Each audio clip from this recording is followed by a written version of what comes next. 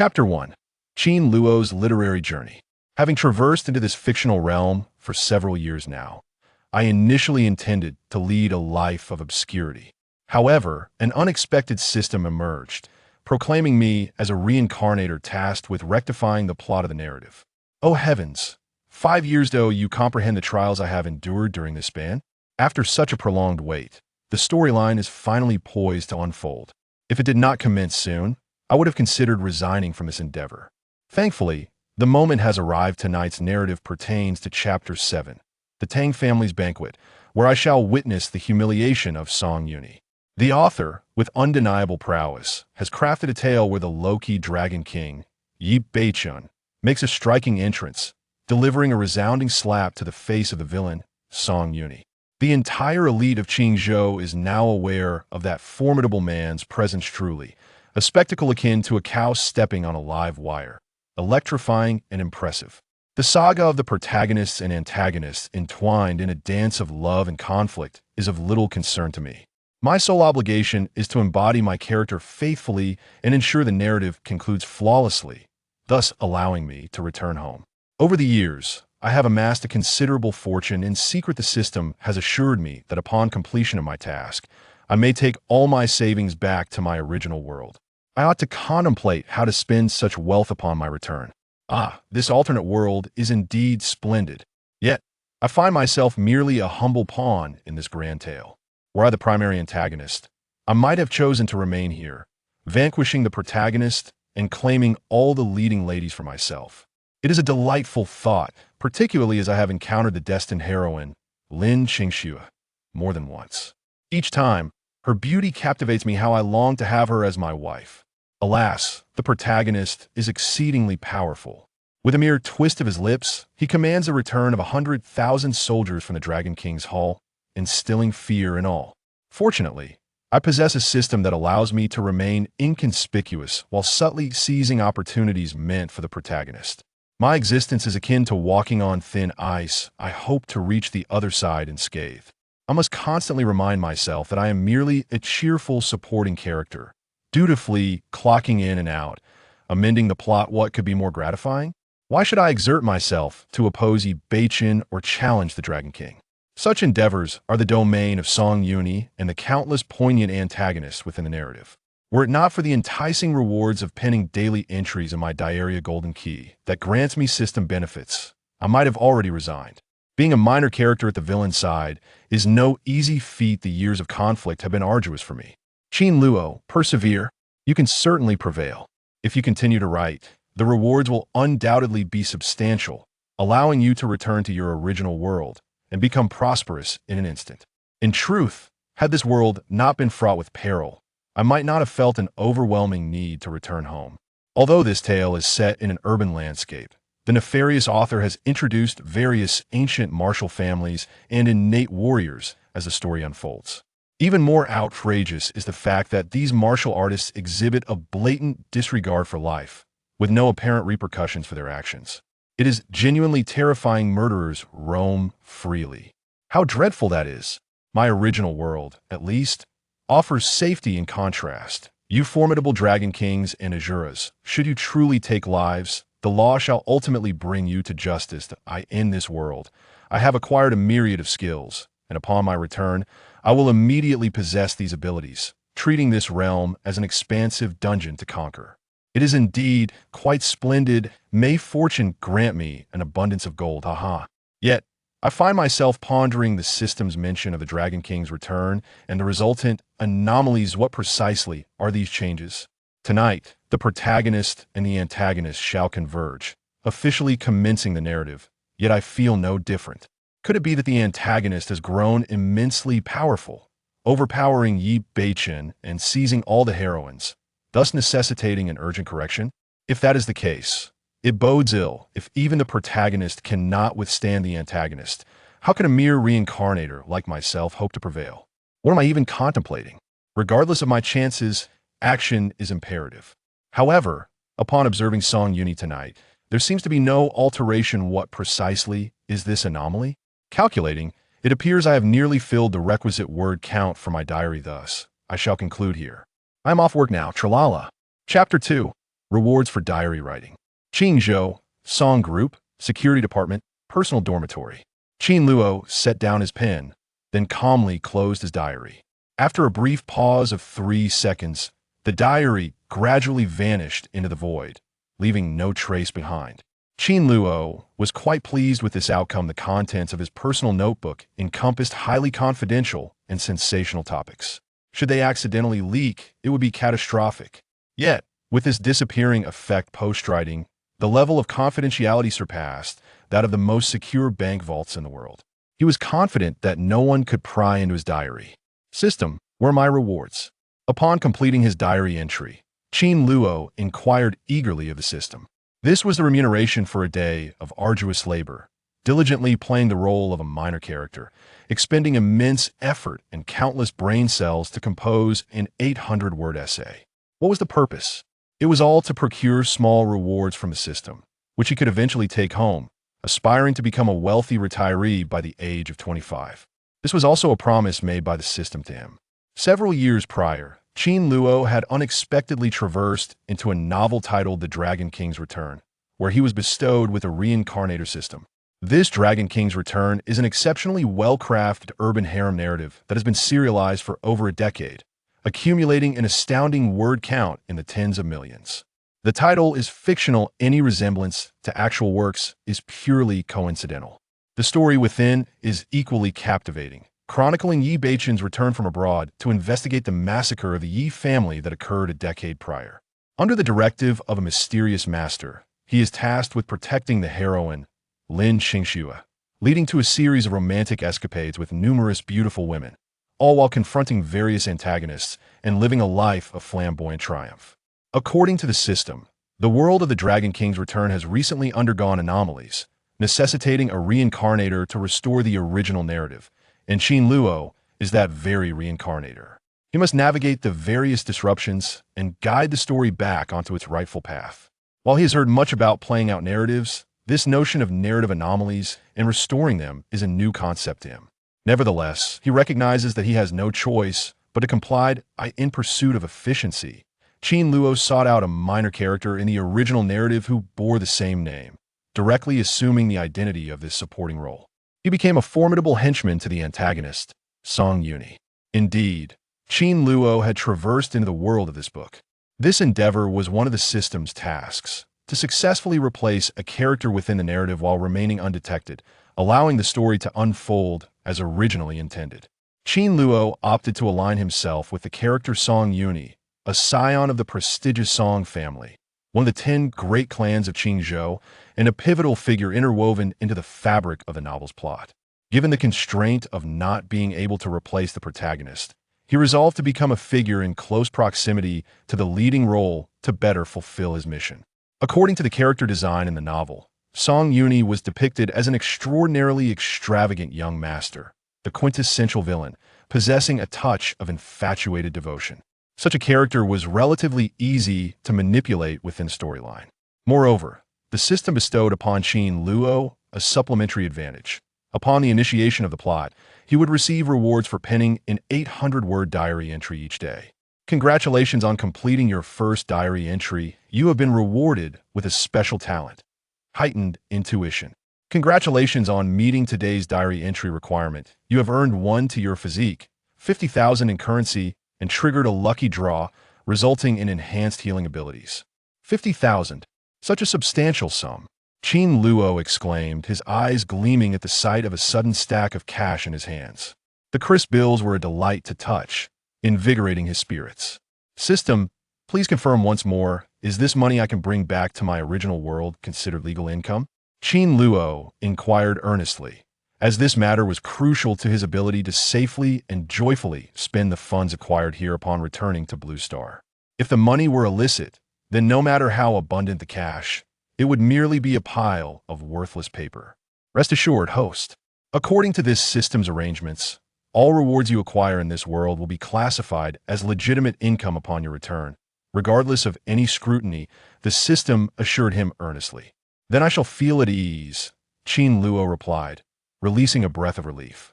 He placed the stack of bills before him, inhaling the scent of ink before reluctantly storing it away in the private space gifted to him by the system. This small sanctuary possessed absolute security. No one could access it but Qin Luo, nor could it be opened by any other means. His previous diary was also safely contained within. When the small space was opened, a radiant golden light emanated from within. If anyone were to catch a glimpse, they would discover gleaming gold bars nestled inside, their brilliance capable of dazzling the eye. Adjacent to the modest pile of gold bars stood a paper wall constructed from neatly stacked hundreds, their luster equally captivating. Typically, money displayed on a phone screen merely appeared as a string of digits. Lacking any emotional weight, however, a physical accumulation of millions in cash was indeed a magnificent sight. These riches were amassed by Qin Luo during his tenure as a top henchman to Song Yuni, acquired through various means and frugality. He relied upon these savings for his future endeavors upon returning to Blue Star, including purchasing a home and a car. Cautiously, Qin Luo placed a stack of 50,000 words in cash atop the wall, akin to building a fortress. Only then did he feel a sense of satisfaction as he sealed the small space. System. Well, what rewards did I receive earlier? Qin Luo mused, setting down the bills as he recalled the other accolades. The increase in constitution by 1 point was quite straightforward. It merely indicated a slight enhancement in his physical strength. Before his transmigration, Qin Luo was already an exceptionally fit fitness enthusiast, so this marginal boost in vitality was imperceptible to him, and thus he paid it little mind. The remaining 2 abilities were intriguing. One was an extraordinary self-healing capability, which could be understood quite literally the ability to recover swiftly from injuries. To test this, Qin Luo procured a small knife and lightly drew a line across his forearm. Indeed, within a breath's time, the wound healed remarkably, leaving behind only a faint white mark.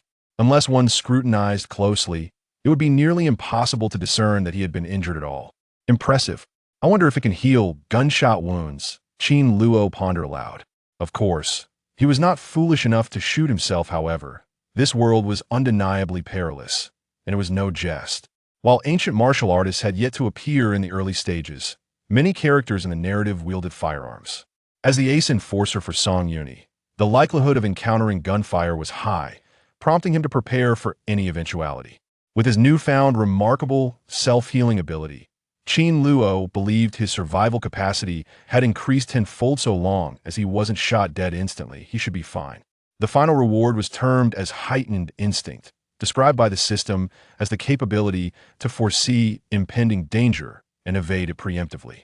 To experiment with this ability, Qin Luo set up a simple contraption. When triggered, a small knife would be propelled toward his abdomen. Had it not been for the extraordinary self-healing ability he had just acquired, he would hardly have dared to engage in such a risky endeavor. Whoosh! Upon activating the mechanism, the knife shot forth like lightning.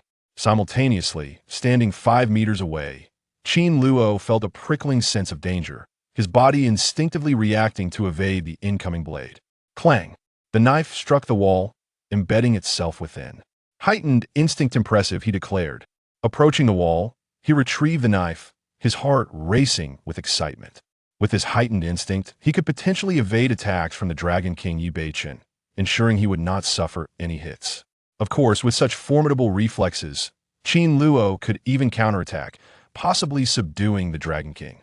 Yet, as a seasoned minor antagonist, he understood the importance of not engaging in such audacious acts. Everything is in place. I officially begin work tomorrow. Qin Luo steadied his exhilarated spirit before retiring to sleep. Unbeknownst to him, during his diary entries, a replica of his journal appeared before each beautiful heroine within the story world. The women, intrigued, opened the diary to discover Qin Luo's written thoughts. Chapter 3. Lin Qingxue. In the Lin family residence of Qingzhou, Lin Qingxue lay languidly on her charming pink bed, her expression one of resignation. Only within the confines of her own room could this cold and elegant business queen of Qingzhou revert to the demeanor of a young girl.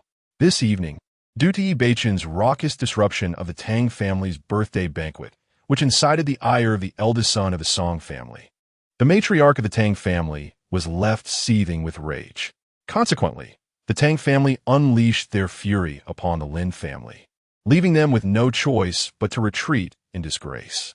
Upon their return to the Lin household, Lin's mother, Tang Wanrong, erupted in a fit of fury, cursing Yi Beichun for offending the eldest son of the Song family, whom she deemed a harbinger of misfortune. Lin's father remained silent, his expression equally grim, harboring no fondness for the troublesome Yi Beichun that his daughter had brought home. Had Qin Luo been present, he would have immediately recognized this as a classic trope of a thrilling narrative, encapsulated in the saying, "Today you disregard me, tomorrow I shall render you unapproachable." Once Yi Beichun's formidable abilities were revealed, Lin's parents would undoubtedly smile and willingly bestow their daughter upon the Dragon King, Yi Beichun. However, in this moment, Lin's parents were oblivious to Yi Beichun's remarkable background and thus regarded him with disdain, persistently urging Lin Qingxue to agree to court Song Yuni. This left Lin Qingxue in a state of profound annoyance. In truth, she harbored no romantic inclinations towards either Yi Beichun or Song Yuni. Yet, in comparison to the debauched scion Song Yuni, Yi Beichun was undeniably a far more appealing prospect. Her acquaintance with Yi Beichun had been brief, just days prior. Due to her grandfather's insistence on providing her with a close bodyguard, she reluctantly acquiesced to having Yi Beichun accompany her. Little did she anticipate that he would create such a stir, audaciously confronting the eldest son of the Song family at the Tang family's banquet.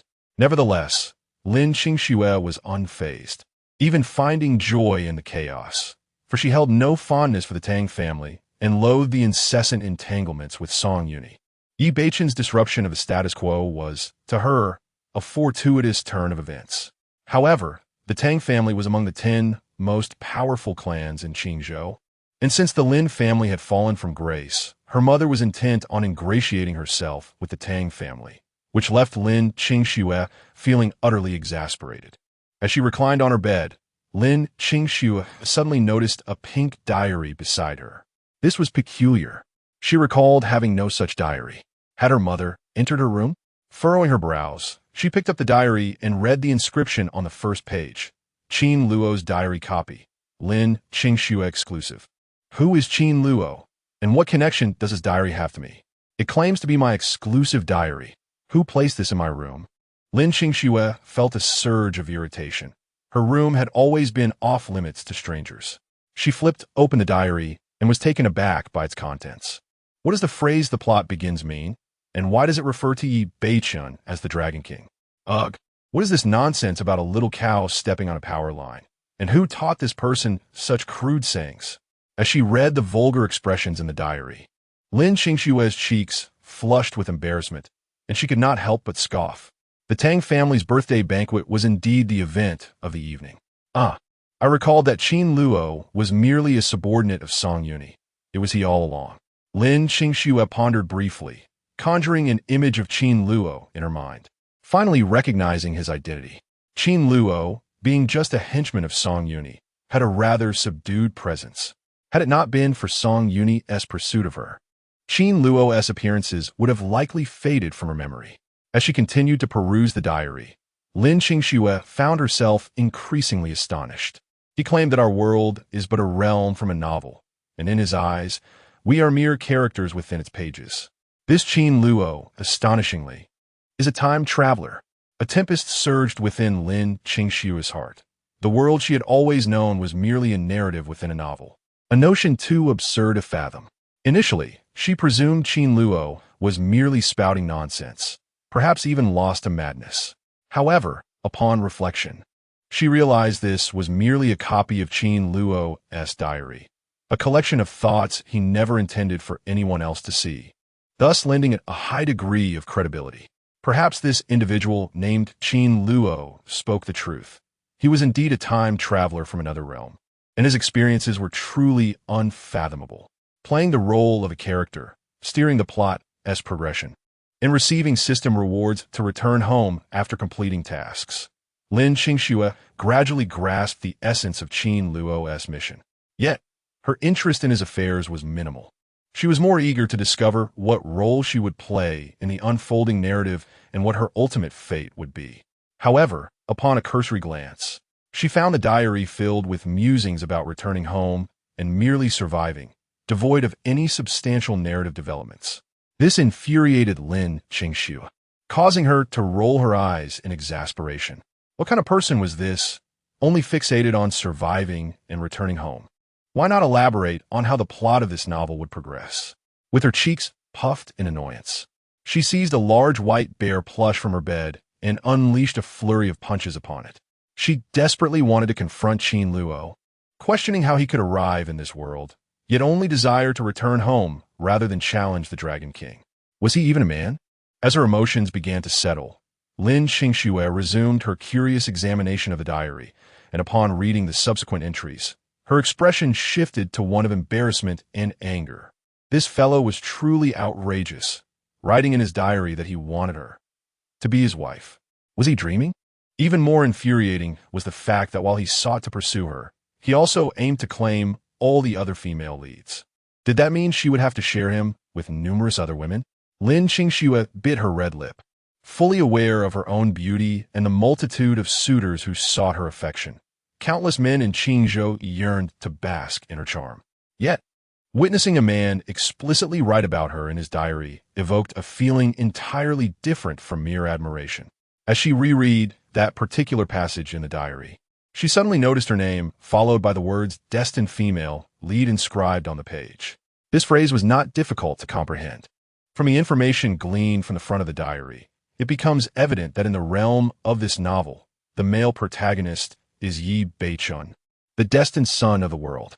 Consequently, the female lead, who is fated to be paired with Yi Beichun, must undoubtedly be the destined heroine. Now, with the diary declaring her as the destined heroine, does it not imply that her fate is inextricably linked to Yi Beichun? As the destined heroine, what shall be my ultimate fate? Is it truly destined for me to end up with Yi Beichun? Lin Qingxue furrowed her brow. It is not that she harbors disdain for Yi Beichun.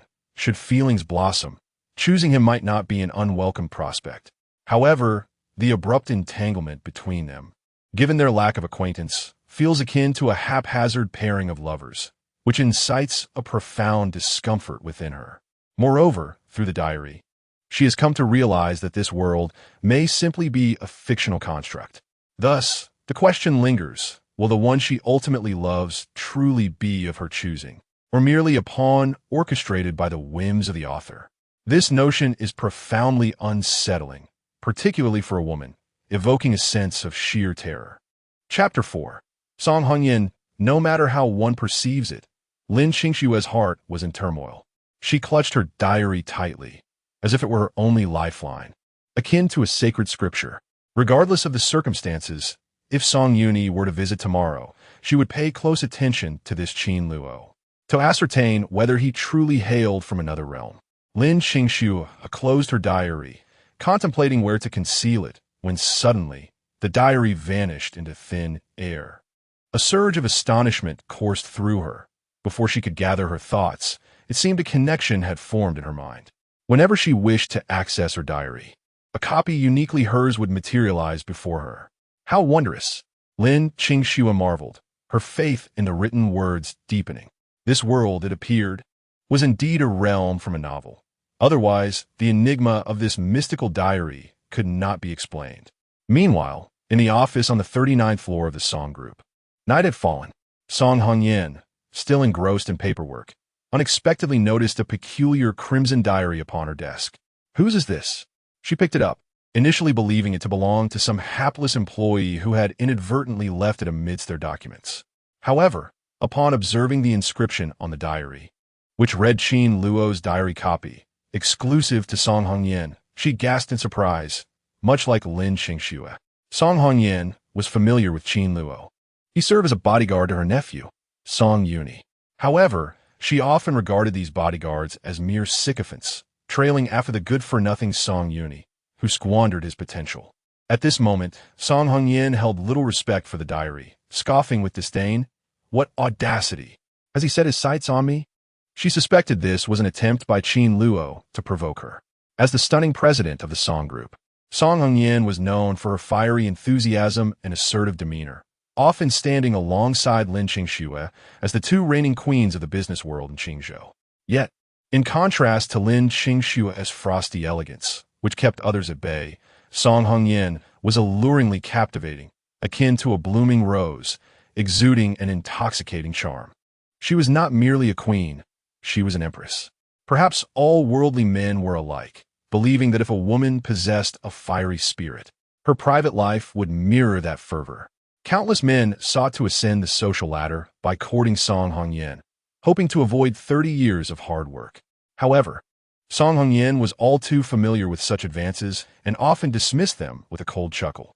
Yet, she found herself perplexed as to how this diary had navigated through the layers of the corporate hierarchy to land upon her desk. Could it be that rascal Song Yuni was behind this? Helping someone else to win over his own aunt? A glimmer of danger flickered in her eyes. It seemed she must tighten the purse strings of the Song family's inept members, ensuring they learned to respect her authority. If Qin Luo were to learn of Song Hongyan's thoughts, he would surely feel an overwhelming sense of resignation. Among the numerous heroines in the entirety of the Return of the Dragon King, if one were to be deemed untouchable by Qin Luo, it would undoubtedly be Song Hongyan. Song Hongyan is the youngest daughter of the Song family and the beloved aunt of the antagonist, Song Yuni. She wields absolute authority over the entire Song group, instilling a sense of trepidation in Song Yuni whenever they meet. This dynamic serves as a source of intrigue in the narrative, in stark contrast to the formidable Song Yuni, who opposes the Dragon King Yi Beichun. Her aunt occasionally reveals a more vulnerable, feminine side in his presence, a juxtaposition that elicits enthusiastic reactions from many readers.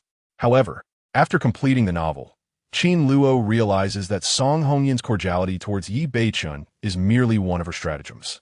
Her control over the Song group is but a trivial aspect of her vast resources.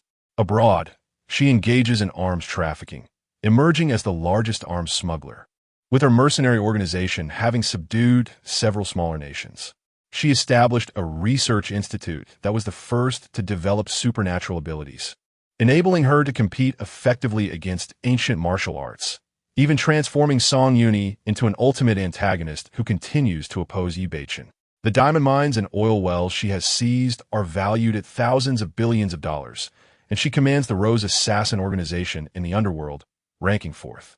The feats attributed to her are innumerable, and even Qin Luo cannot ascertain the full extent of her hidden cards. Of course, while Qin Luo marvels at Song Hongyan's prowess, he does not find her entirely intimidating. What makes him hesitate is her perspective on relationships. She believes that whatever a man can achieve, a woman can accomplish even better, leading her to possess an attraction towards men while also exhibiting assertiveness towards women. Furthermore, with her queen-like demeanor, Song Hongyan insists on taking the dominant role in intimate encounters, never allowing herself to be subjugated, even in the brief descriptions within the narrative. Qin Luo perceives that beneath her alluring exterior lies a formidable female protagonist who believes in abundance when it comes to men. However, throughout the entirety of the Return of the Dragon King, Song Hongyan does not pursue other men. The reasons are quite simple. Either she finds them unworthy, or the author lacks the audacity to write such encounters. Even a male lead, Yi Beichun, is brought together with her only through a series of contrived coincidences orchestrated by the author. Yet, many readers still feel they are mismatched. Coupled with the vigilant oversight of the powerful He Xie divine beast, the entire narrative remains a mere flirtation, devoid of any genuine intimacy, leading some to describe it as a eunuch tale masquerading as a harem story. Song Hongyan picked up her notebook and tossed it aside. However, after a moment's reflection on her exhausting work, she decided that a laugh would be a welcome respite, prompting her to open the diary. Oh! A soft exclamation escaped her lips as she noticed that the contents of the diary were far from the deliberately attention-seeking phrases she had anticipated. Undeniably, she found herself captivated by the revelations within. The information was enough to challenge her understanding of reality, causing her to widen her eyes in astonishment. Traversing through a fictional world, the protagonist, Dragon King Yi Beichun, assuming roles to rectify distorted plots, writing in a diary could yield rewards? How intriguing, how utterly fascinating. Song Hongyan's face bore a contemplative expression as she gradually absorbed the information inscribed in her diary, then calmly assessed whether it was indeed true. For someone who had been informed that the world she inhabited was merely a fabrication of a novel. The average person would undoubtedly be left in a state of shock and disbelief. However, Song Hongyan, a woman of exceptionally strong character, swiftly redirected her thoughts elsewhere after a brief moment of reflection. The reality of whether her world was a narrative did not concern her. What held significance was how she could glean greater insights from Qin Luo, thereby acquiring what she desired to satiate her ambitions. Chapter 5. Min Xian. After a moment of contemplation, Song Hongyan's gaze settled upon the Crimson Diary replica, her expression taking on a degree of seriousness. With her exceptional insight, it was not difficult for her to discern the significance of this diary. Perhaps I have been mistaken from the very beginning. This diary was not deliberately presented to me by Qin Luo, but rather, my role as a pivotal character in the narrative has granted me possession of it. The diary is merely a replica, implying that the original resides in Qin Luo's hands. There must be a connection between the two, if I am not mistaken. Every time Qin Luo inscribes an entry, the information will manifest within this replica. A seductive smile graced Song Hongyan's lips. With this diary replica in her possession, she need not exert any effort. As long as Qin Luo records his thoughts, she would gain access to the most crucial information in this world, enabling her to respond accordingly. What requires contemplation now is the nature of this diary replica. Gently caressing the Crimson Diary, Song Hongyan mused that, since this is her exclusive diary, others should be unable to perceive it. After this reflection, she summoned her assistant to test her theory. Moments later, upon the assistant's arrival, Song Hongyan inquired if she had seen a red diary replica on the desk. The assistant, bewildered, shook her head, responding that she had seen no such diary. Having confirmed her suspicions, Song Hongyan waved her hand, dismissing the assistant. This diary is visible only to me. Yet another question lingered. Did others possess their own diary replicas? Narrowing her eyes, Song Hongyan's intuition suggested that the original diary was indeed in Qin Luo's possession, and the replicas were not limited to her alone. At the very least, the fated protagonist Lin Qingxue, as mentioned in the diary, must possess one. Although Song Hongyan plays a vital role in the narrative, her significance pales in comparison to that of the fated protagonist. While she does not yearn for competition, retaining her own pride, she and Lin Qingxue are often referred to as the two blossoms of Qingzhou, queens of the business realm. A subtle rivalry exists between them, and the diary's assertion that Lin Qingxue is the fated protagonist implies that even if Song Hongyan is a protagonist in her own right, she remains overshadowed by Lin Qingxue. Women have a tendency to compare themselves, especially beautiful ones. Song Hongyan, with her assertive demeanor akin to that of a queen, finds her equal in the strikingly beautiful Lin Qingxue, a paragon of femininity. Naturally, Song Hongyan refuses to concede to Lin Qingxue, harboring thoughts of conquering her rival, a sentiment that is nothing short of astonishing. How intriguing it is. I wish to uncover the ultimate fate of Song Hongyan within this narrative. However, Qin Luo's writings are utterly nonsensical, lacking in substance, filled instead with trivial fantasies. A truly pedestrian man. With a light laugh, Song Hongyan flipped through the diary, only to discover a mere handful of content, prompting her to express a sentiment akin to Lin Qingxue's complaints. If Qin Luo were to hear this, he would certainly assert with righteous indignation the importance of clocking in at work. The system's task requires a daily entry of 800 words. Thus, he would undoubtedly refrain from writing excessively, finishing promptly to conclude his day. One wonders what rewards he might have garnered from his journaling endeavors.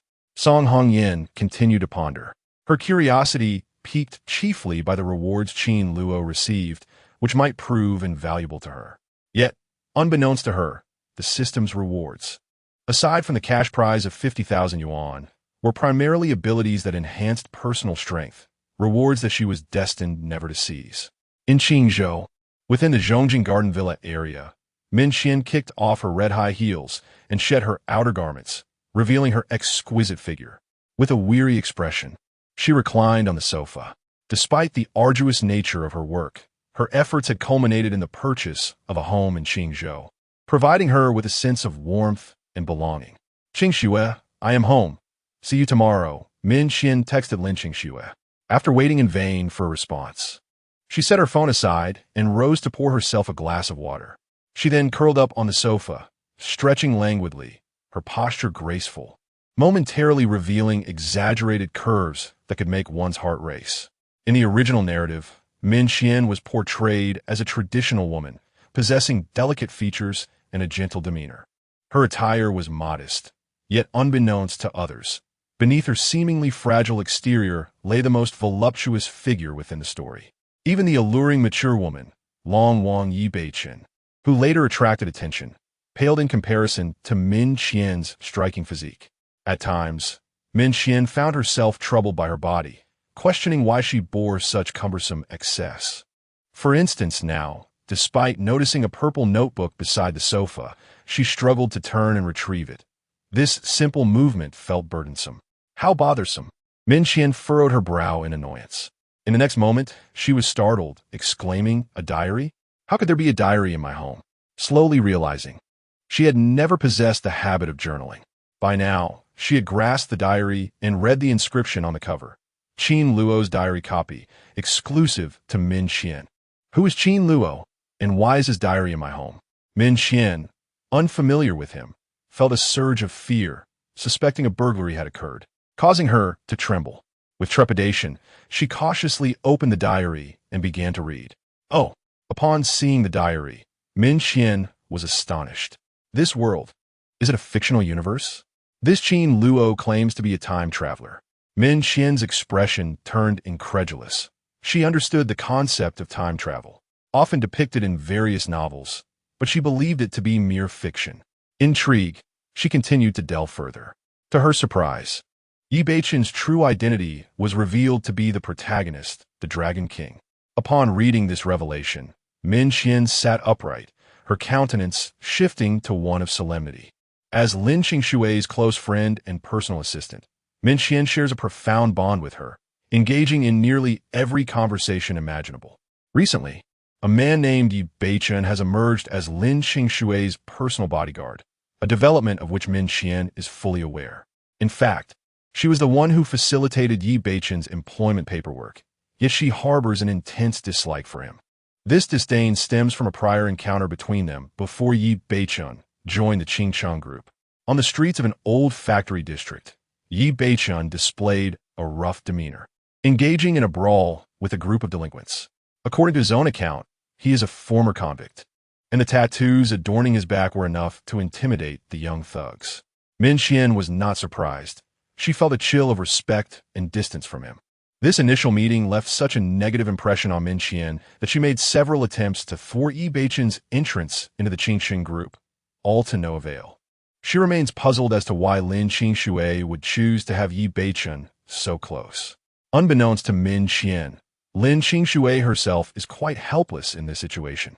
Her grandfather has issued a decree mandating Yi Beichen's protection, asserting that a young woman navigating the business world requires a competent bodyguard at her side. Regardless of Lin Qingshui's protests, she finds herself unable to refuse. Thus, Yi Beichen assumes the role of her personal bodyguard, masquerading as a security guard for the Qingxing group, shadowing Lin Qingshui wherever she goes. The narrative suggests that Qingshui is the destined heroine of this story. Could it be that Yi Beichen has set his sights on her? What is the true nature of Yi Beichen's identity? Initially, Min Qian was indifferent. Even if Yi Beichen were a celestial being, what relevance would he hold for her? However, the diary's proclamation of Qingshui as the destined heroine leaves Min Qian astounded. Does this imply that Qingshui is fated to marry that rough ex-convict Yi Beichen? How could she possibly allow her dear friend to become involved with such an unsavory character? Min Qian, having received support from Lin Qingshui's grandmother, has risen from the impoverished mountains to complete her education. Ultimately, she chose to remain at the Qingxing group as Lin Qingshui's personal assistant, motivated not only by their friendship, but also by a desire to repay Lin Qingshui's grandmother's kindness, both publicly and privately. Min Qian feels an obligation to prevent Lin Qingshui from falling into peril. Wait a moment, what about my own identity in this narrative? At that instant, Min Qian finally recalls herself, her expression shifting dramatically. Chapter 6. the numerous protagonists on the sofa. Min Qian leafed through her diary. Suddenly, a thought struck her, sending a shiver down her spine. Regrettably, no matter how much she perused the pages, there was no mention of her own existence, which incensed her. Was it truly the case that she had no significance in this fictional realm, that Qin Luo had chosen to omit her from the narrative? After finishing the diary, she pondered deeply. She began to question the veracity of the diary's claims that her world was merely a figment of someone else's imagination. It seemed utterly ludicrous. Could she truly place her faith in such an assertion? As she closed the diary, it lingered silently for 3 seconds before vanishing into thin air, startling Min Qian. Simultaneously, a peculiar connection formed in her mind. With merely a thought, she could summon the diary once more. This bizarre occurrence left her trembling on the sofa, akin to an ostrich, quaking in fear.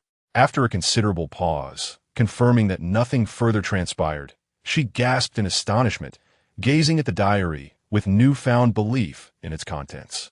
This was undoubtedly a reality too incredible to fathom. She felt an urgent need to inform Qin Shui. Regaining her composure, Min Qian dialed Lin Qin Shui's number, eager to relay this unfathomable revelation and to insist on the immediate dismissal of Yi Beichun, distancing herself from this violent ruffian. What did it matter if he was the Dragon King? A man with violent tendencies was unequivocally unacceptable. As for the narrative, it was of no concern to her. Despite Min Qian's typically gentle nature, a coarse thought burst forth within her. She could no longer afford to be restrained. If Qin Luo were to witness this scene, he would likely be taken aback. The system had indicated that the return of the Dragon King was experiencing anomalies that required a reincarnator to rectify. Yet, this was not an anomaly. It was a complete breakdown. The plot had scarcely begun, and as one of the heroines, Min Qian was not only poised to obliterate the storyline, but also to thwart the destined encounter between the fated heroine and Yi Beichun. Soon, the call connected, and in her urgency, Min Qian began to recount the diary's revelations to Lin Qin Shui. However, as the words formed on her lips, she found herself voiceless, unable to articulate her thoughts. She recalled the diary and the notion of a fictional world, yet these terms felt like forbidden incantations. "Hello, Qin Shui, can you hear me?" Though her normal conversation flowed effortlessly, this peculiar situation made Min Qian realize that the matter of the diary could not be disclosed to anyone. "Yes, I can hear you. Xiao Qian, what is the matter?" Lin Qin Shui responded, clutching a large white teddy bear. "It's nothing. I just wanted to discuss tomorrow's acquisition plan." Min Qian replied, resigned to diverting the conversation to other matters. After a brief exchange with Lin Qin Shui, she hung up, feeling a profound sense of frustration. How could this be? Yet, she remained undeterred. Since she could not reveal the truth directly, she would operate in the shadows, utilizing the diary to alter the course of the future. Unbeknownst to her, Lin Qin Shui, upon answering the call, had also attempted to voice the matter of the diary. But like Min Qian, found herself silenced just as the words were on the verge of escape, prompting her to angrily strike the nearby teddy bear. In Qingzhou, Qi family, Qi Wanyue held a diary, her gaze unwavering as she absorbed the words inscribed within. For a moment, she was oblivious to her sorrow, captivated by the sentiments expressed in the diary. Qin Luo claimed to be a time traveler. How fascinating. Was he merely a supporting character beside Song Yuni? He asserted that their world was one of fiction. Was it truly so? Song Yuni was the antagonist destined for a tumultuous love-hate relationship with the protagonist, Yi Beichun. Surely, she would meet a tragic end. The more miserable she was, the better. That way, I would not have to marry him. I would rather die than wed him. My father has confined me within our home, preventing my escape. Yet this diary offers solace. Lin Qin Shui is the destined heroine, indeed a paragon of beauty. I've heard she and Sister Song are revered as the two queens of commerce in Qingzhou. With this diary in hand, what role do I play in this narrative? Am I also one of the heroines intertwined with Yi Beichun? I refuse to accept that. Qi Wanyue gazed at the diary, her face clouded with despair. Must the person I am to wed be dictated by others? Why must my family force me into an engagement with Song Yuni? This diary ominously suggests that I am destined to become Yi Beichun's woman, merely one among many in a harem. I did not want this life. Regrettably, the diary contained no mention of my fate, leaving Qi Wanyu yearning to uncover her own story, yet entirely at a loss. Could it be that my role in this tale is insignificant? Qi Wanyu lamented bitterly. In truth, the situation was not as dire. It was primarily Qin Luo's lackadaisical nature at fault. The system stipulated a daily diary entry of no less than 800 words, and he would conclude his writing without elaborating further. Qi Wanyu played a significant role in the novel The Return of the Dragon King. As the cherished daughter of the Qi family, one of Qingzhou's 10 prominent families, betrothed to the Song family. This meant she was the fiancée of the antagonist, Song Yuni. Although Song Yuni pursued Lin Qingxue with fervor, he could not resist the allure of the youthful and vivacious Qi Wanyu. However, in urban fiction, the heroine invariably belongs to the protagonist, leaving no opportunity for antagonists to encroach upon their territory. Qi Wanyu, as the antagonist's fiancé, he harbored affections for the protagonist, Yi Beichun, creating a thrilling dynamic that left many readers exhilarated. Thus, in The Return of the Dragon King, Qi Wanyu's narrative was richly detailed. Beneath her gentle and serene exterior lay a heart yearning for excitement.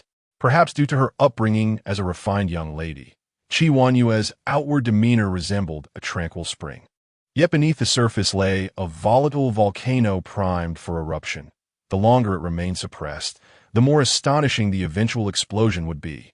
When Qin Luo first encountered the novel, he too was taken aback by Qi Wanyu's audacity, realizing that Yi Beichun, as the protagonist, was truly fortunate to be loved by this little enchantress.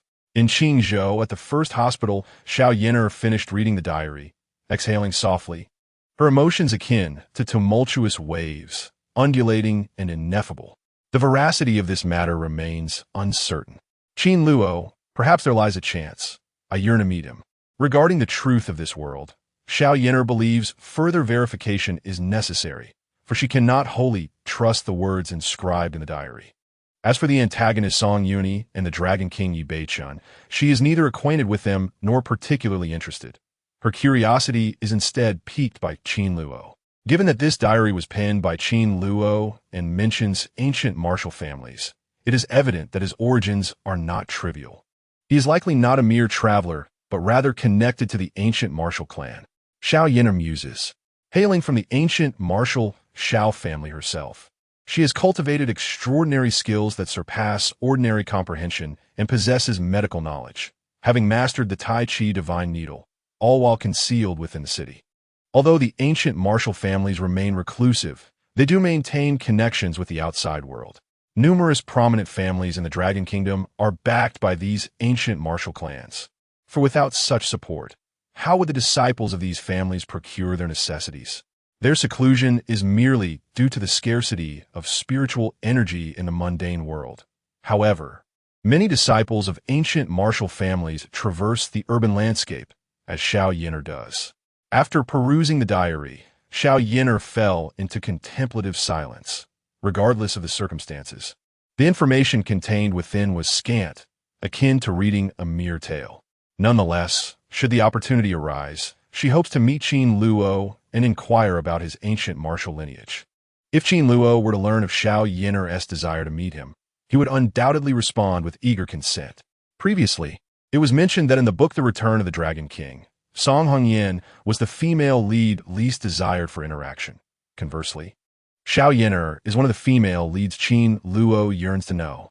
Originating from the ancient martial Xiao family, she possesses the rare Cha Nu Xian Yin physique, said to bring immense joy to men, reaching unfathomable heights. Of course, if it were solely due to her physique, Qin Luo would not be such a base man. More importantly, while Xiao Yin'er may appear aloof, should anyone manage to breach her icy exterior, she would become deeply devoted, unwavering, even until the seas run dry and rocks crumble. In the narrative, after winning Xiao Yin'er's heart, Yi Beichun sustains grave injuries multiple times, each time being rescued by her. Moreover, she imparts the Xiao family's Tai Chi divine needle to him and tirelessly seeks elusive spiritual herbs to aid his cultivation, enduring countless hardships. In essence, whenever Yi Beichun encounters difficulties, Xiao Yin'er stands steadfastly behind him, offering unwavering support. Such steadfast devotion epitomizes the quintessential female lead that every man hopes to have by his side. In the underworld, on Hell Island, Lena, with a dagger stained in blood, severed her enemy's head and then sat upon the ground, her eyes vacant. She was oblivious to the purpose of her existence and for whom she lived.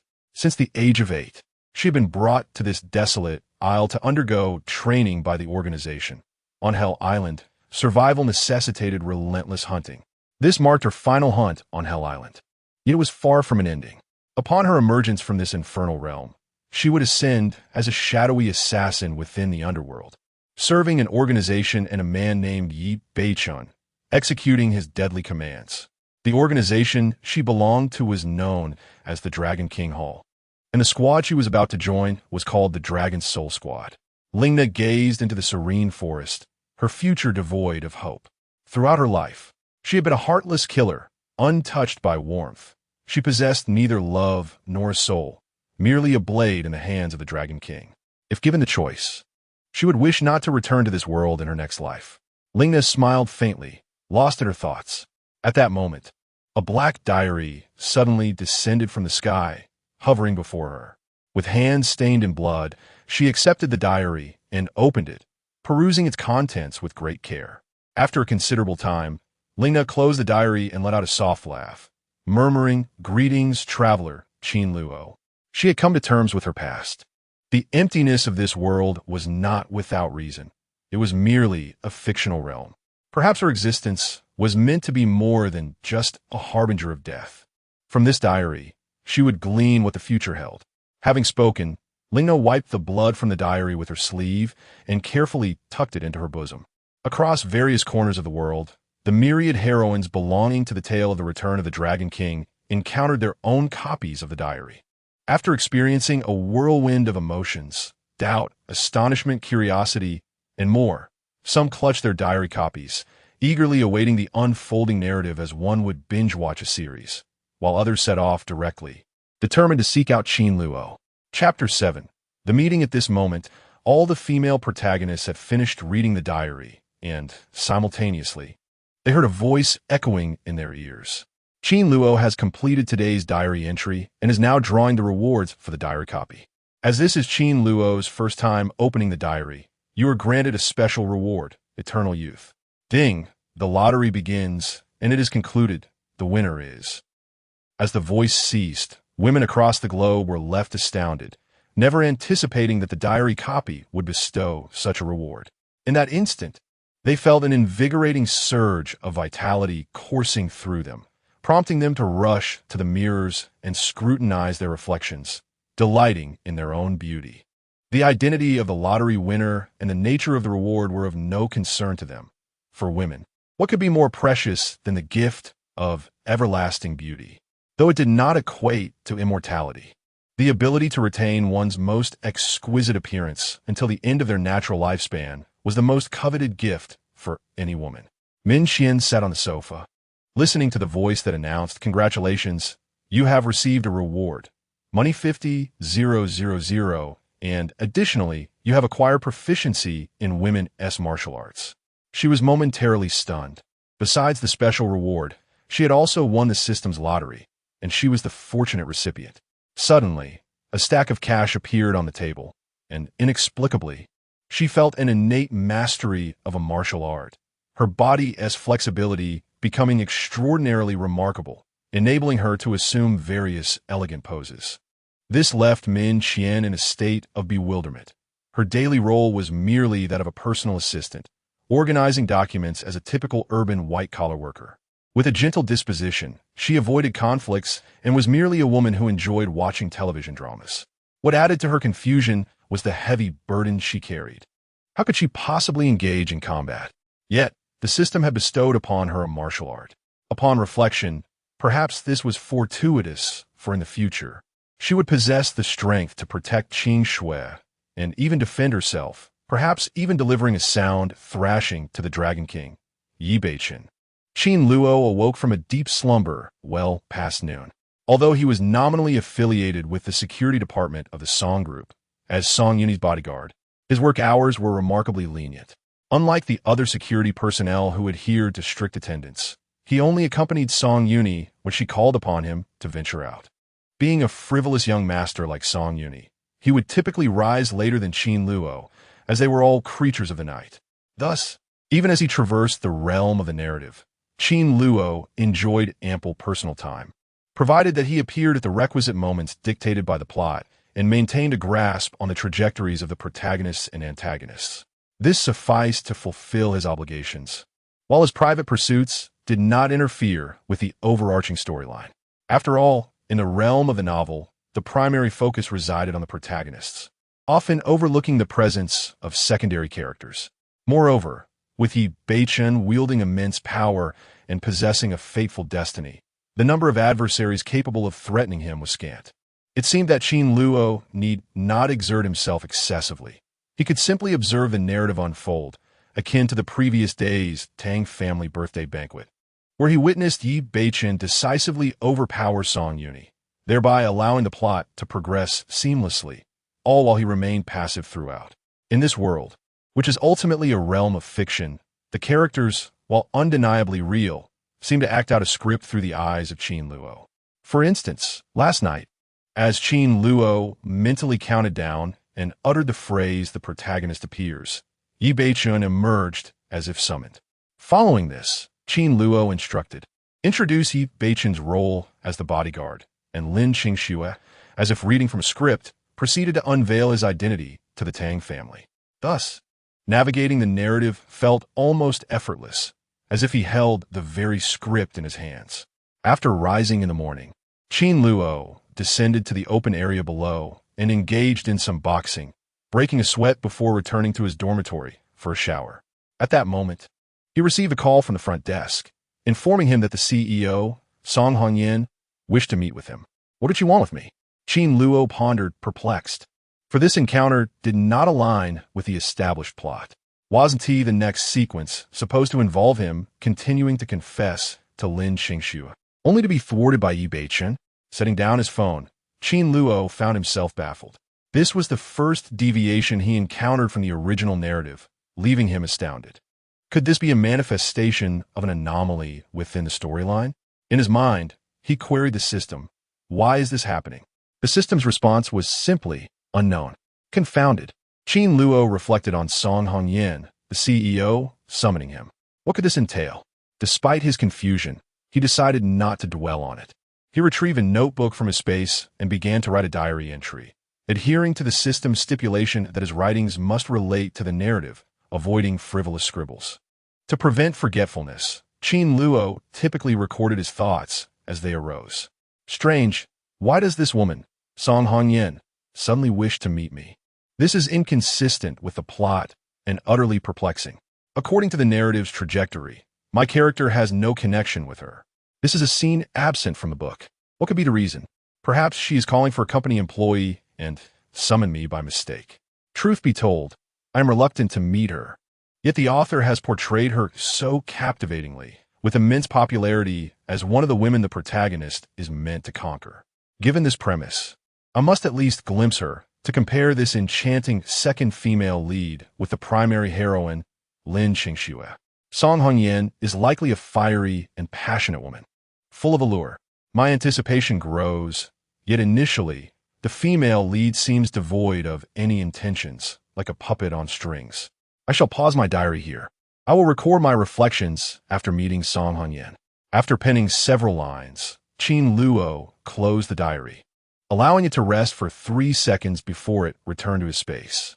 He dressed impeccably, slicked back his hair, and admired his poised reflection in the mirror before stepping out. Meanwhile, as Qin Luo documented his thoughts, numerous female leads received simultaneous notifications, eagerly retrieving their diary copies to peruse. At the Qingcheng group, Lin Qingxue opened her diary copy, finally confirming that it was a serialized entry. Whenever Qin Luo inscribed text, the diary in her possession would synchronize and update accordingly. The sudden desire of Song Hongyan to meet him. What could be the reason?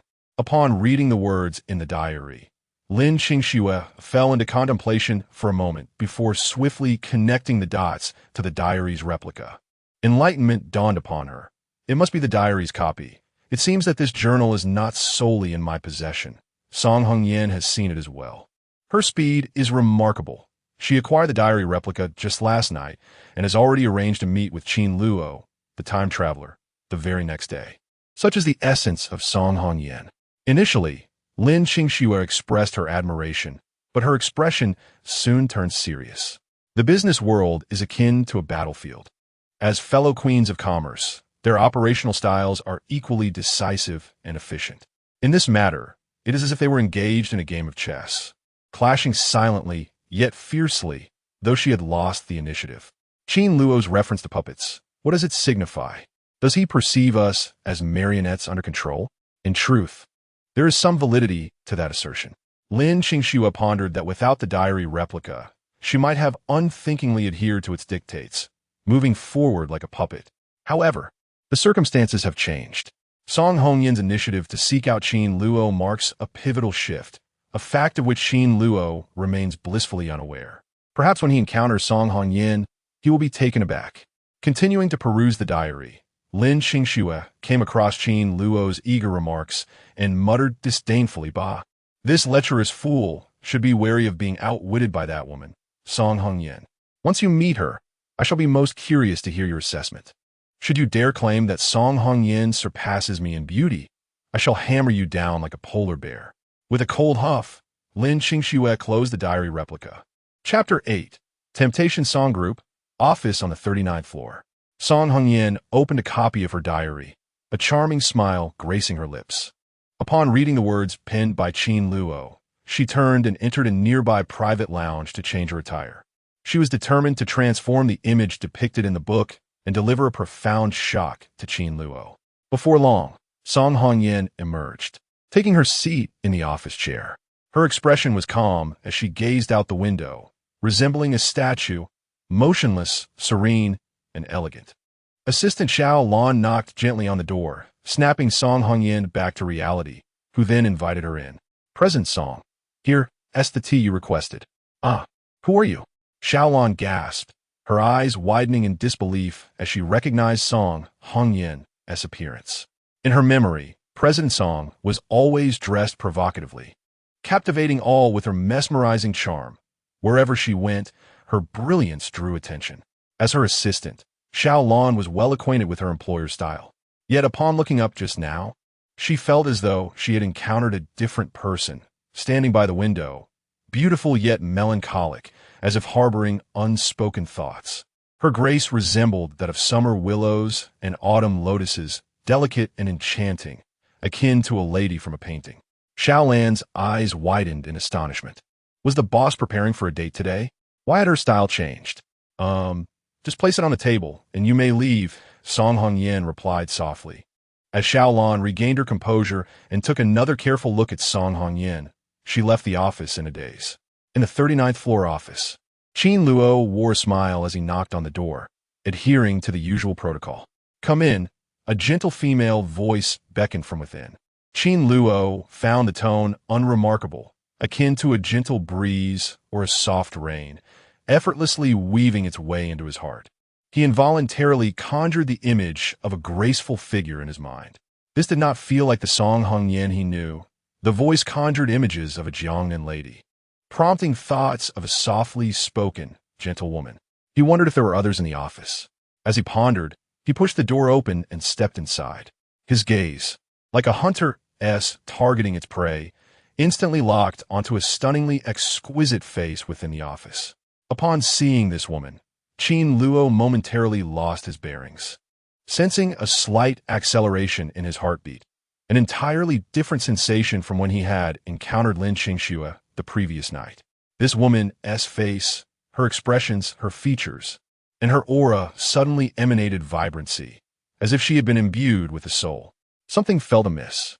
Taking a deep breath, Qin Luo approached the woman and nonchalantly inquired, "President Song, did you call for me?" "It is I." The woman nodded, a smile gracing her lips, enveloping him in a warm, spring-like aura. The beauty of her every gesture was indescribable. "Please, have a seat," Song Hongyan said, her face alight with satisfaction at Qin Luo's expression. Her voice flowed like water, gentle and tranquil, as she beckoned him with a wave. She, too, was curiously observing Qin Luo, an otherworldly visitor, a time traveler, the lone inhabitant of this realm. More precious than a giant panda. In Qin Luo's mind resides the entirety of the world's secrets. He is indeed a treasure of a boy. Song Hongyan could not help but smile slightly. And moreover, this man possesses quite a handsome demeanor, with a robust physique and an air of masculinity. While it remains uncertain how capable Qin Luo truly is, in Song Hongyan's eyes, he is at least pleasing to behold. Upon taking a seat, Qin Luo boldly fixed his gaze upon Song Hongyan. Before entering, he had envisioned her appearance, likely influenced by the original text description, in his imagination. Song Hongyan exuded an alluring charm, her every expression imbued with sensuality, clad in a fiery red garment, akin to a rose blooming in the night, radiating passion and warmth. However, upon encountering her in reality, he discovered that the woman before him contrasted starkly with his imagined vision. She was a serene and gentle woman of admirable character. In an instant, the fiery and enchanting impression of Song Hongyan that existed in his mind shattered like glass, leaving not a trace behind. At the very least, Qin Luo felt that the Song Hongyan before him was far more striking. This leading lady was undoubtedly suited to be the most delightful companion. The office was tranquil and fragrant, seemingly imbued with a unique sandalwood scent, as wisps of smoke lingered in the air. Within this ethereal haze, Song Hongyan appeared almost otherworldly. Her body was not slender, but rather reminiscent of a voluptuous beauty, far removed from the skeletal allure of youth. Despite her ample form, her waist was as delicate as a willow, easily encircled by one's hand.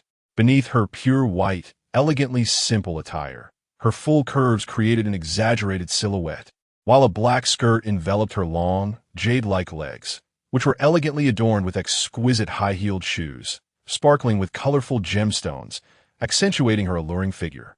Her face bore a light touch of makeup, her skin radiant and luminous, akin to fine jade, glistening with a sheen. With a high and graceful nose and petite cherry lips, beneath two elongated willow-like eyebrows lay a pair of inky black eyes, tranquil yet brimming with allure. A phrase suddenly surfaced in Qin Luo's mind. From a distance, she is as delicate as the smoke of willows. Up close, she is strikingly beautiful beyond compare. Could this truly be Song Hongyan? The question arose in his mind a second time. The woman's charm surpassed that of Lin Qingxue by leaps and bounds. Vibrant and captivating, she was a beauty that could topple nations. He gazed, entranced, as the woman before him was so far removed from his mental image of Song Hongyan. It was not a matter of her being unappealing, but rather that through the descriptions in the original text, he had envisioned countless times what she might look like. Yet none resembled the reality he now faced. The current Song Hongyan was stunning to a degree that felt almost unreal. She possessed an undeniable sharpness and extraordinary beauty that could not be concealed. Yet, her demeanor was as ephemeral and elusive as a mirage, leaving Qin Luo questioning the authenticity of the woman before him. Sensing Qin Luo's gaze, Song Hongyan did not shy away. Instead, she wore a warm and confident smile. Bringing a cup of clear tea to her delicate pink lips, taking a gentle sip before slowly placing it down. This seemingly innocuous gesture stirred a sense of allure within Qin Luo, as if she were unconsciously teasing him, compelling him to admit that his heart raced with a fervent beat. Truly, she was a captivating enchantress. Qin Luo marveled inwardly, finding it difficult to fathom that this was indeed the second female lead of the Return of the Dragon King. How had Yi Beichen managed to win the affections of such a woman? Song Hongyan took a sip of her fragrant tea before inquiring. What transpired last night at the Tang family's birthday banquet? Of course, this was merely a casual topic she had chosen. Her sole intention in meeting Qin Luo was to catch a glimpse of this time traveler. She had already received news regarding the events at the banquet the previous evening. Unbeknownst to Qin Luo, in the original narrative, Song Hongyan harbored a deep disdain for her nephew, Song Yuni, and seldom sought information about him. Qin Luo was taken aback. Had Song Hongyan actually shown interest in Song Yuni?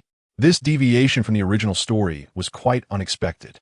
Subsequently, as if delivering a report, Qin Luo recounted the events of the previous night, particularly highlighting how the young Master Song had been publicly humiliated by a man named Yi Beichen.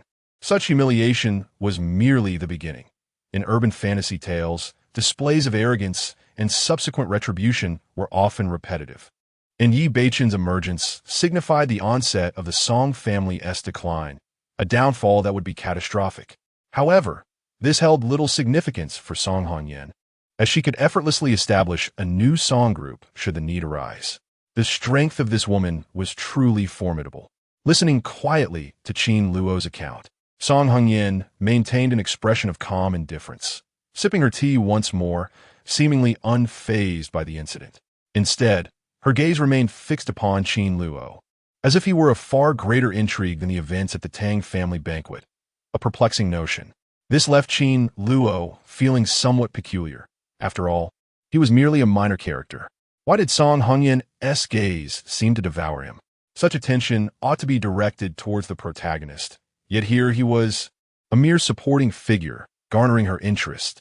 Chapter 9. The fatal beauty of the room fell into a tranquil silence for a while. Song Hongyan's gaze flickered as she leisurely inquired, "What is your assessment of Yi Beichen?" Through her diary, she was well aware that Yi Beichen was the enigmatic Dragon King, the child of destiny, the protagonist of the novel. It could be said that the entire world revolved around him. However, Qin Luo, as a time traveler, was keen to hear his perspective on this matter. Once again, Yi Beichen was mentioned. Qin Luo mused to himself, "Truly, he is the protagonist, drawing the attention of the female lead upon his mere entrance." Had Song Hongyan expressed interest in Yi Beichen earlier, Qin Luo would have felt pleased, for as a reincarnator, he needed the plot to unfold smoothly, with the protagonist and the female lead gradually attracting one another. Such developments would bode well for him. Yet, inexplicably, after encountering this stunningly beautiful Song Hongyan, he found himself unexpectedly reluctant to hear her speak of Yi Beichen. Nevertheless, Qin Luo responded, "He is a top-tier expert. Miss Song should pay closer attention to this man." "Is that so?" Song Hongyan replied softly, her lips parting in a delicate manner, devoid of any significant astonishment, as if she had lost interest in the protagonist. This left Qin Luo perplexed. This woman possessed an elusive aura, her actions difficult to decipher. After a moment of contemplation, Song Hongyan suddenly asked in a soft voice, "Would you like something to drink?" Sensing something amiss, Qin Luo maintained his composure and replied, "A glass of plain water, please." Song Hongyan nodded and instructed her assistant, Xiaolon. Before long, Xiaolon appeared, carrying a glass of water, and after casting a curious glance at Song Hongyan, she discreetly withdrew. Qin Luo took a sip of water, his gaze still fixed upon Song Hongyan, which elicited an almost imperceptible smile at the corner of her mouth, rendering her beauty transcendent. "Do not rush. Accompany me for a while longer and finish this cup of tea," she said, lifting her own cup of clear tea, her demeanor serene as she savored a sip. She exuded an air of comfort, as if they were old friends reunited. After some time, Song Hongyan suddenly smiled and asked, "Would you consider changing jobs to become my bodyguard?" This was indeed a departure from the original narrative, where Song Hongyan had no bodyguards, only loyal subordinates. Qin Luo's gaze shifted slightly. He had not anticipated such a significant alteration in Song Hongyan, the second female lead, while Lin Qingxue, the first female lead, remained unaffected. He was unaware that, due to a single diary, all the female leads had undergone tremendous transformations. Qin Luo swiftly shook his head, stating no, thank you. "Very well," Song Hongyan replied, not pressuring him. She genuinely desired Qin Luo to be her subordinate, yet she was unwilling to coerce him, as she sought the most loyal of aids. "Your name is Qin Luo, correct? I shall remember you," Song Hongyan remarked with a sudden smile. "If you have any requests, feel free to report directly to me. Here is my personal number." She handed Qin Luo a number, which he accepted without comment. Song Hongyan calmly stated, "Give a call to C."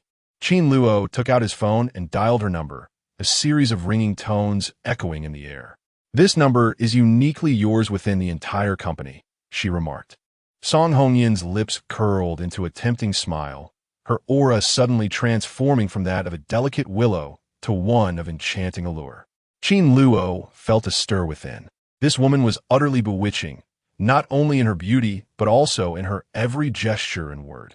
Particularly striking was her appearance, reminiscent of a gentle Jiangnan lady, juxtaposed with her provocative speech, a contrast that ignited a fervor within him. After exchanging a few more casual remarks, Qin Luo deemed there was nothing further to discuss and took his leave, with Song Hongyan not making any effort to retain him. Upon returning to his personal quarters, Qin Luo reflected on the encounter, finding it both reasonable and oddly discordant that Song Hongyan sought him out. However, after some contemplation, he decided it bore little impact on the storyline, and thus chose not to dwell on it. He retrieved his diary and began to write. I met Song Hongyan today and engaged in a private conversation. It felt peculiar, though I cannot quite articulate why. Perhaps I am overthinking it. Song Hongyan merely inquired about the events at the Tang family banquet, seemingly without any bearing on the plot, yet her entire presence defied my expectations. As the entries appeared in the diary, numerous female protagonists sensed the disturbance and eagerly opened their copies. Lin Qingxue set aside her work, extracting her diary to scrutinize the pages. She was keen to learn what transpired between Qin Luo and Song Hongyan, particularly his feelings upon encountering her.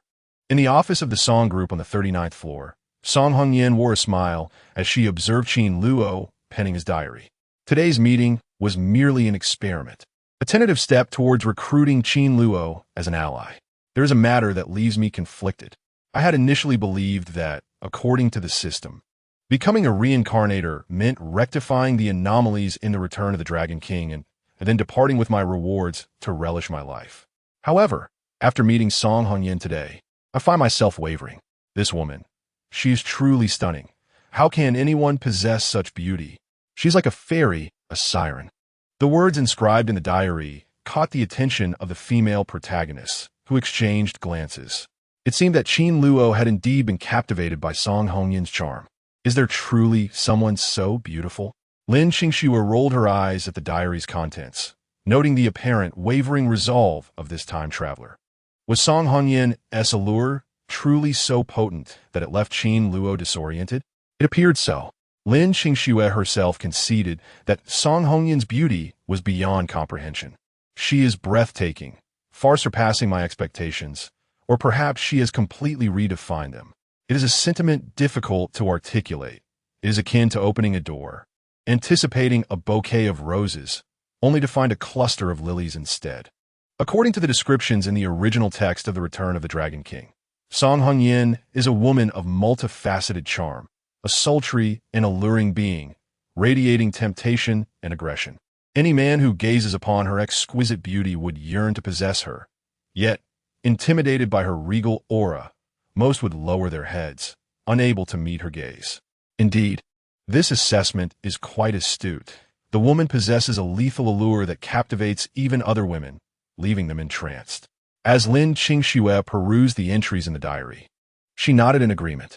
She had assumed that Qin Luo, like any ordinary man, would be entranced by Song Hongyan's fiery sensuality.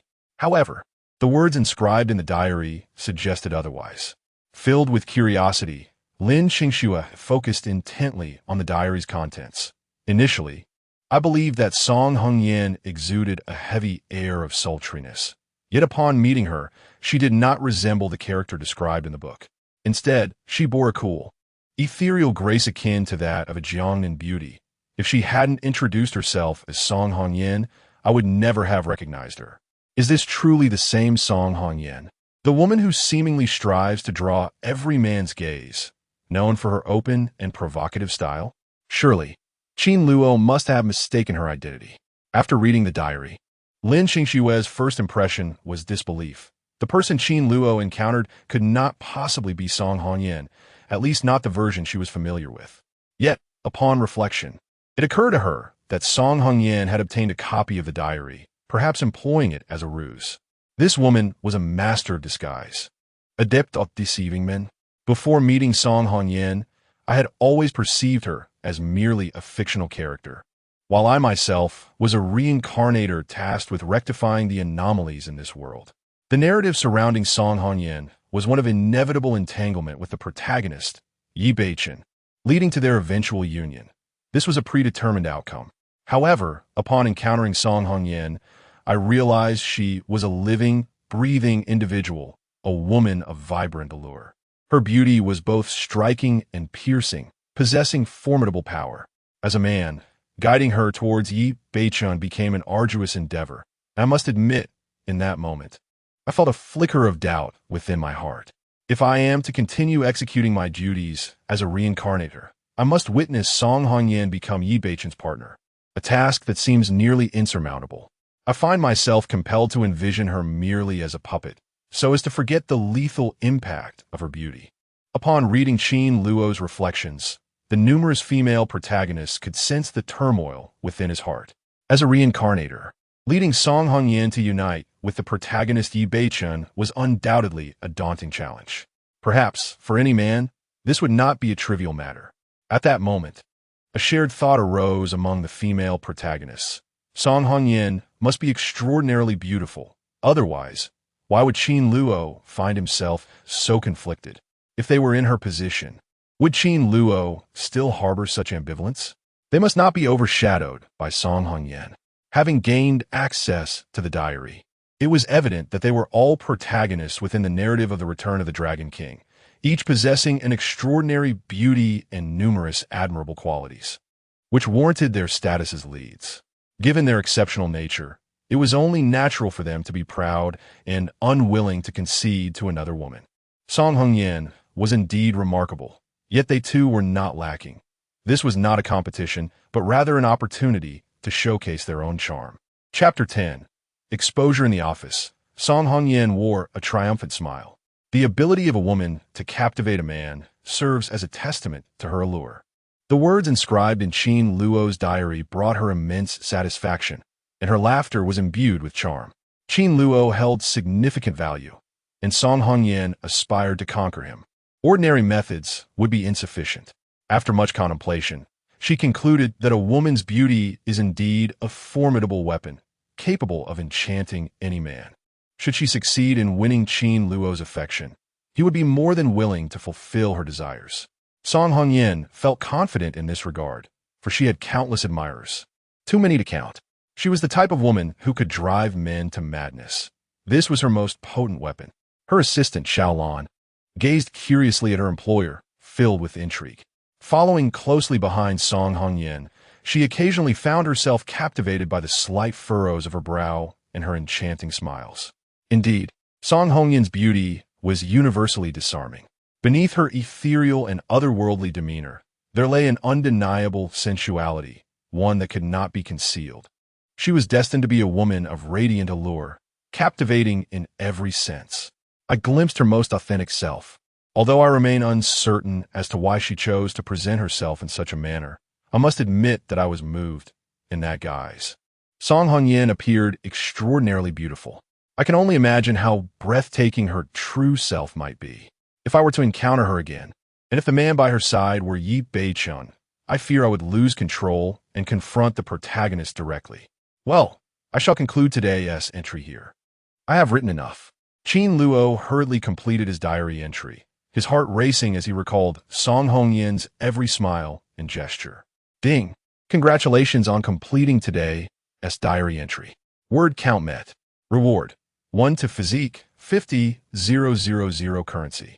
Upon finishing his entry, the system promptly granted him his reward. He stored the monetary reward in a small space, closed the diary, and descended the stairs to practice his punches in the open area. After several rounds, drenched in sweat, he returned for a cold shower, allowing his restless heart to finally settle. As Qin Luo closed his diary, many of the female protagonists caught sight of the final passage left behind, sensing the turmoil within him. The expressions of the women were complex and inscrutable. Song Hongyan, momentarily taken aback, ceased her laughter. She had not anticipated that Qin Luo would discern her deliberate embellishment, and this realization diminished her earlier pride. Qin Luo has completed today's diary entry and is now drawing rewards from the diary copy. The lottery is complete. The winner is At that moment, the system's voice echoed in the ears of the female protagonists. Lin Qingxue closed her diary copy, listening to the announcement. Congratulations, you have received a reward. 1 to physique. 50,000 currency. Did I obtain a reward? Lin Qingxue remarked calmly. She was not particularly concerned about the monetary gain. However, the increase to her physique made her feel a slight surge of vitality, a benefit that money could not procure. She pondered who the previous winner had been and what reward they had received. 7 days passed. Qin Luo diligently writes in his diary every day, primarily reflecting on the female protagonist of the book, earning a few rewards in the process. This morning, the system alerted him to a development in the plot. After a few days of laying low, Song Yuni could no longer contain himself and orchestrated a grand confession scene beneath the Xingcheng Group building, hoping to win over Lin Qingxue. The spectacle astonished passers-by, who exclaimed in awe at the opulent display of the esteemed young master of the Song family from Qingzhou. The protagonist, Yi Beichun, having become Lin Qingxue's personal bodyguard, shuttles between the company and his rented accommodation. As Song Yuni professes his feelings, their paths collide. Yi Beichun, unable to tolerate another man declaring his love for his woman, rushed out in his car, undeterred by the numerous bodyguards summoned by Song Yuni, only to face another humiliating defeat, this time suffering a grievous injury to his leg. Work! This is my debut, and I must be cautious when confronting Yi Beichun. I have accumulated numerous physical rewards, along with a formidable sense of perception, which I believe will enable me to handle the protagonist. In truth, Qin Luo has contemplated remaining in this world to marry and start a family. Yet with the system in play, he feels a return is possible, and returning seems appealing. This world remains tumultuous. In his personal quarters, Qin Luo dressed impeccably, exuding an air of refinement. Underneath a stylish trench coat, he wore a deep navy suit, complemented by a crisp white shirt and sunglasses, with polished shoes reflecting a sharp elegance. His recent diary entries have significantly augmented his physical prowess, and coupled with the extraordinary sensory abilities previously granted by the system, his skills are now extraordinary, allowing him to contend with most adept individuals. However, in terms of plot, when encountering Yi Beichun, he must feign incompetence. Moreover, Qin Luo has a more pressing task: to monitor potential anomalies in the unfolding storyline and rectify them before they can disrupt the ultimate narrative. This is a directive bestowed upon him by the system. Yet, he has not discovered any irregularities in recent days, save for the peculiar request from Song Hongyan to see him, while everything else remains tranquil. Before stepping out, Qin Luo retrieved his diary and began today's writing. A new plotline has commenced. He opened with a flourish, immediately capturing the attention of the various female protagonists perusing his diary. These past few days, Qin Luo's writings have predominantly focused on the female leads, lacking any serious plot developments, which prompted many of them to jest about his lethargy as a reincarnator. Lin Qingxue, in particular, pounded her large teddy bear in frustration, wishing to confront Qin Luo directly and demand he pen the entire continuation of the World-S storyline.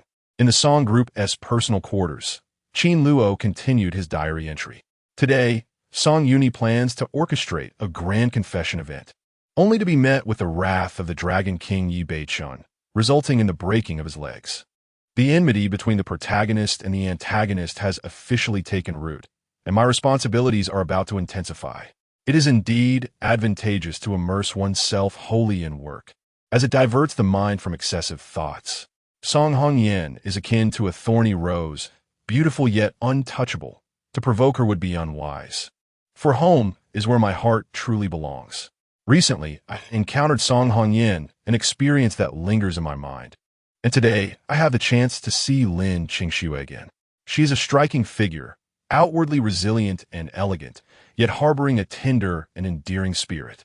As the primary female protagonist, I find immense joy in gazing upon her. She possesses a charm that surpasses even that of Song Hongyan.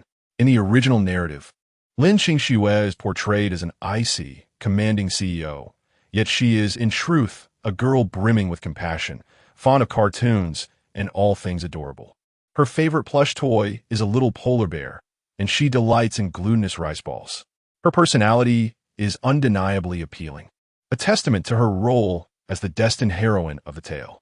Song Yuni, the antagonist, has an eye for beauty, persistently pursuing Lin Qingxue, though sadly, the goddess remains indifferent. Aside from the protagonist, no one else can touch her heart. The heroine is solely for the main character, and others are forbidden from encroaching upon her affections. Today, Song Yuni has even risked much, a truly tragic endeavor. I shall focus on my tasks and refrain from overthinking. The rules of this world cannot be defied. As Qin Luo closed his diary, the myriad heroines perused the replicated entries. Uncovering the unfolding plot, the antagonist Song Yuni's attempt to confess to Lin Qingxue, only to be met with the Dragon King's wrath, resulting in the shattering of his legs.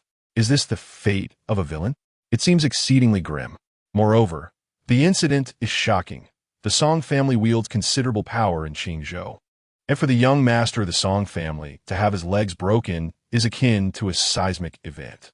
If it were an ordinary person, they would likely find themselves at the bottom of the river by dawn. However, the many heroines, forewarned of Yi Beiqian's identity as the Dragon King, are no longer astonished. Even should the Song family seek vengeance, the Dragon King would remain unscathed, especially considering Yi Beiqian is the protagonist, blessed by fate. The consensus among the heroines is that the Dragon King is indeed fortunate. They do not see the act of breaking Song family's young master's legs as particularly formidable. This is the power of the diary. Once they grasp the essence of this world, all the heroines awaken to the realization that the Dragon King's bravado is simply the result of his protagonist's halo. Furthermore, they are taken aback by Lin Qingxue's character. They had not anticipated that beneath her cold and resplendent exterior lies such a delightful personality. Based on Qin Luo's descriptions in the diary, even those who do not know Lin Qingxue nod in agreement. Such a wonderful girl, her disposition is undeniably charming. Should they have the opportunity, they would gladly wish to befriend Lin Qingxue. Chapter 11. The transformation of the first female protagonist in the Song group. Song Hongyan's eyes widened, and a smile unexpectedly graced her lips. She could hardly believe that this ice-cold president, who was known alongside her as one of the two queens of the Qingzhou business world, possessed such an endearing personality in private. How delightful, how intriguing. Song Hongyan chuckled softly, her interest in Lin Qingxue piqued. However, upon reading in a diary that Qin Luo found Lin Qingxue more aesthetically pleasing than her mood soured, and her expression shifted. Hadn't she made a stunning entrance that day, leaving an indelible impression? How could she possibly be deemed less attractive than Lin Qingxue in Qin Luo's eyes? At that moment, Song Hongyan felt an overwhelming urge to inquire if Qin Luo had lost his vision. She and Lin Qingxue were destined rivals, both serving as female presidents in Qingzhou and now occupying the roles of first and second female leads. Song Hongyan resolutely refused to allow herself to lag behind Lin Qingxue. At the Qi family in Qingzhou, Qi Wanyue, still under house arrest, held a copy of the diary and smiled knowingly. So this sister Qingxue was also so charming. Previously, she had thought her to be perpetually cold and distant. Glutinous rice balls, she also had a fondness for them. At this thought, Qi Wanyue's mouth watered as she hastily summoned someone to prepare glutinous rice balls for her. On Hell Island, Lena wiped the blood from her dagger and, upon reading the diary, felt a sudden curiosity about the glutinous rice balls she had never encountered before. She wondered what they would taste like, sweet or bitter. Perhaps they were quite sweet. At the Qingsheng group, after Min Xian finished organizing her documents, she discreetly opened the diary and began to read. Upon seeing its contents, her eyebrows raised in surprise. As a close friend of Lin Qingxue, she was well aware of Lin Qingxue's character and preferences. Yet, this time traveler Qin Luo seemed to know every detail about her. If Qingxue were to discover that a man understood her so intimately, she would likely be mortified. This time traveler truly knew everything. Did that mean he was also privy to her secrets? Min Xian quickly clasped her chest. Unbeknownst to Min Xian, many other female leads also possess copies of the diary, with Lin Qingxue, as the destined protagonist, being the first to acquire one. Meanwhile, Lin Qingxue, upon seeing her various interests and hobbies documented in the diary by Qin Luo, felt her face flush with embarrassment. Oh no, this scoundrel had divulged all her secrets. How outrageous! Covering her blushing face, she felt utterly ashamed to face anyone. Her love for anime, her fondness for polar bears, her enjoyment of glutinous rice balls, these were her most private secrets, now exposed by Qin Luo. The urge to strangle him surged within her. As afternoon approached, beneath the Qingchang group building, vehicles laden with vibrant red roses surged forward. The security guard stationed there could not deter the wealthy Song Yuni, who promptly notified the executives of the Qingchang group. When Min Xian received the call from the security office, she realized that Song Yuni was coming to confess his feelings. She sighed quietly, acknowledging the remarkable nature of this diary copy, which had indeed foretold the event. It was clear that Qin Luo was a time traveler.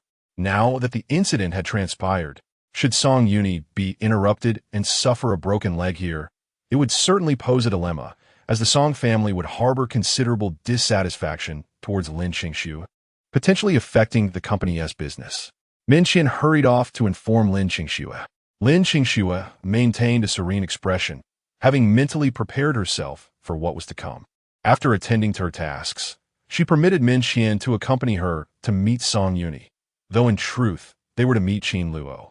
In the plaza on the first floor, Song Yuni directed the workers to arrange roses meticulously, filling the entire square and forming a gigantic heart, then dispatched individuals to raise banners, creating quite a commotion. Qin Luo stood nearby, like a statue, quietly observing the scene. Song Yuni's confession was destined to fail, for in a moment, Yi Beiqian would burst forth in a pickup truck, sweeping through the carefully orchestrated setting like a tempest, reducing Song Yuni's elaborate display to mere rubble. He needed only to heed Song Yuni's command and endure a beating. Though it would be rather embarrassing, Qin Luo had consulted the system and learned that it was acceptable to avoid harm, as long as it was confirmed that Song Yuni's confession was thwarted and her leg was broken. Thus, there would be no issue. Therefore, young Master Song, your legs are indeed not safe.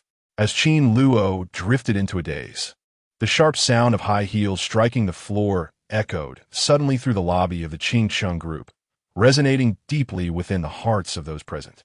Turning his head, Qin Luo beheld two pairs of exquisite women's high heels, one behind the other, emerging upon the polished tiles. Adorned with sparkling sequins, the shoes dazzled, enveloping two pairs of delicate, beautiful toes, leaving only the tops of their feet bare and pale. As his gaze ascended, he saw two women, one ahead of the other. Beneath their black skirts, their long, graceful legs moved with elegance, reminiscent of two colorful clouds wafting in a fragrant breeze. After a few days apart, Lin Qingxue remained as cold and radiant as ever, her long, arched brows framing eyes as dark as ink. Her soft, pink lips were tightly pressed, her expression exuding a sense of decisive authority. Frankly speaking, Lin Qingxue was truly a woman of exquisite beauty.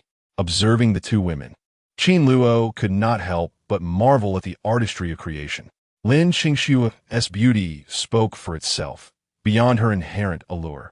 Even a simple professional outfit worn by her radiated poise and elegance, embodying the essence of an urban white-collar worker while exuding the aloof charm of a female executive. The woman beside Lin Qingxue, slightly shorter by half a head, possessed a gentle demeanor, akin to a clear spring, complementing Lin Qingxue like two blooming flowers, one a cold plum blossom, the other a dark chrysanthemum, each with its own grace. Qin Luo knew that Lin Qingxue had a secretary and best friend named Min Xian, whose gentle nature concealed a penchant for gossip and intrigue. She was also one of the harem characters from the original story. Moreover, her figure radiated a maternal warmth. Upon encountering the real person today, Qin Luo finally comprehended that the women who could be embraced by the protagonist as part of his harem in the narratives were undoubtedly exceptional. With her magnificent figure, Min Xian surpassed all the heroines within the pages. Qingxue, I adore you. Will you be my girlfriend? Upon seeing Lin Qingxue emerge, Song Yun gazed at her with infatuation, holding a bouquet of roses in his hands as he publicly professed his love. Yet, his gaze wandered restlessly, lingering on Lin Qingxue for a moment before drifting to Min Qian, revealing an inability to choose, clearly desiring both. Lin Qingxue slightly furrowed her brow, but remained silent. Her gaze furtively flitted over to Qin Luo, who stood not far away, her expression betraying a hint of embarrassment and annoyance. This person had exposed her secrets in his diary, and now, upon seeing him, he feigned an air of seriousness, as if he were detached from the situation. Qin Luo, with his keen senses, perceived this and was bewildered by the trace of resentment Lin Qingxue harbored towards him. Chapter 12. The villain's confession. Qin Luo did not shy away from Lin Qingxue's gaze. Rather, he boldly met her eyes. Every female lead in the book was a paragon of beauty, each possessing qualities worthy of admiration, resembling a stunning landscape. After all, there was no harm in looking. He was merely a supporting character, not expecting any of the remarkable heroines to notice him. Thus, why not enjoy the view? Each heroine was undeniably exceptional. It could be said that those who became the protagonists of The Return of the Dragon King were among the finest women in the world, each one a gem. Confronted with Qin Luo's unabashed scrutiny, even Lin Qingxue, usually oblivious, could not help but sense his gaze. However, outwardly, she maintained a facade of unfamiliarity with him. After being gazed upon a few times, she felt a surge of irritation but had no outlet for it. She understood that Qin Luo's attention was devoid of lewd intent. It was purely an appreciation of beauty. After all, one does not develop feelings for a mere puppet. Lin Qingxue felt a twinge of anger, yet in Qin Luo's eyes, she likely resembled a puppet herself. The so-called leading lady was but a flat character. In response to Qin Luo's stare, Lin Qingxue, a beauty with a sharp brow, shot him a glance, yet her expression held no disdain. Instead, it exuded a myriad of charms, almost as if she were flirting. A shiver ran through Qin Luo. What was that sensation just now from Lin Qingxue? Currently, he occupied the role of a bodyguard beside Song Yuni, emboldened by his identity as a transmigrator, allowing him to gaze at Lin Qingxue without restraint. According to the original plot, if the actions of a minor antagonist were exposed, the heroine would surely harbor disdain. They would not show even a hint of affection towards any man other than the protagonist. Yet, when Lin Qingxue had raised an eyebrow earlier, he felt no trace of dislike, only a captivating allure. This was troubling. Lin Qingxue mused inwardly, seemingly aware that her previous flirtatious glance was overly intense, conflicting with her character persona. Her face flushed with sudden embarrassment, and she promptly adopted a stern countenance to appear cold and radiant. In truth, her irritation stemmed from Qin Luo's earlier invasion of her privacy in his diary, prompting her to cast him a resentful glance. Little did she realize that this fleeting anger rendered her irresistibly charming. However, upon noticing Qin Luo's astonished expression, she could not suppress a smile, thinking to herself that she would leave him in awe of the heroine. One should not assume that the heroines were as they were depicted in novels. They were real, capable of laughter and anger. Min Qian stood beside Lin Qingxue, scanning the surroundings as if in search of a target. She was aware from the diary that Qin Luo served as a bodyguard to Song Yuni, yet there were at least 8 bodyguards present, all brought by Song Yuni, making it difficult to identify the transmigrated Qin Luo. This realization made Min Qian bite her pink lips in frustration. Each heroine harbored her own thoughts. The atmosphere among the three, under the cover of their furtive glances, grew increasingly peculiar. Qingxue, please grant me your consent.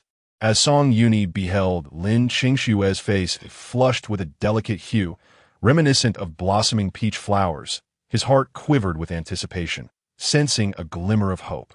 With fervent eyes, he knelt on one knee, continuing to profess his affection for her. The assembled onlookers erupted in encouragement, urging him to proceed. Unbeknownst to him, Lin Qingxue's blush stemmed from thoughts of the diary's revelations. Qin Luo, observing the unfolding scene, remained silent, standing to the side. Lin Qingxue spoke, "Song Xiao, would you mind waiting a moment?" Though Song Yuni was unaware of the underlying circumstances, he acquiesced to her request. Meanwhile, Qin Luo was momentarily taken aback. Lin Qingxue had deviated from her script, a smile gracing her lips that rivaled the beauty of Song Hongyan, enigmatic and soul-stirring, leaving her intentions shrouded in mystery. The narrative took an unexpected turn. In the original storyline, Lin Qingxue had vehemently rejected Song Yuni, who, undeterred, persisted in his pursuit, even attempting to embrace her. In her fury, Lin Qingxue had slapped him. Then, Yi Beichun would appear, deriding and disrupting Song Yuni's declaration. Yet now, Lin Qingxue did not rebuff Song Yuni. Rather, she delayed her response. Could it be that she anticipated an interruption to his confession and wished to avoid offending him, seeking a more harmonious resolution? As time passed, Qin Luo furrowed his brow, pondering that the protagonists should have made their entrance by now, and he sensed Lin Qingxue was deliberately prolonging the moment. Just as he found himself lost in thought, the sound of revving engines echoed from outside the square. A gray pickup truck barreled in like a rampaging bull, careening wildly and wreaking havoc upon the meticulously arranged confession scene. From a vehicle emerged a man clad in the security uniform of the Qingxin group, his tousled hair dancing in the wind, leaning casually against the truck with a wicked grin plastered across his face. Long Wang Yi Beichun had finally arrived. Lin Qingxue had not rejected Song Yuni's affections, yet Yi Beichun had come to disrupt the moment. This was not Qin Luo's first encounter with the protagonist of the original narrative. He had previously crossed paths with him at the Tang family banquet, where he had exuded a similar devil-may-care charm. This individual was a killer, not particularly formidable at the outset, but a protagonist in the midst of his growth. Of course, this was in relation to masters of ancient martial arts, as such practices were absent abroad. Vampires, werewolves, and those with supernatural abilities had yet to make their appearances in the early chapters, rendering Yi Beichun quite powerful in the eyes of ordinary mortals. He had cultivated an unknown technique, having never been exposed to ancient martial arts, and had honed his skills to the point of being able to contend with dozens of ordinary individuals, a remarkable feat explaining his burgeoning reputation in the underground world overseas. Upon alighting from the vehicle, Yi Beichun fixed a cold gaze upon Song Yuni, remarking, "Young Master Song, do you only know how to coerce women? Can't you see that Qingxue is not interested in you?" It was only then that Yi Beichun realized Song Yuni was standing aside, not pressuring Lin Qingxue. His hasty entrance had prevented him from grasping the situation fully. Only Qin Luo understood that the narrative had shifted. Song Yuni watched in fury as his meticulously planned confession was trampled upon. Upon recognizing that the one who had emerged from the truck was Yi Beichun, a sinister smile crept across his face. Having been publicly humiliated at the Tang family banquet, he saw this as an opportunity for retribution. Today, he was accompanied by 8 bodyguards, and Yi Beichun was determined to sabotage his plans, a reckless endeavor indeed. Qingxue seemed genuinely on the verge of a confrontation. Should she intervene? A tremor coursed through Min Qian, her delicate frame trembling slightly. Despite mastering the art of women's combat, her inherently gentle nature rendered her flustered in the face of impending violence. Lin Qingxue crossed her arms, a playful smile gracing her lips. When men are set on fighting, how can we women dissuade them? Let them be. Her curiosity was piqued as she observed Qin Luo. After all, Yi Beichun was the Dragon King, the protagonist of this world, undoubtedly formidable. How would Qin Luo respond? According to the mission of the Reincarnator, it was clear that defeating Yi Beichun was beyond the realm of possibility. Thus, he was destined to endure a beating today. Lin Qingxue was eager to witness Qin Luo's choice. If he were to be knocked down, it would hardly reflect the essence of a man. Yet, unbeknownst to her, the narrative did not adhere to rigid conventions. Song Yuni's failed confession and subsequent injury were merely steps towards completion. At that moment, Song Yuni, as if reciting a line, exclaimed, "Yi Beichun, it's you again. Let's settle old scores alongside new grievances. A mere filthy security guard dares to disrupt my affairs. Come forth, break his legs, and I shall handle the consequences." Yi Beichun's expression remained icy. In the underground world abroad, beyond the esteemed title of Dragon King, he was also known as the Black Phantom, a ruthless assassin. He regarded Song Yuni as insignificant, hardly worthy of his concern. He had received a directive from his master to protect a female CEO in Qingzhou. Initially reluctant, he had no choice but to comply with his master's orders. However, upon encountering Lin Qingxue, his heart willingly succumbed. She was simply enchanting. He instinctively claimed her as his own, and upon witnessing other men boldly express their affections, a fury ignited within him.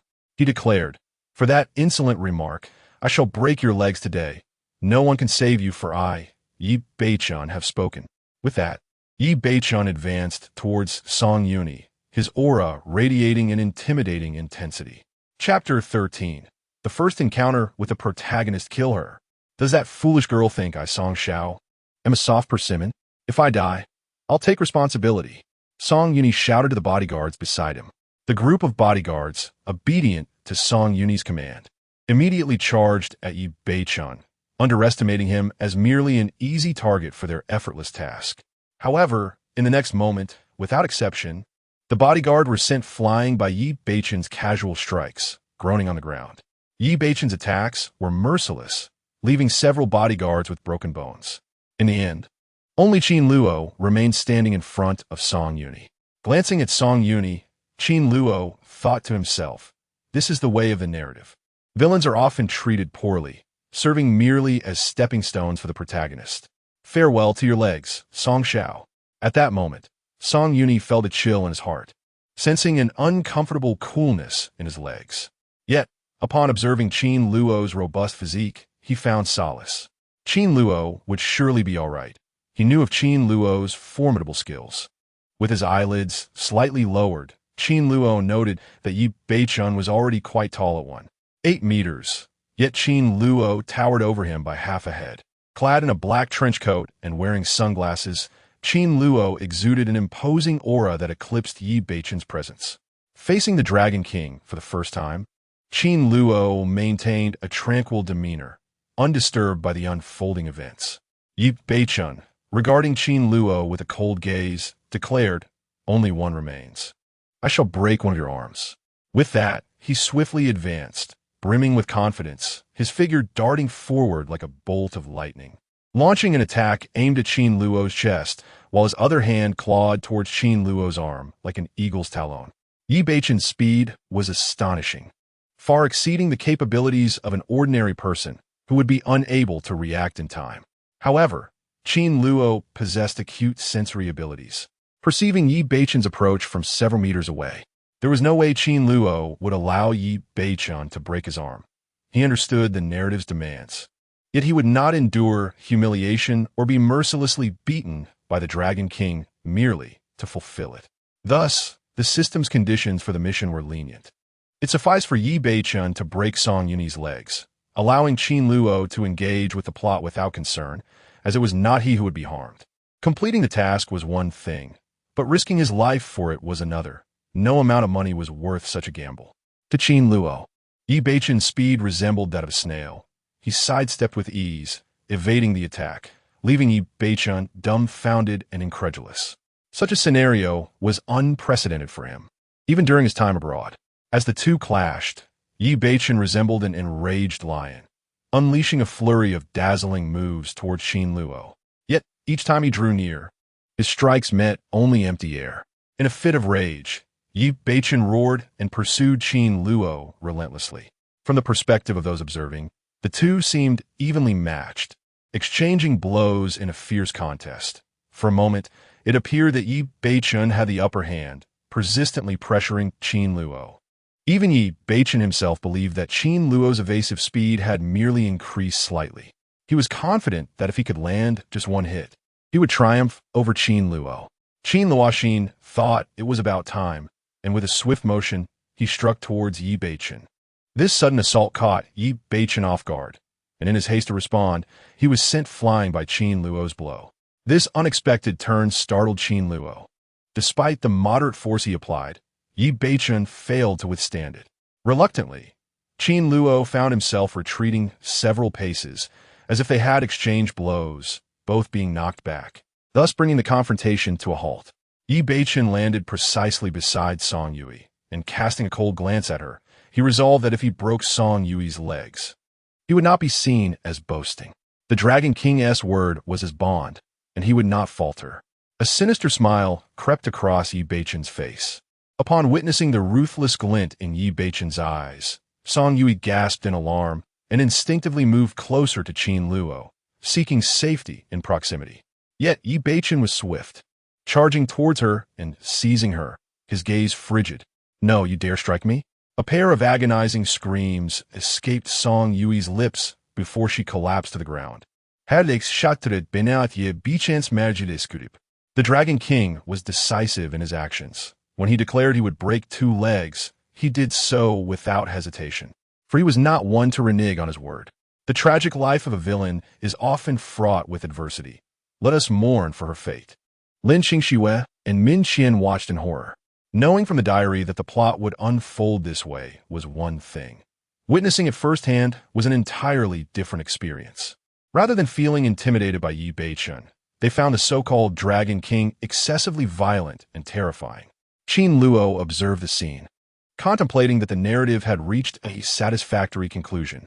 Despite his utmost efforts, he was unable to thwart Yi Beichen, forced to witness the brutal breaking of Song Shao's legs. He gazed at Song Yui with a tinge of pity. After all, she played the role of the antagonist. However, as a villain, Song Yui was far from virtuous, leveraging the Song family's influence to oppress the common populace and even perpetrate violence against women, ultimately silenced by monetary means. Qin Luo felt compassion for her plight, but extended no sympathy. After shattering Song Yui's legs, Yi Beichen, hearing the sirens approach, chose to leave without further complicating matters for Lin Qingxue.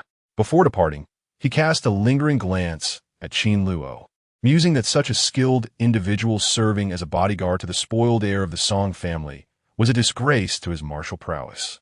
Lacking the heart of a true warrior, he was ultimately inconsequential.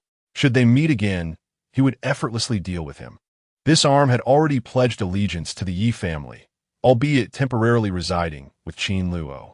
The police car raced onto the scene. Kind-hearted Min Qian did report the incident, but Yi Beichen had acted too swiftly and the officers arrived too late. Long Binger, clad in her police uniform, exuded competence as she stepped out of the vehicle, her eyes wide in astonishment at the unfolding drama.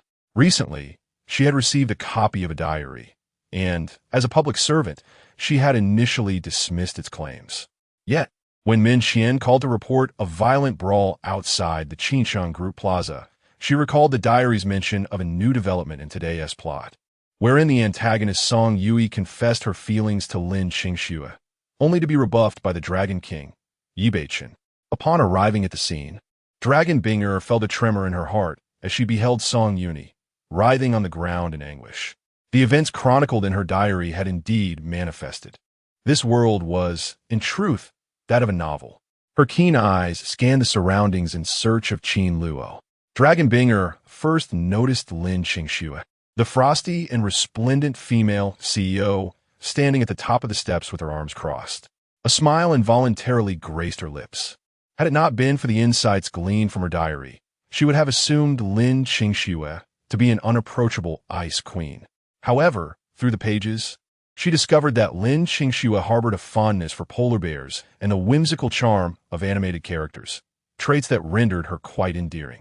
Lin Qingxue gently brushed her hair aside and offered a cordial smile and nod towards Dragon Binger, who possessed an illustrious background as a young lady from the capital, making her a figure of significance. The head of the city bureau was unable to exert influence over her, prompting the Qinsheng Group to maintain a cordial rapport with her. Dragon Binger reciprocated the gesture with a smile. Finally, her gaze swept across the vicinity, landing upon a tall, stern-faced young man standing not far away. Predictably, it was Qin Luo, strikingly handsome, with an impressive stature that suggested formidable strength. Dragon Binger couldn't help but admire him. Shortly after, a police car arrived, swiftly followed by an ambulance, which rushed Song Yuni and the fallen bodyguard to the hospital. Chapter 14. Everything is normal upon witnessing Yi Beichen's departure. Qin Luo's sixth sense alerted him to the gaze of Long Binger, prompting a sudden wariness. She is the female protagonist, a police officer characterized by her unwavering sense of justice and fierce disdain for evil, yet she harbors a profound admiration for martial prowess. In the original narrative, after Yi Beichun injures Song Yuni and escapes, Long Binger vows to apprehend him, leading to a series of intertwined events between the two. As she gradually becomes acquainted with Yi Beichun, Long Binger finds herself in awe of his skills.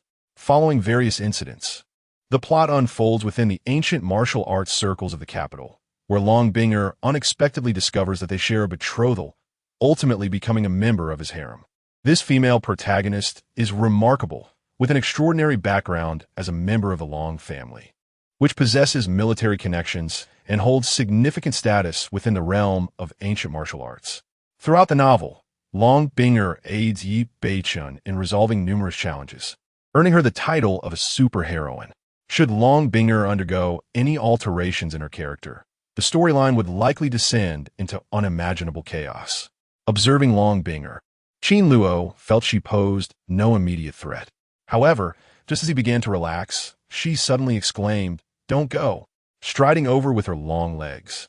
She fixed her gaze upon Qin Luo and insisted, you come back with me." Qin Luo's previously relaxed demeanor instantly shifted to heightened alertness. Here we go again. This statement was clearly directed at Yi Beichun. According to the original plot, Long Binger should be pursuing him at this moment. Yet now, it seemed her mind had wandered. Qin Luo had not anticipated that upon assuming control of the narrative, he would be met with such numerous and perplexing deviations. The female protagonists appear to be transformed, straying from their scripted roles. What was happening? He initially believed the situation to be straightforward, but it had unexpectedly escalated to an insurmountable difficulty. Qin Luo felt as though the system was toying with him. The novel Return of the Dragon King had taken an absurd turn. With these changes, reaching a conclusion seemed utterly unattainable. Nevertheless, he found solace in the simplicity of the task at hand, as he successfully completed the current plot. As Long Binger approached, Qin Luo shouted towards the direction Yi Beichun had taken, "You injured Song Xiao. Don't even think about escaping." After shouting, he pursued Yi Beichun, but once outside the plaza, he promptly turned back to retreat to his dormitory in the security department for some rest. Long Binger, watching Qin Luo depart, raised her elegantly arched brows, momentarily too late to pursue him, leaving her to manage the scene alone. However, she had taken note of Qin Luo, and many opportunities to confront him in the future awaited, sparking her intrigue about battling with this traveler. Thus, a lively confession event concluded in a rather abrupt manner. Min Qian also recognized Qin Luo, initially intending to catch up with him to inquire about the conclusion of the entire story. Yet, as she stepped onto the street, Qin Luo's figure vanished from sight, leaving her to stamp her foot in frustration and return in disappointment. Lin Qingxue, witnessing Min Qian's pursuit of Qin Luo, felt a wave of confusion wash over her. What was going on with Xiao Qian? Could it be? She speculated that her friend might possess a diary replica as well. Once Min Qian returned, Lin Qingxue intended to ask her about it, but as the words formed on her lips, they faded into silence. In resignation, Lin Qingxue said, "Xiao Qian, we need to have a proper discussion." Min Qian also sensed Lin Qingxue's unusual behavior. This aphasia could only imply one possibility, involving the diary's duplicate. She nodded, contemplating that perhaps there existed a method to convey their thoughts without uttering a word, thereby circumventing the constraints of the rules. In the Song family group, within the security division and personal quarters, Qin Luo returned and first took a nap. Upon waking, he summoned the system to inquire about the current situation. The system responded, stating that the plot was proceeding normally and urged the host to persevere, assuring him that upon completing the narrative, he would be able to return smoothly. Indeed, there seemed to be no issues, yet the beginning was fraught with unexpected twists and turns, leaving Qin Luo to mutter in frustration. It felt akin to a video game where the progress bar reads 100%, yet only 1% of the game has been completed, leading to an absurdly difficult experience that felt almost insurmountable, dissuading any desire to continue. Despite the overwhelming challenge, Qin Luo was not inclined to abandon his quest at the outset. He chose to press on. He retrieved his diary and began to document the day's events. This segment of the narrative has concluded, yet I find the storyline peculiar. Previously, Song Hongyan inexplicably sought to meet me, which struck me as odd. Today, at Qingxin Group, I noticed Lin Qingxue seemingly observing me discreetly. Logically, we are not acquainted, so why would she be watching my actions? Moreover, the female protagonist, Long Binger, uttered strange lines to me. Such dialogue was absent in the original text. How could the heroine engage with a mere supporting character? Perhaps this is the anomaly the system alluded to. I must admit, I am somewhat intimidated by her. Although she possesses strikingly long legs and an aura of wild strength, she is not someone to provoke. In the narrative, Long Binger is portrayed as a girl with a sense of justice, harboring fantasies akin to those of men regarding martial arts. Honestly, I find such women quite endearing. If not for her convictions, she would not have left a Long family in the capital to work as a civil servant in the lesser-known Qingzhou. I hold a deep admiration for her. However, her identity is to serve the protagonist. Should she not be with him, Yi Beichen would effectively lose a vital ally, unraveling the plot. Fortunately, the storyline progressed smoothly, with the system declaring it successfully completed. In truth, during my first confrontation with the Dragon King today, I must admit my lack of dedication to the role. I was meant to be severely injured by Yi Beichen's attack, but as Lin Qingxue was observing and in the heat of the moment regarding masculine pride, I engaged him in a few exchanges, resulting in a stalemate. Yet, during our encounter, I discerned that the protagonist Yi Beichen did not appear particularly formidable. Despite my efforts to suppress my strength, I still managed to send him flying, nearly derailing the entire plot. Portraying this character is proving exceedingly challenging. Should I consider eliminating the protagonist? If I could succeed, there would be no need to return. However, he is the fated one, shielded by the will of destiny, making his elimination a daunting task. Yi Beichen possesses hidden strengths, comparable to ancient martial experts. It would be wise for me to remain composed. As Qin Luo penned his diary, numerous heroines began to peruse their own entries. Qingxin Group. Lin Qingxue opened her diary copy, and upon reading its contents, her cheeks flushed with embarrassment. If it weren't for your revelation of my secret in this diary, how could I possibly be staring at you? You're hardly a polar bear. Frustration welled within her. How could he be so perceptive to notice my gaze? Subsequently, she stumbled upon a mention of Officer Long Binger in the diary and exclaimed in surprise, "Is Officer Long also one of the protagonist's harem in this novel?"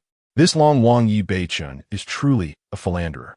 Up to this point, Lin Qingxue was aware of Song Hongyan, Min Qian, and Long Bing, which made 4 women in total who were affiliated with Yi Beichen in the narrative. How utterly outrageous! Of course, she had underestimated the book The Return of the Dragon King, which boasted dozens of harem heroines. Min Qian, overhearing Lin Qingxue, wore an impish grin and said, "Hee, Qingxue, we have always been sisters, even if we are part of someone else's harem. Sister, I send my regards to you." She teased, "You ought to watch fewer dramas. Look at how crazed you become." Lin Qingxue's face reddened further as she playfully tussled with Min Qian. Their cheeks flushed as they collapsed onto the sofa, gasping for breath. After some time, the two found themselves at the desk, each with a diary copy before them. However, Lin Qingxue could not see Min Qian's entries, nor could Min Qian access Lin Qingxue's. Yet, they devised a method to communicate about the diary copies through writing. Whenever they lost the ability to speak, they would jot down their thoughts, a clever workaround to circumvent the system's restrictions. Min Qian frowned slightly and proposed, "Qingxue, should we send someone to engage him directly and glean some information?" Lin Qingxue responded eagerly, "Absolutely. Let us send you. I shall dispatch the formidable Rakshasa enchantress. I have no doubt he will yield. After all, he nearly lost control in front of Song Hongyan. Encountering our men, the great beauty, he will surely surrender." "Oh, Lin Qingxue, stop jesting about my assets. You shall feel my wrath." The two resumed their playful banter on the sofa, perspiring and disheveled, the essence of youth and vitality radiating from them. Yet alas, no one was there to witness their vibrant display. Chapter 15. The female protagonist decides to eliminate the main character after a brief commotion. Min Qian's face flushed crimson as she gently nudged Lin Qingxue. To be honest, when it comes to beauty, who could rival you? You are the destined heroine of this tale. He claims to have feelings for you. It is only fitting that you take the lead. Moreover, once he realizes you possess your own thoughts, he will undoubtedly be utterly enamored with you. It's evident that his disinterest in us female protagonists stems from viewing us merely as puppets controlled by the narrative. Now, we are acting upon our own volition, disregarding the plot entirely. Qing Luo, if you were to make a move, it would surely incite a fierce rivalry between Yi Beiqin and Qin Luo, causing the entire narrative world to unravel. Lin Qing Luo, you truly are a femme fatale, capable of bringing calamity to the world. He. Upon uttering certain keywords, Min Qian fell silent, hastily scribbling on a piece of paper and waving it in front of Lin Qing Luo. Lin Qing Luo attempted to seize the paper, but Min Qian evaded her grasp. Frustrated, Lin Qing Luo turned her head away, prompting Min Qian to rush over and console her, and soon they were laughing and chatting amiably. This incident confirmed to me one thing. This world is malleable. We do not know Yi Beiqin, so why should we be part of his harem? Lin Qing Luo mused, flipping through her diary. Min Qian wrapped her arm around her dear friend's shoulder, assuring her, Qing Luo, do not worry. We are living, breathing individuals who shall not be dictated by the whims of others. Meanwhile, in the office on the 39th floor of the Song Corporation, Song Hongyan perused a copy of the diary. After finishing, her phone rang, and she was informed that Song Yuni had suffered a brutal attack, resulting in broken legs, and was currently receiving treatment in a hospital. Members of the Song family's third branch had rushed over, with Song Yuni's mother in a frenzy, vowing to exact vengeance on the perpetrator. Song Hongyan's lips parted slightly as she calmly replied, I understand, before ending the call. She had already learned of this incident through the diary. Given the current trajectory of events, the Song family would certainly retaliate against the Dragon King Yi Beiqin, dragging the entire family into turmoil. Qin Luo's assertion was indeed correct. In this world, villains have no voice. They're but stepping stones for the protagonists. In truth, Song Hongyan was indifferent. Otherwise, she would have intervened to prevent this incident. Allowing Song Yuni this waste to face some hardship was rather fitting. She was somewhat astonished to discover that her nephew was the antagonist of a narrative. Did he truly possess such potential? The patriarch of the Song family had 6 children. The eldest 3 were sons, yet all were inept, squandering their inheritance and living lavishly off the profits of the Song Corporation. Had it not been for this, the patriarch would not have entrusted the management of the corporation to Song Hongyan. Although the Song Corporation was ostensibly the family's conglomerate, in reality, it belonged solely to Song Hongyan. Were it not for the faint ties of kinship, she would have long since expelled these leeches from her life. The 4th and 5th daughters were already married, having formed alliances with several other families in Qingzhou, which was of little consequence. Only the youngest daughter, Song Hongyan, remained. The elder of the Song family once lamented that had she been a male, the Song family could have ascended to the ranks of the 10 most esteemed clans in Long Country, and even relocated to the capital. In the elder's eyes, a woman with ambition and drive, no matter how exceptional her abilities, would ultimately merely serve as a vessel for another's glory. Yet, Song Hongyan dismissed this notion with disdain, believing that what men could accomplish, women could equally achieve, and perhaps even surpass. To her, the Song family, a bastion of significance, was but a mere pawn. She aspired to establish a legacy far grander than that of her family, and in truth, she succeeded. The entirety of the Song family remained oblivious to the extent of her assets. Dragon King Yi Beiqin appeared to be eclipsed by Qin Luo, whose prowess was evidently superior. With Qin Luo's presence, Yi Beiqin became redundant. Song Hongyan's gaze turned icy. She was a woman of utmost rationality. Through her analysis of the diary's contents, she had deduced Yi Beiqin's hidden cards. Had Qin Luo not emerged, she would have indeed sought to engage with Yi Beiqin to bolster her own strength. However, the advent of Qin Luo, with his comprehensive knowledge of the world's trajectory, rendered him infinitely more valuable than Yi Beiqin and the forces supporting him. Moreover, Qin Luo possessed a system that rewarded him for journaling. Not only that, it now seemed that even his strength surpassed that of Yi Beiqin. Most critically, Qin Luo's background was untainted, devoid of any affiliations. Should she manage to win him over, it would equate to acquiring a trump card solely under her control, something Yi Beichun could never hope to rival. Contemplating this, Song Hongyan retrieved her phone and dialed a number. After a brief moment, the call connected, and a rugged male voice, yet imbued with respect, greeted her. Without preamble, Song Hongyan stated, "Song Yuni has had his legs broken. Though this good-for-nothing is of no use, he is still my nephew and a member of the Song family. Dispatch the Serpent King to eliminate the assailant. However, I understand the target may prove difficult. If they cannot be killed, let them suffer some consequences." Upon hearing her words, the man's expression turned grave. Realizing the gravity of the situation, if even the boss deemed the target formidable and was sending the Serpent King, this was no trivial matter.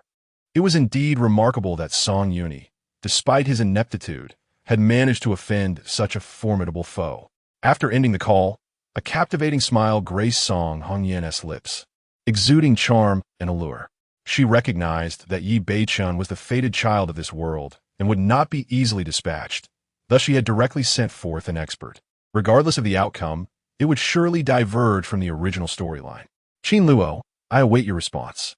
Perhaps it is best for you to abandon the narrative and embrace her. In the original plot of The Return of the Dragon King, after Yi Beichun broke Song Yuni's legs, Song Hongyan indeed sent someone to exact revenge. However, she had not anticipated Yi Beichun's extraordinary background, and after several failures, it was then that she began to take note of the man named Yi Beichun, perceiving him as exceptional with potential for collaboration. However, at this moment, Song Hongyan has directly dispatched experts, and it is likely that Yi Beichun's fate will not be favorable. Moreover, Song Hongyan will no longer place any trust in Yi Beichun, treating him as if he were entirely worthless. Qin Luo remains oblivious to the fact that the plot has deviated to such an extent. Nonetheless, he had anticipated this turn of events, for change, much like a chain of dominoes, topples one after another. This has been the source of his ongoing lamentation, as the alterations are profoundly significant, despite the system's assurances that everything remains normal and that the task requirements are not particularly arduous. Furthermore, with the act of journaling to accrue rewards, he has reaped considerable benefits from following the narrative, thus rendering any thought of abandonment unnecessary. In the Qingzhou City Bureau, Long Binger donned a black camisole on her upper half and a pair of white ultra-short shorts below, her long, elegant legs striking the sandbags with vigor. Sweat cascaded down her face, tracing a path along her slender neck, ultimately descending into the pronounced cleavage of her chest. Her skin was not the typical alabaster favored by many women. Rather, it bore a wild and healthy wheat-like hue, reminiscent of a lithe female leopard, exuding vitality. What captivated observers about Long Binger was her pair of long, beautiful legs, which she herself took pride in. When in motion, her muscles tightened, showcasing a beauty imbued with strength. This remarkable physique was not only the result of extensive physical training, but also a testament to her extraordinary natural gifts. Standing at an impressive height of 177 meters, she surpassed the majority of men even without the aid of high heels. Standing alongside her, one would inevitably feel a substantial sense of pressure. At that moment, a notification regarding the update of the diary quest echoed in her mind. Long Binger removed her boxing gloves and nonchalantly sat down, crossing her long, taut legs, before retrieving her diary quest. Chapter 16. The Reward of Celestial Origin. After the events of today, Long Binger found her interest in the diary replica greatly heightened, coming to the realization that this world was, in fact, a novel. Moreover, this diary replica might possess the power to alter her destiny. As she opened the pages, the words within astonished her. Qin Luo, a true transmigrator, had an uncanny understanding of her background and character. He knew her origins from the esteemed Long family in the capital, her passion for martial arts, and her strong sense of justice that led her to defy her family's wishes and become a policewoman in Qingzhou, all of which were inscribed in the diary. It seemed that Qin Luo, this transmigrator, was perhaps the most insightful into the hearts of women, as he was well acquainted with the personalities of all female protagonists. Yet, Long Binger paid little heed to that. She mused to herself, if you can spar with the protagonist Yi Bei-chun, your skills must be commendable. I shall seek you out for a duel one day. The plot mattered little to her. Her interest was solely piqued by Qin Luo. With her untamed spirit, once Long Binger fixated on something, she would pursue it relentlessly, undeterred by any obstacles. Subsequently, upon reading the diary's praise for her long legs, she touched them, marveling at their smoothness and firmness, and smiled. You do have an eye for talent.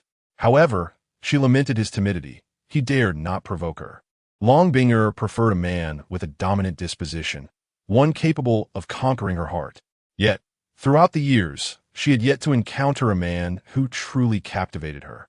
Most were mere weaklings who crumbled within a few exchanges. Meanwhile, Qi Wanyue was also engrossed in the diary replica, her face alight with excitement. Alas, she found herself grounded, unable to witness the clash between Qin Luo and the Dragon King Yi Bei-chun, and she felt a pang of regret. How frustrating. I wished to venture outside and meet Qin Luo, to partake in the unfolding narrative. Her father had confiscated her phone, forbidding her communication with the outside world, insisting she become engaged to Song Yuni. Now that Song Yuni has had her leg broken, the engagement will surely be postponed. How delightful. Qi Wanyue leaped onto the sofa, adorned in a delicate white camisole and ultra-short shorts that showcased her smooth, long legs and dainty toes painted a vibrant cherry red, reminiscent of playful cherries.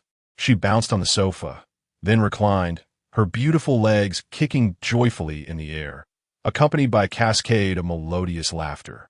After finishing an entire can of beer, Qin Luo continued to pen his diary. In the forthcoming events, after Yi Bei-chun breaks Song Yuni's leg, the Song family will be furious and likely send someone to deal with him. However, as the protagonist, the antagonists merely serve to bolster Yi Bei-chun's experience, proving utterly ineffectual and allowing him to flaunt his prowess before another female lead, Yi Linglong. This segment of the narrative is unlikely to encounter any disruptions. Yi Bei-chun possesses commendable strength, easily capable of dispatching the underlings dispatched by the Song family. The Dragon King is formidable overseas, while other regions may experience changes.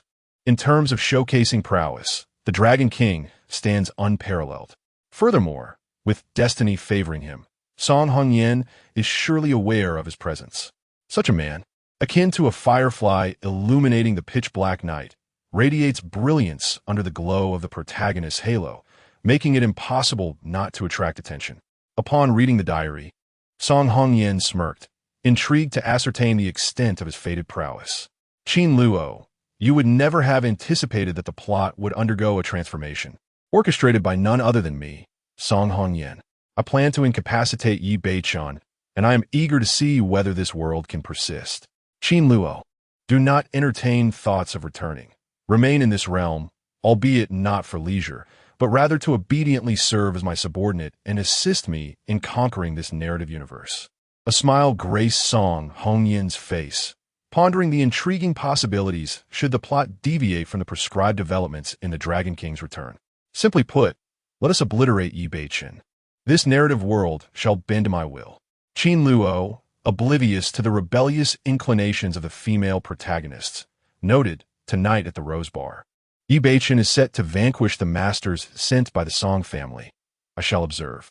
The enigmatic figure behind the Rose Bar, a woman named Yi Linglong, is also a protagonist, though her affections lie with a childhood friend. Thus, she currently harbors no feelings for Yi Bei-chun. Never mind feelings. If the female protagonist remains unchanged, I shall count my blessings. As Yi Bei-chun pursues romantic conquests, I intend to join him. After all, I have lingered in this alternate world for many years without indulging in any escapades, and the recent pressures have been overwhelming. Speaking of which, I genuinely envy Yi Bei-chun. As the Dragon King, he revels in merriment abroad, engaging with numerous enchanting companions, all while the female protagonists willingly accept their roles in his harem. They are truly formidable, unlike us, who have yet to engage with any women in this world. Having completed his diary entry, Qin Luo tucked it away. He had come to terms with the transformations this world had undergone. If necessary, he would retreat without hesitation. Congratulations on completing today's diary entry. You have met the word count requirement. Rewards. Constitution 1, money 50,000, and you have triggered a lucky draw, receiving the ancient martial arts technique.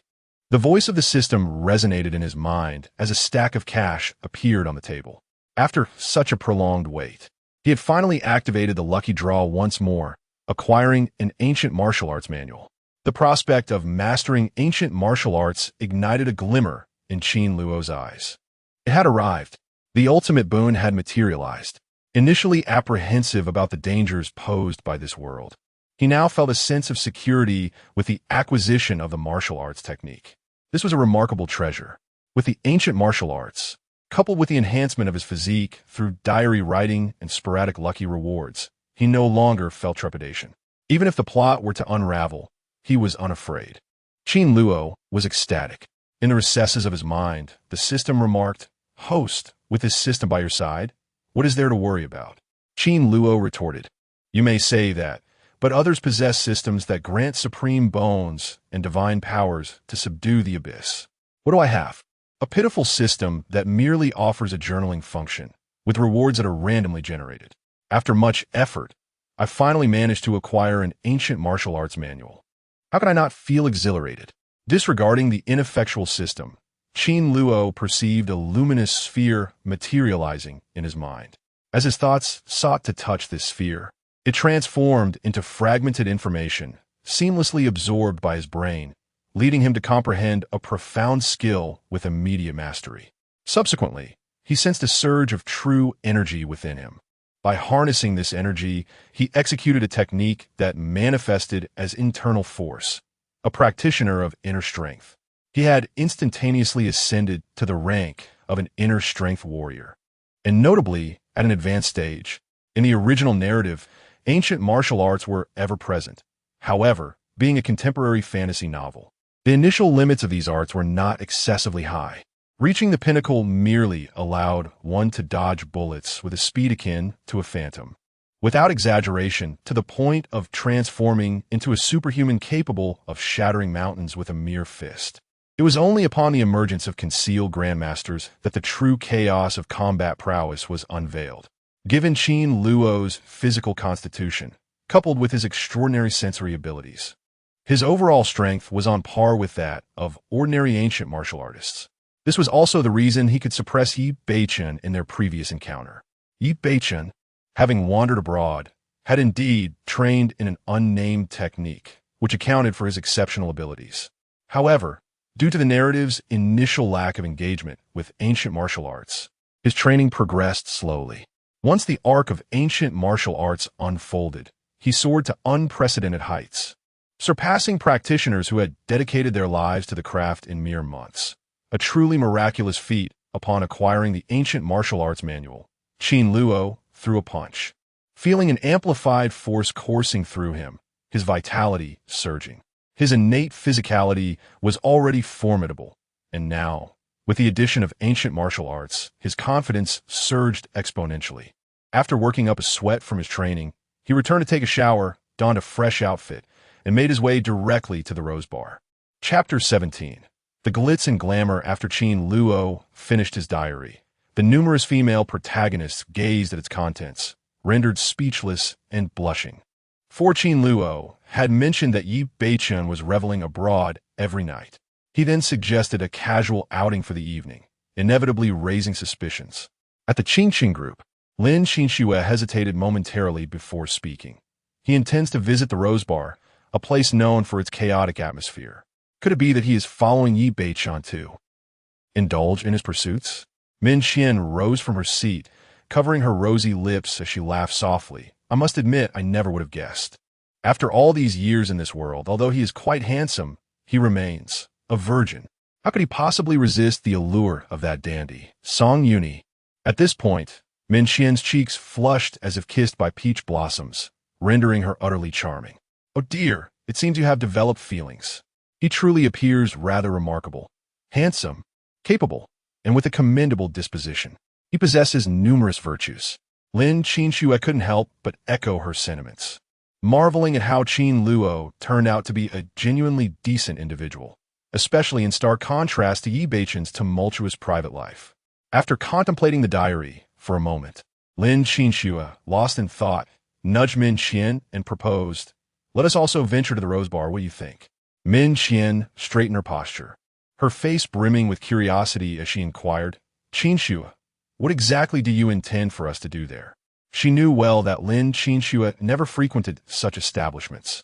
Her idea of a casual drink involved an evening spent reading with a glass of red wine to aid her slumber. Now, hearing Lin Qinxue's intention to visit a bar, Min Qian regarded her with intrigue. Suddenly, she giggled, playfully winking at Lin Qinxue as she teased, "Ah, I see. You surely wish to keep an eye on him to prevent him from pursuing other women. Very well. We shall head to the Rose Bar tonight to thwart Qin Luo's romantic escapades. Such indecent behavior as soliciting must be curbed with utmost seriousness. It is intolerable." With a composed demeanor, yet a hint of blush on her cheeks, the captivating Min Qian gestured dramatically, her voice ringing clear as she proclaimed, "Oh dear, do not misinterpret my words. What nonsense are you uttering?" Lin Qinxue's cheeks flushed slightly, maintaining her tranquil expression as she replied, "We are merely following to observe the unfolding events, with no ulterior motives. Consider this. Song Yuni was attacked at the entrance of our Qinsheng group. And while the Song family primarily targets Yi Beichun, they certainly will not overlook the Qinsheng group. We should gather intelligence to prepare ourselves." Lin Qinxue analyzed the situation with earnestness. Min Qian rolled her eyes, conceding, "Whatever you say goes. I will accompany you regardless." In truth, she was merely jesting and did not genuinely believe Lin Qinxue was going to the bar merely to monitor a man. At the Song group, in the office on the 39th floor, Song Hongyan pondered deeply upon reading the diary. If Qin Luo, the reincarnator, were present, it would certainly complicate matters for the Serpent King in completing his task. She dialed a number once more. Once the call connected, a voice on the other end responded. "Boss, what are your instructions?" Song Hongyan lightly pressed her pink lips together, her slender fingers gently tapping on the table, producing a rhythmic sound. On the other end of the line, silence prevailed as the man awaited her instructions. "For tonight's operation, let the Night Owl join us," Song Hongyan declared. The man was taken aback. The collaboration between the Night Owl and the Serpent King hinted at a formidable opponent. However, he did not dwell on it. For Song Hongyan's words were commands. He responded with utmost seriousness, understood. After hanging up, Song Hongyan sat in her chair, her gaze reflecting deep contemplation. After a moment, a smile graced her lips, and in a languid tone, she remarked, "Qin Luo, tonight will surely be an unforgettable evening." Rising from her seat, she strolled into the adjacent lounge to change her attire. As she emerged from her office, her assistant, Xiaolon, was momentarily entranced by Song Hongyan's transformation. Today, the CEO had adopted a different style, clad in a striking red spaghetti strap gown, the delicate straps resting on her fair, rounded shoulders. Her smooth, lustrous bosom was prominently displayed, revealing a tantalizing cleavage, exuding a fiery allure more captivating than ever. With a charming smile, Song Hongyan donned a black women's blazer over her outfit, concealing much of her alabaster skin while simultaneously projecting an air of elegance and sensuality. A fragrant breeze wafted through the air and under the astonished gaze of her assistant. Song Hongyan, in her high heels, gracefully exited the company and drove off in a red Maserati towards the Rose Bar. At the Rose Bar, the night was alive with vibrant lights and an intoxicating atmosphere of indulgence. Yet above the second floor, the ambience transformed into that of an opulent private club, accessible only to the bar's platinum members, where guests were invariably of wealth and status. The bar's owner, Yi Linglong, perused a copy of her journal, her gaze distant, contemplating the significant events likely to unfold on her territory that evening. The protagonist, Yi Beichun, would be present, as would Qin Luo, and perhaps other leading ladies would join the fray. How delightful! Let the game continue, she mused with a soft chuckle. At that moment, the sound of revving engines reached her ears. Standing by the window, Yi Linglong beheld Song Hongyan in her red dress, draped in a black blazer. Stepping out of the Maserati, setting her journal aside, she descended to personally welcome the guest, for it was none other than Song Hongyan. This woman remained an enigma to Yi Linglong in Qinzhou, concealing numerous secrets. If possible, she would prefer not to be adversaries with Song Hongyan. Upon seeing Yi Linglong, Song Hongyan's eyes sparkled, and a knowing smile graced her face. As a platinum member of the Rose Bar, she was well acquainted with the owner. In the past, she had attempted to investigate Yi Linglong's background, but had uncovered little information, save for the knowledge that a formidable force backed her. For a woman to establish herself in the circles of Qingzhou was no simple feat, let alone one who owned a bar. Conflict was inevitable in such a realm. Several years ago, the eldest scion of the illustrious Huang family, one of the 10 prominent families in Qingzhou, caused a ruckus at the Rose Bar. In a drunken stupor, he inappropriately approached a beautiful waitress, only to be promptly interrupted and unceremoniously ejected from the establishment. In a surprising turn of events, the Huang family chose to endure the humiliation and suppress the incident. Ever since that episode, the Rose Bar has encountered no further troubles, and no one has dared to create a disturbance again. Song Hongyan held Knight Linglong in high regard, but she was taken aback to discover that Knight Linglong was also one of the consorts of the Dragon King. Yebeichen Turuli possessait remarquable charm, managing to gather a diverse array of women, as if he were collecting stamps.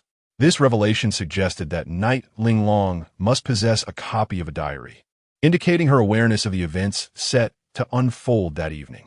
Hongyan, you've arrived, Knight Linglong exclaimed with a playful laugh, stepping forward to embrace Song Hongyan. The sight of these two voluptuous and enchanting women standing together captivated the attention of those around them. Song Hongyan was, without a doubt, a paragon of grace, her every movement exuding an unparalleled allure that drove onlookers wild.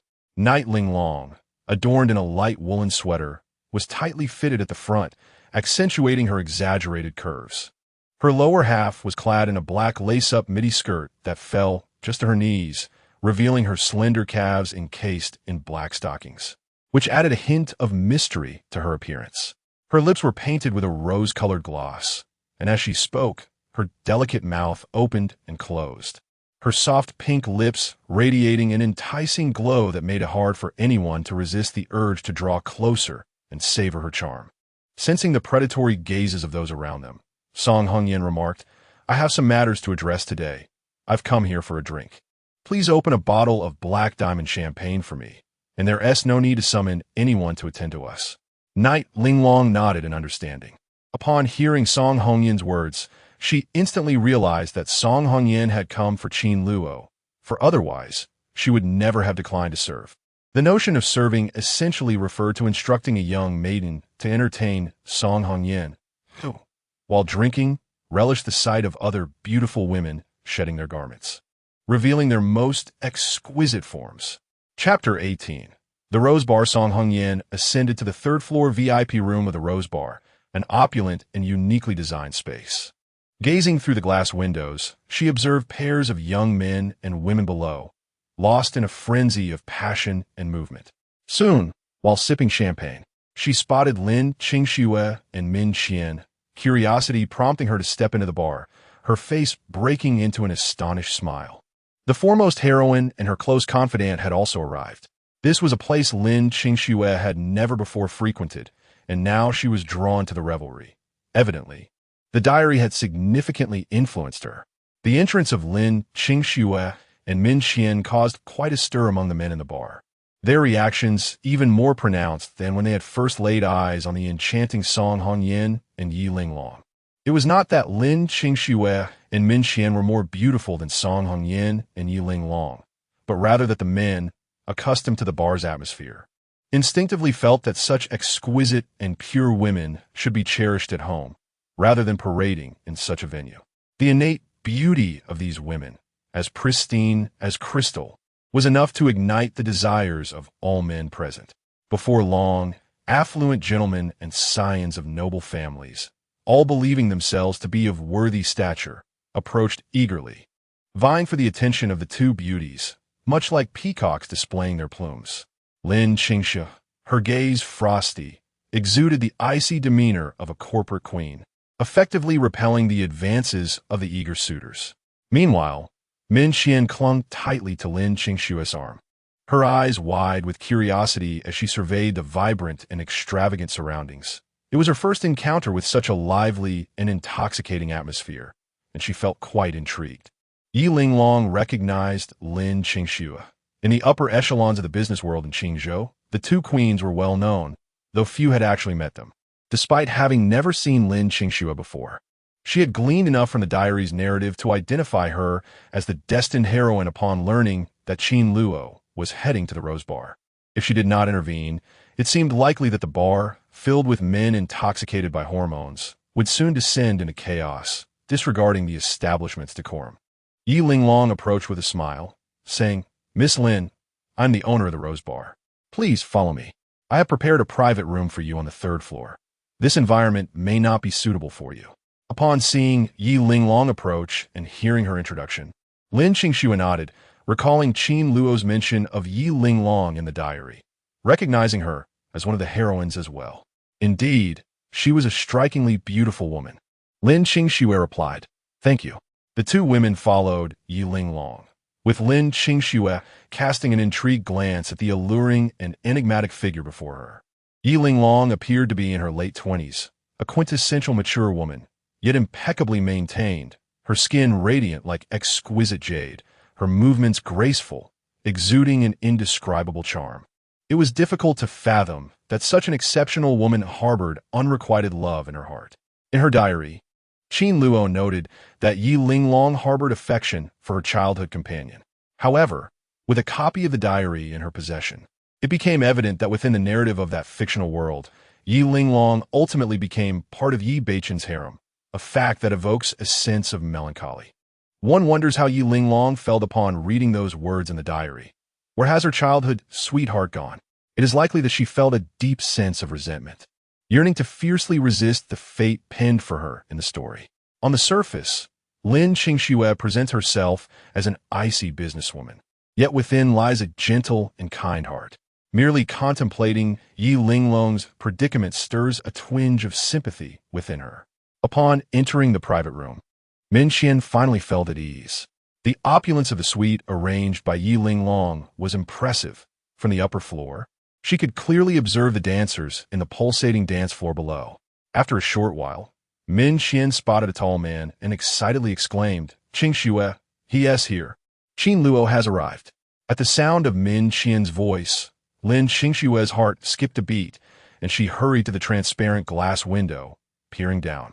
Indeed, she beheld Qin Luo's tall figure, his curious gaze leading him into the Rose Bar. Today, Qin Luo was particularly dashing, clad in a relaxed shirt topped with a casual blazer, paired with simple yet stylish trousers. He exuded a youthful trendiness, yet his demeanor was mature and composed. With Qin Luo's physique and appearance, he was a natural model, effortlessly pulling off any attire. It is more believable to regard him as the protagonist than to attribute that title to Yi Beichen, who often appeared disheveled, with unkempt hair and faded jeans that did little to impress. It was baffling how, within the story, Yi Beichen's lackluster style attracted the affections of numerous female leads. Lin Qingxue, however, was well aware of her preference for men who presented themselves in a polished and clean manner. Indeed, he has arrived. Lin Qingxue's eyes narrowed as she spoke coldly. Min Qian, giggling beside her, remarked, "Oh my, he has quite the charmer." The moment he entered, several flamboyantly dressed sirens approached him. It seemed that tonight, his quest for romantic conquest would not only proceed smoothly, but exceed expectations. Min Qian, covering her mouth in delight, chattered incessantly, causing Lin Qingxue to feel increasingly irritable. In truth, Qin Luo was indeed quite popular. Upon stepping into the Rose Bar, the commotion he caused was akin to that created by Lin Qingxue and Min Qian, though the excitement from men contrasted sharply with the shrieks of women upon his arrival. Many affluent ladies, captivated by Qin Luo's striking presence, felt their hearts flutter and instinctively tighten their legs. Several well-dressed women adorned in fine jewelry, exuding the scent of expensive perfume, approached him with fervent invitations for an enchanting evening. Qin Luo graciously declined their advances. He had sought companionship for many years and remained single because he held little interest in ordinary women. Moreover, the female leads, prior to the system announcing the onset of the plot, resembled clueless geese, which naturally did not pique his interest. It is only after the plot commences that these female protagonists begin to transform in their distinct ways, which is precisely why Qin Luo felt a sense of astonishment upon first encountering Song Hongyan. She left an indelible impression on him. Upon hearing Qin Luo's rejection, the women departed, clearly discontented. Qingxue seemed to sense that he had indeed turned her down. Min Xian craned her neck to discern the situation clearly before returning to report to Lin Qingxue. With her arms crossed, Lin Qingxue cast a fleeting glance outside and then turned back to say, "These women, I fear he holds no interest in them." After all, as a time traveler, having witnessed the unparalleled beauty of so many female protagonists within the narrative, it would be improbable for him to be captivated by ordinary, superficial charms. Indeed, Min Xian nodded with a smile. He is a reincarnator. If he were to seek the company of women, it would undoubtedly be those of the highest caliber. However, tonight at the Rose Bar, aside from us and the proprietor Yiling Long, there were no particularly stunning women present. Who could he possibly be searching for? Who cares who he seeks? It would be best if he were left to suffocate, Lin Qingxue remarked coldly.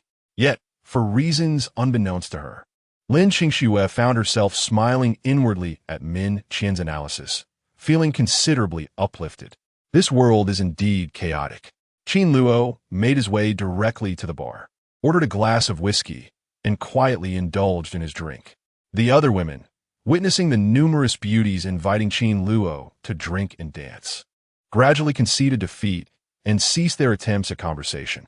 Qin Luo relished the tranquility, for the allure of these women was undeniably lacking. Having encountered so many remarkable female protagonists, he felt no inclination towards these ordinary women. Even if he were to remain in this world, he would seek only the most exceptional companions. Chapter 19. All gathered upon seeing Qin Luo approach. Yiling Long turned her head, curiously appraising him. This traveler possessed knowledge of her past, her experiences, and her future. To many, Yiling Long was shrouded in mystery, utterly inscrutable. Yet in Qin Luo's eyes, she stood bare, devoid of secrets. One wonders how the entire world of the novel appeared to him. Perhaps he too felt a profound solitude, burdened by the weight of omniscience. It is said that for an all-knowing being, everything is transparent, and such awareness breeds a unique loneliness. Yiling Long prepared a drink, the liquid a deep azure, reminiscent of an endless ocean, and presented it to Qin Luo. He regarded it with confusion. "I invite you to drink," she declared. "This cocktail is called—" "I know, deep blue infatuation," he interjected. A forced smile crossed her lips, followed by a sigh. She was certain that Qin Luo was a solitary man, for to him, the world held no surprises. Time slipped away after Qin Luo finished his drink, and soon a man of distinctive charisma entered the Rose Bar. With tousled hair and a devilish grin, he captured the attention of many lonely women in the night. Qin Luo merely glanced at him before turning away, dismissing the intrusion.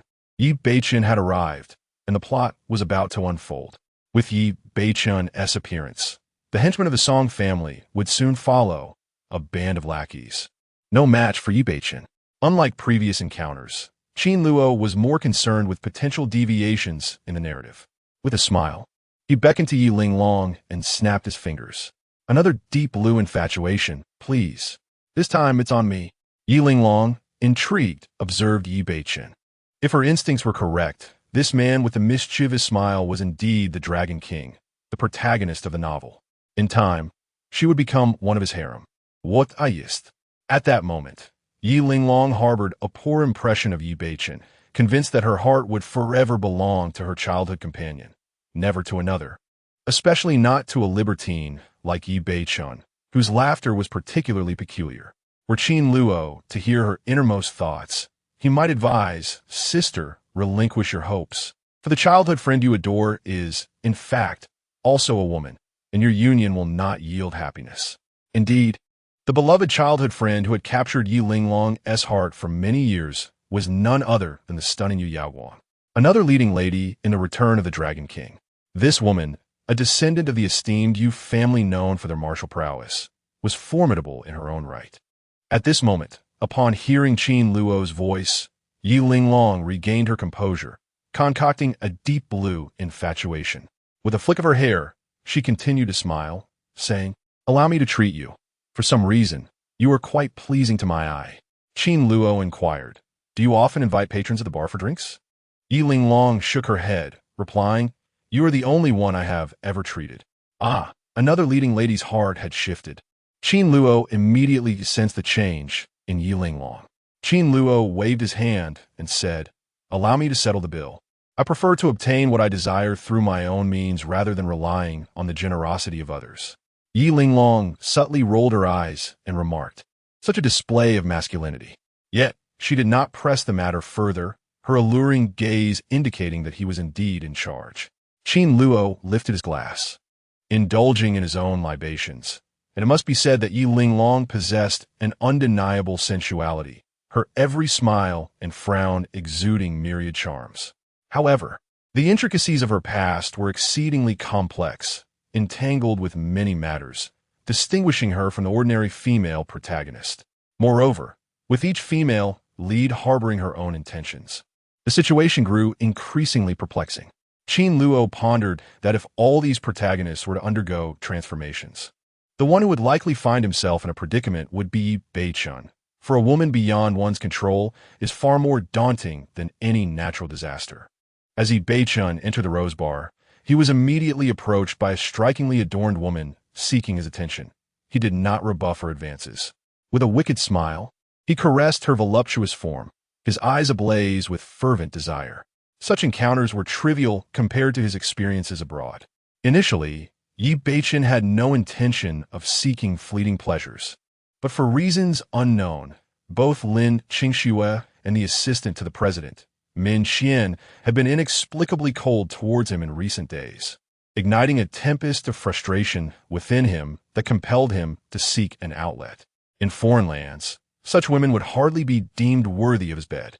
However, having just returned to his homeland, and with his foundation not yet solidified, he resolved to maintain a low profile for the time being. Once the Dragon Soul team arrived in the Dragon Kingdom, it would be time for him to wield his influence and conquer all. Perhaps tonight would mark the beginning of his conquests with these alluring women. Bei-chun's lips curled into a cold smile. Qin Luo, observing Bei-chun's behavior, couldn't help but shake his head, thinking, "Brother, you truly are insatiable, willing to indulge in anything." Yet, it is said that the essence of a dragon is one of indulgence, and having numerous women around the Dragon King is hardly a flaw, is it? Moreover, within Bei-chun resides a true black dragon, a legacy from his grandfather, who had imparted invaluable guidance to him in the original narrative, serving as his greatest asset. Perhaps the author had introduced this element to facilitate Bei-chun's pursuit of a harem, as the presence of a black dragon within him legitimized his desires, forcing the female protagonist to accept this reality. Upstairs, Lin Qingxue and Min Qian observed Bei-chun entwined with several flamboyantly dressed women. Lin Qingxue remained silent, firmly convinced that her fate would not mirror that of a fictional narrative, thus harboring no feelings towards Bei-chun. In contrast, Min Qian's gaze was one of disdain. She had always held a poor impression of Bei-chun, and her dislike had now reached its zenith. A man like him, perpetually frivolous with that ridiculous grin, how could he possibly be worthy of Qingxue? And as for being part of his harem, that's a delusion. Today, I have truly seen Bei-chun's true colors. Qingxue, shall we dismiss him? Min Qian urged, shaking Lin Qingxue's arm. Lin Qingxue held no objections. The Qinghua group was not in dire need of a security guard, and she herself had no desire for a personal bodyguard. However, Bei-chun's position had been personally appointed by her grandfather, leaving her powerless in the matter. Consequently, she found herself unable to act. After Bei-chun exchanged contact information with 4 alluring women, he turned to the bar, his gaze fervently fixed on Yi Linglong. This woman had captivated him from the very first day of his return, exuding beauty and sensuality, undoubtedly a siren. From the moment he laid eyes on her, Bei-chun regarded Yi Linglong as his own. Alas, she responded to him with cold indifference, showing no reaction even to his signature charming smile, a tactic that had proven irresistible abroad. It baffled him that it bore no fruit here. As Qin Luo noticed Bei-chun approaching, he promptly rose from his seat and stepped aside, relinquishing his spot to the Dragon King. A confrontation was imminent, and he wished to avoid entanglement. Should Yi Beichun catch sight of him, it was likely that hostilities would commence prematurely. At this moment, he had no desire to engage with Yi Beichun, for there was no justification for such a confrontation, rendering it an unnecessary exertion. Chapter 20. The protagonist peeks. "Hey, don't leave," Knight Linglong exclaimed as she spotted the loathsome Yi Beichun approaching, only to see Qin Luo departing directly. Frustrated, she stamped her foot, her anger boiling as she gazed at the wicked smile on Yi Beichun's face, which only intensified her ire. She desperately wished to kick him squarely in the face with her high heels. How could he smile so repulsively? Qin Luo, indifferent to Knight Linglong's turmoil, sensed her peculiar demeanor and deemed it prudent to minimize contact. He stepped aside, his gaze wandering around the rose bar, contemplating the unfolding plot. The henchmen dispatched by the Song family were hardly formidable, merely a group of ruffians sent by Song Yuni's mother, a woman who excessively indulged her son. Whenever Song Yuni committed misdeeds, she would simply use her wealth to resolve matters. Such a character was a quintessential foolish villainous. Though numerous, these thugs were insufficient to handle someone of Dragon King's caliber. Before long, a rowdy group burst into the Rose Bar, each one robust and intimidating, brandishing various iron rods that startled the patrons, causing chaos as they rushed for the exits. Knight Linglong's expression tightened. She had anticipated that trouble would arise at the bar tonight, yet she never truly believed anyone would dare to cause a ruckus in her territory, even if the target was Yi Beichun. But to her surprise, as the plot progressed forcefully, everything became problematic. The Song family had turned exceedingly foolish. A chill crept into Knight Linglong's heart. If this continued, she might very well be ensnared in the unfolding drama. Yi Beichun, noticing Knight Linglong's pallor, realized an opportunity had presented itself. The most effective way to captivate a woman was to display a man's allure, and nothing exemplified masculine charm more directly than sheer strength. "Linglong, are you in trouble? Leave it to me. I will resolve everything for you." Yi Beichun grinned wickedly, his tousled hair dancing in the air, exuding confidence as he stepped forward, assuming these intruders were there to disrupt Knight Linglong's domain. Knight Linglong rolled her eyes. "Are you out of your mind? These people are here for you." Moreover, given her own prowess and background, had it not been for him, these ruffians would not have dared to step foot in the Rose Bar. One could only lament the unreasonable nature of the plot. Qin Luo, witnessing the scene, couldn't he help but chuckle, finding the Dragon King amusing, though it was quite in line with his character. Knight Linglong, infuriated, snapped, "What are you laughing at?" Waving his hand dismissively, Qin Luo replied, "I recalled something amusing." After Yi Beichun stepped forward, he faced a dozen thugs, casually addressing them. "Get out of here. Don't soil this place." He regarded these petty ruffians with disdain. Upon seeing Yi Beichun, one burly thug lifted his phone, scrutinizing a photograph. "Boss," his accomplice remarked. "That's him." Yi Beichun felt a wave of confusion. Why did it seem these people were targeting him? The thug inquired, "Are you Yi Beichun?" With a wicked grin, Yi Beichun replied, "Indeed, that's me. Come at me." A multitude of robust men surged forward, wielding iron rods aimed at Yi Beichun's head. It was only then that Yi Beichun regained his senses, realizing this group was targeting him. Damn, he felt utterly humiliated. In a fit of rage, he retaliated with fierce and unrelenting force. Qin Luo, witnessing the altercation, observed for a moment and discerned no unusual developments. Just then his phone rang. It was a call from Song Hongyan. Upon answering, her sultry voice caressed his ear, urging him to come to the third floor, room 301. As her words echoed in his mind, Qin Luo felt a wave of confusion wash over him. Was Song Hongyan here? How could that be? According to the narrative of the evening, she was supposed to be absent. To his astonishment, the plot had indeed shifted, and this change revolved around Song Hongyan. Since their last encounter, Qin Luo had sensed her uncanny nature, suggesting she might diverge from the script. Now, it seemed he was correct. He hesitated, torn between the impulse to meet her and the rationality urging him to refrain. Ultimately, however, the alluring timbre of her voice overwhelmed his reason. Her enchanting tone was reminiscent of a delicate songbird emerging from the thicket, quickening Qin Luo's heartbeat. Meanwhile, in the Rose Bar, Yi Beichen was embroiled in a skirmish with a group of unruly patrons. Qin Luo shook his head, pondering if such trivial matters were worth addressing. Questioning the merit of his role as the Dragon King, he set his phone down, rose from his seat, and ascended the stairs. Qing Xue, he is leaving. What could he be planning? He's going upstairs. Could it be he is seeking us? Min Qian exclaimed, peering through the glass window at Qin Luo's movements. Lin Qingxue quickly joined her, and indeed, they beheld Qin Luo heading upstairs. This cannot be. He shouldn't be aware of our diary subplot. How could he possibly know we are at the Rose Bar? Perhaps he isn't aware of us, but has other matters to attend to. It's uncertain if he's even coming to the third floor. Lin Qingxue mused, though she maintained her composure. The two women hurried to the door, cracking it open slightly to steal a glance outside. The corridor was eerily quiet. Qin Luo had yet to ascend. Qingxue, perhaps you're right. He might be fleeing the plot, taking refuge on the second floor to evade Yi Beichen, Min Qian speculated. No sooner had she spoken than they spotted Qin Luo emerging on the third floor, approaching their direction. Min Qian gasped in fright, prompting Lin Qingxue to swiftly cover her mouth, signaling for silence. Lin Qingxue held her breath, peering through the door's crack, feeling as if she might lose her mind. A frosty female CEO clandestinely spying on a man alongside her friend. What concern did Qin Luo hold for them? Lin Qingxue questioned her own motives for hiding from him, wishing to remain unnoticed at the Rose Bar.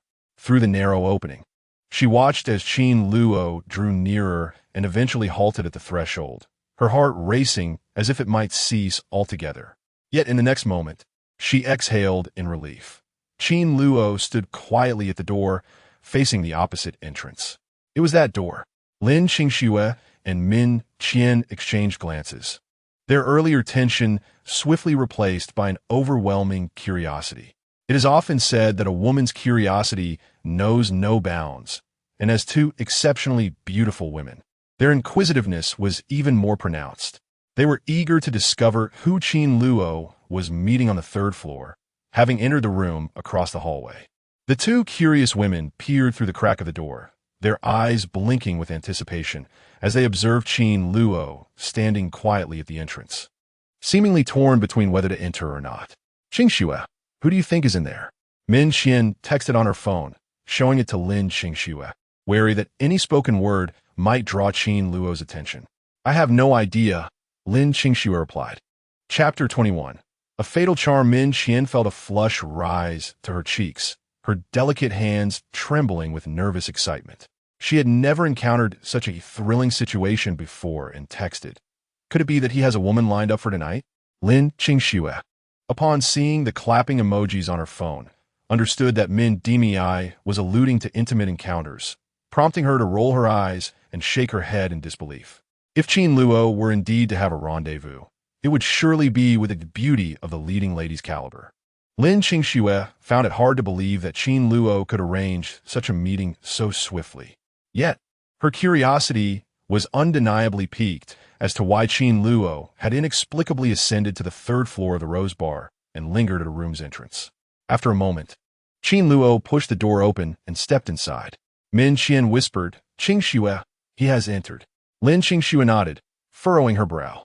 "I see." After pondering for a moment, she quietly opened the door and stepped out. The corridor was eerily silent, devoid of any presence. The third floor of the Rose Bar was typically not accessible to ordinary patrons, reserved for esteemed clients. Tonight, only Song Hongyan and Lin Qingxue occupied this space. "What are you planning to do, Qingxue?" Min Qian asked, astonished, her heart racing with a mix of excitement and trepidation, as if they were engaged in a covert operation. Lin Qingxue gestured for her to come closer. "Come here." The two women tiptoed to the opposite door, tilting their ears against it in an attempt to discern any sounds from within. However, the soundproofing of the Rose Bar's rooms was remarkably effective, yielding no discernible noise.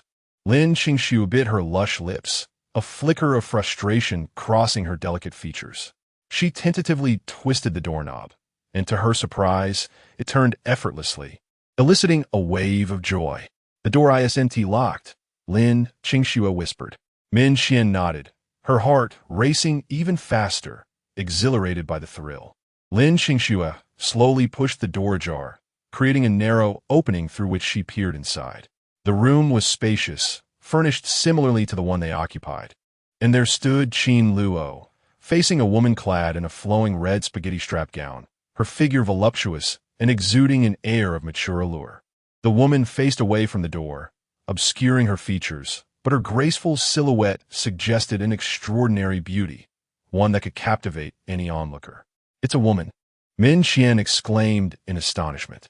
Qin Luo truly has a woman waiting for him. What about us, Qingxue? Min Xian's voice was laced with indignation.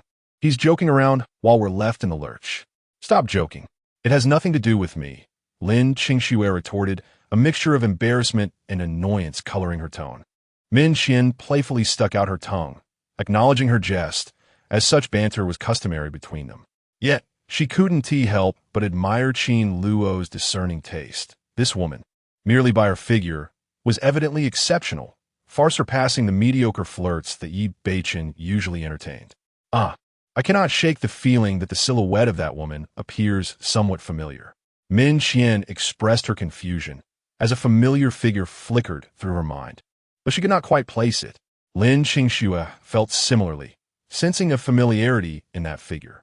In the room, the woman clad in a crimson spaghetti-strap dress, with her slender feet adorned in high heels, gracefully took a few steps, her face turning towards the doorway.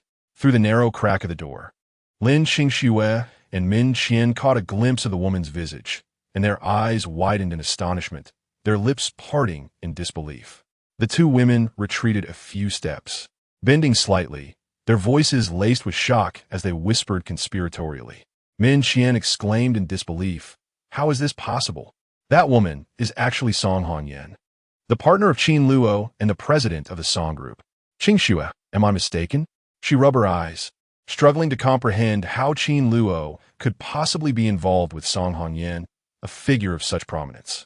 Lin Qingxue furrowed her brow and affirmed, "You are not mistaken. It is indeed Song Hongyan." If this woman were not Song Hongyan, Lin Qingxue would not experience such a significant emotional upheaval. For a long time, she had regarded Song Hongyan as her most formidable rival in the business world. Her feelings towards her were a mix of enmity and admiration, reminiscent of the mutual respect often found between worthy adversaries in tales of chivalry. Seeing Song Hongyan with Qin Luo, Lin Qingxue was incredulous that they could share any connection, suspecting it must pertain to the diary replica. Previously, Song Hongyan had encountered Qin Luo once, and they had established a semblance of acquaintance. Given the woman's nature, Lin Qingxue surmised that she had likely set her sights on Qin Luo. It was akin to discovering that her prized possession had been snatched away by her greatest competitor before she could claim it. This did not imply that Lin Qingxue harbored romantic feelings for Qin Luo. She merely found him intriguing. Yet she had overlooked one crucial point. Many women had laid claim to the diary replica, and while she remained uncertain of her own feelings, others were already making bold moves to seize the advantage. Lin Qingxue gritted her teeth. Song Hongyan had a knack for playing with men, a talent she possessed naturally. However, Lin Qingxue did not believe that Song Hongyan would genuinely pursue any relationship with Qin Luo, for she was Song Hongyan. After all, Qingxue, let us eavesdrop and discern what they are discussing, Min Xian suggested softly, leaning in to listen intently. Lin Qingxue nodded, holding her breath as she too inclined her ear towards the conversation. In the room, Song Hongyan stood before the glass window, her gaze fixed on the scene below. Yi Beichen, indeed a formidable presence, exhibited remarkable prowess. The group of burly men summoned by the Song family were dispatched with ease, as if they were mere rabble, unable to withstand a single strike. Yi Beichen radiated confidence, laughing heartily while occasionally glancing back at Yiling Long, a triumphant smile gracing his lips. How utterly repulsive, Song Hongyan murmured, shaking her head. She could hardly fathom how such a man had captured her interest in novels. It was simply intolerable. Time was of the essence, and she estimated that the Snake King and Night Owl would soon arrive. Today, Long Wang Yi Beichun is destined to meet his demise here. Song Hongyan, with her strategic prowess, intends to eliminate this so-called protagonist of the narrative. She is eager to witness how the world will continue to revolve in the absence of the main character, and who will dictate her fate. A captivating smile graces Song Hongyan's face, akin to a resplendent red rose, causing Qin Luo, standing beside her, to feel a tremor in his heart. Unlike their previous encounter, where she exuded an ethereal grace, today Song Hongyan has reverted to her true persona, radiant, poised, and alluringly seductive. Her presence at the Rose Bar this evening is an anomaly that does not exist in the original text. Clad in a crimson slip dress, delicate straps rest gently upon her smooth, jade-like shoulders, leaving her cleavage bare, revealing a profound cleavage that captivates the eye, with her skin glistening and luminous, evoking a sense of awe. Such an attire has never graced her figure in the narrative. Unbeknownst to Qin Luo, as Song Hongyan departed, she had donned a lady's blazer, which she has now removed in this room, revealing her vibrant allure. This moment has undeniably reached a level of indulgence. Qin Luo gazes upon Song Hongyan's delicate, flawless skin, inhaling her intoxicating fragrance reminiscent of musk and orchids. With her almond-shaped eyes, willow-like brows, and lips like ripe cherries, he cannot help but marvel at her beauty. Such a woman, destined to be part of Yi Beichun's harem, incites a pang of jealousy within Qin Luo. The mere thought of witnessing her beneath Yi Beichun is beyond his imagination. Before experiencing her enchanting charm, she could be perceived as a mere figure on paper. But once one truly beholds her beauty, returning to ignorance is impossible. It is a longing he cannot shake. The allure of certain women possesses the profound ability to stir the soul. Chapter 22. Sip and dance. Qin Luo cautiously inquired, "President Song, what brings you here?" Song Hongyan smiled faintly, recognizing that Qin Luo was probing her intentions, and replied nonchalantly, "Why? Can't I visit the Rose Bar?" It wasn't that she couldn't come, but according to the narrative, she shouldn't be present at this hour. Her sudden appearance suggested ulterior motives. Surely, she wasn't merely here to indulge in drunken revelry. However, Qin Luo could not voice such thoughts to Song Hongyan. He shook his head and said, "No, President Song, you are free to go wherever you please." Both harbored their own thoughts as they gazed at each other. After a moment, Song Hongyan chuckled, walked over to a nearby table, poured 2 glasses of champagne, and countered, "What about you?" With Song Yui's legs broken, as her bodyguard, you still find time to seek amusement here? Qin Luo replied, "Song Xiao is in the hospital, and I have some leisure time to wander. My work allows for such freedom." "Very well," Song Hongyan conceded, finding no fault. "Let's have a drink."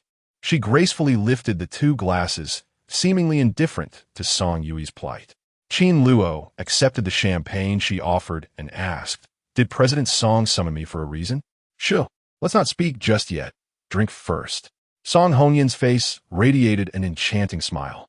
She raised her finger, its crimson nail glistening with a rose hue, and playfully placed it against her luscious lips, signaling for silence with an alluring gesture. Every movement was irresistibly captivating. With her other hand, she gestured with the elegant glass, her gaze flirtatious and inviting. Indeed, she exuded vibrancy and allure.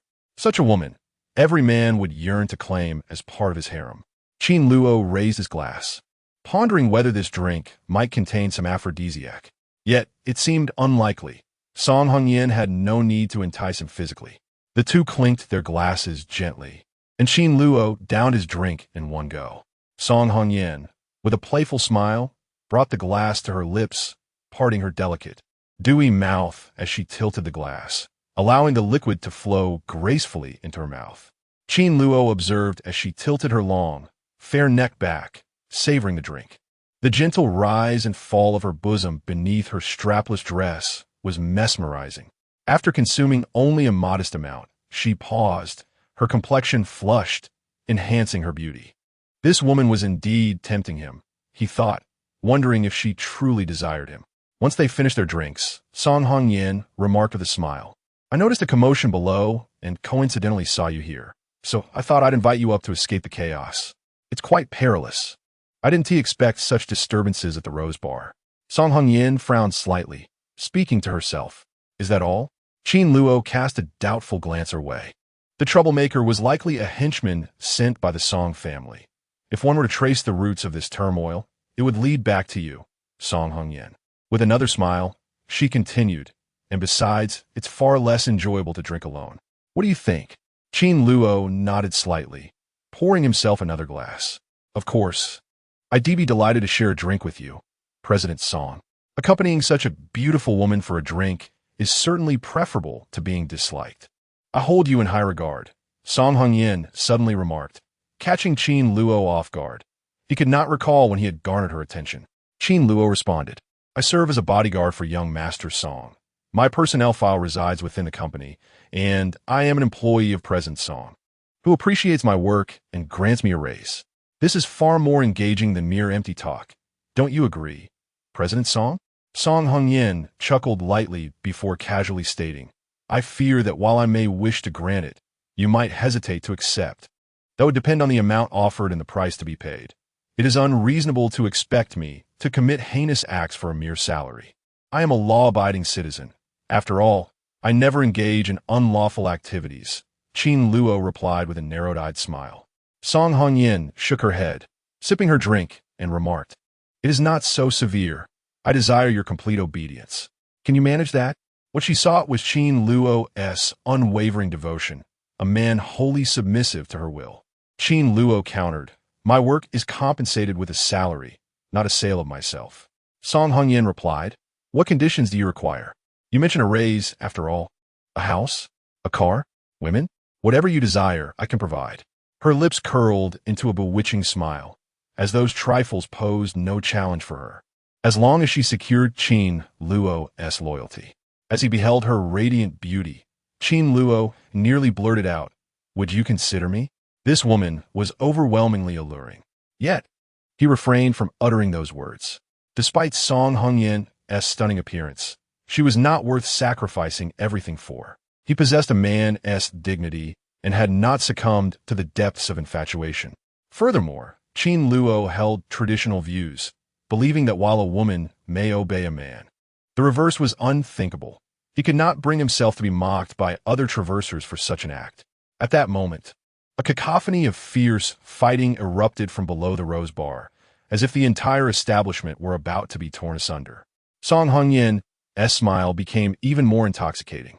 The battle had commenced. First, they must deal with Yi Beichen. Hearing the commotion, Qin Luo assumed the plot was unfolding, with Yi Beichen handling a group of lackeys.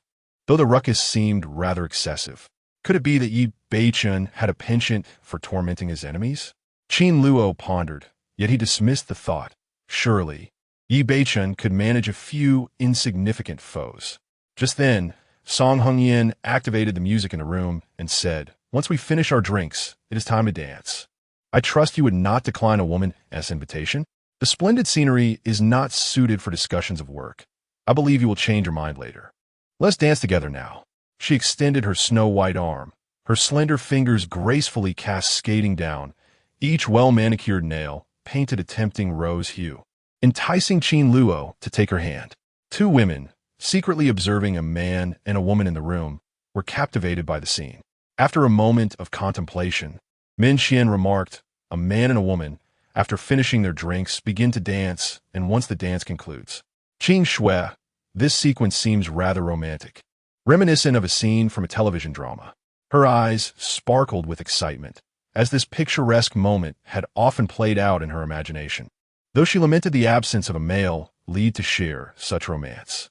To her surprise, she found herself, alongside her best friend, clandestinely witnessing another's date, igniting a longing within her. Lin Qin Shui, feeling exasperated, playfully thumped Min Qian on the head, retorting, Stop daydreaming. I told you not to indulge in so many dramas. You've become utterly enamored. As she observed Song Hongyan extend her delicate hand, Lin Qin Shui, despite being a woman herself, felt her heart race and couldn't resist stepping forward to grasp the soft fingers, joining her in the dance. How could Qin Luo possibly resist? Yet deep down, Lin Qin Shui found herself wishing to see Qin Luo decline the invitation. She held her breath, her gaze fixated on him. Qin Luo, noticing the slender hand extended by Song Hongyan, was certain she was beckoning him. He also recognized that the female lead had transformed. This was not scripted in the pages of the book. The woman before him was undeniably enchanting. Opportunity should not be squandered. Without hesitation, he stepped forward, taking Song Hongyan's hand and wrapping his arm around her graceful waist, their bodies instinctively drawing close as they began to glide across the spacious room. Song Hongyan smiled. Isn't it delightful? My hand is quite beautiful, isn't it? My waist is slender and soft, and no man has ever touched it before. How about becoming my personal assistant? She cleverly referenced their past. As Qin Luo's hand rested on Song Hongyan's waist, he felt its softness and delicacy. She was a woman of extraordinary grace, captivating in her allure.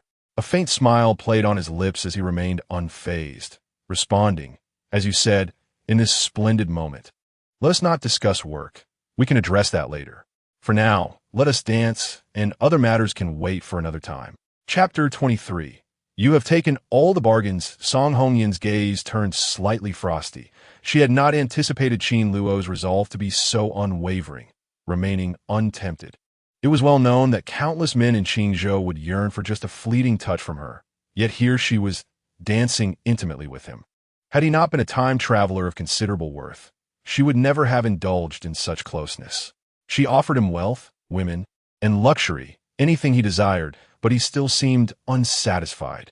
Song Hongyan could hardly believe that, even amidst this narrative, he would receive such generous favors. Accompanying her, he had access to everything, yet he still hesitated. Outside, Lin Qingxue bit down hard, her teeth gritting as she scoffed, a glutton for temptation, unable to withstand such trivial allure. I truly misjudged you. As she watched them dance, Lin Qingxue felt a pang of bitterness. After all, she had nurtured high hopes for Qin Luo after their encounters in the diary quest. She wouldn't have followed him to the Rose Bar otherwise, wanting to ascertain if he could resist the allure of women. However, witnessing him embrace another woman filled her heart with discomfort, a sense of betrayal, as if he had dashed her expectations. I can't watch this any longer. Let us return to our room and leave this place, she declared, turning on her heel and departing. Wait, I haven't seen enough. Min Xian's youthful face displayed a hint of reluctance, her voice tinged with a plea. But upon seeing Lin Qingxue truly leave, she could only steal one last glance at the intertwined figures of Qin Luo and Song Hongyan before gently closing the door behind her. How romantic! Min Xian clasped her hands at her chest, her eyes sparkling with admiration. Who could possibly understand? In truth, Lin Qingxue's words held merit. Perhaps she ought to indulge less in television dramas, having become too engrossed in their narratives. A soft giggle escaped her. Qin Luo, inhaling the intoxicating fragrance emanating from Song Hongyan, found his senses entranced. He embraced her slender form, instinctively letting his hands glide down her delicate waist, resting just above her pronounced curves. With grace, he guided her through the dance, their bodies swirling in harmony. A captivating smile adorned Song Hongyan's face, as if she, too, were lost in the romantic ambience. She tilted her elegant neck, resting her cheek against Qin Luo's broad chest, attuned to the rhythmic beating of his heart, her expression brimming with allure. It had indeed been years since she last danced, once clad in male attire, leading women in dance. The experience now felt entirely different as she donned a sensual outfit and partnered with a man. Suddenly, a series of jarring thuds echoed from below the Rose Bar, shaking the very foundation of the building. A scream followed, piercing through the atmosphere. Qin Luo recognized the voice as belonging to Yi Beichen. That guy. Even dispatching a few minions causes such a commotion, he thought, dismissing the ruckus with indifference.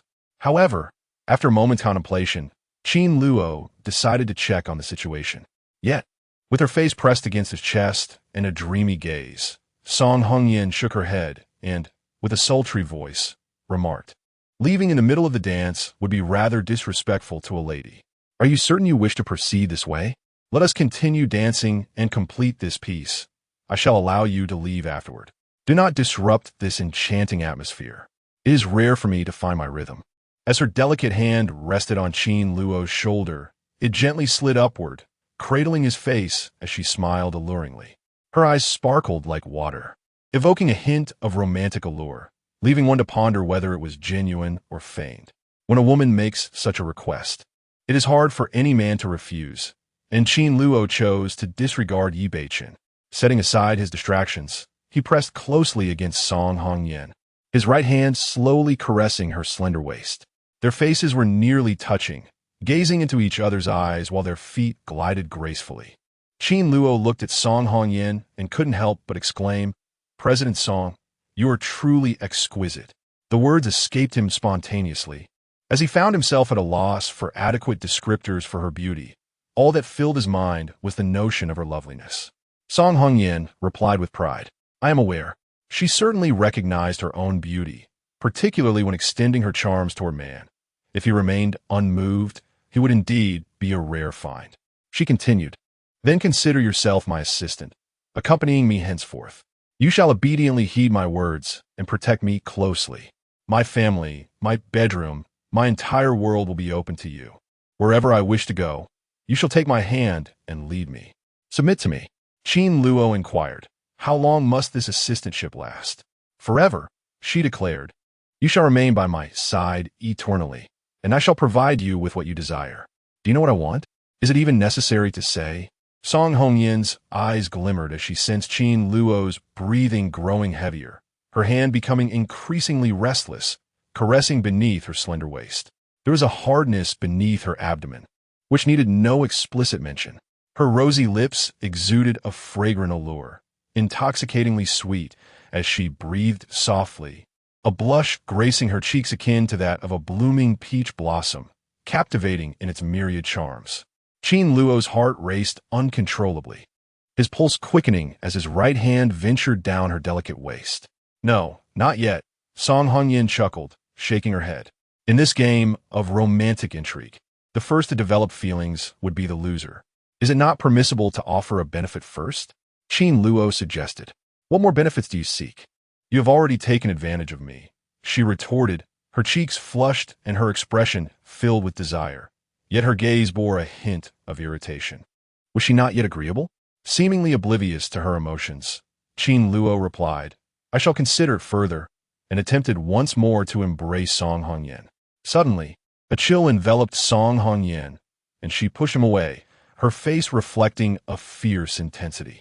This was a clear turning point. Very well. The battle of wits had come to an end, and he had not emerged empty-handed. Meanwhile, Qin Luo discovered that the music had ceased. A sense of melancholy enveloped him, and upon noticing the displeased expression on Song Hongyan's face, he hastily remarked, "General Song, the dance has concluded. I must take my leave." Song Hongyan, filled with indignation, clenched her teeth in frustration. Yet, in her heart, she mused, "Qin Luo, you cannot escape. With Yi Beichen's demise, you shall inevitably become my subordinate." After bidding farewell, Qin Luo descended to the first floor, where the rose bar lay in disarray, with shattered furniture strewn about and blood splattered across the ground. Apart from a group of imposing men dispatched by the Song family lamenting their fate, Yi Beichen was nowhere to be found. What transpired? Had the fight concluded? Where could Yi Beichen have gone? Unbeknownst to Qin Luo, who had been dancing with Song Hongyan, chaos had unfolded in the bar. According to the narrative, Yi Beichen had effortlessly subdued the thugs sent by the Song family. Yet the rose bar now appeared as if it had been devastated, leaving Qin Luo to ponder the nature of the battle. Did Yi Beichen perish? The thought struck him suddenly, a misstep born of beauty. However, in the next moment, he reasoned that if Yi Beichen were indeed dead, he would no longer need to follow the storyline. With the protagonist gone, what fate could await him in this world? The opportunities left by the protagonist would be forfeit, and destiny would no longer intervene, for the chosen one would have perished. Nevertheless, Yi Beichen was the protagonist and would not easily meet his end. If it were that simple, could he still be considered the protagonist? What truly concerned him now was the state of the narrative. The Rose Bar was a scene of utter devastation. As Qin Luo inspected the surroundings, he surmised that at least 3 formidable fighters had clashed, their strikes particularly ruthless, causing immense destruction. The solid wooden tables bore gaping wounds, cracks radiating from top to bottom. With his expert eye, Qin Luo discerned that they had been shattered by a brutal kick. Had it struck an ordinary person, it would have resulted in shattered bones, an alarming display of power. The tiled floor was similarly marred, large pits gouged out as if trampled by immense force. The walls bore depressions resembling a spider's web, a testament to elbow strikes and powerful punches. Additionally, there were clear marks of slashes, indicating that an individual had wielded a sharp weapon, which may have been relinquished in the heat of close combat. Chapter 24. The Prodigy of Destiny. What a fierce battle. Qin Luo examined the traces of the conflict, a look of astonishment etched upon his face. According to the narrative, Yi Beichen had yet to provoke such formidable opponents. Could it be that the enemies had traversed the river of time to eliminate him?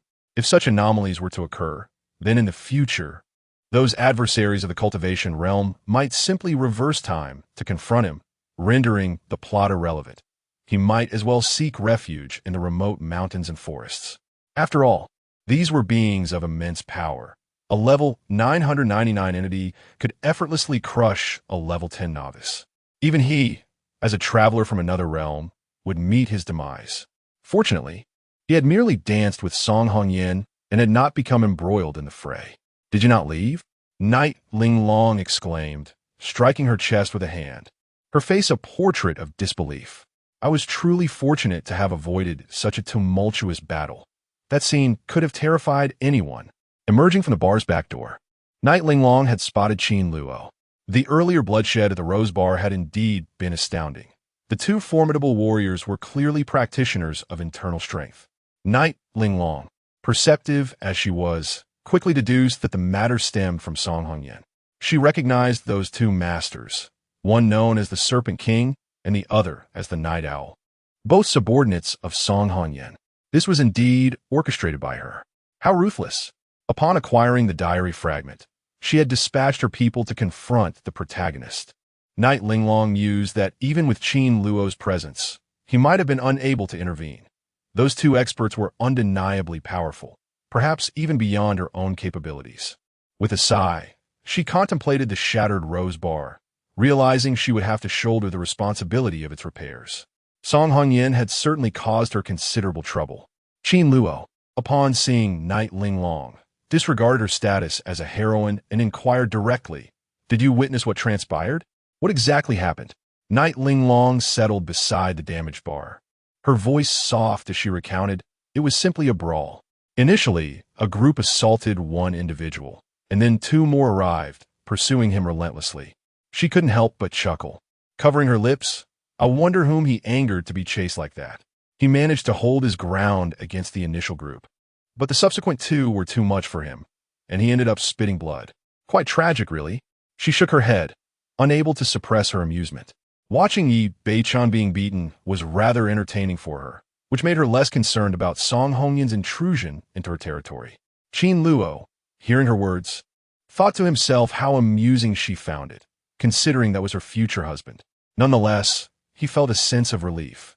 It was not a case of cultivators reversing time. Indeed, it was not as exaggerated as he had feared. After all, this was merely a novice village, and it was improbable that the events could escalate to such extremes. "What happened next?" he asked. Knight Linglong remained silent, preparing herself a deep blue cocktail. Observing her leisurely demeanor, Qin Luo noted that despite the destruction of the Rose Bar, she still found time to indulge in a drink. It seemed that her personality had indeed changed. None were adhering to the script anymore. Moreover, given the severity of Yi Beichen's beating, one would wonder if Knight Linglong could still find joy knowing he would become her husband. If Yi Linglong were to discover Qin Luo's true thoughts, she would undoubtedly cast aside her image and unleash a torrent of curses, declaring that her man is Yi Beichen. After taking a sip of her drink, Yi Linglong remarked, "That person faced two opponents alone. Unable to prevail, he could only flee, with one escaping and two in pursuit. Ah, he even shattered the entrance to my bar. However, considering his unfortunate plight, I shall refrain from demanding compensation." With a shrug, she added, "As for whether he was caught, I cannot say. His chances of escape appear slim. Tonight's events are truly amusing." Upon hearing this, Qin Luo mused to himself, rest assured. The protagonist is the child of destiny. He shall not meet his demise. At that moment, the sound of police sirens echoed outside the Rose Bar, and Long Bing, with her long, elegant legs, arrived fashionably late. She instructed her colleagues to manage the scene before approaching Qin Luo, saying, "What are you doing here again? You seem to be present at every incident. Come back with me. Here we go again." The female lead is completely off script. He recalled that this line was originally directed at Yi Beichun in the novel, but now, with the protagonist missing, it was he who had captured Long Binger's attention. This peculiar turn of events was quite vexing. Yiling Long, observing the expression on Qin Luo's face, laughed with great delight. Qin Luo glanced at her and thought, "You laugh now. Just wait until you discover that your childhood sweetheart is a woman. Let's see if you can still smile then." With the scene concluded, Qin Luo departed the Rose Bar without lingering. Long Binger pursued him, eager to confront him, yet with his agility, he vanished in the blink of an eye. Gritting her teeth, she realized she didn't genuinely want to bring Qin Luo back. She merely sought to make an appearance. Yet upon seeing him flee, she was so incensed that she kicked over the precarious bar counter in front of her. This violent girl, taking advantage of her status as a police officer, was causing chaos. Yiling Long cast a glance, but remained silent. After all, her bar could withstand this level of destruction. These female leads certainly possess strong personalities. Shortly after Qin Luo's departure, Song Hongyan, teetering on high heels and appearing somewhat inebriated, leisurely descended from the upper floor. Upon reaching the ground floor and surveying the disarray within the Rose Bar, she addressed Yiling Long, saying, "I will cover the repair costs." Having said that, she strode out without acknowledging Long Binger. Yiling Long nodded. It was satisfactory that someone was willing to foot the bill. At that moment, two more beautiful women descended from the upper floor, Lin Qingxue and Min Qian, walking one after the other. Long Binger stood in astonishment, realizing that a multitude of female leads had gathered. Did they all possess diary counterparts? Lin Qingxue, upon seeing Long Binger, greeted her warmly, as they were all from the same circle in Qingzhou and knew each other. Curiously, she cast a glance at Yiling Long, noting her understated demeanor. If not for the diary counterpart, she would have been unaware that Yiling Long was also a protagonist, her identity shrouded in mystery. Yiling Long responded with a friendly smile. Through the diary counterpart, she had developed a fondness for Lin Qingxue, finding her quite charming. Lin Qingxue paused for a moment, nodded in acknowledgement, and then departed the Rose Bar alongside Min Qian. A subtle understanding blossomed within the hearts of several women. Returning to the personal quarters of the song group, Qin Luo, disinterested in the unfolding narrative, simply lay down to rest. The following afternoon, he awoke and, adhering to his routine, descended to the vacant space below to practice his boxing, perspiring profusely. Having acquired the Tianyuan Xiangong, his martial arts practice facilitated the circulation of his vital energy, thereby enhancing his cultivation. After completing a set of movements, Qin Luo returned to his quarters, took a cold shower, and summoned the system. "System," he inquired, "what is the status of the plot now?" The system responded, "Currently, the plot is proceeding normally. Please, host, continue your efforts. Once the narrative is completed, you shall return smoothly." It's still normal? Qin Luo was momentarily taken aback. He had not anticipated that despite Yi Beichun's grievous injuries, the storyline remained intact. "Are you certain?" he pressed. "Affirmative," the system confirmed. In Chapter 18 of The Return of the Dragon King, Yi Beichun disciplines the henchmen dispatched by the Song family, and the plot has been successfully fulfilled. "Well, that's splendid," Qin Luo mused, initially fearing a failure in the plot, only to discover it had progressed successfully. "So, Yi Beichun is truly alive?" he inquired. The system replied, "After assessment, the protagonist Yi Beichun's vital signs are stable." "Very well," Qin Luo concluded. "Indeed, he still lives. The chosen one possesses remarkable resilience, able to withstand adversity. Empirical evidence suggests that eliminating the protagonist is, without a doubt, a formidable challenge." Chapter 25. Peeking at the diary having achieved a favorable outcome in the unfolding narrative, Qin Luo felt a significant sense of relief. He settled onto the sofa, retrieved his diary, and commenced his entry for the day. In this peculiar world of the novel, I have witnessed its anomalies. Last night, at the Rose Bar, the plot unfolded with Yi Beichen demonstrating his unmatched prowess, single-handedly challenging dozens of minor characters, exuding an air of bravado. Yet, inexplicably, two formidable opponents appeared and engaged him, leaving him bloodied. Fortunately, the plot remains on course. Yi Beichun is unharmed and has successfully completed his mission. It seems the judgments of this troublesome system lack rigor, which, to my advantage, is rather pleasing. Consider it a thumbs up. Moreover, this indirectly attests to the extraordinary nature of the fated protagonist. Attempting to eliminate him is no simple feat, as every calamity merely serves to elevate his experience points. I sense that upon Yi Beichen's return as the Dragon King, he shall undoubtedly grow even stronger. This pattern is all too predictable.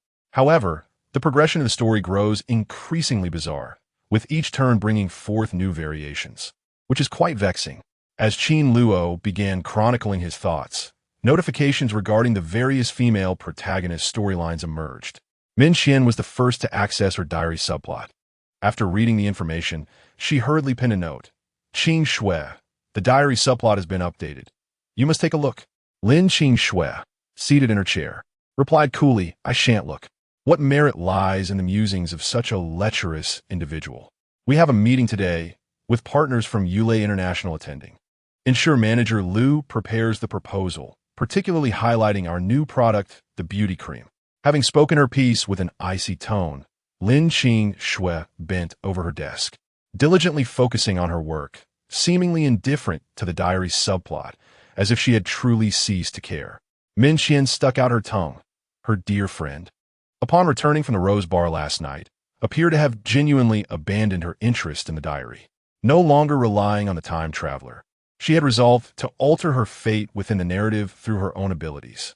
My dear Qing Shui is truly remarkable, Min Xian mused. Nevertheless, the diary subplot is indeed a valuable asset. Perhaps Qin Luo will mention the impending crisis facing the Qinshin group, allowing them to anticipate and avert disaster. Much like the previous warning regarding Song Yunyi's leg being broken. Beyond this prophetic advantage, every time Qin Luo completes an entry, the system offers a reward. And the physical rewards are invaluable, unattainable by monetary means. Furthermore, there exists the possibility of triggering a lucky draw, with the rewards being extraordinarily wondrous. Possessing the diary subplot is wholly beneficial. They bear no costs and, most crucially, have access to numerous secrets. How delightful. She is determined to pursue this to the end. Min Xian regarded the diary as a series to binge, becoming utterly engrossed. It seems the narrative is on the verge of collapse. Qing Shui. Do you think Qin Luo is already in despair over this situation? Should he fail, would he be left stranded in this world? If he were to remain, might he come to pursue us female protagonists? If he pursues me, should I acquiesce to his advances? After all, I do not harbor any affection for him. Observing him dance merrily with that enchanting Song Hongyan, it seems fitting for them to be a couple. It has been said that a harlot is well matched with a dog. They appear quite compatible. Min Xian remarked. He cannot progress through the narrative. It is a consequence of his own actions. Who told him to dance with that enchantress? Song Hongyan.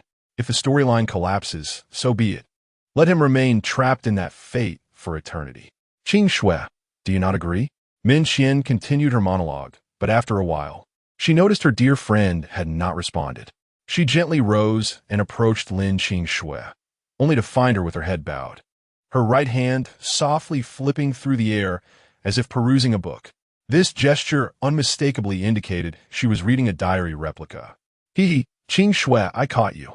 You claim not to look, yet you secretly indulge in it alone. It seems you are quite attentive to that fellow, Qin Luo. Min Xian immediately blinked with a mischievous glint in her eye. Lin Qing Shui was startled by Min Xian's sudden voice and sat up abruptly. Her cheeks flushed like a girl caught stealing a lollipop, her face suffused with embarrassment. Do not speak nonsense. I am working and certainly not peeking at any diary. Lin Qing Shui firmly denied, biting her rosy lips, for this exclusive diary replica was visible only to her, and she would never admit to such a mortifying act. All right, you did not look? I must have misjudged. Min Xian teased, fully aware of her best friend's character. If she continued, Lin Qing might truly become wrathful. Lin Qing pursed her lips, turning her head with a cold huff, declaring, "What do you mean you misjudged? You were the one who was mistaken."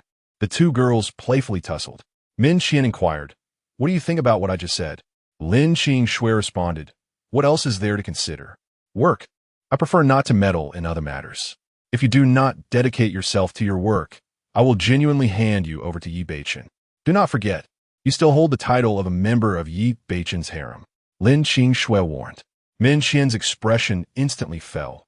Indeed, her issues remained unresolved. According to the information in the diary, every development in the narrative progressed along its intended path. What would she do when Yi Beichen approached her to perform some peculiar act? Lin Qing, with a serious face, said, "Now you know to be afraid. Perhaps you should cease your constant frivolity." Min Xian retorted defiantly, "You're the primary female lead. You will be the first to encounter misfortune. If I find myself in trouble, I shall be behind you in line. I am not frightened." Lin Qing was momentarily speechless, contemplating the diary's content. She wondered why those two suddenly emerging experts had not incapacitated Yi Beichen. It would spare her future entanglements. In the Song Group's office on the 39th floor, Song Hongyan was also perusing the diary. She was quite invested in the outcome. With the Snake King and the Night Owl striking simultaneously, they should be able to eliminate Yi Beichen, right?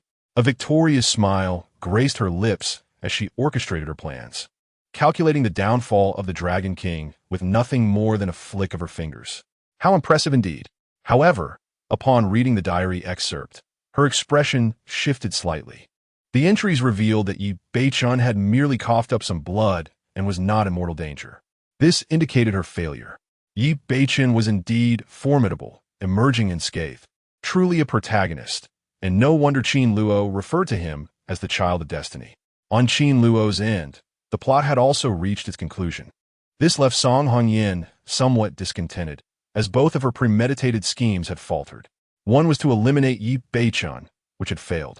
The other was to disrupt Qin Luo's storyline, which remained unfulfilled. The crux of the matter was that she had made considerable sacrifices the previous night, allowing Qin Luo to gain an unfair advantage. It was infuriating that he had merely taken advantage and then retreated without consequence. Recalling their close dance from the night before, her body involuntarily tingled.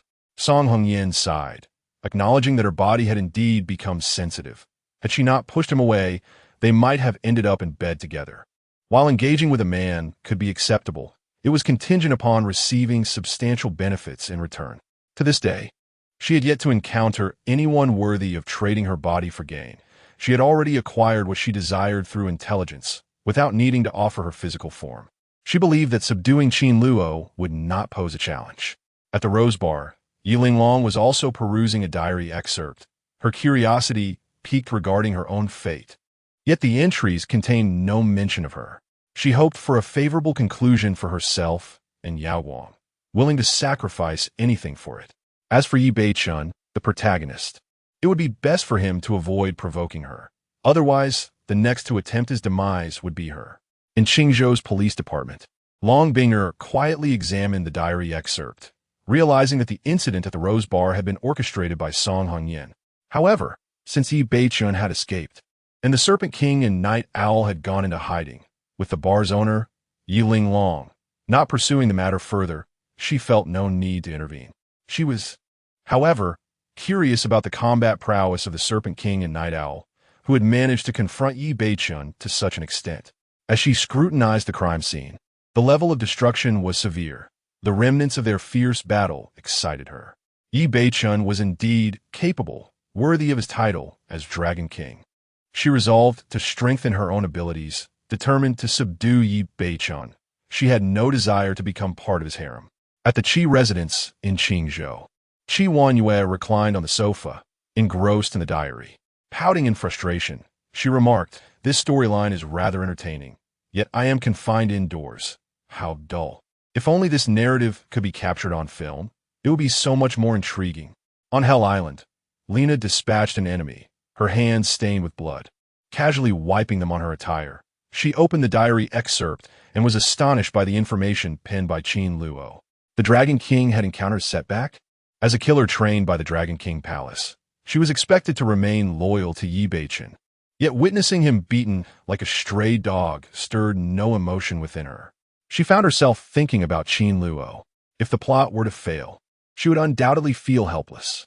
Failing the mission and being unable to eliminate the enemy would lead to terrifying consequences, marking her moments of utter vulnerability. I must intensify my training to earn the opportunity to venture to the Dragon Kingdom. I have someone to meet. A resolute glimmer shone in Lena's eyes. The other heroines also gazed at the diary's copy, as the narrative would soon intertwine with their fates. Since acquiring this diary, they had been captivated like avid viewers of a drama, and now, witnessing the sudden twists in the plot, they felt an involuntary surge of anxiety. At the Song Group's personal quarters, Qin Luo continued to pen his diary. Then there is Song Hongyan. I sensed something amiss about her. Why did she coincidentally appear at the Rose Bar? According to the storyline, she should not have been there. I believe I must investigate her further. Tonight, she donned a different guise, and I truly experienced her fiery passion. Despite her strong intentions, I must admit, she is a woman who can easily quicken one's heartbeat. Such allure is unique to her alone. I suddenly find credibility in the saying circulating in Qingzhou's business circles, that every man in Qingzhou dreams of a fleeting night with Song Hongyan. She perfectly embodies the notion that one may die beneath the peony blossoms, yet remain alluring even in death. Her ambitions are vast, inexplicably wanting me to serve as her subordinate, promising me wealth and other benefits befitting her character. However, as a time traveler and a cycle of the narrative, acquiring such things is not an arduous task. In this world, what do money, women, and power truly signify? They are but bubbles, easily burst. How many powerful figures have been trampled under Yi Beichen's ascent, their fortunes obliterated in an instant. This is a realm where only the Dragon King commands the winds and rains. Others are mere stepping stones. Only strength endures, and what I desire.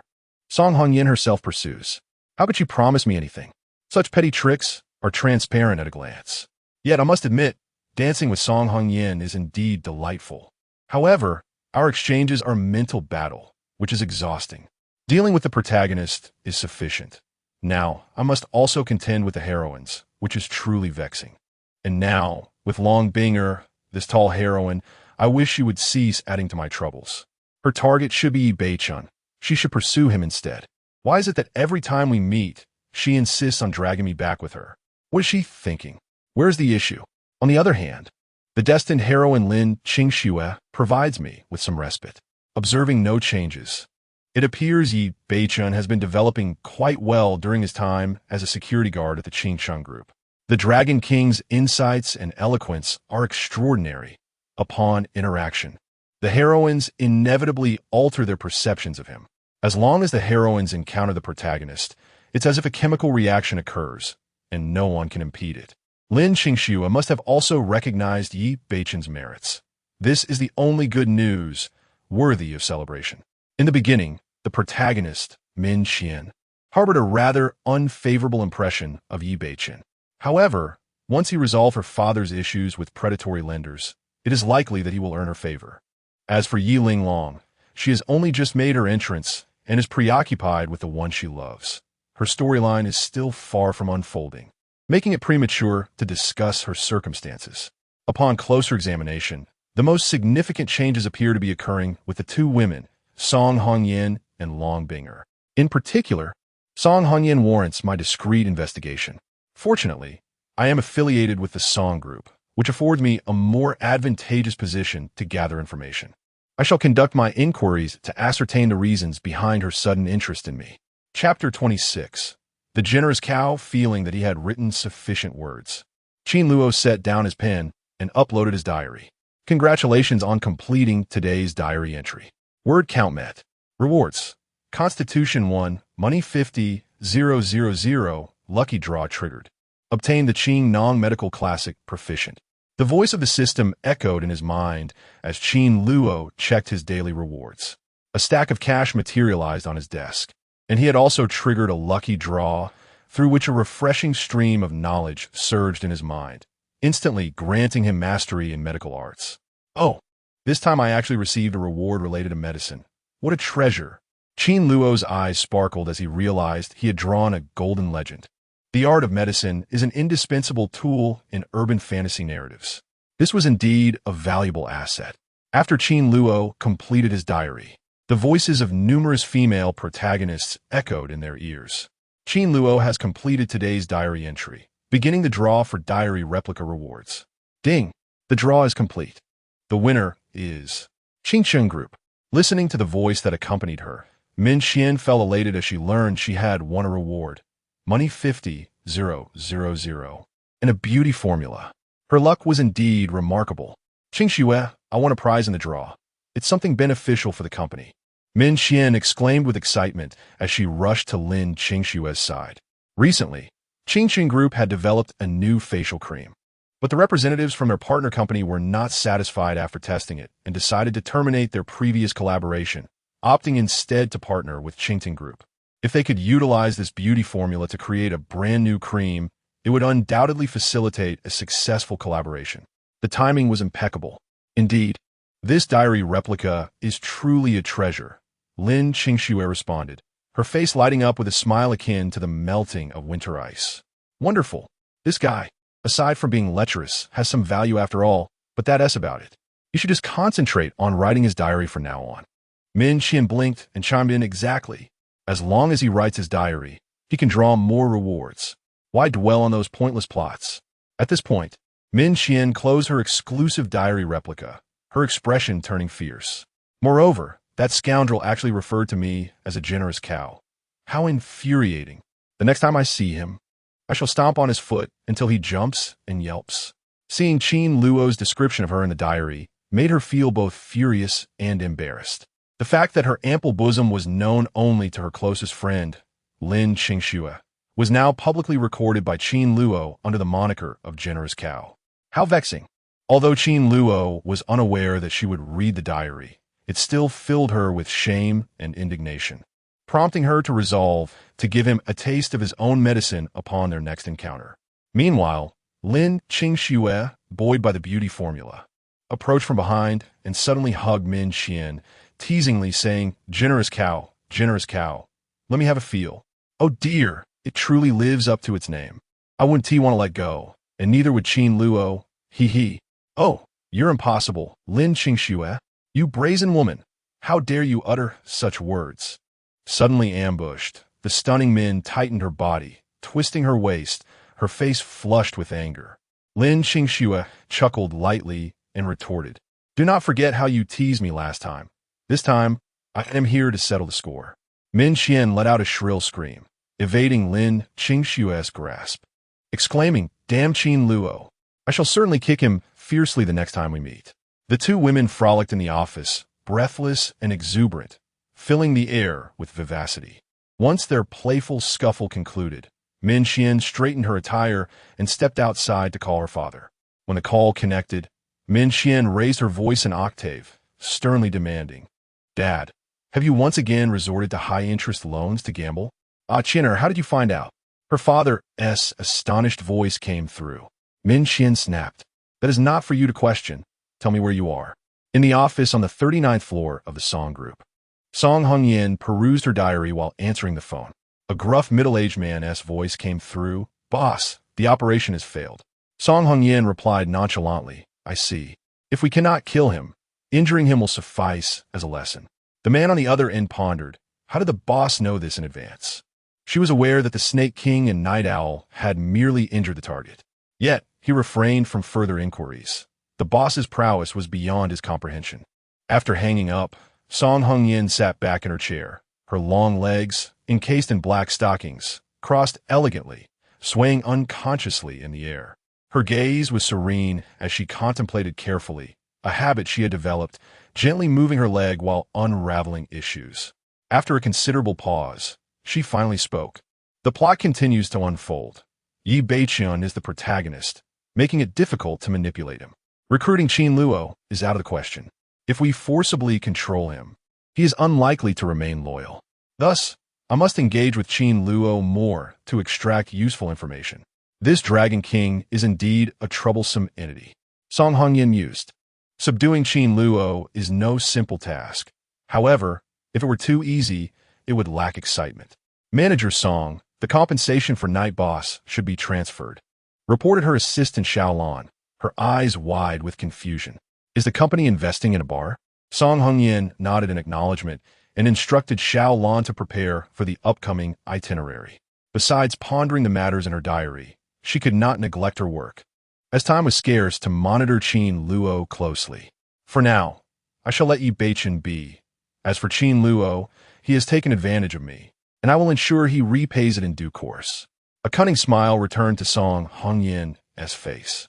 In Qingzhou City Bureau, Long Binger stared at the copy of the diary, her lips pressed tightly together, silent. Even with her typically strong disposition, she felt a twinge of grievance at that moment.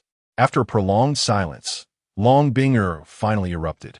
Qin Luo, you scoundrel, I merely wish to engage you in a sparring match to refine my martial prowess. Why must I pursue Yi Beichen? What gives you the right? You assert that within the realm of fiction, I must entangle myself with Yi Beichen. Yet I am a living being with my own thoughts and desires. I have no inclination to seek out Yi Beichen. Why must you insist that I pursue him? He is of no consequence. This absurd narrative. How am I, Long Binger, to conduct myself? Should I allow some fictional world to dictate my actions? Very well, Qin Luo. The next time we meet, I shall forego idle chatter and confront you directly. I am eager to witness your skills and see if you are worthy of my respect. Should you prove to be all show and no substance, I shall ensure you receive a thorough lesson. Long Binger set down her journal, her countenance radiating an intimidating aura.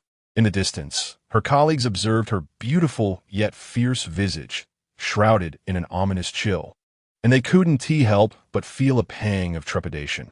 Who had dared to provoke this tempestuous woman? What misdeeds had these individuals committed?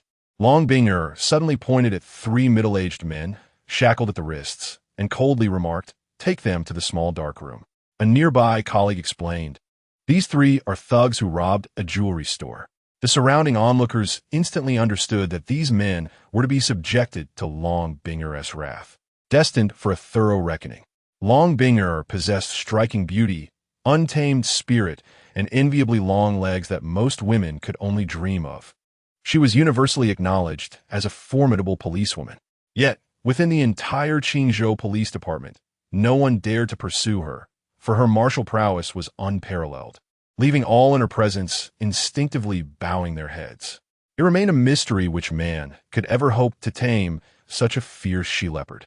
Note, this is a parallel fictional world. Please do not conflate it with real-world departments. Chapter 27. The Welfare Institute. After finishing his diary, Qin Luo inquired about the forthcoming plot. The system responded, Chapter 20 of The Return of the Dragon King. Old Master Qi is critically ill. So we have arrived at this juncture. The sudden misfortune befalling old Master Qi, followed by Yi Beichen's miraculous revival, not only captures the attention of the heroine Qi Wanyue, but also secures the support of the Qi family. Yi Beichen is poised for ascendance. Qin Luo pondered whether disrupting Yi Beichen's opportunities would alter the course of the narrative. Observing Yi Beichen's rise invoked a sense of foreboding. Ideally, Yi Beichen would gain nothing while the plot smoothly progresses. With a flicker of thought, Qin Luo began to deliberate on the most prudent course of action. Every step he took now required him to foresee three ahead, for this was no mere game. A single misstep could endanger his life. In this world of thrilling narratives, to contend with the Dragon King was akin to dancing upon the edge of a blade. At that moment, in a dilapidated urban village, the dimly lit streets were marred by flowing sewage, mere meters away from a bustling night market teeming with life. Yi Beichen s'est beside à direnage pipe. A rat scurrying over his polished leather shoe. The squalid surroundings heightened his agitation, stirring within him a violent urge. After a night of evasion, he had finally shaken off two formidable pursuers. Leaning against the wall, he spat out blood, wiping his mouth clean after leaving a crimson stain on the ground. His demeanor fraught with frustration. As the Dragon King, he had once navigated gunfire and peril overseas. Who would have predicted that he would meet his downfall in this insignificant Qin, reduced to sharing space with sewer rats? When had Yi Beichen ever endured such indignities? Damn it, who were those two? Their sudden appearance and ambush had caught him off guard. Had he not been momentarily careless, he would not be in such a disheveled state. The wrath of the Dragon King spills blood. It was time to summon the Dragon Soul Squad. Endless forbearance would accomplish nothing. Once his forces were assembled, he would first subdue the top 10 families of Qinzhou, then conquer the national underground powers. Yi Beichen. Declare that those who conspire against me, regardless of their identity, are doomed, I assure you. Yi Beichen caressed an ancient ring on his finger, a token affirming his identity as the Dragon King. Standing by the drainage pipe, he retrieved his phone and dialed an overseas number. The call connected swiftly. Dragon King, what is your command? Came the sultry voice of a woman from the other end, the second hall master of the Dragon King's palace, known by the moniker Fox. Fox presided over an assassin organization called Fox Shadow in the underground world. However, after being defeated by Yi Beichen's Dragon King Palace, the organization had reluctantly merged with it. Despite this, she had proven her prowess, securing the position of second-in-command within the palace. Just days prior, she had acquired a diary fragment, which astonishingly contained the ultimate secrets of this world. Initially skeptical, Fox had her doubts dispelled upon reading that the Dragon King had been incapacitated, and now receiving a call from him confirmed her suspicions. Yi Beichen had suffered a setback in the Dragon Kingdom, and now he was gathering reinforcements. Indeed, Yi Beichen leaned against the wall, gritting his teeth as he declared, "Qinger, send me a Dragon Soul team at once. I must settle the affairs of the 10 prominent families in Qinzhou within a month." I'm truly enraged.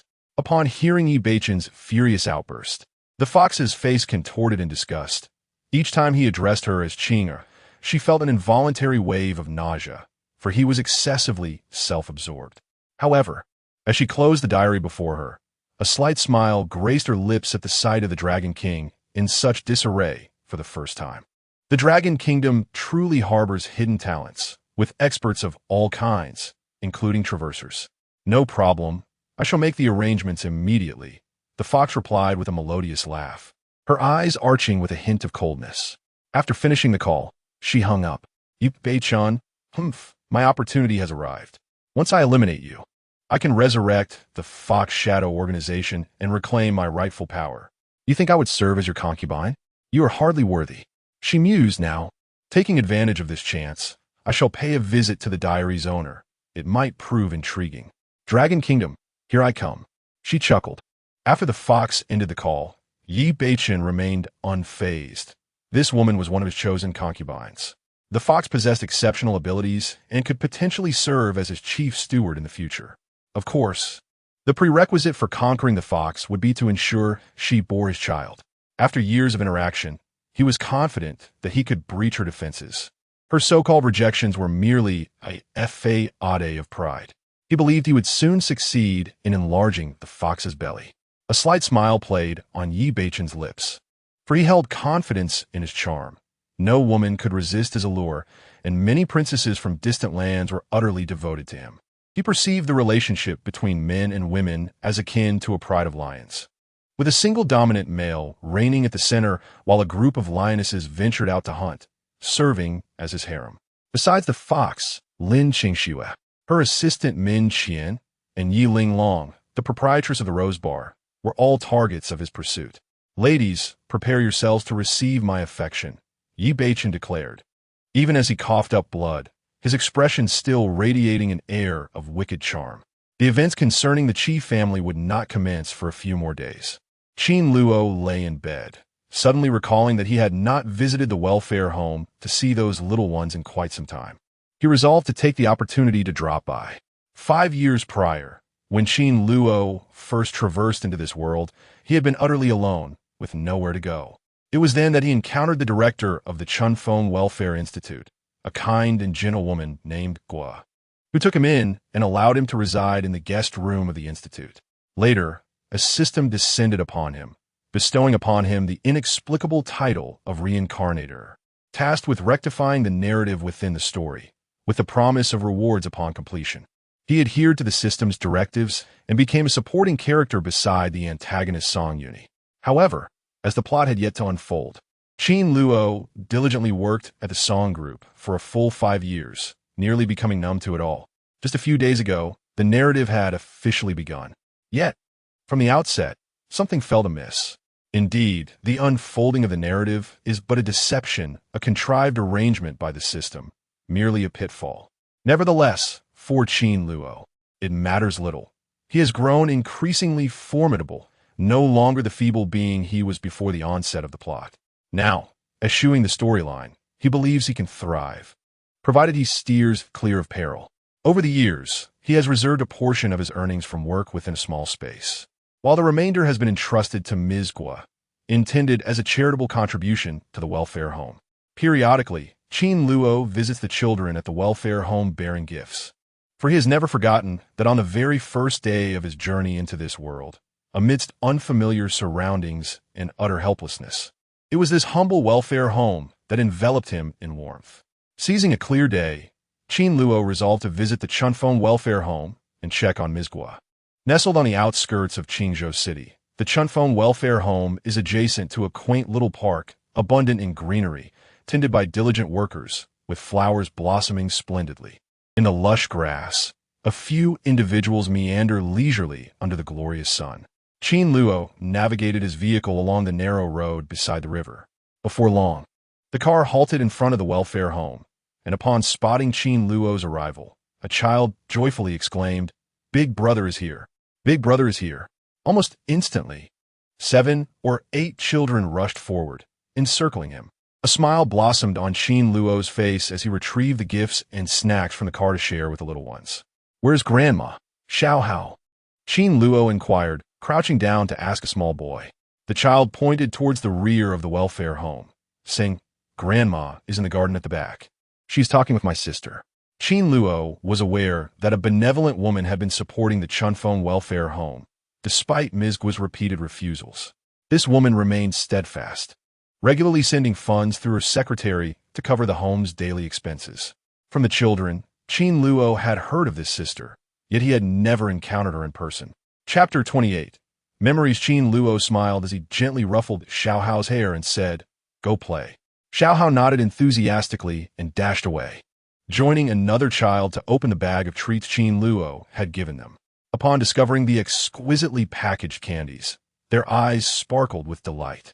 In a hurry, Xiao Hao tore open a candy wrapper and popped it into his mouth, savoring the sweet flavor. Witnessing this scene, Qin Luo chuckled softly. He rose to his feet and meandered around the vicinity of the orphanage. Ms. Guo was engaged in conversation with a guest, making it inconvenient for him to approach her at that moment.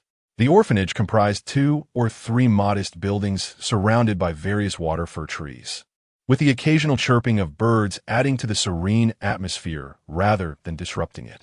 As Qin Luo strolled along the path, he suddenly recalled the place where he once resided, prompting him to head towards the attic of the orphanage.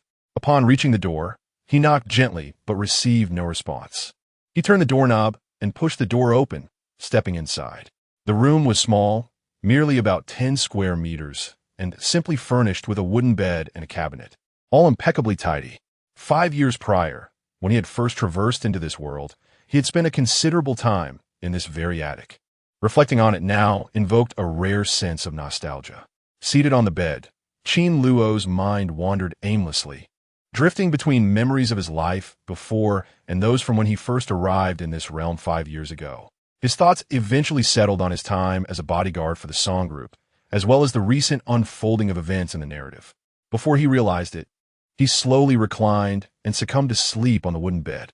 In the garden of the orphanage, a dignified and graceful lady in her 40s walked leisurely alongside a young and beautiful woman on the grass. "Qin Shui, I am grateful for your kindness.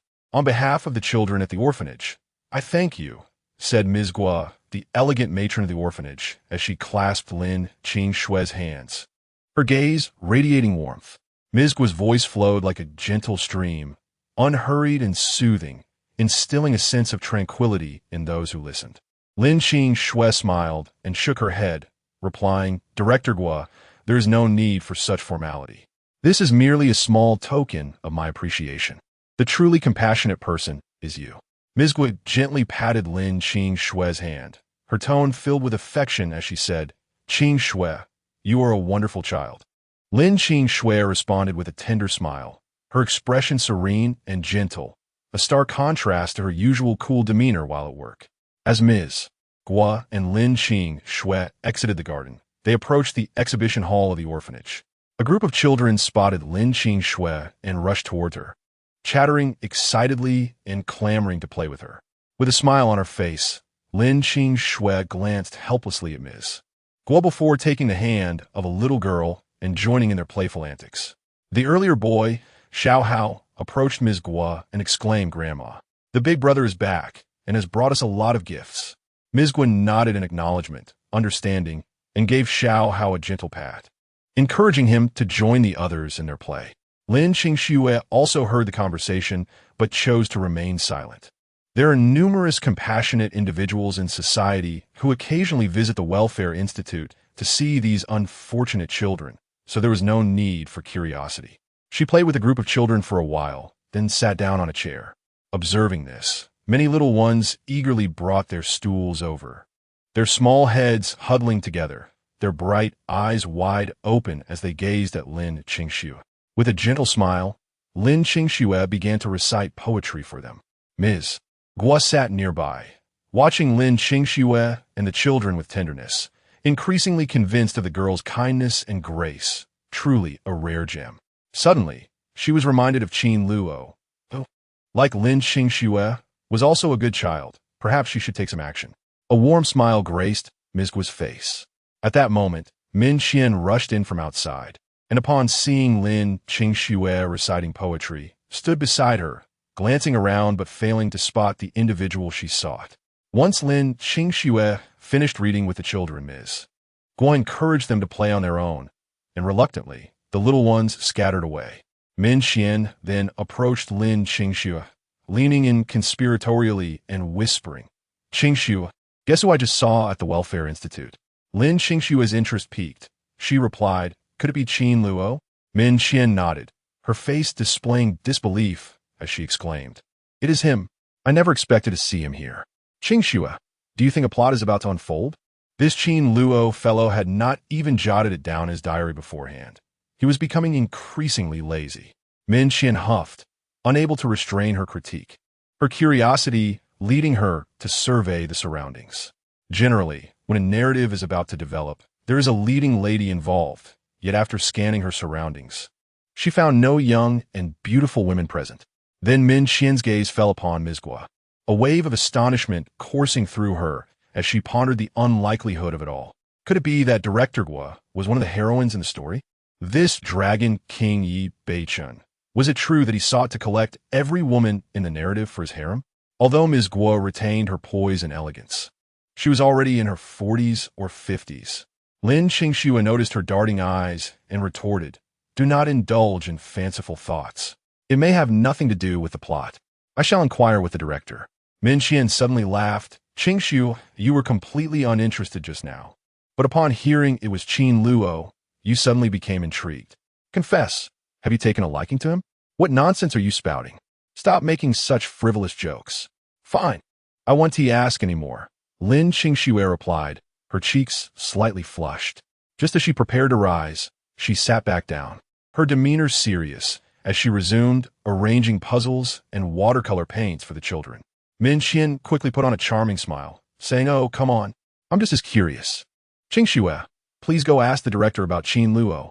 I'm begging you. I adore gossip. I'm just a gossip girl at heart. All right?" Lin Qingshue felt as if her body had been shaken loose, and only then did she rise to her feet and stroll over to Ms. Guo, casually inquiring, "Director Guo, who are the children speaking of? Might you introduce me to them?" A smile graced Ms. Guo's face as she responded, "Ah, you mean him? His name is Qin Luo, a young man, much like yourselves, and he's a fine lad." Lin Qingshue exchanged a glance with Min Qian, both silently acknowledging their surprise that it was indeed Qin Luo. How curious it was. Could there be characters from the novel The Return of the Dragon King intertwined with those at the orphanage? The past few days had been remarkably serene. Was chaos about to ensue again? At that moment, Ms. Guo stood up to pour herself a glass of water before sitting down, slowly adding, Qing Xue, to be frank, I believe you two are quite suited for one another. I was originally contemplating introducing you, but your inquiry feels like fate. At her age, Ms. Guo had developed a penchant for playing matchmaker. When she observed two young people whom she deemed compatible, she would naturally make introductions, which was hardly surprising. Hearing Ms. Guo's words, Lin Qingshue's face flushed crimson, a hint of embarrassment washing over her, and she shot an annoyed glance at her nosy best friend. Look what you've gotten me into by urging me to inquire. Now I'm faced with a matchmaking situation, she thought, feeling the pressure of not wanting to decline Ms. Guo's good intentions. Min Qian, ever playful, stuck out her tongue, realizing that her dear friend was about to be exasperated.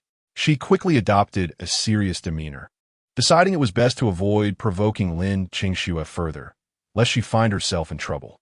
However, the idea of a match made Min Qian chuckle inwardly. It was all rather amusing. Witnessing Lin Qingxue's bashful reaction, Ms. Guo's expression softened further, gently patting Lin Qingxue's hand as she advised. Young people's feelings should be pursued boldly. Do not let shyness hold you back. Missing a good opportunity would bring about regret. Lin Qingxue refrained from countering Ms. Guo's wisdom, acquiescing, indeed, Director Guo, you make a valid point. Min Qian chimed in, Director, do share more about Qin Luo. We're rather curious about him. Perhaps he's suitable for me as well? Wouldn't you agree? Fate must be actively pursued, after all. He is 24 this year, not so young anymore. With a playful wink at Lin Qingxue, she elicited a desire to tease her friend, but out of respect for the director's presence, she restrained herself from any playful antics. Ms. Guo took a sip of water before beginning to recount. While this story is quite lengthy, it dates back 5 years. Chapter 29. A gentle kick. As Lin Qingxue and Min Qian pondered, they realized that 5 years ago marked the time when Qin Luo first traversed into this realm. He had mentioned it in his diary, though they had paid little attention to it. Ms. Guo recounted, it was already 1 in the morning, and the streets were desolate and silent. I spotted him walking alone by the riverbank, and fearing he might be in distress, I approached him to offer some comfort. However, I misjudged the situation. He was not troubled, though his words were somewhat perplexing. He kept repeating, this world, this world. It was as if he did not belong here from the very beginning, which was truly baffling. We chatted by the bridge for about an hour, during which he lamented that if a person were to wander eternally, never able to return to their homeland, what should that person do? Lin Qingxue and Min Qian felt a tremor in their hearts.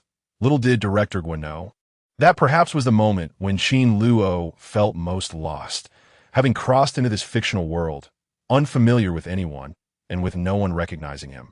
Akin to a specter in a tale, Ms. Guo cradled her cup, savoring the warmth of the water, and smiled as she continued, I could not fathom his thoughts. But anyone who speaks like that must have encountered hardships, perhaps homelessness. Such individuals are often the targets of welfare institutions, so I brought him into my home. The children were curious about him, and he played well with them. I arranged a room for him upstairs and prepared a meal of onion and egg fried rice, calling him down to eat. As Ms. Guo recounted her story, she became somewhat chatty, shaking her head in a mix of helplessness and affection. He unexpectedly began to cry while eating. Oh, a grown man, it truly tugged at my heartstrings. Lin Qingxue and Min Qian could not help but chuckle softly at this. Min Qian teased, Director Guo, it must be that your cooking is so delectable. He was overcome with emotion from hunger. With a gentle smile, Ms. Guo replied, after staying for a while, he suddenly seemed to find a purpose in life and became invigorated, expressing his desire to leave the welfare institution. After I saw him off, watching his hopeful silhouette fade away, my heart was filled with joy. It is wonderful that he has found motivation. After all, idleness can lead one to dark thoughts. Subsequently, he would return to the welfare institution periodically to visit me, bringing small gifts for the children and playing with them. Similar to you, Qingxue, he would also entrust me with some money to help sustain the institution's expenses. Ms. Guo felt a mixture of comfort and helplessness as she admitted. I had refused many times, but Qin Luo was quite persistent, so I accepted. Lin Qingxue felt ripples of emotion stir within her. She had not expected this person, upon his arrival in this world 5 years ago, to have such a poignant backstory. Upon awakening, Qin Luo descended from the attic and entered the exhibition hall, where he beheld the sight of Ms. Gu seated, flanked by two young women. Their laughter resonated through the air, blending warmth and joy. Upon discerning the appearances of the two women, he was momentarily taken aback. How could it be the fated female lead Lin Qingxue and the charming Min Qian? At that moment, Lin Qingxue also caught sight of Qin Luo. Strictly speaking, this was their first encounter, previously at the Qingxun Group. She had been a frosty CEO, while Qin Luo was the villainous bodyguard. Their interaction had been limited to a mere exchange of glances, hardly qualifying as an acquaintance. As for their previous encounter at the Rose Bar, Qin Luo was completely unaware that she was present, and even less so that Lin Qingxue had been observing him during his date with Song Hongyan. Ms. Gu, noticing Lin Qingxue's gaze, turned to her from across the table and, upon seeing Qin Luo, smiled warmly. "Ah, it's Qin Luo. Come over here. I would like to introduce you to someone." "Huh? Introduce me to someone? With the destined, true heroine Lin Qingxue? Is this some sort of jest?" Qin Luo felt a surge of astonishment. After all, she was the foremost heroine of the narrative, a goddess around whom even the Dragon King would revolve. How could she be here seeking a match with another man? As he looked at Lin Qingxue, her cheeks bore a hint of shyness, leaving him uncertain whether it was an act or genuine modesty. Regardless, it felt utterly surreal, like a dream. In truth, Lin Qingxue had not initially harbored such intentions. It was only when Ms. Gu suggested it that she reconsidered, finding the idea not altogether unappealing. After all, forming a friendship was not the same as discussing marriage, and it would provide her an opportunity for closer interaction with Qin Luo. Min Qian, seated nearby, stifled her giggles behind her small hands, thoroughly enjoying the spectacle. She relished the drama unfolding before her, as such theatrical moments were her favorites. Ms. Gu noticed Lin Qingxue's bashfulness and felt a surge of joy, believing that perhaps these two young people might indeed have a spark between them. In her inadvertent role as a matchmaker, her heart swelled with delight. With this thought in mind, Ms. Gu beckoned Qin Luo to come over and arrange a chair beside Lin Qingxue for him. At that moment, Qin Luo pondered whether Yi Beichun was aware that the foremost heroine was on a blind date. Such a plot twist would cause a stir in any novel. With Ms. Gu present, Qin Luo felt no inclination to be irritable. He extended his hand earnestly and introduced himself. "Hello, I am Qin Luo." Lin Qingxue grasped his hand briefly, her fingers delicate and jade-like, parting almost instantly as she replied, "Hello, Mr. Qin. I am Lin Qingxue." Next, it was Min Qian's turn, who chimed in with a playful grin. "Remember, I am Min Qian, Lin Qingxue's assistant, but also her close friend." Qin Luo responded, "I am acquainted with General Manager Lin from Qingxun Group, and it is a pleasure to meet Assistant Min. I work as a security guard at Song S Group." Ms. Gu waved her hand dismissively, stating, "In today's society, too much emphasis is placed on status and identity. In my opinion, as long as both parties are good individuals, there is no need to concern one's self with titles. Happiness together is worth more than anything else." Qin Luo refrained from countering Ms. Gu's perspective, recognizing that her life experiences had shaped her views in ways that diverged from common sentiments. Lin Qingxue and Min Qian exchanged eye rolls, aware that Qin Luo was, in fact, a time traveler. However, it was unrealistic to expect him to disclose this secret, just as they would not reveal the matter of the diary replica. Min Qian, with her eyes glistening, remarked, "Why not consider joining our Qingxun Group? We offer superior benefits." As she spoke, she cast a glance at Lin Qingxue, who nodded in agreement and added, "Indeed, our Qingxun Group warmly welcomes you." The thought of transferring to Qingxun Group made her ponder the proximity to Yi Beichun. Would she even survive that encounter? Although she felt slightly more capable than Yi Beichun at present, he was the favored child of destiny, with the potential to unleash untold prowess at any moment.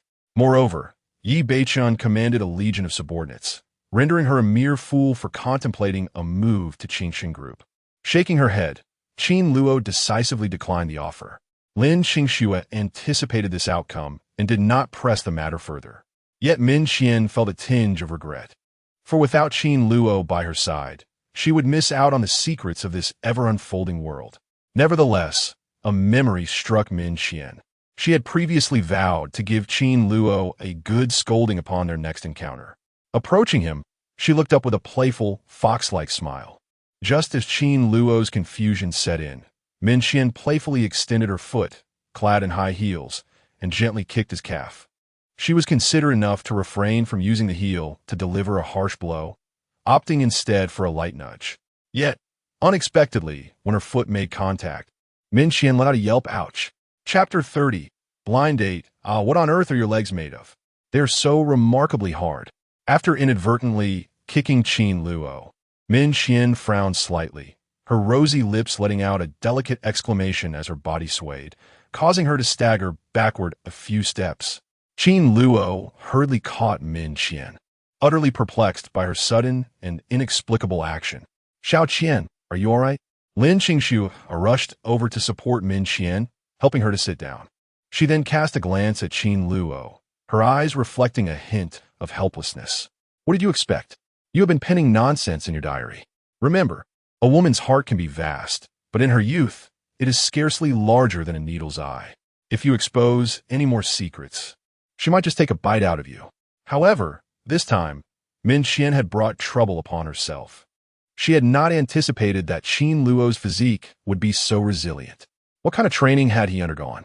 Qin Luo bore a look of resignation, realizing that Min Qian's inexplicable kick had somehow turned into a grievance against him. Secretary Min, what on earth were you thinking? Qin Luo inquired with curiosity. Unable to disclose the diary's contents, Min Qian could only express her annoyance. That day, at Qingxin Group, I observed your duel with Yi Beichen and thought your skills seemed quite impressive. I merely wished to test you. Who would have known you were so formidable? It hurt tremendously.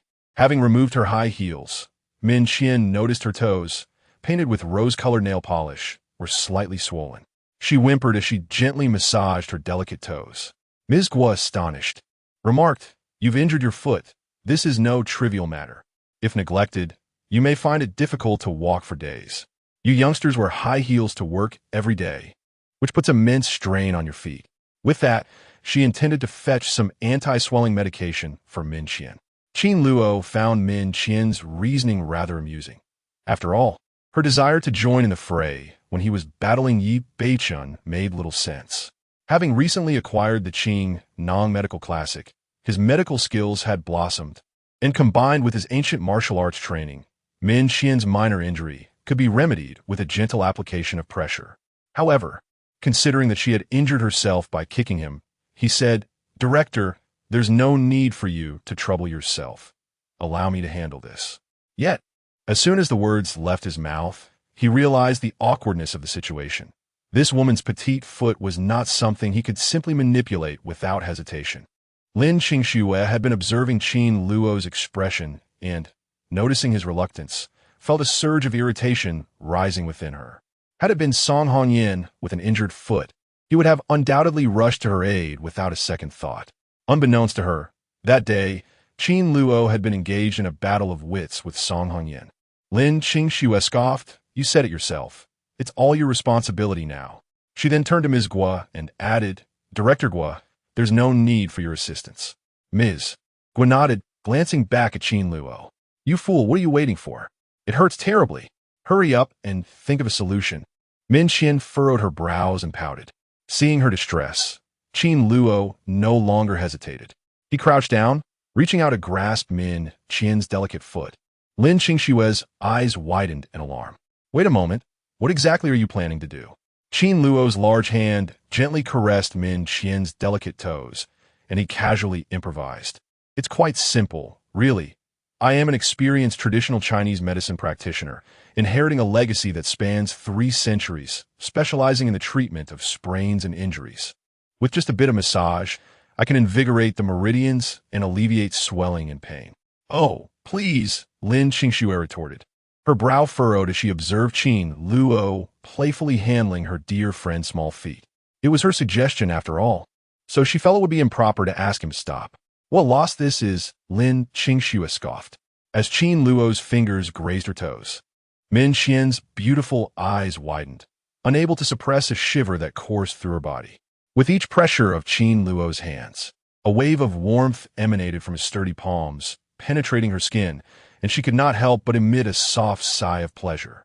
Lin Qingxue, taken aback, thought, "Is it really that delightful?" Min Qian hastily covered her rosy lips, her eyes glistening with moisture as she restrained herself from making any further sounds. Qin Luo, deeply focused, was oblivious to these nuances.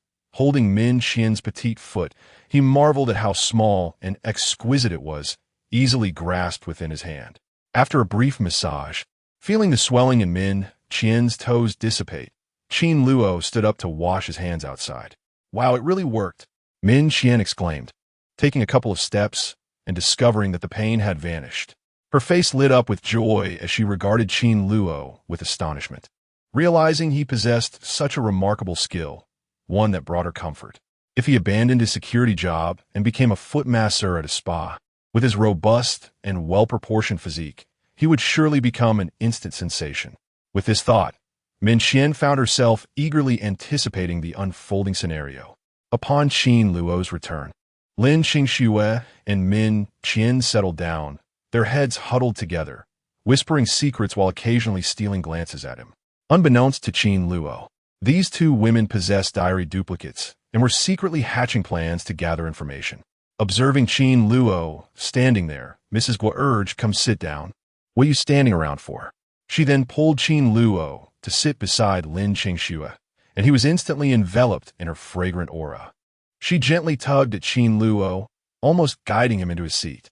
In a moment of surprise, he found himself beside Lin Qingxue, the ethereal beauty radiating a soothing and refreshing scent. This was the closest he had ever been to her. Once seated, Qin Luo displayed a commendable composure, taking a moment to appreciate the destined heroine before him. Lin Qingxue wore a flowing emerald green chiffon gown, exuding a gentle and understated elegance.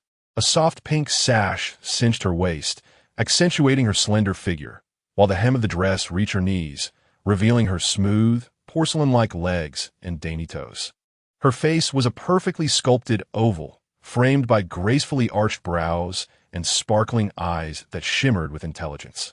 A light touch of makeup adorned her cheeks, reminiscent of luminous jade, while her lips, painted in a rosy hue, glistened enticingly, slightly parted, beckoning one to steal a kiss. Her lustrous black hair was elegantly styled into an intricate updo, secured with a delicate hairpin that revealed a pair of crystalline ears, their tiny tufts of fuzz distinctly visible on the earlobes. What astonished Qin Luo the most was that since he took his seat, Lin Qingxue had maintained a demeanor of cool beauty, yet her cheeks were flushed, resembling the bloom of peach blossoms, radiating an alluring glow. Even her exquisite earlobes were tinged with a rosy hue, exuding wisps of warmth. Qin Luo felt his heart flutter. The charm of this leading lady was no less than that of Song Hongyan, albeit with a beauty that was entirely distinct, a kind suited for a devoted wife. Under the matchmaking of Ms. Guo, the two found themselves seated together, sharing snippets of their lives and inadvertently following the process of a blind date. Qin Luo briefly divulged his details, standing at 185 meters, possessing a handsome appearance, an unaccompanied soul with no parents, employed at the Song Group as a mere worker. Apart from his identity as a traveler endowed with ancient martial arts, exceptional medical skills, and various extraordinary abilities, he had laid bare his apparent qualifications. Such attributes, one would think, would render him unworthy even in the eyes of an ordinary woman, let alone the esteemed female CEO. Yet, Qin Luo remained unfazed. As this was merely a formality to appease Ms. Guo, Lin Qingxue, on her part, expressed her own conditions with utmost seriousness. Hailing from the Lin family, standing at 170 meters, with both parents alive, she was the president of the Qingxin Group, and she began to recount her interests with a rosy complexion, her fondness for cartoons and anime, her love for glutinous rice balls, and her affection for polar bears. Qin Luo was taken aback, surprised by Lin Qingxue's earnestness. Was she truly sincere? Just then, Min Qian blinked playfully and remarked, "Qin Luo, our Qingxue is a good girl, so you must never invite her to a bar, nor to a hotel room, or suggest sharing champagne together. attempting to dance in an ambiguous atmosphere and indulge in fanciful thoughts. She emphatically tapped the table, huffing, "Such behaviors strictly prohibited. I cannot even fathom what kind of woman would follow a man into such situations. Men who engage in such acts deserve to be punished." She mimicked slicing cucumbers with her little hand in the air. Qin Luo was momentarily stunned. How did these matters so closely resemble what he had done with Song Hongyan? Yet, how did Min Qian know? Lin Qingxue struggled to suppress a laugh, nudging Min Qian to cease her commentary to avoid revealing too much. Min Qian, finally relenting, shrugged and said, "Qin Luo, please give me your phone number. I wish to keep in touch with you to look out for Qingxue." She produced her phone, her eyes fixed intently on him. Ms. Guo also gazed at Qin Luo, noting that with the young lady expressing such intentions, he ought to be more proactive in sharing his contact information. Truly, he was as dense as a wooden block. Qin Luo mused that he had not expected blind dating to feel so compelled, yet he did not resist it too much. He exchanged phone numbers with Lin Qingxue and Min Qian and even added them as friends on WeChat. As they concluded, Ms. Guo warmly remarked, "This is wonderful. You two should keep in touch to foster your relationship. Young people must have many common interests." Lin Qingxue remarked, "Indeed, Director Guo, you are absolutely right." As evening descended and the sun dipped below the horizon, Qin Luo finally concluded the peculiar matchmaking endeavor and prepared to return. To his astonishment, he had encountered two prominent female figures during this outing. Clearly, the complexity of navigating this narrative had escalated significantly, as the challenges intensified from hellish to nightmarish levels. "Director Guo, please hold on," Lin Qingxue said gently. "I shall return next week to visit the children." Ms. Guo smiled and nodded in response. After bidding farewell to Ms. Guo, the trio exited the welfare institution and stepped outside. Once free from the presence of their elders, Lin Qingxue cheerfully suggested, "Qin Luo, let's find some time to enjoy a cup of coffee together." Observing her radiant and enchanting visage, Qin Luo hesitated but eventually conceded, "Well, that sounds agreeable." As they engaged in conversation, the moment to part ways arrived. However, just then, Qin Luo sensed a chilling aura, his heightened instincts kicking in. He swiftly grasped Lin Qingxue and Min Qian beside him and instinctively dove to the side. Chapter 31. Assassination as they collapsed. A gunshot echoed from the spot where they once stood. Lin Qingxue and Min Qian were thrown into a panic, their faces drained of color. They had encountered gunfire within the borders of Longhua. Qin Luo was equally astonished. Their meeting at the orphanage earlier that day was already an anomaly in the narrative. And now they were confronted by an assassin. This was utterly absurd, a deviation from the script. Furthermore, Qin Luo sensed that the assassin was targeting Lin Qingxue. Had he not reacted in time, the leading heroine would have met her demise right then and there. The protagonist killed off in the outset? What an outrageous plot twist. It was indeed an assassin. After a brief moment of panic, Lin Qingxue regained her composure, her expression grave. Qin Luo observed her, reflecting on her remarkable mental fortitude, which far surpassed that of an ordinary individual. It was no wonder that Lin Qingxue would soar to great heights in the latter part of the story, swiftly advancing in her cultivation of ancient martial arts. At that moment, Min Qian embraced Lin Qingxue, suddenly recalling her own combat skills and the duty to protect her friend. She promptly positioned herself in front of Lin Qingxue, shielding her. Yet, with Min Qian's soft physique and ample bosom, it was hard to imagine her as a formidable protector. Her very presence could incite criminal intentions. Shaking his head, Qin Luo found them a safer spot and urged, "Stay here and do not move. I will return shortly." He had already pinpointed the assassin's location. Lin Qingxue, aware of his intent to confront the assassin, cautioned him, "Be careful." The concern emanating from the leading heroine sent shivers down his spine. What an astonishing turn of events. Without uttering a word, Qin Luo dashed out, his figure resembling a wraith. Min Qian watched in awe, exclaiming, "It seems this world is rife with secrets." Both Qin Luo and Yi Beichun are extraordinary. Lin Qingxue, too preoccupied to respond, sensed Qin Luo's shock upon encountering the assassin. This indicated that their encounter with the assassin was not part of the original novel. Even Qin Luo had been taken aback. They had altered the future. Their fate had indeed shifted. However, despite this alteration, the peril remained palpable. Lin Qingxue knew that, had it not been for Qin Luo, a bullet would have claimed her life. A harrowing scene, and she was profoundly grateful to Qin Luo for saving her life. At that moment, Qin Luo had pursued the assassin into a towering building, where he confronted a foreigner clad in black, with golden hair and piercing blue eyes. Noticing a peculiar black cross tattoo on the man's neck, Qin Luo inquired, "Dark arbitration?" Upon hearing Qin Luo's words, the foreign man's eyes glinted with malice. "Are you prepared to die?" Dark Arbitration was a notorious assassin organization in the underworld, weaker in strength and rank compared to the Dragon King Hall, yet still infamous. Recognizing that he was dealing with a professional assassin, Qin Luo understood that he would glean no information. As the code of the Assassins organization forbade them from revealing client details, even at the cost of their lives. Step by step, Qin Luo advanced. 3 seconds later, Qin Luo shook his hand and descended the stairs. The assassin from the Dark Arbitration lay lifeless on the ground. Shortly thereafter, Lin Qingxue saw Qin Luo returning and breathed a sigh of relief.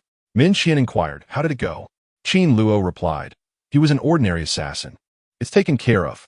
Min Qian gazed at him in astonishment, realizing how swiftly he had dealt with the situation, surpassing even the legendary special forces. Qin Luo's prowess was indeed commendable. He was truly worthy of being called a traveler from another realm. Min Qian blinked and said, "Qin Luo, about what I mentioned earlier. Consider joining our Qingqiang group. You would need to do much. Just stay by Qingxue's side and protect us whenever necessary." Having experienced the assassination attempt and understanding that they were in a fictional world, Min Qian recognized the potential dangers lurking around them. If Qin Luo could safeguard them, it would be immensely beneficial, and he would also gain swift access to information about this world, truly killing 2 birds with 1 stone. Qin Luo glanced at her, dismissing her suggestion. What could they possibly offer that would entice him to become their bodyguard? Even the allure of Song Hong had failed to sway him. Moreover, Lin Qingxue was the primary heroine, already surrounded by a protagonist. The appearance of other men would undoubtedly provoke the ire of Yu Beichen. He turned to Lin Qingxue and asked whether she had recently offended anyone. This assassination did not align with the plot, suggesting it was likely a consequence of Lin Qingxue's own actions. Qin Luo was curious about what changes she had made recently that could have attracted such an unusual assassination attempt. Lin Qingxue replied, "If I am not mistaken, it is the Qingting group." She cast a glance at Min Qian, who suddenly recalled something.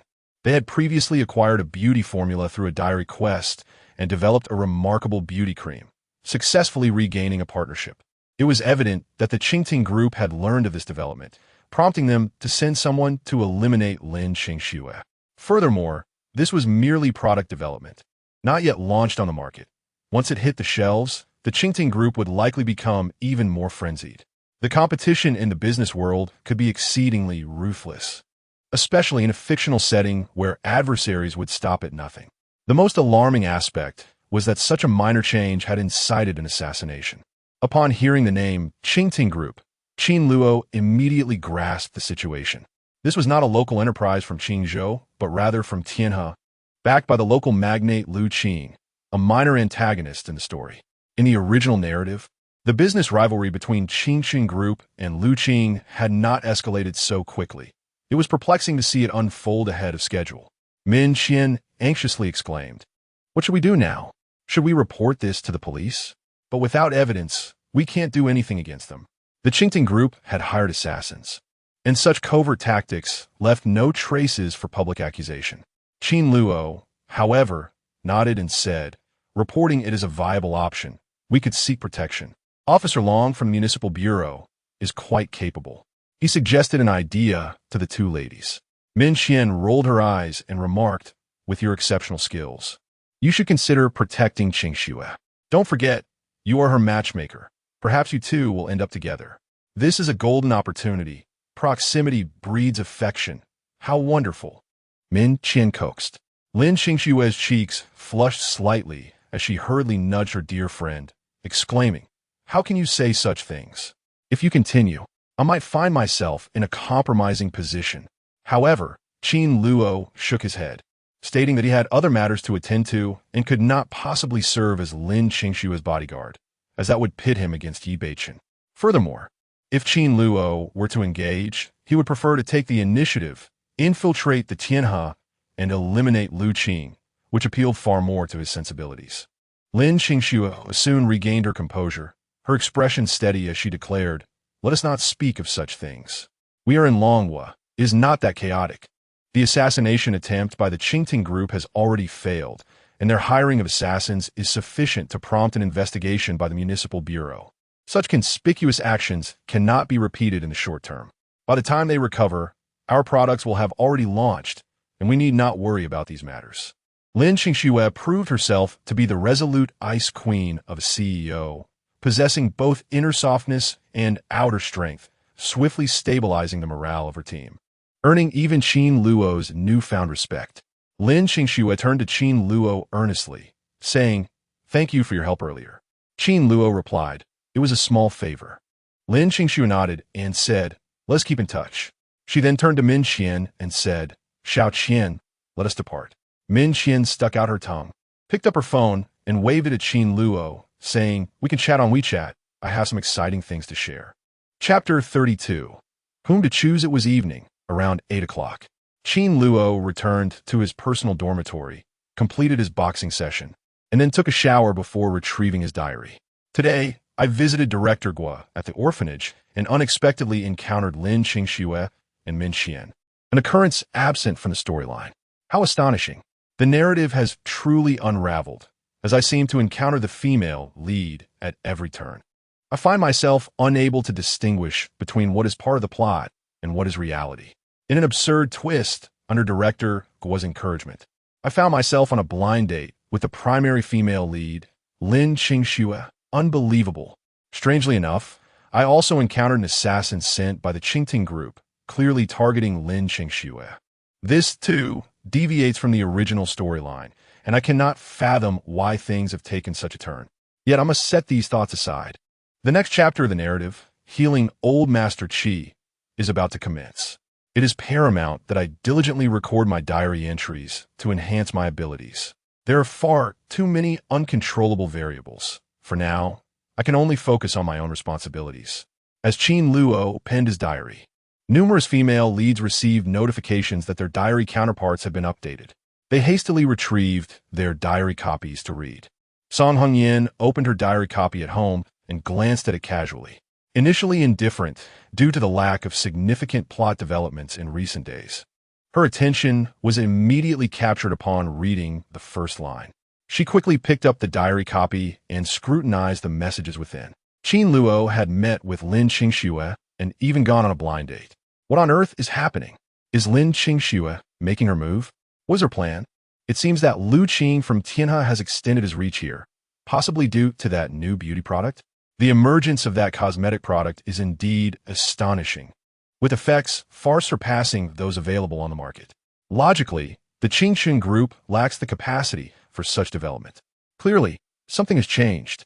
Most importantly, Lin Qingxue and Qin Luo's blind date raises the question, is she intending to control Qin Luo under the guise of marriage? Perhaps her ambitions mirror my own.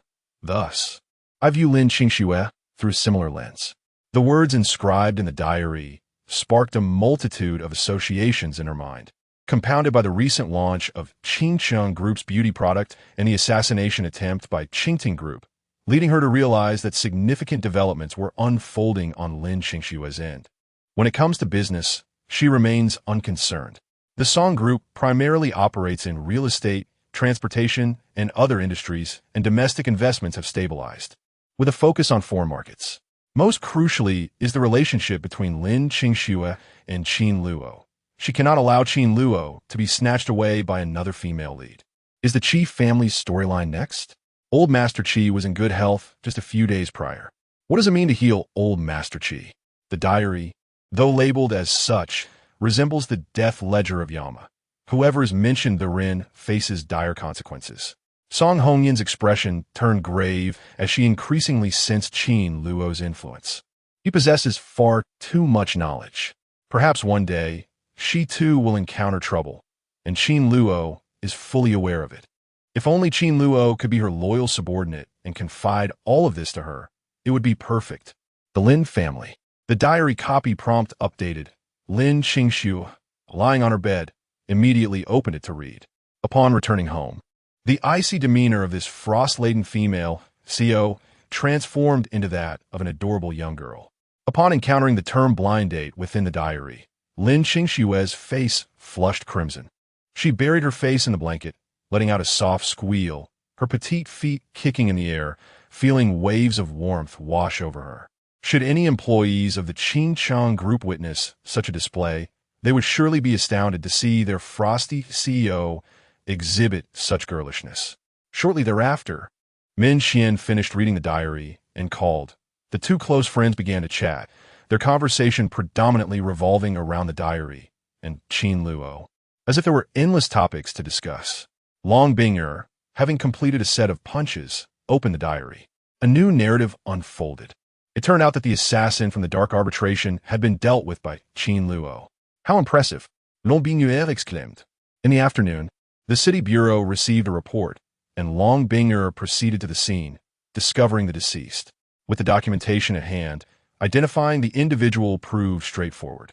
The assassin from the underground world, codenamed Black Mamba, had committed numerous assassination incidents across Southeast Asia and Long Country.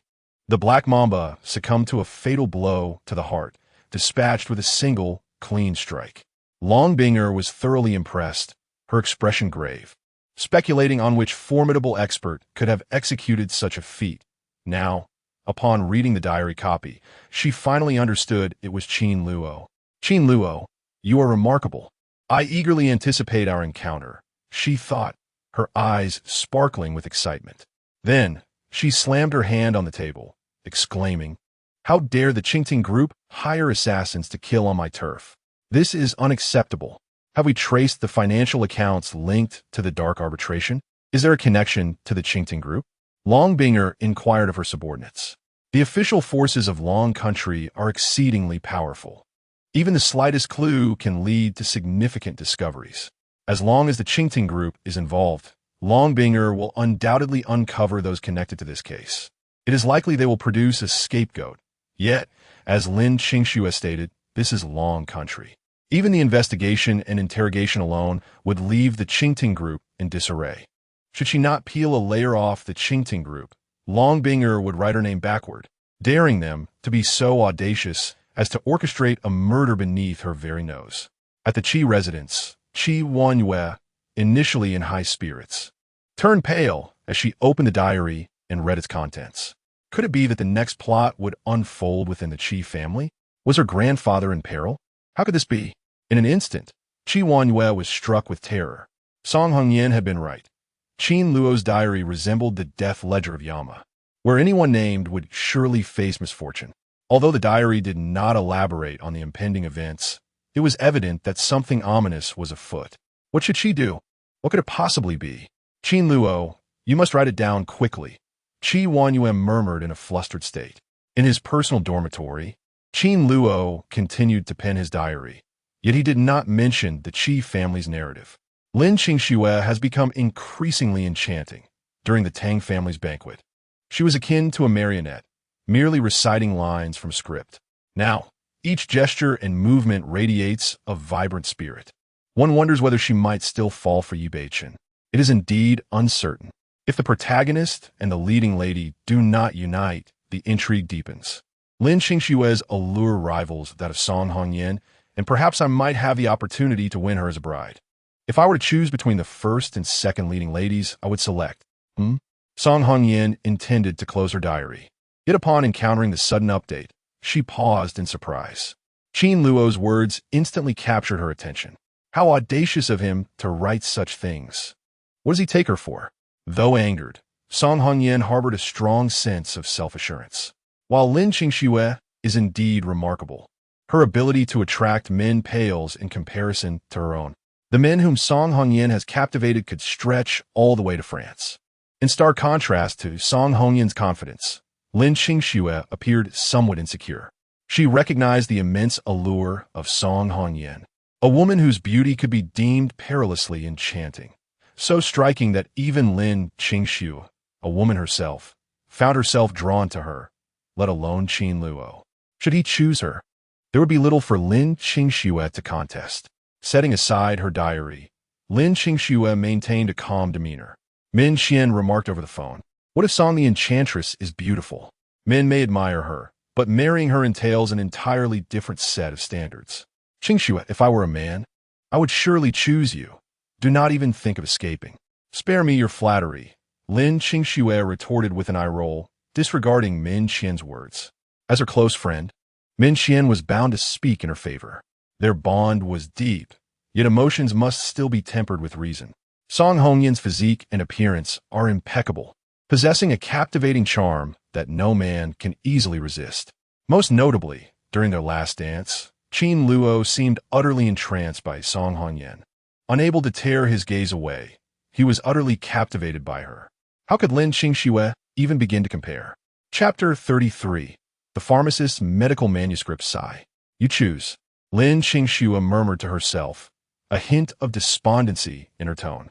Despite her mental preparation, she found herself nervously gazing at the diary entry, her heart racing with anticipation. Women often relish the praise of others, and Lin Qingxue believed that through this diary, she could discern the standing of herself and Song Hongyan in Qin Luo's heart. This matter weighed on her mind. At that moment, many other female protagonists, witnessing this scene through the diary, could not help but feel a twinge of jealousy. Lin Qingxue and Song Hongyan were the foremost heroines in this narrative, possessing an abundance of screen time, while the others were relegated to mere shadows. Although this was largely due to the plot not yet reaching their arcs, it was undeniable that in terms of popularity and allure, they could hardly compare to Lin Qingxue and Song Hongyan. "Humph, in my eyes, no woman could surpass my beauty," declared a heroine from the ancient martial world, glancing at the diary with a scoff. She was indignant. "Is there truly a woman more beautiful than I? Impossible." Abroad, a golden-haired, blue-eyed girl, resembling a porcelain doll, huffed at her reflection in the mirror. The other heroines, observing the diary, displayed expressions akin to those of the two main protagonists. In the novel Return of the Dragon King, those who could claim the title of heroine were stunningly beautiful, radiant like flowers, exuding confidence in their appearance and refusing to concede to anyone. Qin Luo had not anticipated that his diary would stir such emotional upheaval among these heroines.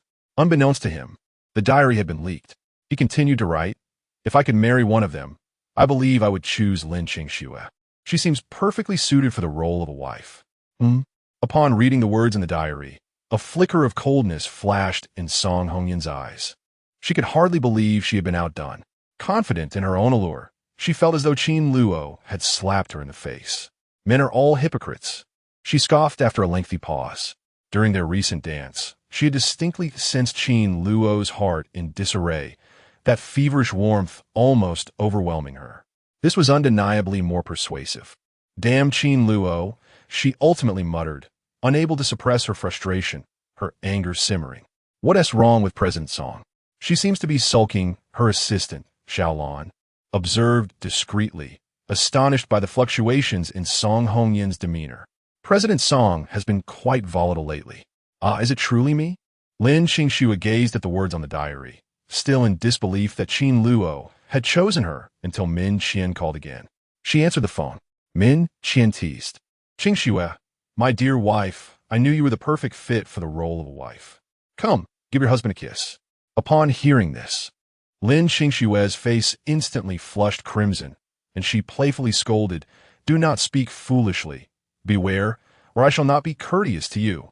Who would want Qin Luo to make a choice? What does he take us women for? The next time I see him, I will certainly give him a good scolding." With a frosty demeanor, Lin Qingxue spoke in her phone, prompting Min Qian to stick out her tongue. Nevertheless, despite her words, Lin Qingxue felt a sweet warmth within her heart. As she gazed at the diary entry, a smile blossomed on her face, akin to a garden in full bloom. Breathtakingly beautiful, she lightly teased, "Humph, You made the right choice this time. Otherwise, I would definitely give you a kick upon our next encounter. Unbeknownst to Qin Luo, he recalled the day spent at the orphanage, where Lin Qingxue engaged with the children through storytelling, riddles, poetry recitals, and personally taught them to paint with watercolors. Her face adorned with a gentle smile. In that moment, Lin Qingxue was truly enchanting. Qin Luo's heart trembled. What man could resist such a woman? Qin Luo, what are you thinking? How did you suddenly find yourself chosen? You must be daydreaming about peaches, right? Both Song Hongyan and Lin Qingxue are exceptional women, possessing impeccable figures, beauty, and character. Such goddesses are rarely swayed by the attention of ordinary men, so do not indulge in fanciful thoughts. Let us continue with the plot. I am eager to see where the story leads next. Chapter 32. In a few days, the elder Qi suddenly experiences health issues, posing a dire threat to his life. Song Yuni brings a renowned physician from the capital to attend to him, only to be met with Ye Bei Chen's ostentatious arrogance. Not only is the Dragon King exceptionally powerful, but his medical skills are also unparalleled, along with his expertise in appraising treasures and gambling with stones. Song Yuni is no match for him. Furthermore, the little princess of the Qi family, Qi Wanyue, is set to make her entrance. This leading lady, while appearing to be a refined lady, is, in fact, a thrill-seeker. Bold and spirited, a veritable little witch who has Ye Bei Chen completely captivated. A new chapter of the story is about to unfold. For today's diary, I shall pause here, as I have penned enough words. Finally, Qin Luo completed his diary entry, detailing the forthcoming plot, and subsequently uploaded it. Ding! Congratulations on completing today's diary entry. Word count met. Rewards: Constitution 1, money 50,000. The system issued its standard rewards, without triggering any lucky draws. However, the repeated increments to his constitution gradually accumulated, leading Qin Luo to feel his physical strength increasing and his ancient martial arts, Tian Yuan Xiangong, becoming even more formidable.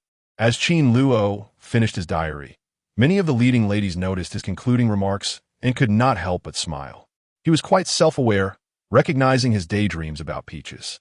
Song Hongyan chuckled softly, her earlier gloom dissipating.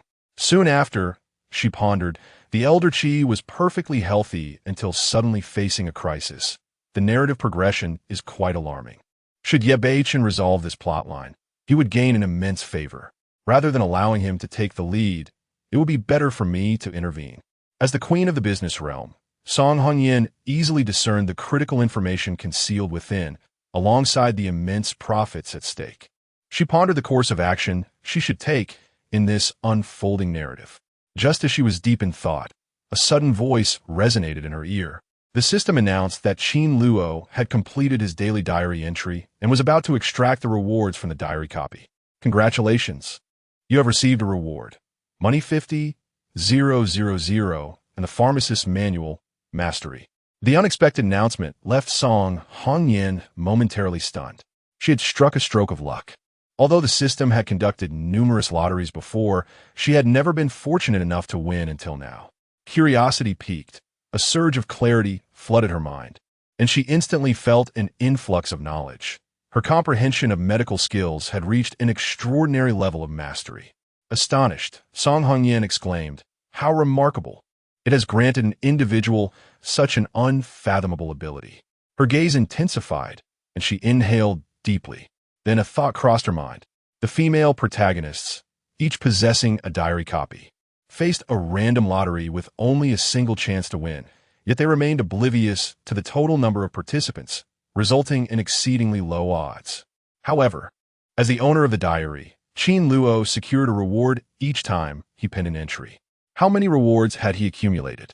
Contemplating this, Song Hongyan licked her lips, envious of the enticing rewards. I must seize this advantage from Qin Luo, she resolved. Yet, for the moment, her priority was to secure the profits for the Qi family. With a deep breath, she slowly articulated her thoughts. Chapter 34. The Fox in Qingzhou. At the Qi residence, Qi Wanyue finally witnessed the unfolding of events. In a few days, the venerable Qi elder would encounter a grave health crisis, one that posed a real threat to his life. The ominous words inscribed in her diary left Qi Luo breathless, nearly causing her to faint. What should she do? She murmured to herself and, after a moment's contemplation, dashed to the courtyard to visit her grandfather. Regardless of the circumstances, she felt compelled to arrange for medical personnel to monitor her grandfather's health continuously. In the courtyard, Qi Luo was relieved to find her grandfather in good spirits, seated comfortably in a rocking chair, his complexion rosy and vibrant. He appeared far from the image of someone likely to fall ill suddenly. The elderly gentleman, upon noticing his granddaughter's unexpected visit, felt a warmth in his heart as he observed her genuine concern. "My dear, I hear your father has been keeping you confined at home, preventing you from venturing out?" he inquired, affectionately patting her head. Qi Luo, sticking out her tongue, recounted her grievances. "Father wants me to be engaged to that frivolous heir, Song Yuni. Since the young man is unwilling, he has locked me away. What a cruel father." The elder listened quietly, feeling a pang of discomfort in his heart. "If you truly dislike that young man from the Song family, then let me take charge and annul this engagement. What do you say?" "Huh?" Qi Luo gasped in surprise. She was well aware of the amicable relationship between their families. The proposed union undoubtedly served familial interests. If the Qi family were to break off the engagement, they would incur certain repercussions. She shook her head and replied obediently, "No need, grandfather. Since it is my family's wish for me to marry, I shall accept the union with the Song family. I am grown now, and it is time for me to contribute to the family." Upon hearing this, the Qi elder's heart trembled, and he gently patted Qi Luo's shoulder, tears streaming down his cheeks. "You have truly grown, my dear Yue. Let me discuss this matter further with your father." Qi Luo replied earnestly, "Grandfather, I assure you I am fine with it. The most important thing is for you to take care of your health. I will certainly visit you often." In her heart, she mused, thankfully, with the diary's foresight, there is no need for the family to annul the engagement. That Dragon King Yi Beichun, captivated by my beauty, will surely find a way to disrupt it. Humph. So the Dragon King thinks he can have me as part of his harem? I shall outplay him. Biting her lip, revealing her small canines, her eyes sparkled with cunning. The Qi elder, blissfully unaware of his seemingly obedient granddaughter's true nature as a little sorceress, felt immense pride in her maturity. Amidst laughter, Qi Luo, burdened with her thoughts, gently massaged her grandfather's legs, inquiring with concern, "Grandfather, have you felt any discomfort lately? We should have a thorough checkup tomorrow." Despite the elder's insistence that he was in good health, he eventually acquiesced to her insistence for a complete examination. At the Lin residence, Lin Qingxue felt a surge of frustration upon reading the words in the diary. "That fool. I have no connection whatsoever with Yi Beichun, yet he insists on proclaiming me as the Dragon King's woman. It's infuriating." Lin Qingxue bit her lip, her frustration manifesting as she struck the nearby polar bear plush toy with considerable force, as if it were the embodiment of her grievances. The peculiar noise startled her mother, Tang Wanrong, who had just stepped outside the room, prompting her to exclaim in surprise, "Lin Guodong, has her daughter recently entered into a romantic relationship?" Indeed, their daughter had reached the age suitable for marriage, and due to her responsibilities in managing the family business, she had not engaged in any romantic pursuits over the years. Many wealthy young men from Qingzhou had sought to court Lin Qingxue, but all had been rebuffed, leaving only Song Yuni, who remained undeterred in his affections. The Lin family had fallen from grace, no longer among the top 10 prestigious families in Qingzhou and in Tang Wanrong's eyes. Her daughter represented a beacon of hope for their resurgence. Naturally, she wished to see her daughter united with the heir of the Song family. The thought of her being deceived by a penniless man was unacceptable, as it would spell disaster for the entire Lin family. Lin Guodong, feeling uneasy, interjected, "It can't be that wretched security guard, Yi Beichun, can it? I have always sensed something amiss about him. Why would Qingxue choose to have him as her personal bodyguard?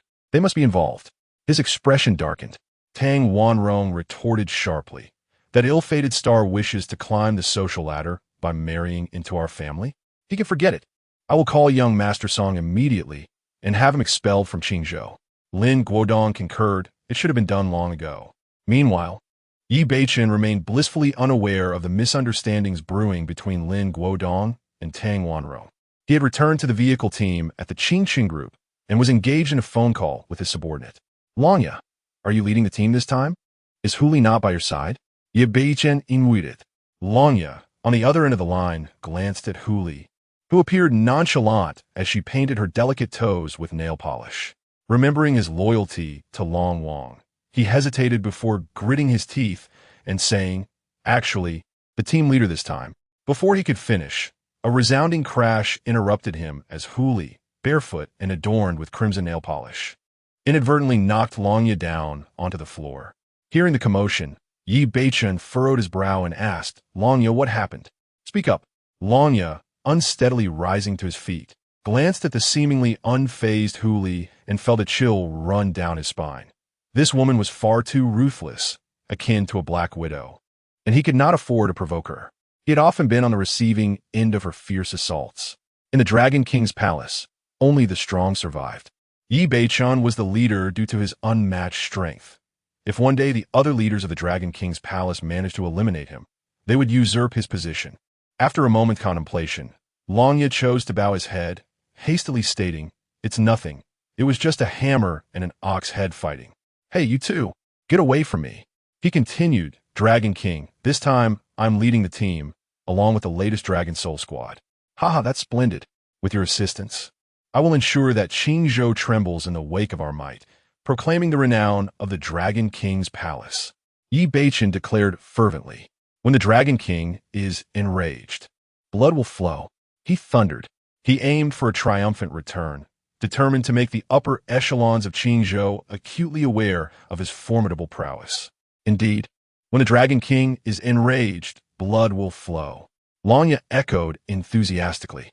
After concluding the call, the atmosphere crackled with anticipation. Longya cautiously observed the fox, and surely my response was satisfactory.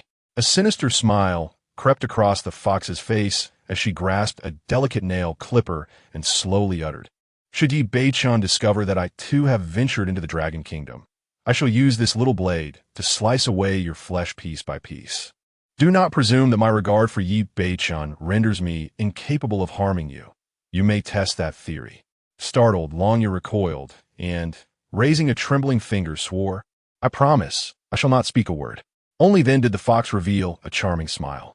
Her mission in the Dragon Kingdom was one she wished to keep concealed from Yi Beichen. The organization she had established, the Fox Shadow, had been absorbed by the Dragon King's palace, and Yi Beichen had long sought to take her as part of his harem. Most within the palace had already regarded her as Yi Beichen's woman, including Longya himself. Naturally, the fox found such a conclusion unsatisfactory. Fortunately, the appearance of the time traveler Qin Luo, along with a remarkable copy of a diary, offered her a glimmer of hope. The fox believed she could manipulate the situation to undermine Yi Beichen and restore her Fox Shadow assassin organization. She had little interest in becoming part of his harem. Her current desire was to seize the opportunity to establish a career. In the underworld's assassin rankings, the Fox Shadow must secure its position.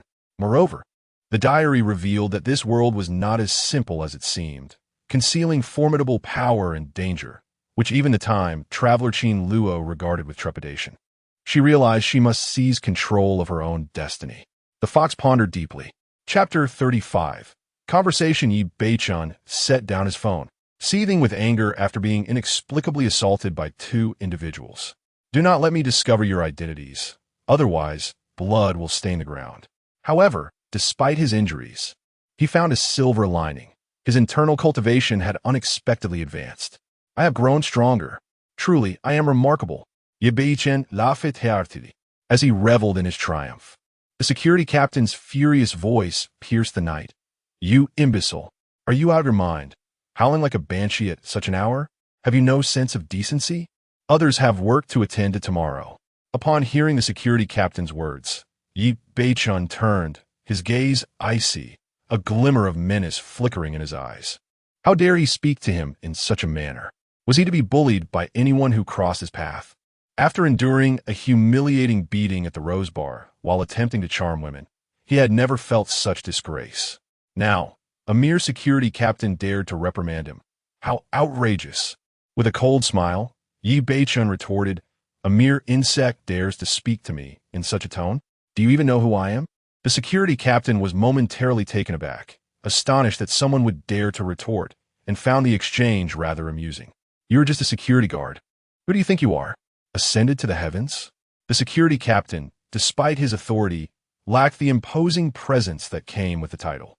Glancing at Yi Beichun, he found him somewhat unfamiliar, as if he were a newcomer, someone he had only seen a few times.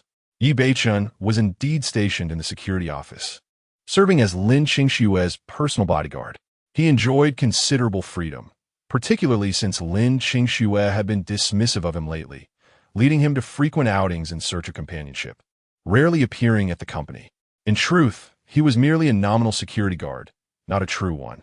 However, no one else was aware of this, and since Lin Qingxue had assigned him to the security department without divulging any details, the security captain was oblivious to his true status. As the captain scrutinized him further, he noticed that Yi Beichun was not in his uniform. Enraged, he bellowed, "You dare to forego your work uniform and abandon your post to frolic outside, do you?" Such incidents were not uncommon in the security room, where the captain typically turned a blind eye. Yet, Yi Beichun's audacity to challenge him was intolerable. "For unjustified absence, you will be fined 200, the security captain declared, pointing a finger at Yi Beichun. Yi Beichun's fury erupted. As the Dragon King, how could anyone dare to dock his wages? It was absurd, especially from a lowly security guard. In a different country, such insolence would have resulted in dire consequences. The humiliation of having his pay withheld was unbearable. "Do you even know who I am? How dare you impose a fine on me?" Yi Beichun glared at the security captain, his anger palpable. Yet, as the words escaped his lips, he sensed something amiss. Wait, was this truly about the fine? Yi Beichun would hardly concern himself with such a trivial amount. Nevertheless, he could not tolerate this affront.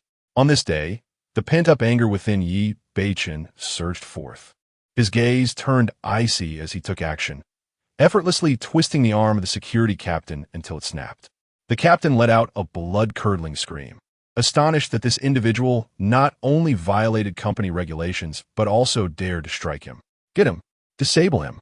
The captain bellowed, retreating in distress. Seeing this, the other security personnel rushed in, but within mere moments, they were all knocked to the ground, howling in pain. "Oomph. Were it not for the fact that this is Qingshue's company, I would have slaughtered every last one of you," Yi Beichun remarked coldly. Such ineptitude dared to provoke the illustrious Dragon King. Had this occurred abroad, they would have been swiftly eliminated. The frustration for being wounded by those two experts now found its release, reveling in the thrill of overpowering the weak. "Now you comprehend the might of the Dragon King, do you? You are finished. You have violated company rules and assaulted a colleague. Tomorrow, I shall report this to my superiors and have you dismissed. I will also alert the authorities to pursue your criminal liability." The captain wailed in agony, yet still attempted to reason. Little did he realize that in this world, logic held no sway, and Yi Beichun was certainly not a man to be reasoned with. Unperturbed, Yi Beichun stated, "Dismiss me? Lin Qingxue will inevitably become my woman, and the entire Qingqing group shall be mine." From the moment he laid eyes on Lin Qingxue, he had declared her as his own, considering himself the master of this domain. The foolish security captain even contemplated deducting his wages. Lin, the president, was akin to a celestial being, the goddess of the security department. And who did this wretch think he was? The surrounding security personnel, though wary of Yi Beichun's prowess, could not help but mock him, their faces painted with derision. "Though I may not be able to defeat him, I can still hurl insults. After all, once the police arrive, he won't be so proud," they thought. Yi Beichun trembled with rage, feeling humiliated to be the subject of such mockery. Had this been abroad, these individuals would have long since been lying down in defeat. However, this was his homeland, and these were employees of the Qingqing Group.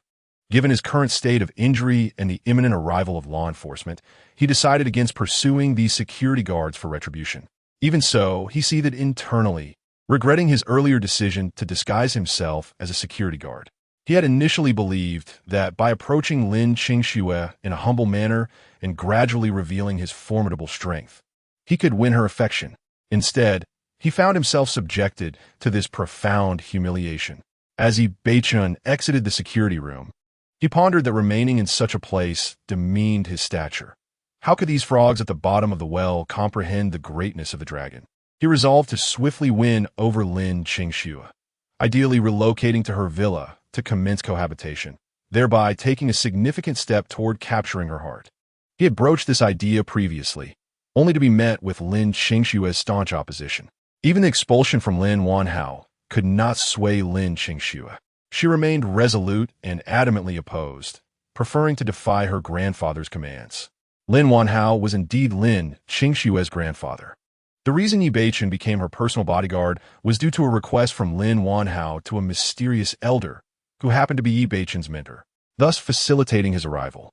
This matter was known only to the parties involved, and perhaps Qin Luo, as it marks the beginning of the narrative in the return of the Dragon King. Should Qin Luo become aware of this, he would realize the plot has diverged. In the original tale, Lin Qingxue was exceedingly obedient to her grandfather, and despite her initial aversion to Yi Beichun, she still allowed him to reside in the villa and even permitted him the use of the vehicles in the garage. The security personnel from the protection department, witnessing Yi Beichun frequently driving Lin Qingxue's luxury cars, speculated about his identity and treated him with utmost courtesy, thus preventing the incident of today. It was precisely this dynamic that fostered the gradual development of their relationship, whereas now Lin Qingxue had unceremoniously ordered Yi Beichun to keep his distance, ideally 800 meters away from her. It was perplexing. Despite my allure, I could not capture Qingxue's attention. That day, when I helped her rid herself of Song Yunyi's harassment, exhibiting my masculine strength, how could she remain unmoved? Yi Beichun found it incomprehensible. Typically, when a man steps forward in a woman's time of need, showcasing his prowess, it elicits admiration. Yet, he had not witnessed Lin Qingxue's heart stir. Abroad, a mere display of the Dragon King's aura would attract countless women to his side. Intriguing women indeed, Yi Beichun thought with a slight smile, finding such women rather appealing. With this in mind, he attempted to reach Lin Qingxue by phone, hoping to strengthen their bond. However, after several unsuccessful attempts, he concluded that she must be asleep. Qingxue must be resting, he murmured to himself. Meanwhile, in the Lin household, Lin Qingxue glanced at the incessant calls from Yi Beichun with evident irritation. Engaged in a conversation with Qin Luo, she was taken aback by Yi Beichun's persistent attempts to reach her. Frustrated, she promptly blocked his number, finally enjoying some peace before returning to her chat with Qin Luo. Observing Lin Qingxue's messages, Qin Luo responded casually, pondering whether the first female protagonist might truly be falling for him. If that were the case, the narrative would not merely deviate from the script, but would entirely unravel. The female lead, after all, is the hero's beloved. Lin Qingxue appeared unaccustomed to online chatting, her messages lacking warmth and flair, consisting of mundane inquiries such as, "Are you there? What were you doing? Are you asleep?" In contrast, the messages from her secretary, Min Qian, were quite alarming. For instance, Qin Luo, "My little feet ache from walking every day. Could you possibly massage them again? The last time you helped me. Your hands were so warm and soothing. By the way, I heard you work at the Song Group. What do you think of Song Hongyan? I observed that Song Hongyan is adorned in a striking red slip dress today. It would undoubtedly be captivating to see her dance. Wouldn't you agree? Qin Luo? Oh, and Qingxue looks exceptionally alluring today. Do you wish to catch a glimpse, Qin Luo? Just express your desire, and I shall discreetly capture a photograph for you." Chapter 36. The family plot. Qin Luo was utterly taken aback. He never anticipated that beneath the gentle and traditional demeanor of Min Qian lay such audacious conversational content. He had assumed that Min Qian had remained unchanged, but to his surprise, her facade had crumbled. In truth, he was unaware that this was the essence of Min Qian's character. She was particularly fond of watching television dramas, relishing gossip, and enjoying lively social interactions. Her gentle exterior was merely a reflection of her role as a presidential assistant. Curious, Qin Luo inquired of the system, "Is the plot still on track despite the female lead's boldness?" The system replied, "Currently, the storyline remains intact. He pondered whether he truly could win over the female lead without disrupting the narrative. However, he found himself disinterested in such thoughts. As long as the plot was progressing normally, he was content to engage in conversation with Min Qian. He answered her questions casually, unaware that every word from the enchanting Min Qian was laden with hidden traps. Should Qin Luo express any unconventional opinion, she would swiftly share the chat logs with Lin Qingxue, displaying a cunningness that was utterly remarkable. A few days later, Qin Luo received a call from Song Yuni. On the line, Song Yuni announced that he had recovered from his leg injury and was preparing to gather his former associates to once again make a name for himself in Qingzhou, intending to accomplish something grand. He expressed newfound admiration for Qin Luo's skills, considering him now a personal bodyguard. "Come over quickly. I have significant matters to attend to today. Without you by my side, I feel insecure," Song Yuni stated bluntly.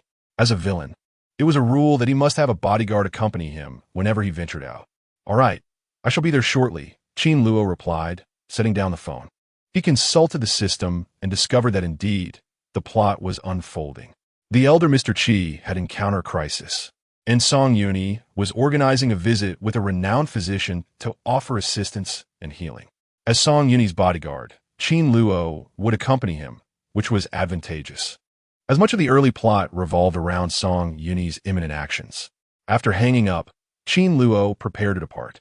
It was noteworthy that, despite being a frivolous young master, Song Yuni placed great importance on reputation, whether good or bad. The key was to be renowned and ensure that the entire Qingzhou was aware of the Song family's prominence. However, two recent incidents had caused him to lose face within the upper echelons of Qingzhou society. Thus, Song Yuni was determined to take action and restore his reputation. Both incidents were the handiwork of Yi Beiqin. The first was the birthday banquet for the matriarch of the Tang family, where he had presented a painting that Yi Beiqin publicly denounced as a forgery, resulting in humiliation. The second incident involved his confession to Lin Qingxue, which was abruptly interrupted by Yi Beiqin, who subsequently broke his legs. The disgrace was far worse than the previous incident. Collectively, these events had tarnished the name of the Song family in Qingzhou's elite circles, inciting a deep-seated animosity in Song Yuni towards Yi Beiqin, leading to an almost irreconcilable feud. Ironically, the other prominent families grew increasingly wary of the Song family. Shortly after Yi Beiqin had dealt with Song Yuni, an assassination attempt occurred at the Rose Bar, undoubtedly orchestrated by individuals connected to the Song family. Even Song Yuni believes that the individual arranged by his parents failed to eliminate Yi Beiqin. In truth, attributing the actions to the Song family is both accurate and misleading. The Serpent King and Night Owl are subordinates of Song Hongyan, yet they do not belong to the Song family. Rather, they owe their allegiance directly to Song Hongyan herself. Had it not been for her intentions to disrupt the narrative, she would not have dispatched the Serpent King and Night Owl. The lackluster henchmen sent by the third branch of the Song family merely provided Yi Beiqin with another opportunity to showcase his prowess, rendering the Song family a source of ridicule once again. In the original narrative, these consecutive events inadvertently elevated Yi Beiqin's reputation within the upper echelons of Qingzhou, drawing the attention of numerous families. The assassins dispatched by the Song family were unable to eliminate Yi Beiqin, revealing his formidable skills and explaining why he dared to oppose the esteemed Song Yuni. It is often said that one's reputation is built upon the backs of others. Prior to this, Yi Beiqin was merely an obscure bodyguard, but after publicly humiliating the Song family's young master twice, he quickly gained a reputation as someone exceptional. If one were to ask Qin Luo for an assessment, it would be akin to a clever ruse, a classic display of the main character's abilities. Not surprising in the least. Following these events, the young master of the Song family grew cautious and harbored considerable apprehension towards Yi Beiqin, who says villains lack intellect. Song Yuni is quite the strategist and recognizes that he is facing a formidable opponent. He must recruit skilled allies and has begun to rely more heavily on Qin Luo. Once reinforcements arrive, they will surely overpower Yi Beiqin. After hanging up the phone, Qin Luo seized a moment to jot down his thoughts in a journal. The plot involving the Qi family is finally about to commence. Let's go, let's go, let's go. The system indicated that everything was proceeding normally. Yet he observed significant changes in the female protagonist, each becoming increasingly enchanting, engaging in dances and matchmaking, etc. Well, as long as the story remains intact, it poses no harm to me. In fact, it's rather enjoyable. Regarding this storyline, the Qi patriarch falls ill, and Yi Beichun encounters the third son of the Qi family, showcasing his remarkable medical skills, which leads to him being treated as an esteemed guest. This eventually brings him into contact with the antagonist, Song Yuni. Naturally, the ensuing confrontation between the protagonist and antagonist results in another public humiliation for Song Yuni. Ultimately, Yi Beichun demonstrates his prowess by healing the Qi patriarch, thus earning a reputation as a divine physician and solidifying his standing in Qingzhou. Qin Luo mused that previously humiliating Song Yuni was merely a trivial matter. After all, no matter how skilled a bodyguard might be, can he truly compete with the formidable prowess of a master healer capable of reviving the dead? Such a physician is bound to be revered by the prominent families, eager to forge connections. In this urban fantasy, the protagonist's initial advantage in establishing networks is undoubtedly derived from his medical expertise. Once the name of Dr. Yi is established, the affluent families of Qingzhou will treat him with utmost respect.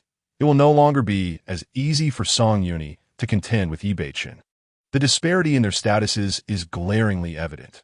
One is a promising divine physician, while the other is a reckless young master relying on familial privilege. It is clear who outshines whom. Furthermore, the identity of a divine physician makes it far easier to attract romantic interests. Upon encountering Yi Beichun, the female protagonist is struck with curiosity, ultimately leading to her gradual infatuation. A seemingly ordinary security guard possesses the remarkable ability to traverse the upper echelons of society, earning the respect of esteemed families and effortlessly besting their science. Who would not be astonished? Lin Qingxue is no exception, gradually becoming intrigued by Yi Beichun's true identity. When a woman develops curiosity about a man, it is often a sign that affection is not far behind. Following a series of unusual events, Qin Luo begins to harbor doubts about whether the narrative will unfold as scripted this time, pondering whether further changes may arise. She decides to observe for now. Although I am a reincarnator, I'm also one of the actors in this narrative. Today, my role is minimal, merely to watch Yi Beichun flaunt his charm. Qin Luo momentarily records her thoughts before closing her diary and stepping outside. The diary remains suspended in the void for 3 seconds before gradually vanishing, returning to her miniature realm. As Qin Luo writes, the other heroines sense her actions. At the song group, the story is set to commence. The diary seems to possess foresight, heralding events to come. No matter how many times it is read, the shock remains. How splendid! After such a long wait, the spectacle is about to begin. How shall I play my part this time? Qin Luo wishes to engage with the narrative, yet it is not so simple. This is not like the last time at the Rose Bar. I have no role this time, yet I will appear openly. How will that unfold? How amusing! What expressions will Qin Luo wear then? Song Hongyan, having perused the diary, blinks thoughtfully. She must partake in today's storyline. It promises such enjoyment, she cannot be absent.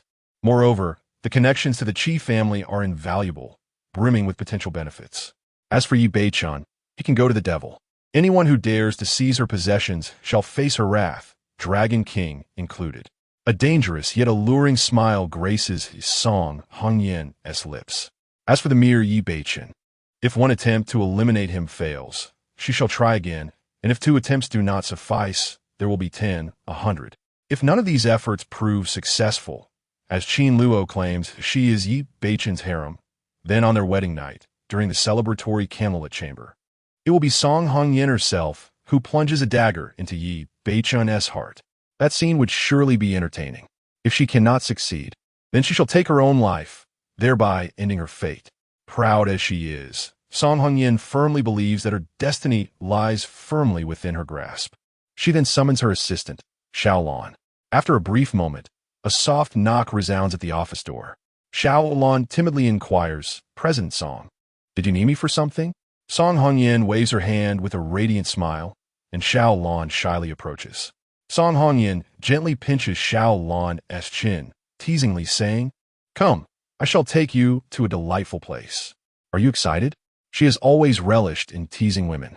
Xiao Lan gazes upon Song Hongyan's bright and elegant visage, inhaling the fragrant aura she exudes, her lips curving in a charming smile, the line of her upper lip distinctly wet and crimson, causing her cheeks to flush. "President Song, you are truly beautiful. Where are we going?" Xiao Lan shyly replies, becoming somewhat entranced by Song Hongyan's warmth. "Don't ask, you will know once we arrive.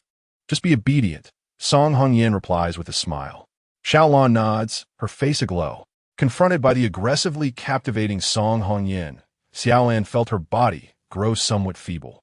Her cheeks flushed with a delicate hue as she pondered whether she should feign reluctance should Song's demeanor turn assertive. Yet, she found herself drawn to men. Could her association with Song truly be without complications? Perhaps, if it were Song, it might not be altogether unacceptable. Xiao Lan's mind wandered through a labyrinth of thoughts.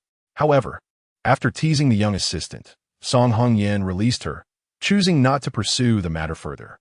This was merely a source of amusement for Song. She relished the sight of women blushing and adored the submissive deference of men. Both scenarios ignited a thrill of conquest within her. Presently, her sights were set on Qin Luo, a venture fraught with challenges yet undeniably intriguing. Chapter 37, Dragon Soul Squad, Qingxin Group. After reading the words in the diary, Lin Qingxue and Min Xian felt a heavy weight on their hearts. The plot was once again unfolding, rolling forward like an unstoppable wheel. Each development aligned with Qin Luo's words, continuously progressing downward. Yet, Qin Luo remained indifferent, leaving them in a difficult position. Both women were deeply concerned about their ultimate fates, fearing they would become part of Yi Beichen's harem. Anxiety gnawed at Lin Qingxue as she languidly reclined in her chair, her brow furrowed with worry. Despite having distanced herself from Yi Beichen, he still called her frequently, as if afflicted with a peculiar confidence, akin to narcissism, believing that all women would be captivated by him. Though they rarely met, the mere chance encounters at the office were enough to ruin her day. Life had become utterly unbearable. Min Xian, however, seemed carefree despite feeling a slight heaviness. She cheerfully remarked, "We can't miss the plot involving the elder of the Qi family. It would be rather dull otherwise." The Qingzhou Qi family was one of the top 10 prestigious families. Although Qingxin Group had business dealings with them, their relationship was not particularly close, rendering it impossible for Lin Qingxue and Min Xian to attend the events surrounding the Qi family. The storyline at the Rose Bar was far more engaging. Being a part of it was delightful, she continued with a giggle. "When will there be a turn in my own plot? I would love to see how I toy with fate, haha." Min Xian imagined that scene in her mind, believing it would be quite entertaining, especially to witness Qin Luo's astonished expression, which made her chuckle uncontrollably. Lin Qingxue shot her a glance and said, "You treat this as a game. What if the plot leads you to life and death situations? I wonder how you would fare then. Don't come crying to me." In Qin Luo's eyes, this world resembled a fictional narrative, but for them, it was painfully real. Each progression of the plot represented their lives. Everyone encounters one or two unforgettable events in their lifetime, and when a narrative reaches such moments, dredging up those poignant experiences is truly agonizing. Moreover, this was something they could not prevent. Though Min Xian's heart trembled with fear, she stubbornly replied, "That's what makes it exciting, full of ups and downs, unlike now, where we merely watch others advance." Lin Qingxue sighed in resignation. Min Xian's past had not been smooth, and when the plot truly began to unfold around her, it would surely leave her battered and bruised. At that moment, Min Xian suddenly exclaimed, "Qingxue, a report has just come in stating that Yi Beichen has been absent without leave and has even assaulted a colleague." The severity of his actions was astonishing.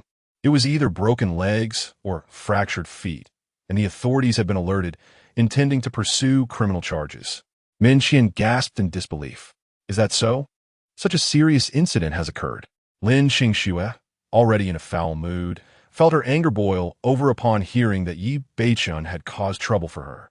After reading the report, she slammed her hand on the table in fury, exclaiming, "This is outrageous. Does he truly believe that being the Dragon King. He can act with impunity, committing violence at will? Min Qian pondered. Since he has committed such a grave offense, we might as well expel him immediately. Lin Qingxue sighed in resignation. She too wished to dismiss Yi Beichen, yet her grandfather's orders were not to be defied. Moreover, given that Yi Beichen dared to harm others, he likely had means to manage the situation, truly a case of a vengeful spirit haunting the living. Lin Qingxue recounted the events to Min Qian. It was only then that Min Qian understood it was the old chairman's command. No wonder her close friend had suddenly arranged for a released convict to join the company, which was entirely out of character for her. You've had a tough time, dear. Come here, Min Qian teased, wrapping her arms around Lin Qingxue in a gesture of comfort. Lin Qingxue's cheeks flushed, hastily pushing her friend away, retorting, "Get away from me. Who is your wife? Stop your nonsense." Min Qian replied playfully, "Oh, if you're not my wife, then whose wife are you? Yi Beichen S or Qin Luo S?" Ide Bajar, on Qin Luo. Though he is a bit careless, he appears relatively normal. Lin Qingxue, vexed, shot back, "If you keep this up, I swear I'll tear your mouth off." Min Qian quickly covered her mouth, feigning shock. "Forget I said anything." However, with Min Qian's playful banter, Lin Qingxue felt considerably lighter. She recognized that her friend was merely trying to uplift her spirits. "Yi Beichen has created quite the mess. You handle it. The company should administer appropriate penalties and distribute compensation so everyone can recover well," Lin Qingxue instructed Min Qian. Day after day, it was nothing but troubles. The exhaustion weighed heavily upon her. If only she had someone to rely on, her burdens would be far lighter. Furthermore, with Yi Beichen causing her distress, her disdain for this tiresome Dragon King only grew.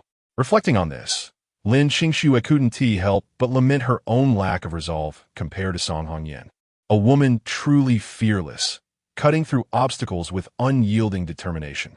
At Qingzhou Airport, Dragon King, Long Ye, and the Long Hun team, numbering in the dozens, knelt on one knee, bowing respectfully to Yi Beichen. Bystanders looked on in astonishment, gasping in disbelief. Were Qin Luo to witness this, he would likely scoff, remarking on the absurdity of it. As expected of the Dragon King, always creating awkward scenes, the original text depicted the Long Ye and Long Hun teams as exuding a terrifying aura, chilling the air around them, striking fear into the hearts of those nearby. Yet this imposing group knelt before a seemingly ordinary young man clad in a simple jacket and worn jeans, his unruly hair rendering him unremarkable. Who was this individual of such extraordinary stature? Was he perhaps the scion of a wealthy family, the son of the Jiangnan king, or even a prince from Yanjing?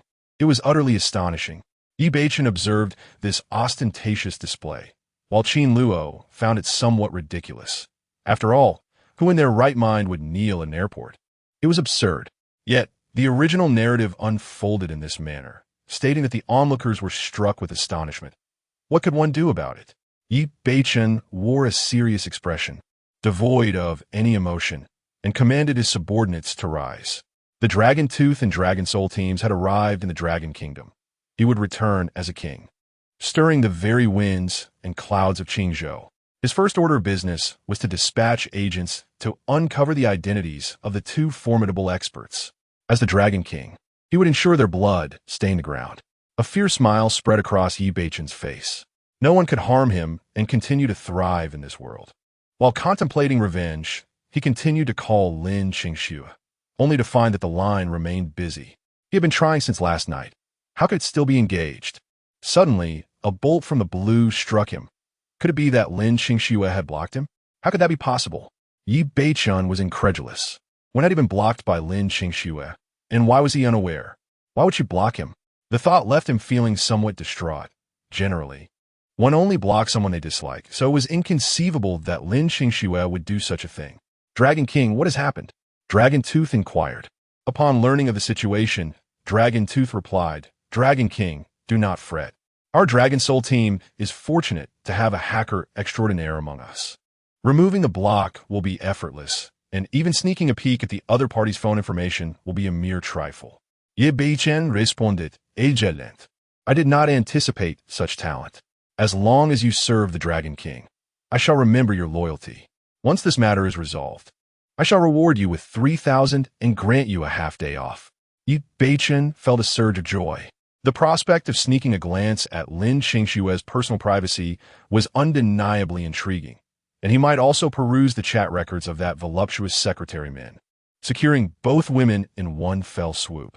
As he pondered these schemes, he spotted a man at the airport, his eyes lighting up. Qin Luo, the fourth son of the Qi family. Recently, he had heard tales of the elder Qi's illness. If he could restore the elder's health, he would gain the favor of the Qi family, a reward that could not be overstated. He needed to establish a connection with the Qi family, and the middle-aged man before him was the perfect choice. Yi Beichen dismissed the Dragon Soul team and approached Qin Luo directly, boldly stating, "You are unwell." This was a tactic of the protagonist, begin with audacious words, waiting for the other to seethe with anger before making a grand display of prowess, creating a striking contrast. Upon hearing this, Qin Luo did indeed erupt in fury, but moments later, Yi Beichen revealed his hidden affliction, causing Qin Luo's wrath to dissipate into reverence. The man before him was nothing short of extraordinary. Then, as Qin Luo reconsidered, he realized that his father's illness was precisely the reason he needed such a miraculous healer, prompting him to invite Yi Beichen to the Qi residence. Yi Beichen, having come for this very purpose, readily accepted the invitation. Chapter 38. The divine healer Qin Luo stepped outside, arriving at the designated meeting place with Song Yuni. Dressed in a black jacket and sporting sunglasses, he resembled a modern-day Terminator, exuding an aura of strength akin to that of a mountain, which instilled a profound sense of security. "Qin Luo, you've arrived." Song Yuni greeted him with a smile, his eyes sparkling with delight.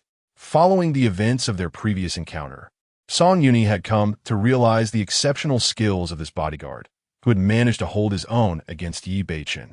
It was a remarkable feat, although ultimately, Yi Beichen had broken his legs. It was evident that Qin Luo had given his all. In that moment, Song Yuni recognized the scarcity of truly capable bodyguards. If he possessed two such skilled protectors, one for offense and the other for defense, could Yi Beichen truly pose a threat? "Qin Luo, it's wonderful to see you. I've missed you dearly," Song Yuni exclaimed with a hearty laugh, regarding him with the fondness one might reserve for a trusted confidant. As Qin Luo approached, he noted that Song Yuni's legs had fully healed over the past few days. It was indeed a remarkable world, where not only ancient martial arts, but also medical skills could work wonders, reviving the dead from mere bones. Accompanying Song Yuni on this outing were 4 individuals, the entourage not particularly large. Among them were 3 robust men clad in black suits and sunglasses, clearly bodyguards, yet unfamiliar to Qin Luo. It was evident that the previous batch had been dismissed due to their inadequate protection. With his discerning eye, Qin Luo could tell that these 3 bodyguards possessed some genuine skills, albeit still lacking the depth required to withstand a single strike from the Dragon King. This did not imply that the bodyguards were weak. Rather, Yi Beichen was exceptionally formidable. One man could easily overpower dozens like them. Indeed, even a fierce tiger would struggle against him. For an ordinary person, this was nothing short of superhuman. Moreover, since Yi Beichen's return to the country, his strength was only destined to grow. His mastery of an unknown ancient martial art allowed him to achieve breakthroughs with alarming frequency, defying the natural order. This was the source of Qin Luo's trepidation. In this world, the protagonist could break through limits without restraint, with destiny consistently favoring him. Who would not fear such a scenario as a villain or supporting character? Only those closest to the protagonist might hope to survive until the end. But Qin Luo had no interest in becoming a subordinate to Yi Beichen. The sight of so many beautiful heroines being claimed by the Dragon King was a bitter pill for him to swallow. He decided to take things as they came. Completing each stage of the plot was not overly challenging. With the heroines undergoing transformations, the storyline remained intact, indicating that the system was not particularly rigid. The final member of the group was an elderly gentleman with snow-white hair and beard, dressed in traditional Tang attire. He appeared vigorous and exuded an air of dignified pride. Qin Luo recognized him as the esteemed national healer from the capital, known as Elder Zhang, who had single-handedly treated Song Yuni's broken legs. His medical skills were commendable, making him a prized acquisition for the Song family. In the original narrative, Elder Zhang had initially played the role of a villainous supporting character due to his association with Song Yuni. However, after witnessing Yi Beichen's unparalleled mastery of Tai Chi's divine needle, he had knelt in submission, wholeheartedly devoted to the Dragon King. In The Return of the Dragon King, the subsequent plot unfolds with the recurring presence of Elder Zhang. Each time Yi Beichen showcases his medical prowess, he is met with skepticism and ridicule from the crowd. In these moments, Elder Zhang unexpectedly emerges, kneeling before Yi Beichen, leaving everyone astonished and bewildered. The venerated master of traditional Chinese medicine, Elder Zhang, showing such reverence for this man, raises questions about his true identity, one that is indeed formidable. This sets the stage for exhilarating developments. It is noteworthy that Yi Beichen possesses only a partial inheritance of the Tai Chi divine needle, specifically the Yang needle, while the other half, the Yin needle, reside with the heroine, Xiao Yan'er. According to the original story's premise, the Yin needle's legacy is inherently countered by the Yang needle's, a foreshadowing that will come to light when Xiao Yan'er encounters Yi Beichen, gradually succumbing to his charm. Reflecting on the heroine Xiao Yan'er, Qin Luo cannot help but feel captivated. She possesses the rare physique of the enchantress of the profound Yin. Despite her cold demeanor, she remains steadfastly devoted to her emotions, embodying the essence of a good-hearted girl. However, Qin Luo has yet to meet this heroine and is uncertain if she has undergone any changes. Song Yuni patted Qin Luo on the shoulder, offering words of encouragement along with grand promises, stating, "Qin Luo, if you stick with me, you will enjoy the finest delights life has to offer." Having won the hearts of his subordinates, the young Master Song waved his hand exuberantly and declared, "Let us set forth." He was the first to enter a luxurious vehicle, with Qin Luo accompanying him, serving as a close protector. Any ordinary bodyguard would be elated to receive such recognition, but Qin Luo maintained a calm demeanor, revealing no emotion. Ironically, this aloof attitude delighted Song Yuni, who perceived it as the mark of a true leader. Now that's what I call composure. Excellent. I must gather more skilled individuals. When next I confront Yi Beichen, I shall avenge myself, Song Yuni thought grimly. As a notorious figure in Qingzhou, he had never before suffered such a severe defeat. Failing to exact revenge would undoubtedly subject him to ridicule within the elite circles of Qingzhou. As the convoy set off, Song Yuni continued speaking. Old Master Qi fell gravely ill yesterday and collapsed after spitting blood. The Qi family sought out every renowned physician in Qingzhou, yet all were at a loss. Initially, I had no intention of getting involved, but my family insists I visit due to my impending engagement with that Qi girl. With Elder Zhang also present, perhaps he can save old Master Qi, which would indeed be a significant favor.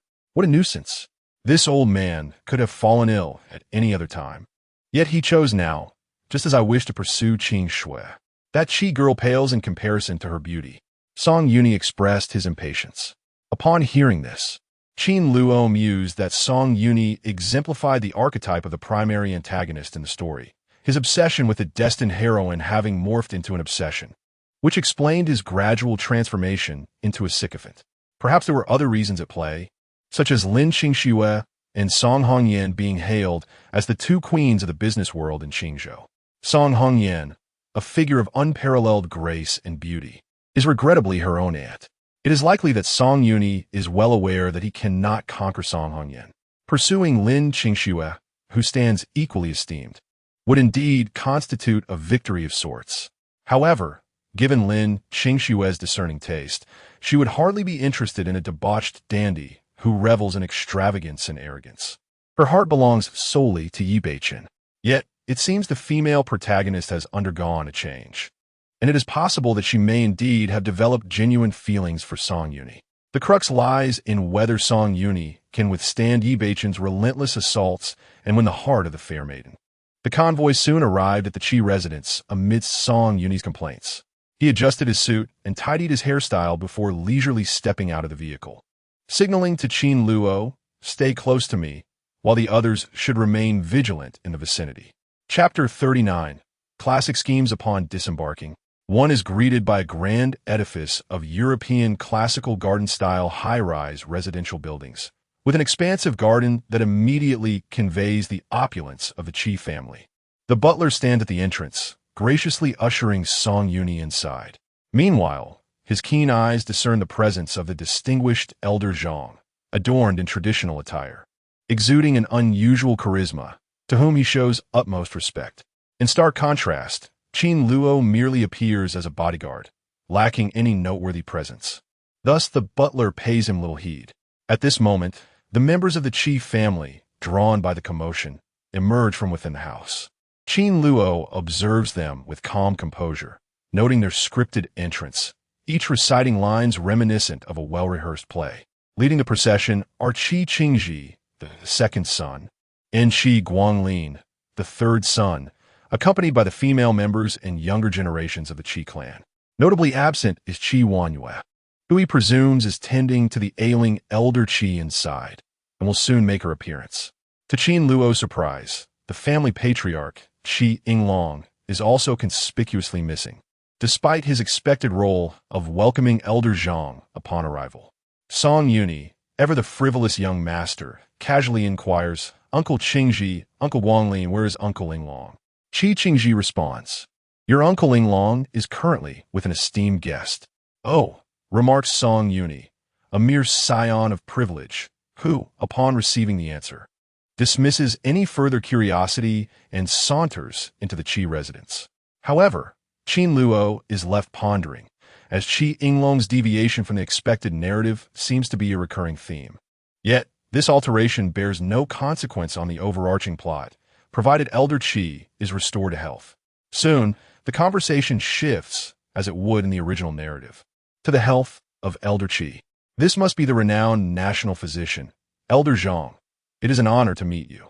If you can heal my father, I will agree to any terms you set." Qi Qingji vows earnestly. With an air of arrogance, Elder Zhang nods, declaring, "Rest assured, aside from myself, no one in Qingzhou possesses the capability to cure Elder Qi." At this pronouncement, Qin Luo senses impending calamity. The antagonist's hubris is bound to attract misfortune. "If you intervene, Elder Qi will not survive beyond half an hour," he muses, mentally rehearsing the unfolding lines. Just as anticipated, the moment Elder Zhang's boast escapes his lips, a disdainful voice echoes from outside, proclaiming, "If you intervene, Elder Qi will not survive beyond half an hour." Recognizing the dramatic arrival of the protagonist, Qin Luo reflects on the steadfast dedication of the supporting cast, even amidst the protagonist's alterations. Entering the scene are several individuals, among them the long-missed Yi Beichen, who now strides in with an exuberant demeanor, radiating the vigor of a dragon king, his tousled hair dancing in the air and an alluring smirk playing upon his lips. It seems that the previous beating had little effect on him. He remains as carefree and nonchalant as ever. His tattered jeans exude character, while his pair of flip-flops distinctly showcase his unique taste, exuding an allure that makes one feel as if they might leap from a height in admiration. Truly, he is the Dragon King. Is it you, this country bumpkin? Upon seeing Yi Beichen's figure, Song Yuni was immediately engulfed in fury, and her legs began to ache faintly. Little did she expect to encounter an adversary in the Qi family. Such is the irony of fate. Qin Luo stood silently to the side, witnessing the confrontation between the protagonist and the antagonist, a scene so commonly depicted in the novel The Return of the Dragon King. It seemed that every few days, a public humiliation would occur, more frequent than daily occurrences. Upon seeing Song Yuni, Yi Beichen felt a sudden rush of anxiety, recalling the painful memories of being pursued by those two formidable foes.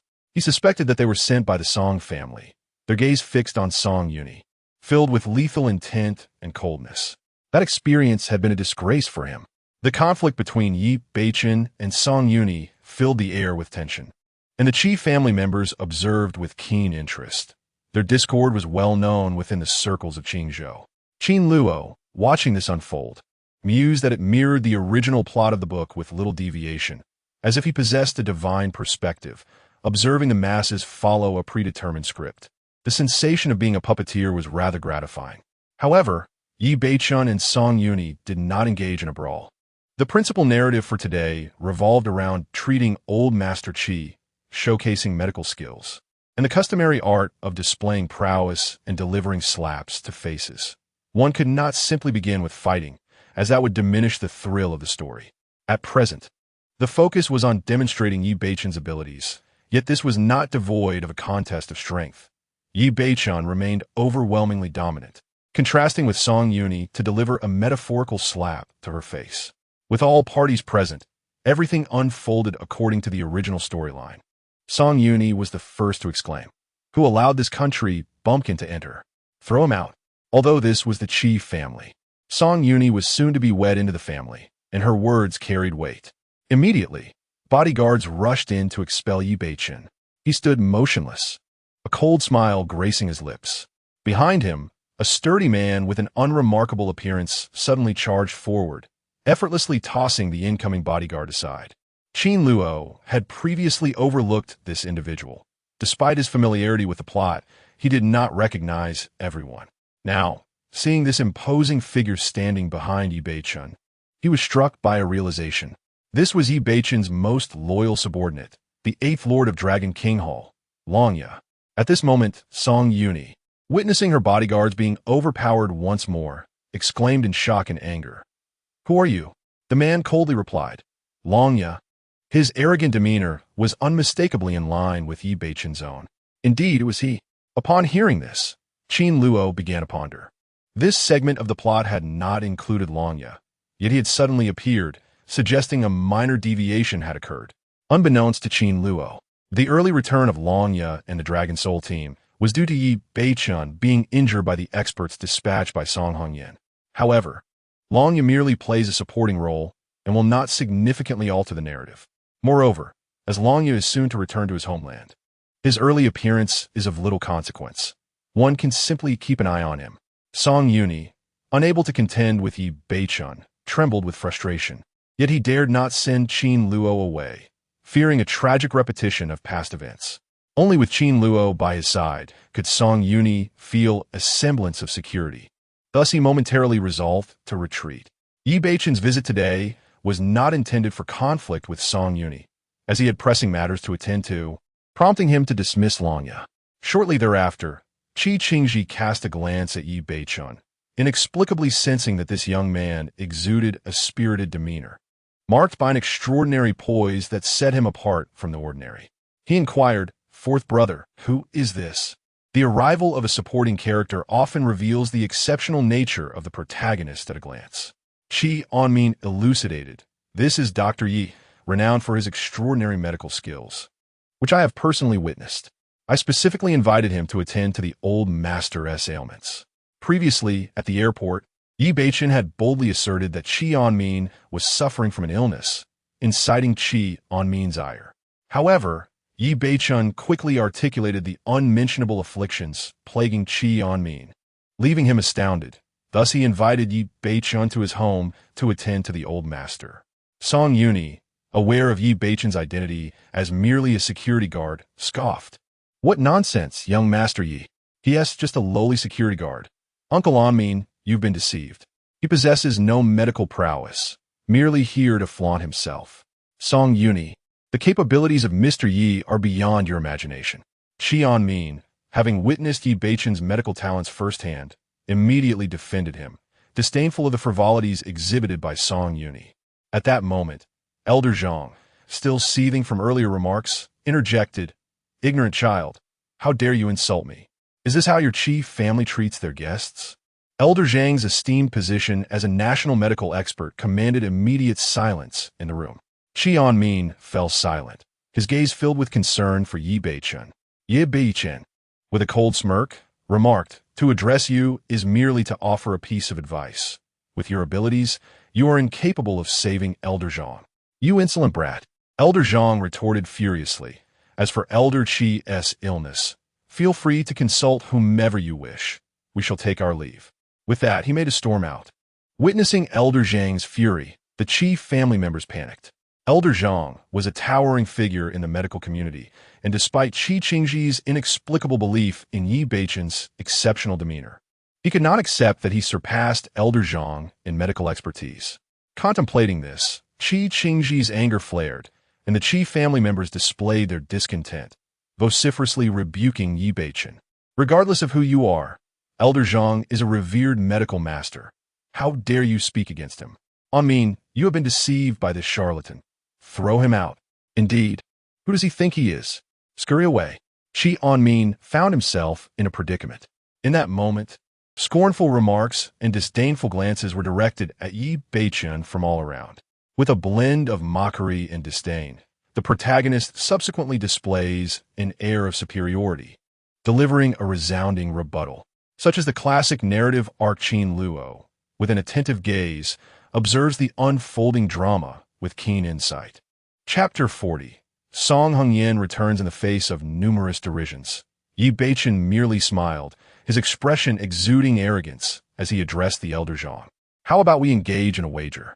If you manage to cure old Master Qi, I shall kneel and apologize, then leave the chief family in disgrace. However, should I succeed in restoring him, you must bow deeply and from henceforth address me as your master whenever we meet. What say you? This familiar challenge stirred the air. Elder Zhang, incensed, readily accepted the bet. Yet, a moment of confusion washed over him. Why was he engaging in a gamble with this audacious youth? As a revered national physician, he found it perplexing to contend with Yi Beichen, a mere nobody. Winning would yield him no benefit. Nonetheless, having agreed, he could not retract his words. The two men's wager left the Qi family members astounded. Was this truly a jest concerning their patriarch's health? Surely, they could not be serious. However, given their reliance on the two for salvation, the family dared not interject. Thus, they proceeded together to old Master Qi's hospital room. Meanwhile, Qi Wanyue gazed out of the window, her eyes falling upon a tall, striking figure. This must be Qin Luo, she mused. He was undeniably handsome and quite imposing. Surely, he was observing the unfolding drama. Unbeknownst to anyone but her, he was the time traveler orchestrating this narrative, and his machinations were most irksome, having thrown her household into disarray. And there was Yi Beichen, that infuriating man, daring to gamble with her grandfather's illness. Such audacity. Qi Wanyue glanced back at Yi Beichen before returning her gaze to Qin Luo, finally remarking, "It is evident that Qin Luo possesses a more striking allure. Yi Beichen dresses like a rogue. Can he truly heal my grandfather?" As Qi Wanyue heard the commotion outside, her brow furrowed in apprehension. They were about to enter the room. She quickly returned to her bedside, her heart heavy as she regarded her grandfather's pallid countenance. At that moment, the door swung open, and the crowd entered. "Is the divine physician here?" Qi Wanyue inquired softly. Her voice was as soothing as a gentle stream, evoking a sense of calm serenity. Upon hearing that tender voice, both Yi Beichen and Song Yuni, who had just stepped into the room, were captivated by the sight before them. A tall, delicate figure, exuding an ethereal grace that elicited their astonishment and admiration.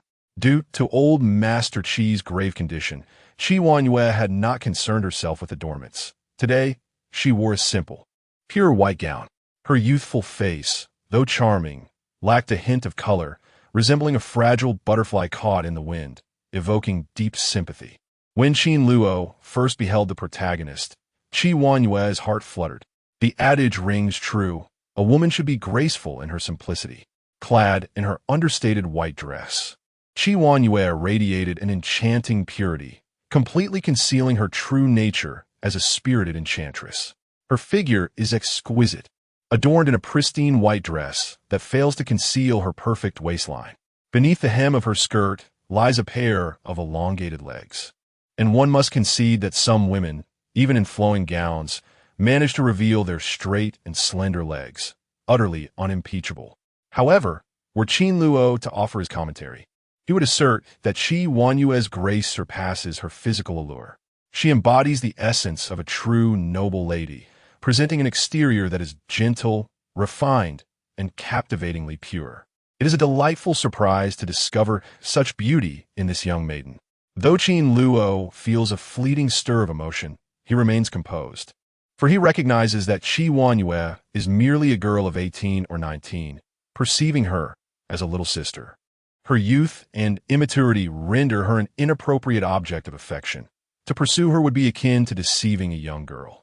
In contrast, Song Yunyi's demeanor is far less restrained. He gazes at Qi Yuanyue, his eyes wide with astonishment, exclaiming silently that his betrothed, the woman he is about to marry, is breathtakingly beautiful, rivaling even Lin Qingxue. How astonishingly lovely! Years have passed, and the once young girl has blossomed into a radiant beauty, as pure as mountain spring water. This marriage must be secured without delay. However, there is no rush to wed. Enticing Qi Yuanyue into his bed and subsequently dealing with Lin Qingxue would be sheer bliss, elevating his spirits to the heavens. Song Yunyi cannot fathom his good fortune in potentially having two stunning wives, rendering his life utterly fulfilling. His mind drifts into fantasies, a wide grin spreading across his face, saliva pooling at the corners of his mouth. While Yi Beichun's thoughts are less pedestrian than Song Yunyi's, they are similarly inclined.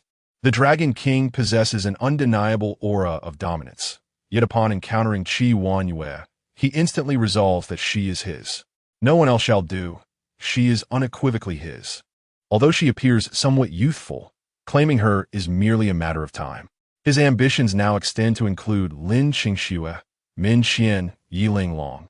Alongside Qi Yuanyue, he aims to secure them all.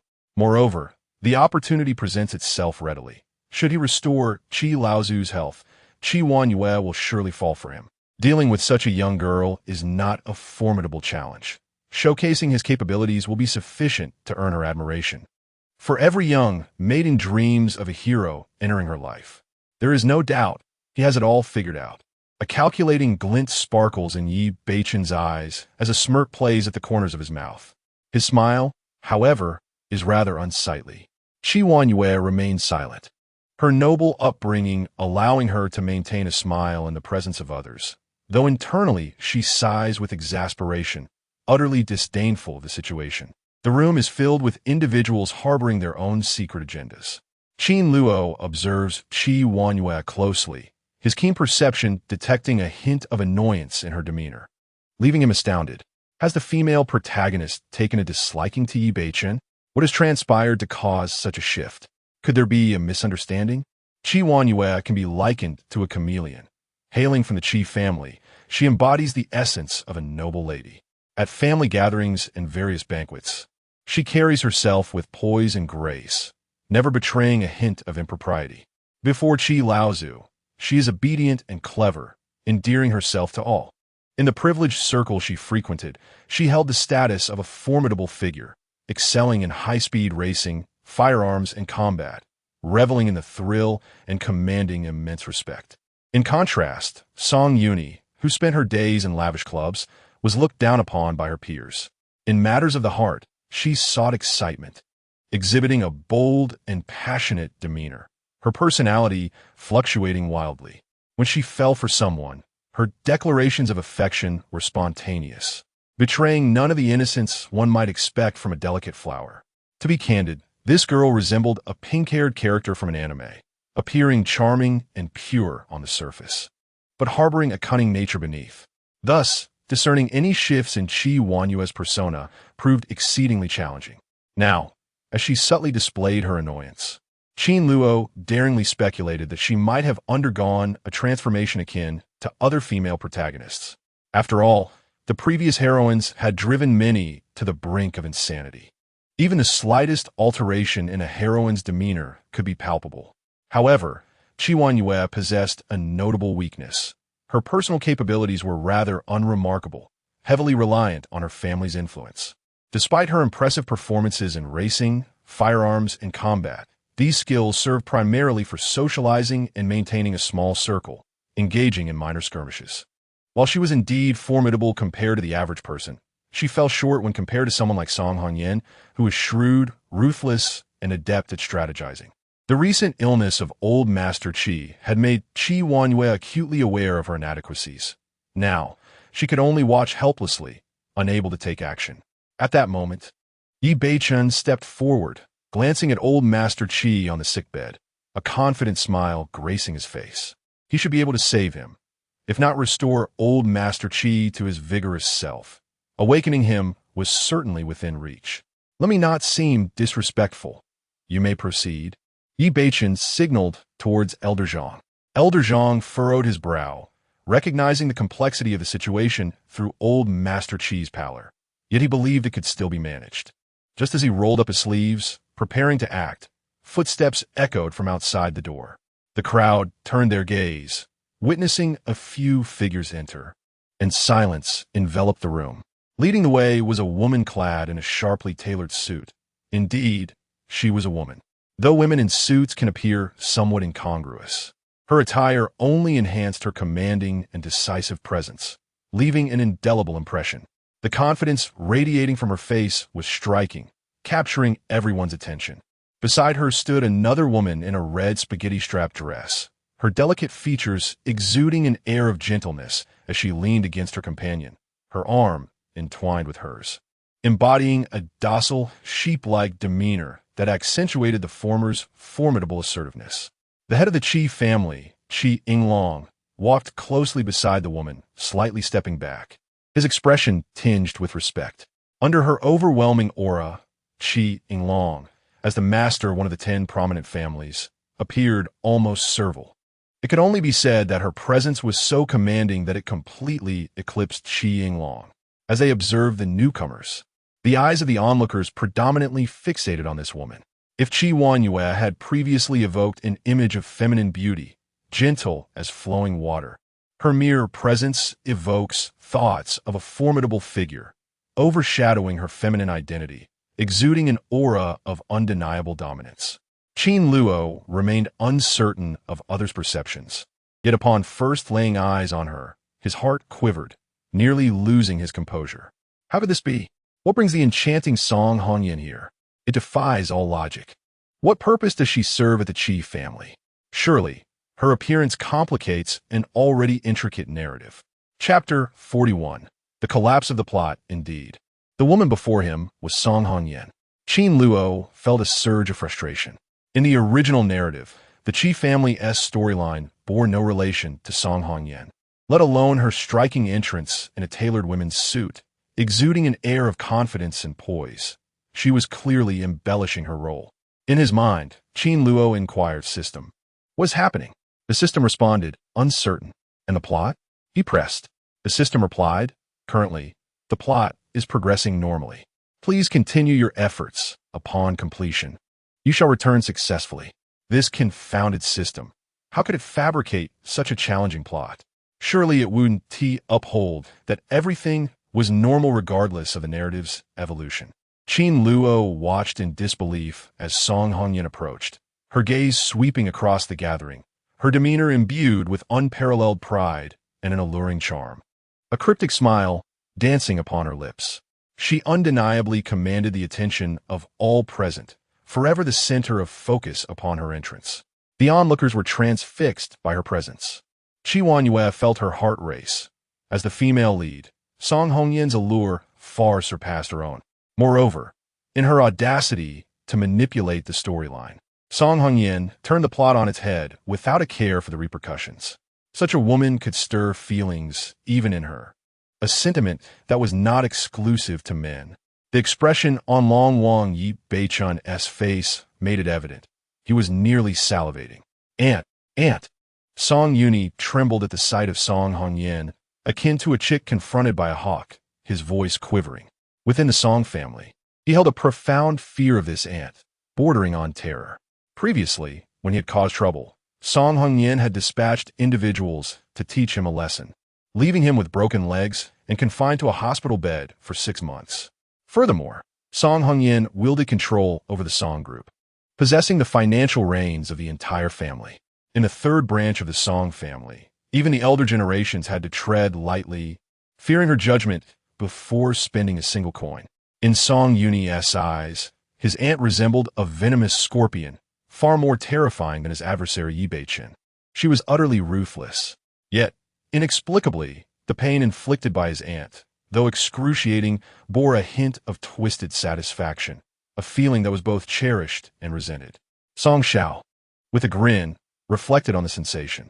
In the original tale, a significant reason for Song Yuni's opposition to Yi Beichun was his aunt's preferential treatment towards Yi.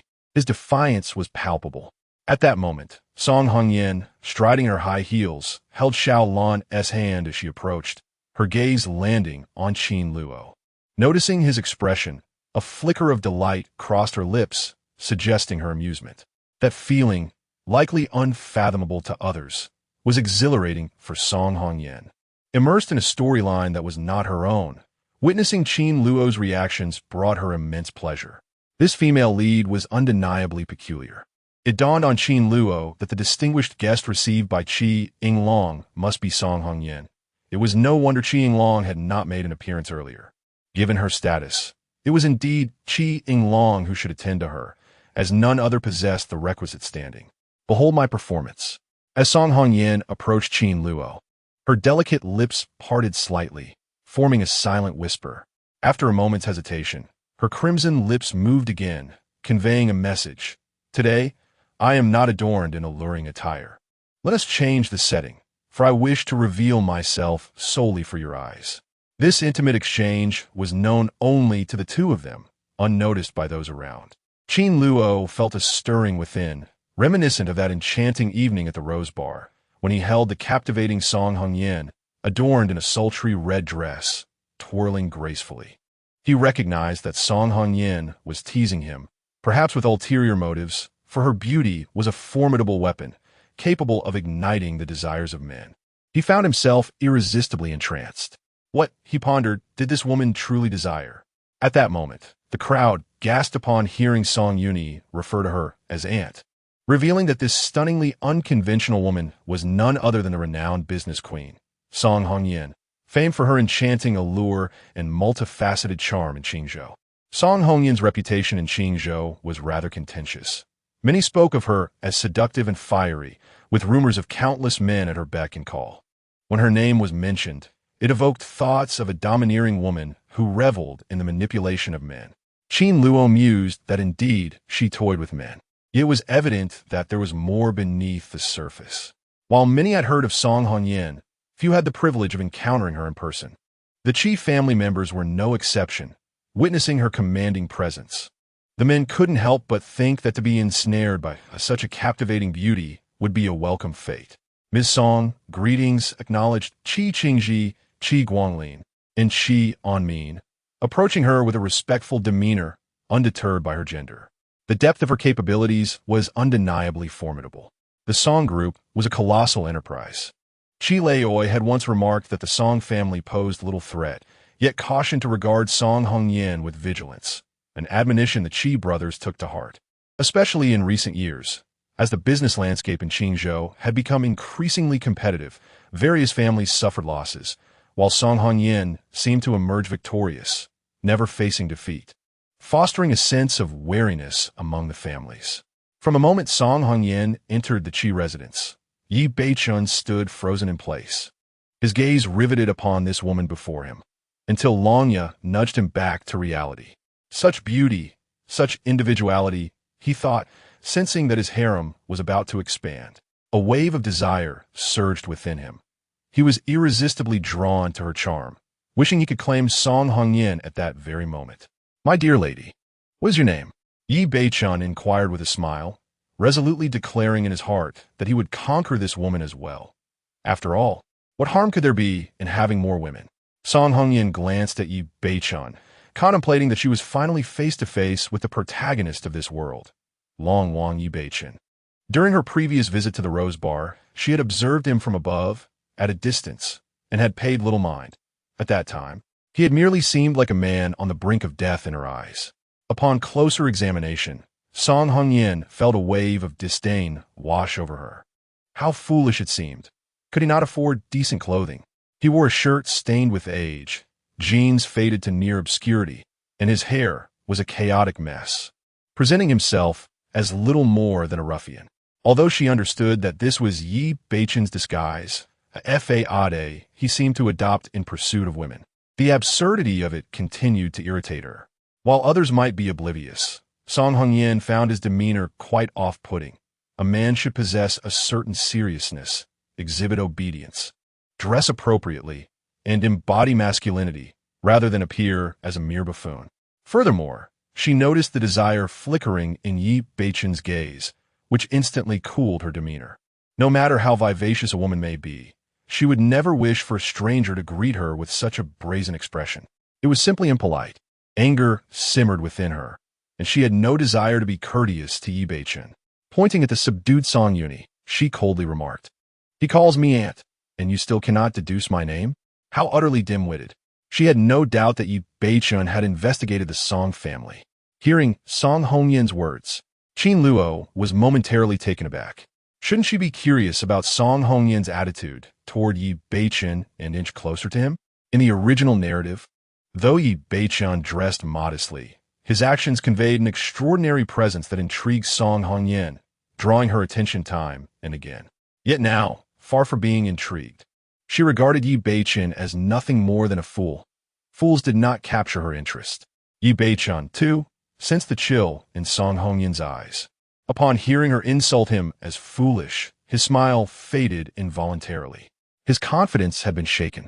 With his charisma as the Dragon King, it was rare for a woman to show him such disrespect. He had encountered an abundance of women who readily sought his affection, and he momentarily forgot how it felt to be scolded by a woman, especially one as stunning as her. Very well, he thought, a woman with character. I find that appealing. Yi Beichen regained his smile. The more challenging the conquest, the more exhilarating it became. The higher the stakes, the more he relished the pursuit. Casting a glance at Song Yuni, he pondered Song Hongyan's identity and suddenly connected the dots. The president of the Song group, Song Hongyan. No wonder she was so unyielding toward him. After all, he had been the one to break Song Yuni's leg. Yet, he mused, he would do it again without hesitation. Anyone who dared to vie with him for a woman would meet the same fate. In truth, Yi Beichen was aware of Song Hongyan's identity. He had perused the information provided by Lanya earlier. However, upon encountering her unexpectedly, he had been momentarily stunned and failed to recall it. Now, as the realization dawned, a sharp glint appeared in his eyes as he inquired, "So, were the two warriors who assaulted me at the Rose Bar also your doing?" Chapter 42. Adding fuel to the fire. Yi Beichen was no fool. With a little contemplation, he had unraveled the events of that fateful night. Song Hongyan, with a smile that sparkled with mischief, remarked, "Indeed, you are not as foolish as you seem." Stunned by their exchange, Qin Luo realized that the mastermind behind the upheaval at the Rose Bar was none other than Song Hongyan. The heroine scheming against the protagonist was an utterly ludicrous twist. What kind of narrative unfolded in such a manner? System, confess honestly, is Song Hongyan a reincarnate? Perceiving her unusual demeanor, Qin Luo inquired within his mind, pondering if only a reincarnate could elucidate the entire situation. Yet, the system responded, "Not at all. Please continue your efforts to steer the plot back on course. It is your duty as a reincarnator. How could one restore order when the narrative was already in disarray? You wretched system, do you even grasp the reason behind this chaos?" Qin Luo retorted. The system replied, "Unclear." Qin Luo found the system's responses utterly nonsensical. Song Hongyan's behavior bore striking similarities to that of a reincarnate. However, if this were the case, it was somewhat acceptable. She could eliminate Yi Beichen, but as the protagonist, she should not be capable of ending his life. His gaze lingered on the enchanting woman before him. He could not help but admire her.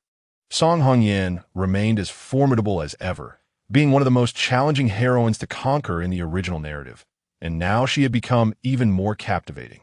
Yi Beichen's eyes glinted with a menacing intensity. It was well known that anyone who provoked him faced utter annihilation. Having suffered a significant setback at the Rose Bar, he had vowed that anyone responsible would meet a gruesome fate.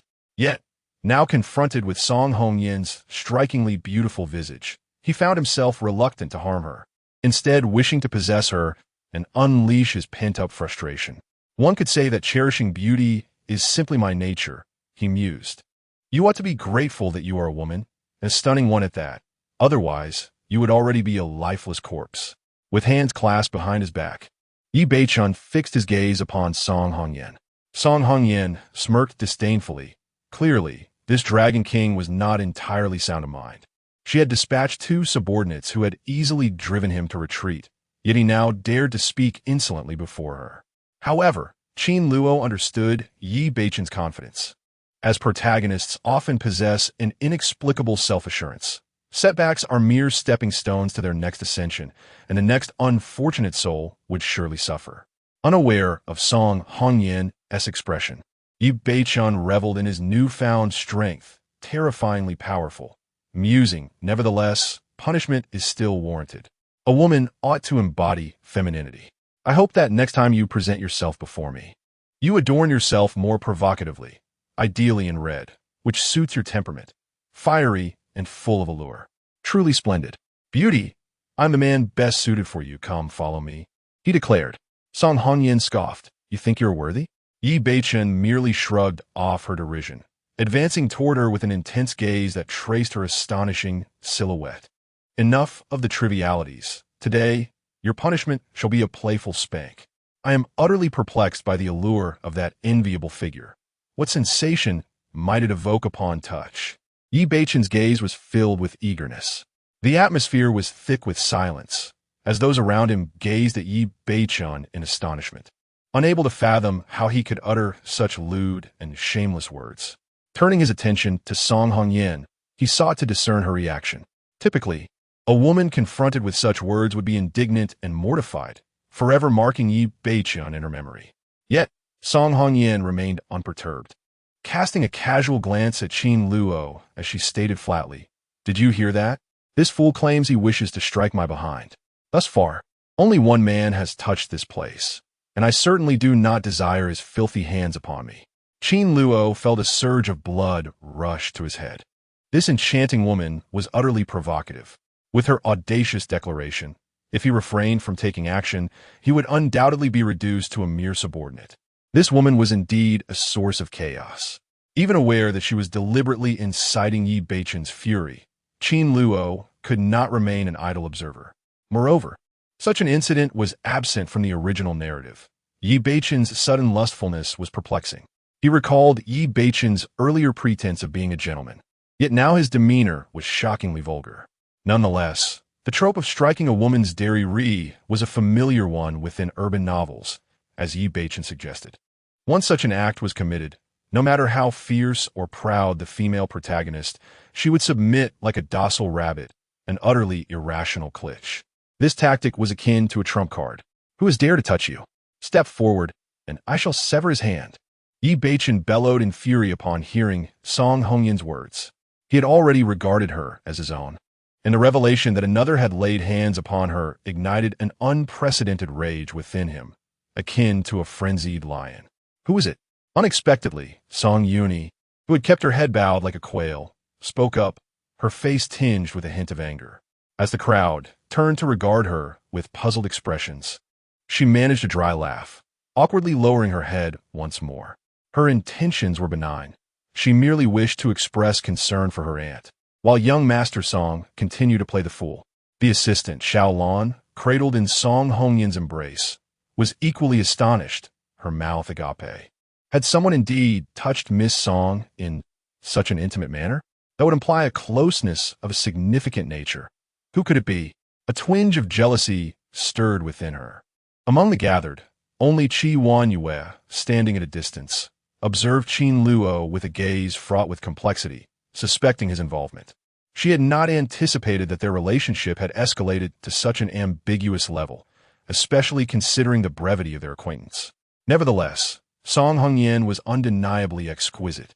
It was no surprise that even women found it difficult to resist her charm, particularly as she continually provoked those around her. This woman was indeed shameless. Enraged, Yi Beichun extended his hand toward Song Hongyan, intent on subduing a proud woman.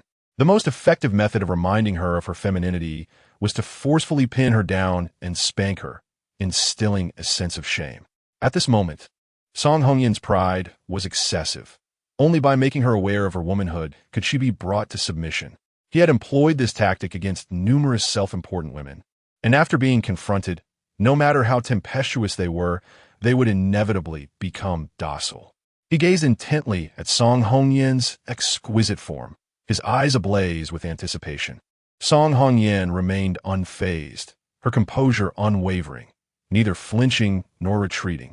Her assistant, Xiaolon, bit her lip, puffed out her chest, and stepped forward, arms outstretched to shield Song Hongyan. President Song, I will protect you. The audacity of this man was appalling. How could she have felt an inexplicable admiration for Yi Beichun at first glance, only to discover his utter depravity? She resolutely vowed that he must not lay a finger on President Song. A surge of courage welled up within the assistant as she glared fiercely at Yi Beichun. Qin Luo, do not allow his filthy hands to touch my aunt. I will offer you more money to ensure her safety. Song Yuni shouted from the side, panic rising within him. How could his revered aunt be humiliated by Yi Beichun before everyone? The offer of more money was not the true motivator. Even without Song Yuni's urging, Qin Luo had already taken the initiative, seizing Yi Beichun's hand with a grip as unyielding as a vice. Upon witnessing Qin Luo's action, a charming smile graced Song Hongyan's lips as she leaned closer to him, whispering, "Are you reluctant to see Yi Beichun lay a hand on me? You are quite impressive." Qin Luo cast a glance at Song Hongyan, internally questioning her antics. Did she not see how close Yi Beichun was to losing his temper? In narratives, one of the taboos is that the protagonist must not touch the female lead, lest they explode at any moment. Song Hongyan's smile grew even bolder as she nestled against Qin Luo, continuing to tease, "It has been ages since I witnessed a man fight on my behalf. In light of your role as my gallant protector, I shall bestow upon you a special reward." Just as Qin Luo found himself perplexed, he suddenly felt warmth on his face as Song Hongyan's moist lips pressed against him, leaving a fiery imprint. "Do you like it? Go and flatten that man," she laughed, her voice ringing with delight. This scene rendered the surroundings utterly silent. The queen of the Qingzhou business realm, the alluring and seductive Song Hongyan, had kissed a mere bodyguard. The men around were left dumbfounded, wishing to rush forward and take Qin Luo's place, yearning to bask in Song Hongyan's tenderness. Yi Beichun, witnessing Song Hongyan's bold act of kissing a bodyguard right before him, felt an overwhelming sense of betrayal surge within him, igniting his fury. "You, a mere bodyguard," he bellowed. "This time, I shall not hold back. You will pay dearly." His rage boiled over. Behind him, Long Yi sensed Qin Luo's impressive skills and contemplated intervening. But Yi Beichun forbade it, insisting, "No one moves. I will handle this myself. I intend to dismantle him piece by piece." Recently, Yi Beichun had experienced a surge in power and sought a target to vent his frustrations. This bodyguard had dared to encroach upon his territory, and he was determined to ruin him personally. Qin Luo, on the other hand, felt utterly helpless. As a mere supporting character, he had planned to observe the unfolding drama. But the female lead's reckless behavior had drawn the ire of the protagonist upon him. However, Song Hongyan's kiss was undeniably sweet, and he had taken considerable advantage of her. In matters of gain, one must inevitably pay a price. Song Hongyan languidly inquired, "Have you given any thought to our previous discussion? My promise still stands, provided you agree." She was, of course, referring to the matter of him becoming her subordinate. Qin Luo had previously stated he would ponder it, yet to this day, he had not provided her with a response. Meanwhile, Yi Beichun's countenance darkened upon hearing this, and he exclaimed, "What on earth have you both done?" The woman he regarded as his own had bestowed her first kiss upon another man. Though it was not a kiss upon the lips, it was enough to drive Yi Beichun into a frenzy. What he found most intolerable was the thought of his beloved growing close to another man, particularly one who was merely a bodyguard. Chapter 43. Song Hongyan, I possess a modicum of medical knowledge. A mere wretched bodyguard. You were fortunate last time, but this time, I shall incapacitate you. Yi Beichun flicked his wrist, recalling how he had been caught off guard by Qin Luo earlier, which had been rather painful. This bodyguard possessed some skill. Nonetheless, it was trivial, of no consequence. He was the illustrious Dragon King, dominating overseas realms, and thus held little regard for such matters. With a look of disdain, Yi Beichun charged forward, delivering a forceful slap. "Did this bodyguard consume your family's rice? Or perhaps sleep with your wife? Aren't you just a security guard as well? Is there a hint of occupational discrimination here?" His younger brother jested, teasing his elder sibling. Constantly referred to as the wretched bodyguard by Yi Beichun, Qin Luo could only shake his head in exasperation. The bystanders, upon hearing these remarks, could not suppress their laughter. Despite Yi Beichen's ruthless demeanor, this individual still found time for jest. Some spectators exchanged glances, suspecting that Qin Luo might have some form of leverage, rendering him unafraid of Yi Beichen. In truth, Qin Luo was indeed unperturbed by Yi Beichen, while the latter possessed a protagonist's aura, making it certain he could not be killed. He was not an invincible literary hero, incapable of overwhelming force. Qin Luo had the confidence to engage in an even contest. As Yi Beichen launched his assault, Qin Luo, buoyed by his extraordinary sensory abilities, seemed to move in slow motion, effortlessly seizing Yi Beichen's hand. What? His movements were so swift, yet Qin Luo managed to grasp him? At that moment, Qin Luo was tempted to boast, claiming he could catch bullets. However, before he could indulge in such bravado, Yi Beichen, in a fit of rage, summoned immense strength to engage in a test of strength with Qin Luo. It was a pure contest of might, and he could not believe that this diminutive bodyguard could possibly match him in strength. The two men clasped each other's hands, exerting their strength against one another. Yet, Yi Beichen was secretly alarmed. No matter how hard he pushed, Qin Luo's grip felt as unyielding as forged steel, impervious to his efforts. A terrifying force began to radiate from Qin Luo, causing Yi Beichen to experience excruciating pain, as if his arm were about to be wrenched from its socket. How could this be? How could he possess such strength? What ist? As the renowned Dragon King, who had rapidly advanced and possessed innate power, he was being subdued by a mere bodyguard. Song Hongyan watched with a glimmer of excitement in her eyes. With such formidable skills, it would be a shame for Qin Luo not to be under her command, coupled with the wealth of knowledge residing in Qin Luo's mind. Her earlier kiss had certainly not been in vain. Qin Luo, oh Qin Luo, you are truly a treasure. Song Hongyan's delight grew. In truth, she was indifferent to the fate depicted in the novel. Her sole objective was to discern who could bring her the greater benefits. Uncertain whether she had ever seduced Yi Beichen in the original narrative, she deemed it unlikely, for despite Yi Beichen's impressive abilities, he paled in comparison to someone like Qin Luo, who possessed a profound understanding of the world due to his transmigration. It was unnecessary for her to expend such significant resources. With a smile gracing her lips, Song Hongyan addressed Qin Luo, exhaling a fragrant breath. I have only kissed you. My dear man, do not misconstrue me as a promiscuous woman. Should you bring him down, I shall reward you handsomely. As Qin Luo listened, a surge of anger ignited within him. This enchantress was persistently stoking the flames. Did she not observe that Yi Beichen's eyes were bloodshot, and his arms were erupting with uncontrollable strength? Clearly, Song Hongyan had provoked him to an extent that unleashed a remarkable burst of power from the protagonist. As both parties exerted their strength against one another, the formidable advantage of Qin Luo's robust physique became evident. His muscles possessed terrifying power, rendering his body immovable. Yi Beichen was left dumbfounded, struggling to comprehend the origins of this little bodyguard. He was, after all, the Dragon King, revered in the underworld abroad as the Black Phantom. His skills were exceptional, capable of facing a dozen adversaries without faltering. Yet now, he found himself restrained by a mere bodyguard with one hand, his inner strength utterly repelled. Impossible. Absolutely impossible. He refused to believe it. Cold sweat trickled down Yi Beichen's forehead. Listen to me. Calm yourself and tend to old Master Qi. Do not dwell on other matters unnecessarily, Qin Luo advised, his words also aimed at the well-being of Yi Beichen. The narrative surrounding the Qi family dictated that the task was to heal old Master Qi's leg. Although the female lead had undergone changes, Qin Luo still hoped the plot would not deviate too drastically. A chaotic narrative within the entire fictional universe would spell disaster for Qin Luo, as it would render the script beyond his control.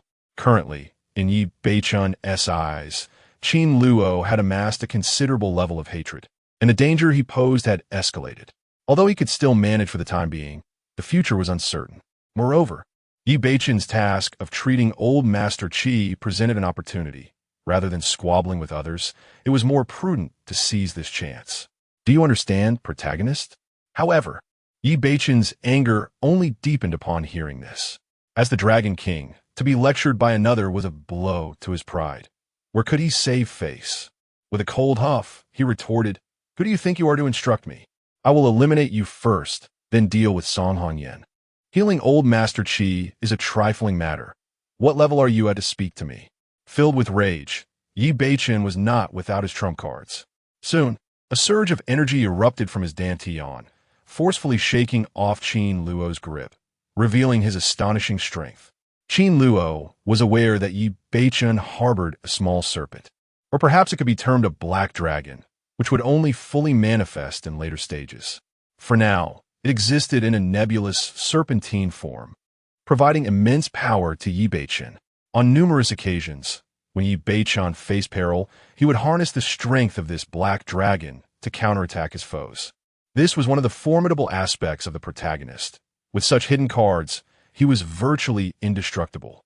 Previously, in the Rose Bar, when Qin Luo learned that Yi Beichen was bleeding from the mouth after being assaulted, he was certain that as the destined child, Yi Beichen could not possibly perish.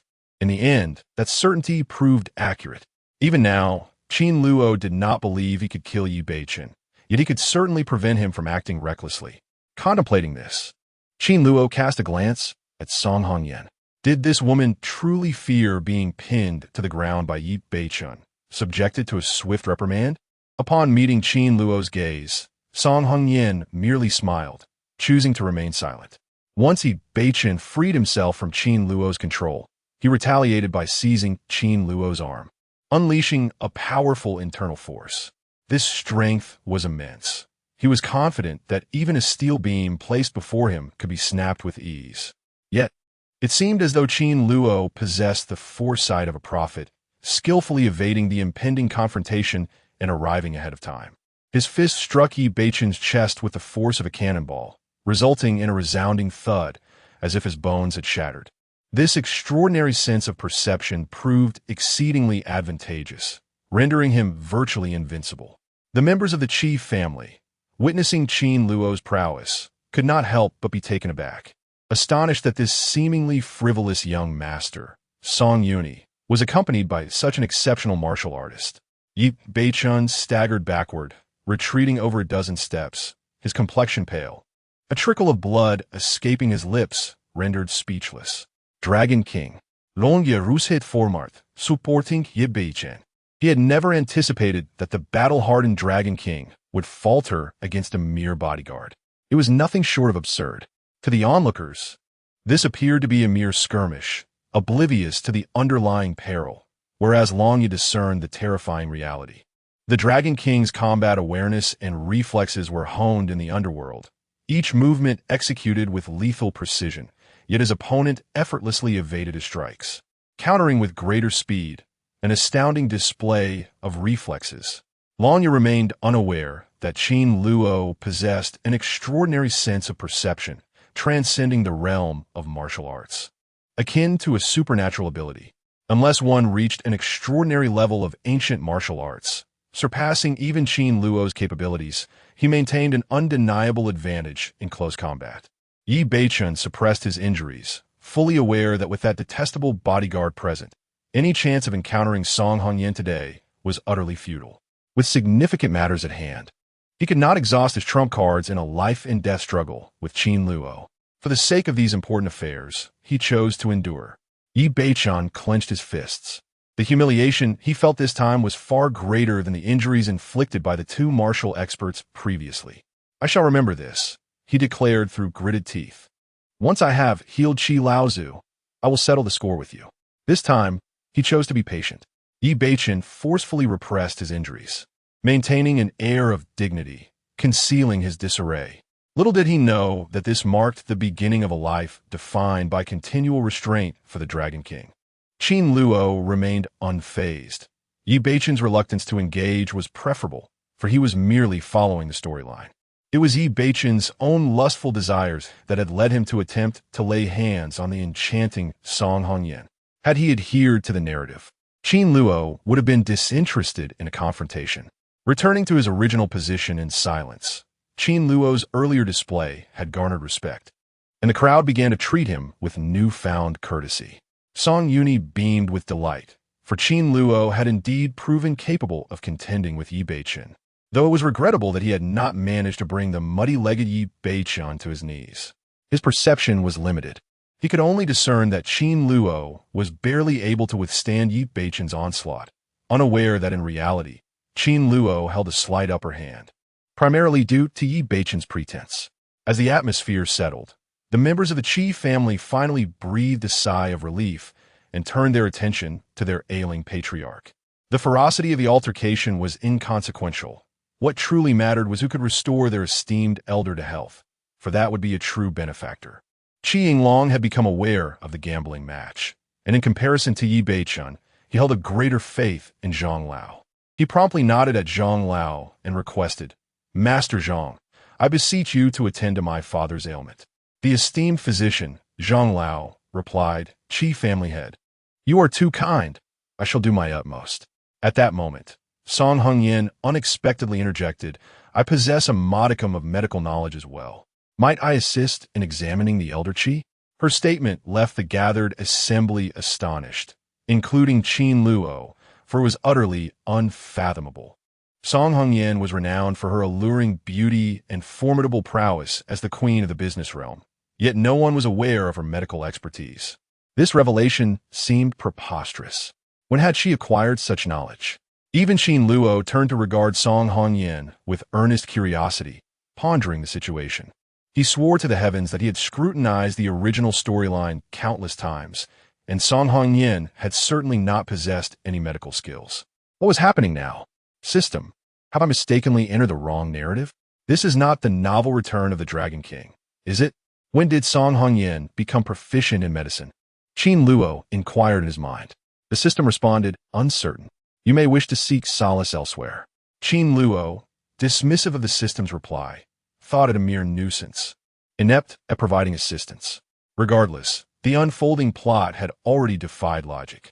Fortunately, he had recently amassed a considerable number of rewards and could hold his own against the Dragon King. Soon, he would gather his belongings and find a place to rest. Regrettably, the failure to navigate the storyline meant that the diary would assuredly be reclaimed, and without the diary to accrue rewards, he would have to adopt a more discreet existence. He would need to keep a significant distance from Yi Beichun in the future. Chapter 44. Countdown. As the crowd entered the room, their expressions turned to shock upon seeing the elderly Mr. Qi lying on the sickbed. The old man's face was ashen, veins protruding from his forehead, his breath faint and tenuous, with tubes inserted into his nose, resembling someone on the brink of passing away. The Qi family, renowned as one of the top 10 prestigious families in Qingzhou, was equipped with advanced medical facilities, and several doctors and nurses surrounded Mr. Qi, diligently attending to him. Qi Wanyue's face was etched with grief as she collapsed beside the bed, weeping. Just yesterday, Grandpa was in good health. Suddenly, he cannot rise. She had been aware through the diary replica that her grandfather's health would deteriorate, yet she had not anticipated the severity of the situation. At the time of the incident, Qi Wanyue had even summoned medical professionals to examine her grandfather, who had shown no signs of distress. However, in an instant, he succumbed, leaving no room for mental preparation. It truly exemplified the unpredictability of fate and the capriciousness of life. Only at that moment did Qi Wanyue realize that while the diary replica contained mere words from Qin Luo, in reality, it bore the weight of a crushing burden, a harsh reality that threatened to overwhelm her. She was on the verge of collapse over the past 2 days. At that juncture, Elder Zhang approached to assess Mr. Qi's condition. Qin Luo stood to the side, observing the old man's state. The system had rewarded him with the Qing non-medical canon, a mastery of traditional medical practices that did not require pulse reading to discern symptoms. He was already aware that Mr. Qi had succumbed to a myocardial infarction, collapsing suddenly, with only a flicker of life remaining. The original text had elucidated this clearly, and he had retained memories of this plot. Like Qin Luo, Song Hongyan was also keenly observing Mr. Qi's condition. She had received a system reward in the form of the Medicine King's medical book, her medical skills rivaling those of Qin Luo, and she quickly grasped the symptoms, a faint smile gracing her lips. Yi Beichun was even more confident. With his skills, even if Mr. Qi had one foot in the grave, he could bring him back. The favors owed to the Qi family, particularly from Qin Luo, were not to be wasted. He awaited the opportunity to showcase his prowess. After examining Mr. Qi's health, Elder Zhang's expression shifted from confidence to concern, hesitant to meet the gazes of the Qi family members.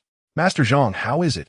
Qi Yinglong inquired, with the rest of the Qi family looking expectantly at Elder Zhang. Elder Zhang spoke gravely. Mr. Qi has suffered an acute myocardial infarction. Coupled with his pre-existing heart condition, his advanced age, and the hardening and aging of his blood vessels, his heart pulse is weak, and he could pass at any moment. Qi Qingji, known for his fiery temperament, shouted, "Is there any hope for treatment? Speak up." Perhaps aware of his limited assurance, Elder Zhang's earlier bravado faded, and he extended his fingers, slowly stating, "There is only a 50% chance." Only 50%? Qi Yinglong trembled slightly. The Qi family members conferred among themselves. Even a 50% chance warranted their efforts, for the old man could not endure much longer. Seeing that the Qi family had reached a consensus, Elder Zhang retrieved a set of silver needles from a small case he carried. Upon witnessing this, Qin Luo thought to himself that Elder Zhang indeed possessed some skill. He was proficient in the 9 needles of returning yang, capable of protecting the heart pulse, stimulating acupoints, and expelling stagnant blood, truly a top-tier medical expertise. In this world, there is no absolute strongest. There are only those who are stronger. Various miraculous medical techniques emerge endlessly, defying the natural order. Yet, such extraordinary abilities can only be possessed by those with exceptional fortune, and Zhang, an inconsequential character, lacks such luck. Thus, while his 9 needles of resurrection may suffice for treating common ailments, he is utterly powerless to retrieve a soul from the clutches of the underworld, and soon, he will face the consequences of his limitations. At this moment, beads of cold sweat trickled down Zhang's forehead. After performing bloodletting on the Elder Qi, he employed mugwort combined with silver needles to stimulate several acupoints on the Elder's body. As he deftly inserted 8 needles in succession, a reaction began to manifest in the Elder Qi. The skin at several acupoints slightly swelled, and upon the silver needles piercing through, dark blood oozed forth, exuding a foul, putrid scent. A hint of color returned to the Elder Qi's pallid face. Witnessing this, the Qi family members gasped in astonishment, their faces illuminating with joy, believing they had succeeded. "Excellent. Truly the hands of a national medical sage. Our heartfelt gratitude," they exclaimed. "This is the essence of great medicine, a miraculous healer." Zhang's intervention appeared to revive life itself, earning him their fervent praise. Wiping the sweat from his brow, Zhang wore a smile, realizing that with just one final needle, he could save the Elder Qi. This thought rekindled a sense of pride within him, and he turned to Yi Beichan, saying, "Ignorant youth, with one more needle, I shall restore the Elder Qi. Are you prepared to leave?" Qin Luo, observing the scene, felt a mix of amusement and exasperation. He had known the script all along, yet witnessing it unfold was still somewhat overwhelming. Previously, he had thought the female lead was merely a puppet, performing as scripted. Zhang, the antagonist, was diligently adhering to the established process, placing himself in the path of Yi Beichan's rebuke. Song Hongyan approached Qin Luo, her rosy lips brushing against his ear as she whispered, "Is something about to go awry?" Through the diary subplot, she was aware that Zhang was destined to fail, but she found teasing Qin Luo rather entertaining and wanted to assert her presence. Qin Luo caught a whiff of a fragrant aroma, warm and soothing against his face. However, he was too preoccupied to engage with Song Hongyan, casting her a puzzled glance. Could it be that she truly possessed medical knowledge? It seemed implausible. The situation had become absurd.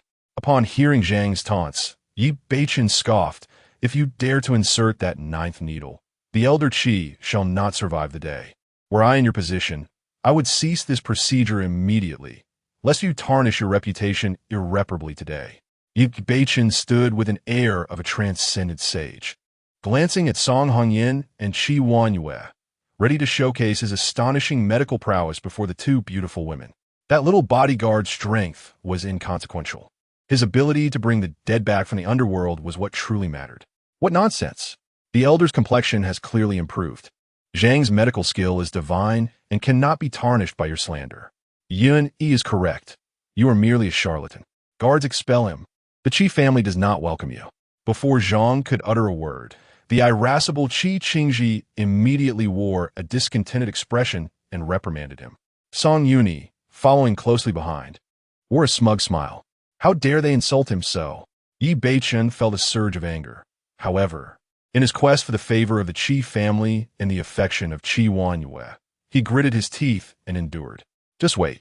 Soon, I shall have you all kneel before me, pleading for my mercy. The thought of that forthcoming scene brought a sense of comfort to Yi Beichen's heart. Oof. I shall ensure you are completely disheartened. As Zhang continued, he delivered the final acupuncture needle to the elderly Qi patriarch. Once the silver needle was placed, a hint of color returned to the old man's face, and he appeared to be recovering, his breath gradually becoming more profound, seemingly bursting forth with a vigorous vitality. Escaping from peril. Witnessing the patriarch's rejuvenation, the Qi family members could not help but feel an overwhelming joy. Truly, Zhang is a master. His medical skills are divine. How splendid. The patriarch has recovered. Someone, hurry and leave. How can you still have the audacity to stand here? A cacophony of taunts ensued. Song Yuni laughed heartily. For the divine physician she had brought had healed the Qi patriarch, finally suppressing the presence of Yi Beichen, the unsophisticated outsider. She led the mockery, directly urging Yi Beichen to leave. However, Yi Beichen's countenance remained serene, inexplicably counting down, exuding an air of peculiarity. Observing this, Qin Luo secretly mused, his demeanor unchanged. He had long anticipated this outcome. Once Yi Beichen completed his countdown, the condition of the Qi patriarch would surely worsen. Truly, the Dragon King is replete with prestige, exuding an aura of grandeur. When might a minor character like myself ever learn such an art of pretension? 3, 2, 1. Chapter 45. The Golden Needle. Just as the members of the Qi family were about to scold Yi Beichen for his lack of decorum, his countdown reached its conclusion. Upon uttering his words, which rang with the finality of death itself, old Master Qi's lips turned ashen, and blood began to seep from his nostrils, rendering his visage both grotesque and terrifying. This sudden occurrence plunged the entire assembly into a state of frozen disbelief as they gazed at Yi Beichen in utter astonishment. Was this man a harbinger of doom? Elder Zhang, startled, hurriedly approached to check old Master Qi's eyelids, discovering bloodshot eyes and a deteriorating condition that further drained the color from his face. Trembling violently, he repeatedly exclaimed, "How could this happen? Grandfather!" Qi Wanyue cried out in alarm, her face pale and on the verge of fainting, supported by a nearby female relative of the Qi family, preventing her from collapsing to the ground. "What have you done to my father?" roared Qi Qingji, his fury palpable as he seized Elder Zhang's clothing and shouted. The scene descended into chaos. At that moment, Yi Beichen maintained his composure and stated, "Silence. If we delay any longer, old Master Qi will truly perish." The Qi family members suddenly recalled Yi Beichen's earlier pronouncement, now perceiving him as possessing extraordinary foresight, capable of predicting the deterioration of the old man's health. This young man was indeed exceptional. In an instant, all eyes turned to Yi Beichen in hope, with Qi Yinglong leading the plea. Even Qi Qingji, who had previously spoken out of turn, offered an apology, even kneeling in supplication, while berating Song Yuni in the process. Song Yuni stood in stunned silence, unable to fathom the swift turn of events. How could it be so difficult to triumph over Yi Beichen? What was the reason behind this? If Qin Luo were aware, he might have remarked that life is often filled with such ironies. After all, Yi Beichen was the protagonist of this narrative, a favored child of the author, while he, a mere antagonist, aspired to undermine the hero. What folly!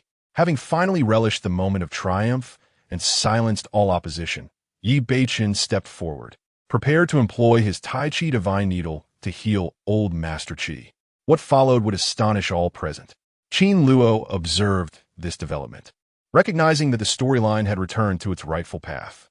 Aside from Song Hongyan's inexplicable interruption, an issue of life and death, this woman would not dare to meddle. Indeed, Song Hongyan had her own limits. Glancing at Song Hongyan, Qin Luo noted her slight frown, yet she refrained from causing any disruption.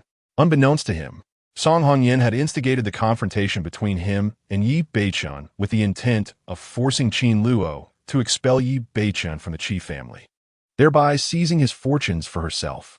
However, Yi Beichun had endured the setback, demonstrating a resilience that had far exceeded her expectations. This Dragon King truly possessed remarkable restraint. At this juncture, she could do nothing but allow Yi Beichun to proceed with saving old Master Qi, for human lives were at stake, and she felt ill-equipped to intervene. Song Hongyan couldn't help but marvel at the unfolding narrative, which adhered to its own course, evolving precisely as it ought, without substantial deviation. As Yi Beichun employed the Tai Chi Divine Needle, Elder Zhang immediately played his part, exclaiming in astonishment, "Could this be the legendary Tai Chi Divine Needle?" He was nearly on the verge of kneeling in reverence. As Qin Luo felt the embarrassment wash over him, he wanted to cover his face in shame.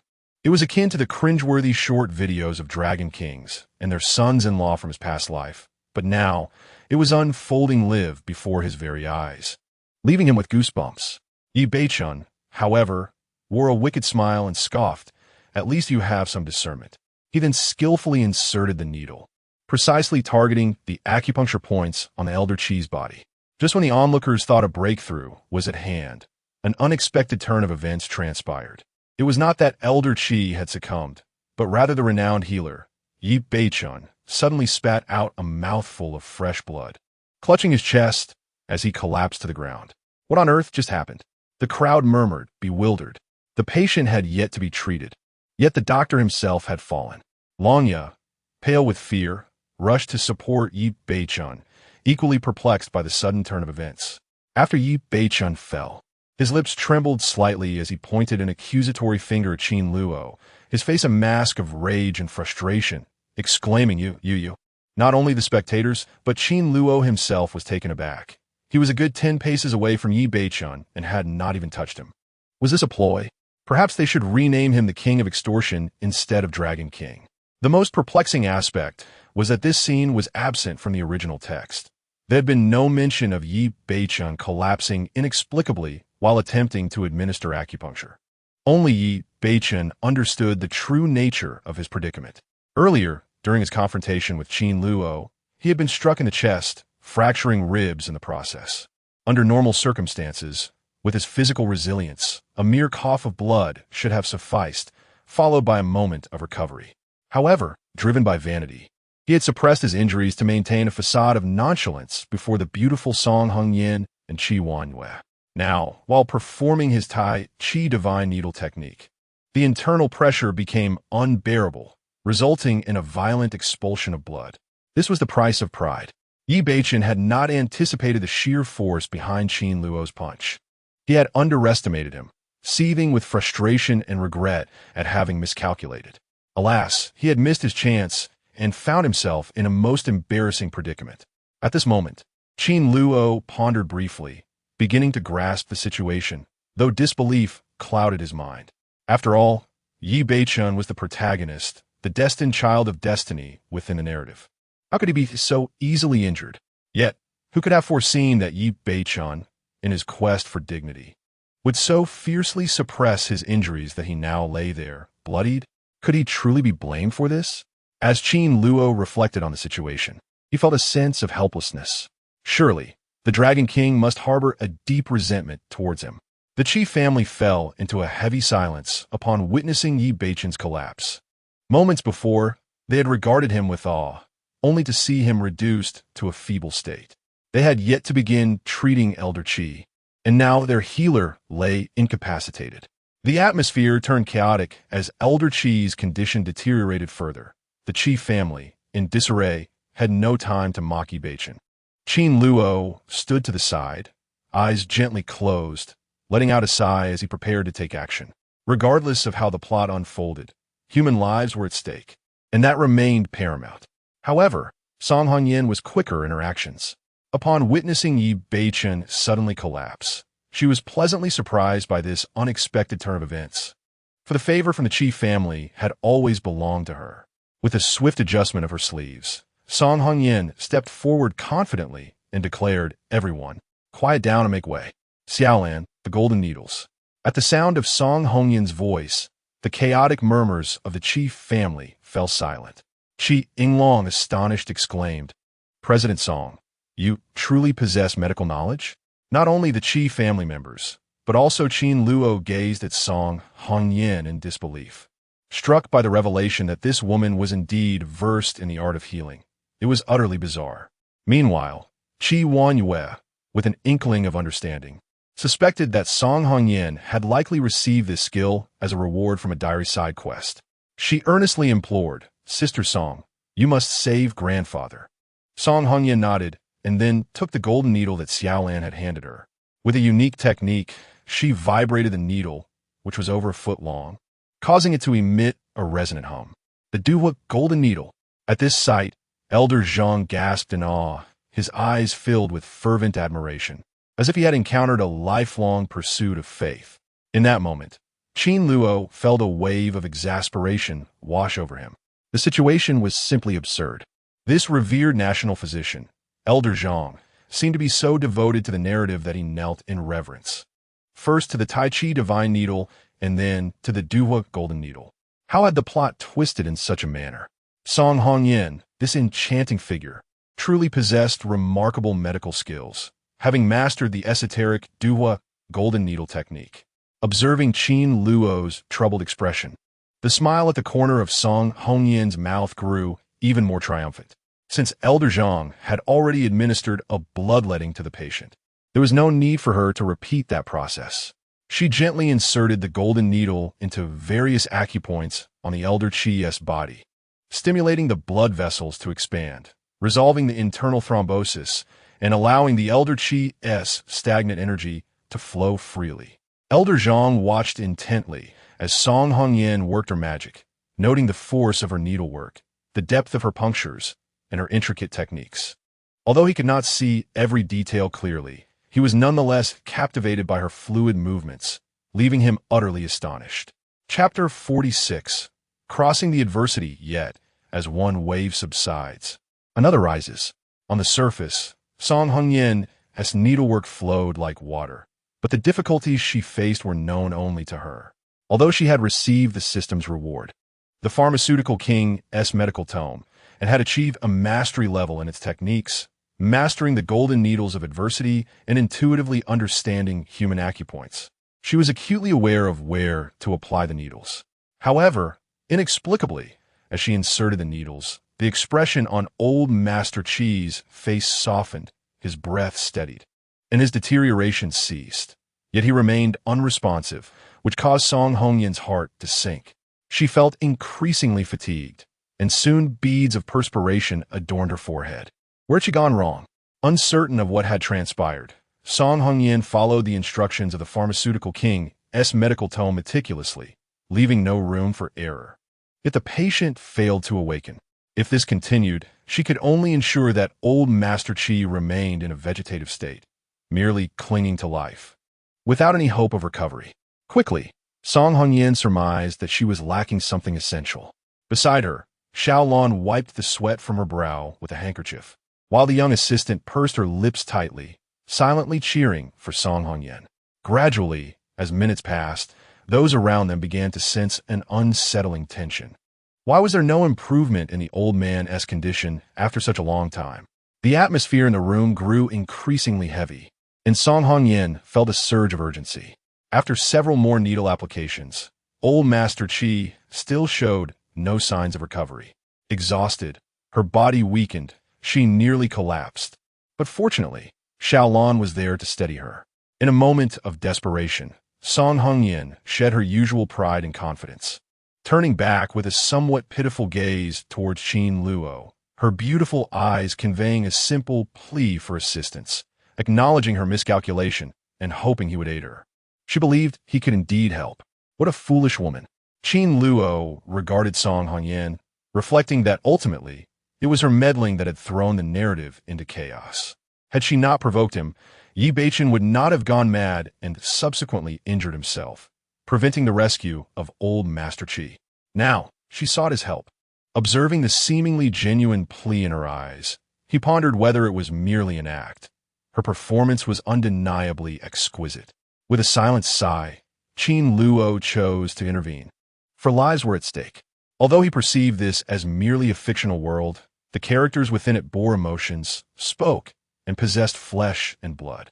He could only wonder how the plot would unfold should he succeed in saving old Master Qi. Such dramatic moments were typically reserved for protagonists, yet here he was, a mere supporting character, thrust into the limelight.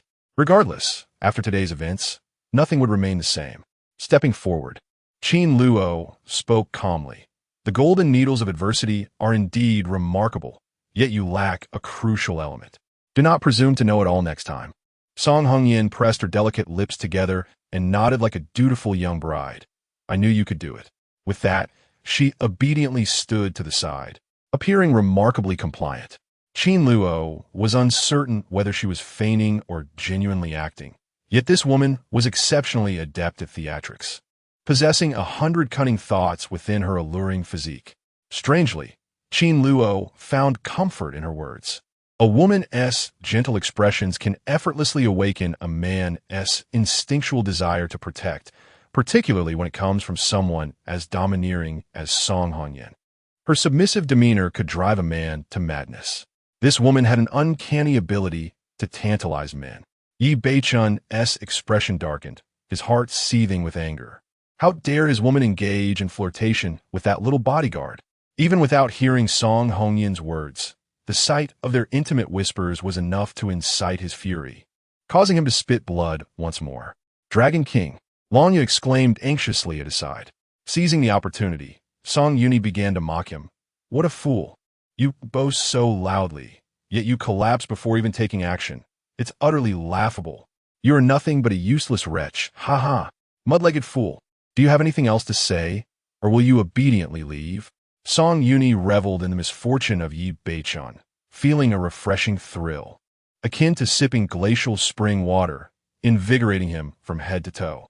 The antagonist had outsmarted the protagonist. Such an absurd turn of events. Yi Beichun gritted his teeth, vowing never to forget the humiliation of this day. Had it not been for his severe injuries preventing his internal energy from flowing, he would never have succumbed to blood loss while administering acupuncture.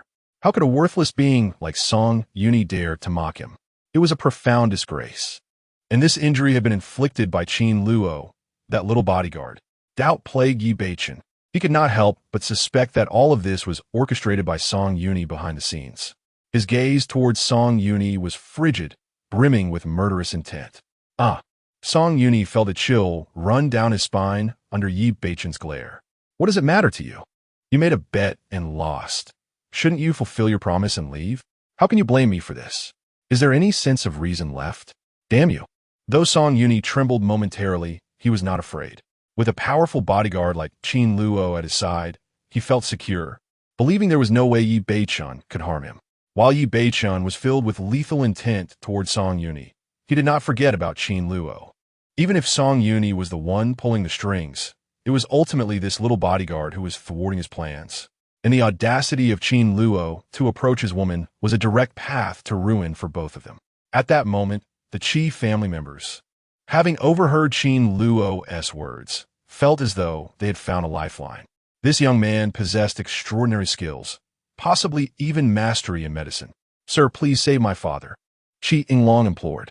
Qi Wanyue, with swollen, tear-stained eyes, silently gazed at Qin Luo, willing to do anything if he could save her grandfather. In this dire situation, Qin Luo wasted no time. He approached the bedside, took Song Hongyan's delicate hand, retrieved the golden needle, and declared, "The Duyue golden needle requires the flow of internal energy to clear the patient's meridians. Simply inserting the needle without strength is futile. It only addresses the symptoms, not the root cause." Although Song Hongyan possessed exceptional medical skills, she was notably lacking in the inner strength that comes from refined martial arts. As she spoke, Qin Luo harnessed his profound internal energy, inserting the golden needle into the acupoint. With a gentle rotation of his fingers, the soft internal force flowed through the needle, circulating within the elder Qi's body, dissolving the hardened blood clots. To the naked eye, Wisps of white vapor began to emanate from the needle's tip. Song Hongyan watched in awe, realizing the intricate connection at play. It was evident that Qin Luo possessed a secret martial art, likely a reward from a diary he had drawn from. Such a treasure. She licked her lips, contemplating how to persuade Qin Luo to part with this invaluable gift. Song Hongyan was aware that certain mysterious arts existed in this world, capable of endowing individuals with extraordinary prowess. Her subordinates practiced martial techniques focused on brute strength, which were ill-suited for a woman like her. However, Qin Luo's ancient martial arts appeared perfectly tailored to her needs. Indeed, this world was replete with remarkable treasures. Approximately 3 minutes later, the blocked blood vessels within Elder Qi were successfully cleared, and at this point, he was out of danger. Qin Luo exhaled lightly, withdrawing the golden needle. Although utilizing internal energy was quite taxing, it posed no significant challenge for him. All is well, Qin Luo said calmly. From here on, with proper care, Elder Qi's health will be restored to its former state. The Qi family will naturally handle this matter without further need for my input. In light of these unfolding events, Qin Luo found himself somewhat speechless, having, as a mere supporting character, assisted Song Hongyan in healing Elder Qi. Chapter 47. The system is impressive. The members of the Qi family cast a glance at the elderly patriarch lying on the bed, his complexion gradually becoming more vibrant, and his breathing steady. It was evident that he had escaped from danger. Qi Yinglong stepped forward, grasping Qin Luo's hands with fervor, expressing his gratitude. Thank you. Thank you for your hard work. I did not know your name, but this favor shall not be forgotten by the Qi family, and we will surely repay you handsomely. And to General Song, my thanks to you as well. Qi Yinglong, ever the diplomat, immediately extended his courtesy. Song Hongyan had initially sought to gain favor with the Qi family, yet on this occasion, her contributions were minimal. It was Qin Luo's intervention that proved crucial. She merely waved her hand, indicating her detachment from the matter. However, Qi Yinglong, perceptive as he was, insisted on attributing some credit to Song Hongyan, ensuring that the two families would enjoy a close collaboration in the future. Qi Wanyue gazed tenderly at Qin Luo, her gratitude palpable. Ye Beichen, observing Qin Luo, surrounded by the Qi family, felt his eyes well up with emotion. This monumental favor should have belonged to him, yet had been seized by another. According to his plan, he would heal the elderly patriarch, earn the Qi family's respect, and subsequently promote his title as a renowned physician. With the esteemed title of Divine Doctor, it would greatly aid him in his forthcoming endeavors and romantic pursuits. Yet now all of that was lost, especially with Qi Wanyue, whose innocent admiration seemed to glisten in her eyes. That infatuation was rightfully his. The frustration consumed him as he ground his teeth in anger. This matter was far from resolved. They would pay for inciting his wrath. He scoffed coldly and, accompanied by Longya, prepared to depart. Song Yuni, noticing Yi Beichen's furtive attempt to slip away, could not resist mocking him. Why leave so quietly? Isn't it said that you would roll out? Her loud voice drew the attention of those present. The Qi family members recalled the earlier bet, realizing that, strictly speaking, Yi Beichen had only wagered with Elder Zhang and had not truly lost. However, his arrogant demeanor left a sour taste in everyone's mouths, leading to a moment of silence as they regarded him with discontent. Yi Beichen found himself in a precarious position, his gaze towards Song Yuni filled with malice and resentment. This insufferable fool always opposed him. As a distinguished Dragon King, how could he possibly crawl away in defeat? Taking a deep breath, he finally spoke. Today, I encountered an issue while practicing, which has left me feeling unwell, thus preventing me from healing the elder. Perhaps there has been some misunderstanding regarding my abilities. As he spoke, he casually produced a silver needle, as if it were imbued with special properties. A flash of azure light emanated from his fingertips as he extended the needle's energy several centimeters. Elder Zhang, witnessing the spectacle, was left speechless, involuntarily exclaiming with excitement. Truly the Tai Chi Divine Needle, its reputation is well-deserved. The crowd, seeing Elder Zhang's reaction, could not help but express their astonishment, clearly recognizing Yi Beichen's genuine talent. Undoubtedly, he was the protagonist of this tale, adeptly shifting the conversation while simultaneously showcasing his prowess. If the Qi family possessed any sense, they would not dwell on the matter further. Remarkable. Even Qin Luo found himself compelled to admire Yi Beichen. Indeed, Qi Yinglong emerged with a smile, attempting to ease the tension. It is evident that this young brother possesses genuine talent. However, due to certain peculiar circumstances, he has not been able to showcase it. Rest assured, our Qi family will not make things difficult for you. Please, feel free to leave. Yi Beichen felt a surge of indignation within him. How could they perceive him as merely talented? Had he not fallen victim to a scheme, the members of the Qi family would have long regarded him as an esteemed guest. The enmity of today would surely be repaid in kind. Song Yuni was displeased, irritated that they had allowed Yi Beichen, this country bumpkin, to depart unscathed. He yearned for a chance to humiliate him thoroughly. Yet, it was clear that the Qi family recognized Yi Beichen's capabilities and were reluctant to oppose him. Consequently, he could only mock Yi Beichen verbally, accusing him of lacking dignity, asserting that a true man would have accepted his fate and departed without protest. Yi Beichen glared at Song Yuni, his eyes nearly ablaze with fury. Let us go. Ultimately, Yi Beichen could only scoff and walk away with Lanya. Although he was not forced to leave, he felt a profound frustration. For the Dragon King, failing to gain an advantage felt like a loss. This outcome did not sit well with him. As Yi Beichen departed, the Qi residence gradually returned to a state of tranquility. The elder of the Qi family, having just recovered from serious illness, required rest. Qin Luo and Song Hongyan, among others, deemed it inappropriate to intrude further. Especially for Song Hongyan, after the gathering concluded, she was the first to leave, accompanied by her assistant, Xiaolon. Her high heels clicked against the floor, leaving behind an alluring silhouette, completely ignoring Qin Luo, as if her previous docility had been but a performance. Qin Luo paid little mind to her behavior, fully aware of her character. Qi Yinglong then turned to Qin Luo and said, "Should you encounter any troubles in the future, do not hesitate to seek my assistance. As long as you are in Qingzhou, my Qi family will ensure that your needs are met." This was the Qi family's promise, a significant favor that, according to the original narrative, was meant for Yi Beichen. Feeling utterly perplexed, Qin Luo exchanged pleasantries with the Qi family members before departing alongside Song Yuni. Thus, the events at the Qi residence concluded in an unusual manner. Once outside, Song Yuni gazed at Qin Luo, his eyes wide with astonishment. "Qin Luo, I never anticipated you to be so capable. My monthly salary of 100,000 seems rather inadequate. From this month onward, I shall raise it to 200,000. You must ensure my protection." Song Yuni raised 2 fingers, nervously observing Qin Luo. Qin Luo smiled and nodded, not declining the offer. This was the sole admirable trait of the antagonist, their generosity, spending lavishly without concern. Initially, Song Yuni had feared that Qin Luo might refuse, especially after witnessing the Qi family's profound respect for him. Surely, if Qin Luo spoke up, financial matters would be no issue, and he would not need to demean himself as an ordinary bodyguard. To his surprise, Qin Luo remained steadfast, evoking a sense of inexplicable gratitude within Song Yuni. What a good brother he was. Suddenly struck by a thought, Song Yuni clapped Qin Luo on the shoulder and said, "Qin Luo, my aunt kissed you earlier."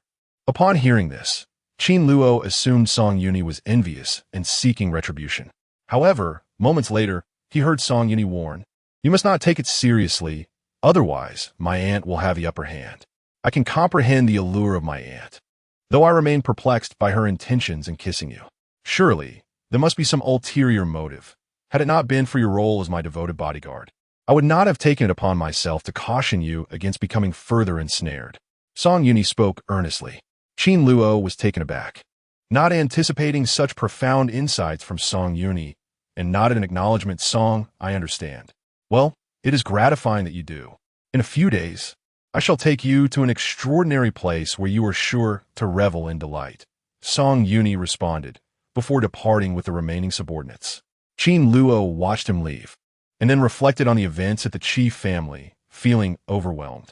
In truth, after the preceding tumultuous changes, Qin Luo had long since realized that the narrative of this world had become distorted, thereby preparing himself psychologically. Upon returning to his personal quarters at the Song Group, Qin Luo took a cold shower and dried his hair with a towel, subsequently inquiring of his system. System, how is the plot progressing? The system replied, currently, the storyline is proceeding smoothly. Chapter 32 of The Return of the Dragon King has been completed successfully, having cured old Master Chi's ailment. Please continue to persevere, and once the plot concludes, you shall be able to return. Are you jesting? This is deemed a smooth progression? Qin Luo had not anticipated that this would be considered a completed storyline. Very well, the system, you are impressive. Chapter 48. Writing in the diary before inscribing today's entry.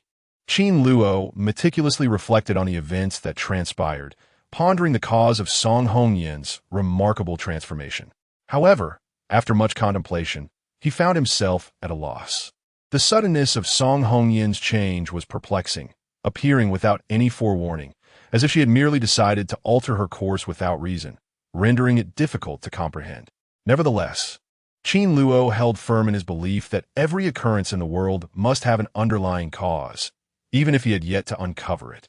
He temporarily set aside this conundrum and began to contemplate how best to navigate the unfolding narrative involving Song Hongyan.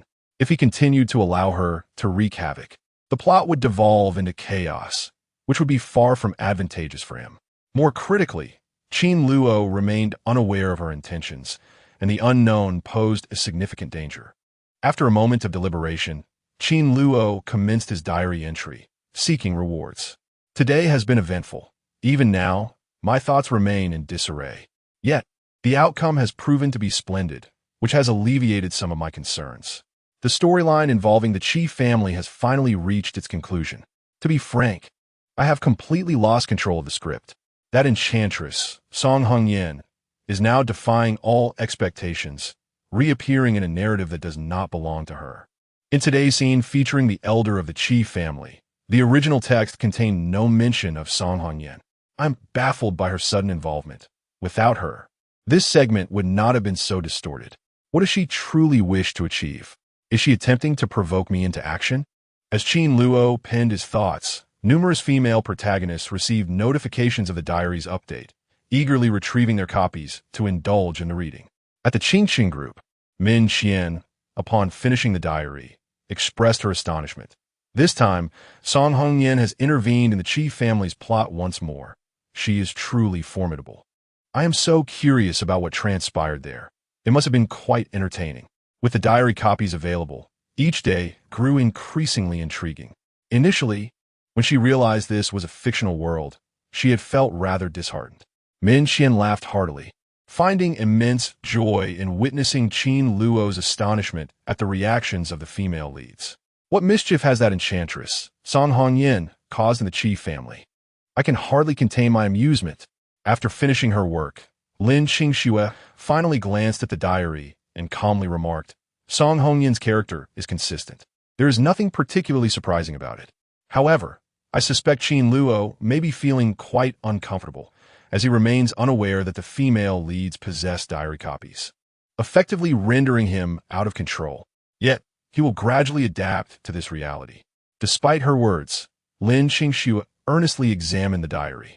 Through the diary copies, she gleaned insights into the events that unfolded with Qin Luo in the Qi family.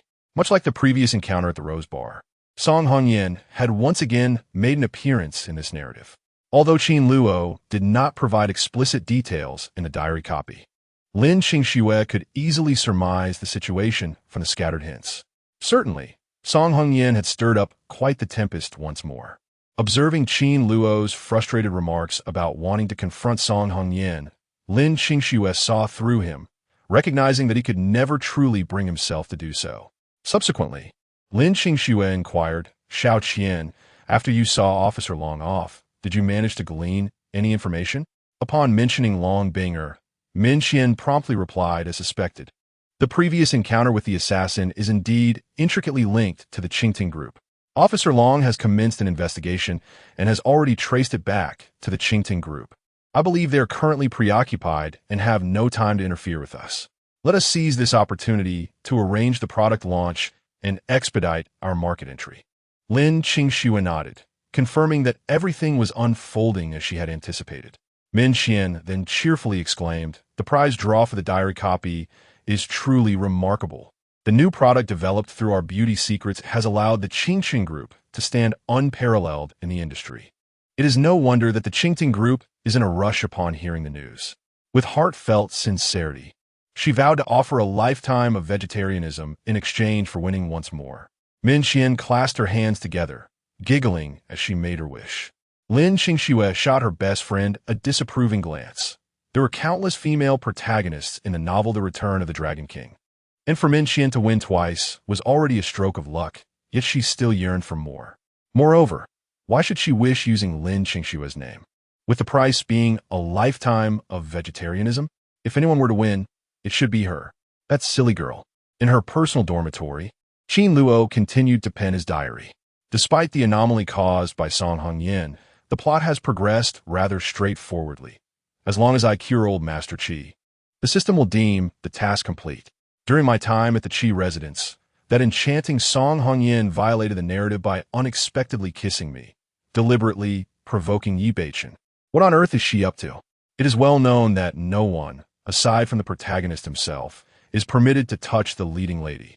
Even antagonists and bystanders face dire consequences for the slightest contact.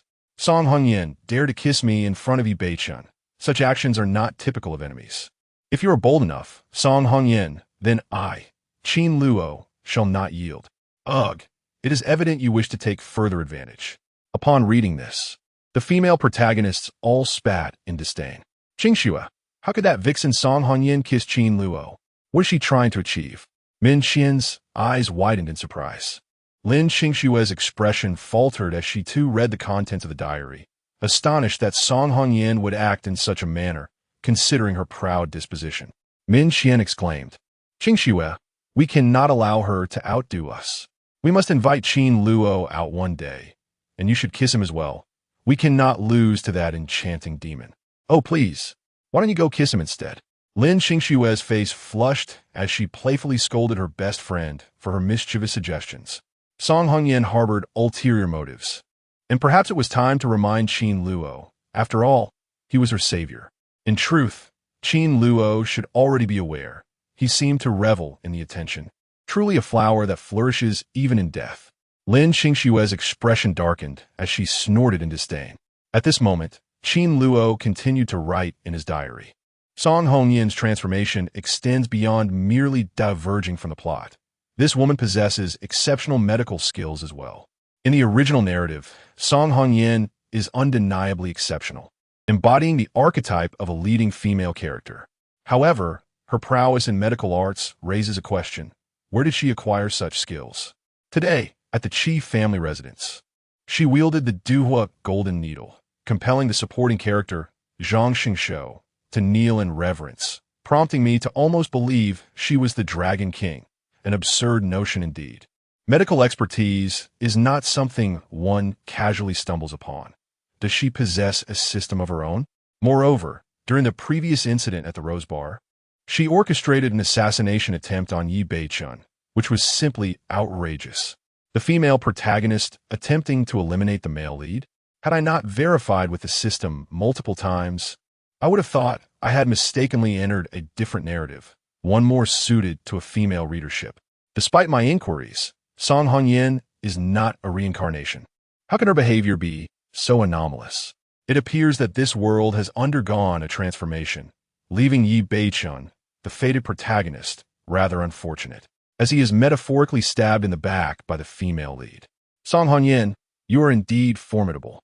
After returning from the Qi family, Song Hongyan donned a striking red spaghetti strap dress that accentuated her allure, paired with a set of fluffy slippers. She reclined languidly in a chaise lounge, stretching her body with an air of nonchalance. With a slight smile gracing her lips, she uncorked a bottle of red wine, delicately swirling the crimson liquid within her elegant glass. Beside her, Xiaolon inquired curiously, "President Song, you seem to be in quite a good mood." Song Hongyan chuckled softly. Her spirits were indeed elevated, having successfully concluded a lengthy negotiation for a collaboration between the Song Group and the Qi family, promising her substantial profits amounting to billions. This success stemmed from her intervention in the storyline through the diary replica. Additionally, the sight of Qin Luo, blissfully unaware of the machinations at play, brought her further amusement. The only source of annoyance was Qin Luo's incessant insinuation that she belonged to Yi Beichen. That useless man, how could he even be considered worthy? If this world truly resembled a female-centric narrative, she would have been the first to eliminate him. Song Hongyan remarked coldly, were it not for the protagonist's halo. She would have dispatched Yi Beichen long ago. However, Xiao Lan interjected, her fingers curling in astonishment. President Song, today was indeed perilous. I did not anticipate that during your treatment of old Master Qi, you nearly faltered. Thankfully, that miraculous doctor came to your aid. He seems to be a security guard at our group. What a peculiar individual he is, possessing such remarkable medical skills, yet choosing to work as a mere security guard. Nonetheless, even though he assisted you, I cannot bring myself to like him. He had the audacity to reprimand you at that moment. Was so impressive about his medical prowess. Surely, President Song must have been intimidated, becoming rather submissive in his presence. Xiao Lan, filled with righteous indignation, launched into a series of criticisms. Upon hearing her assistant's words, Song Hongyan's brow furrowed slightly, and she abruptly replied with impatience, "Leave." Huh? Xiao Lan's face reflected confusion. But sensing she had misspoken and displeased the president, she pursed her lips and reluctantly exited the office. She stood outside the office, deep in thought, uncertain of where things had gone awry. President Song's temperament had turned unpredictably volatile, prompting her to stamp her small foot in frustration, muttering, "It's all that fellow's fault." That fellow was clearly referring to Qin Luo. Inside the office, Song Hongyan recalled the events of the day, feeling a growing sense of agitation. This time, it was indeed her misstep. She had believed that after acquiring the precious medical tome, she could disrupt the narrative and perfectly cure the elderly Qi. Yet, unforeseen complications had arisen. Normally, when faced with errors, her composed nature would prevent her from panicking. However, it was as if she had been bewitched. With Qin Luo by her side, an involuntary urge to lean on him arose, convinced he could assist her in resolving the dilemma, leading her to adopt a demeanor reminiscent of a timid bride. This display of vulnerability was utterly alien to Song Hongyan and wholly unacceptable. The question of who would conquer whom remained unresolved. She would await the outcome. With a resolute slap on her desk, she let out a cold huff. At that moment, the content of her diary updated once more. This woman, Song Hongyan, though formidable, is cunningly calculating. She lays traps for me at every turn. A woman so beautiful, yet difficult to like. From the instant she appeared today, I sensed her orchestrating a conflict between me and Yi Beichen. Lacking discernment, was utterly captivated by her beauty. Merely receiving a kiss from Song Hongyan provoked him to fury. I had no choice but to retaliate. What is more outrageous is his shamelessness, in broad daylight. He dared to strike at Song Hongyan's backside. I have witnessed shamelessness before, but never to this extent. Alas, this woman is truly a source of misfortune. Especially when she deviates from the script, her allure ensnares all men. Her excessive scheming warrants that I let Yi Beichen retaliate against her, to the point of leaving her in tears. Why did I even intervene to save her? Chapter 49.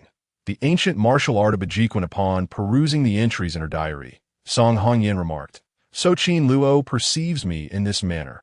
How ungrateful. He believes I'm scheming against him. Very well.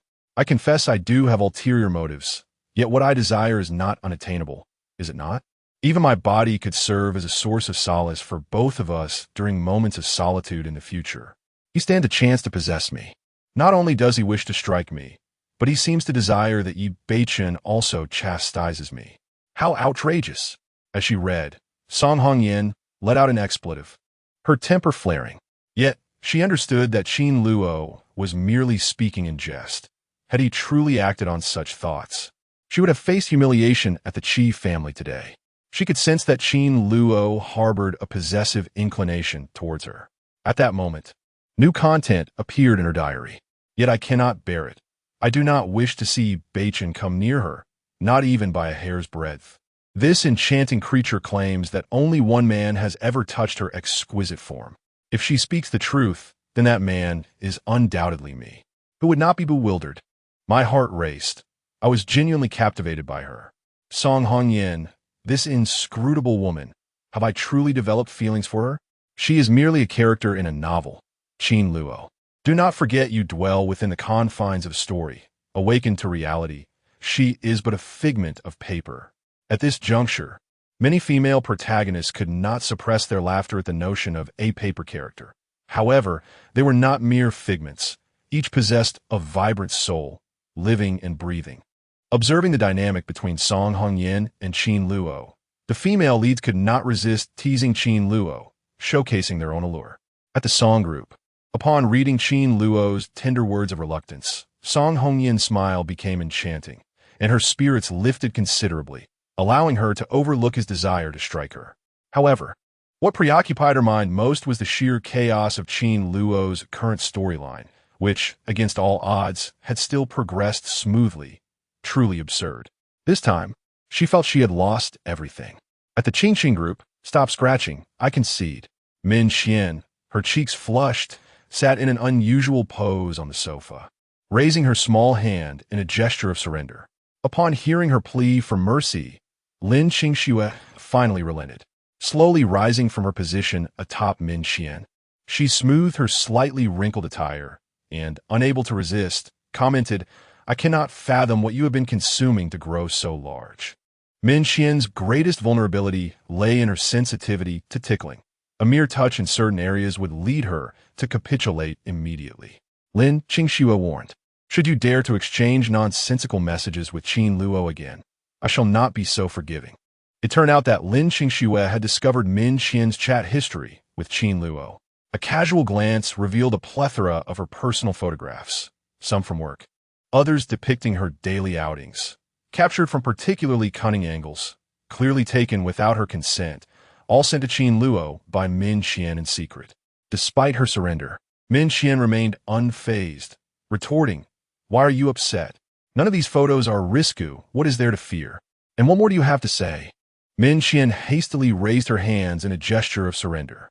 At that moment, she noticed an update in her diary and swiftly changed the subject, exclaiming, that Yi Beichun is truly despicable. How could he conceive such a vile scheme, daring to strike Song Hongyan's behind?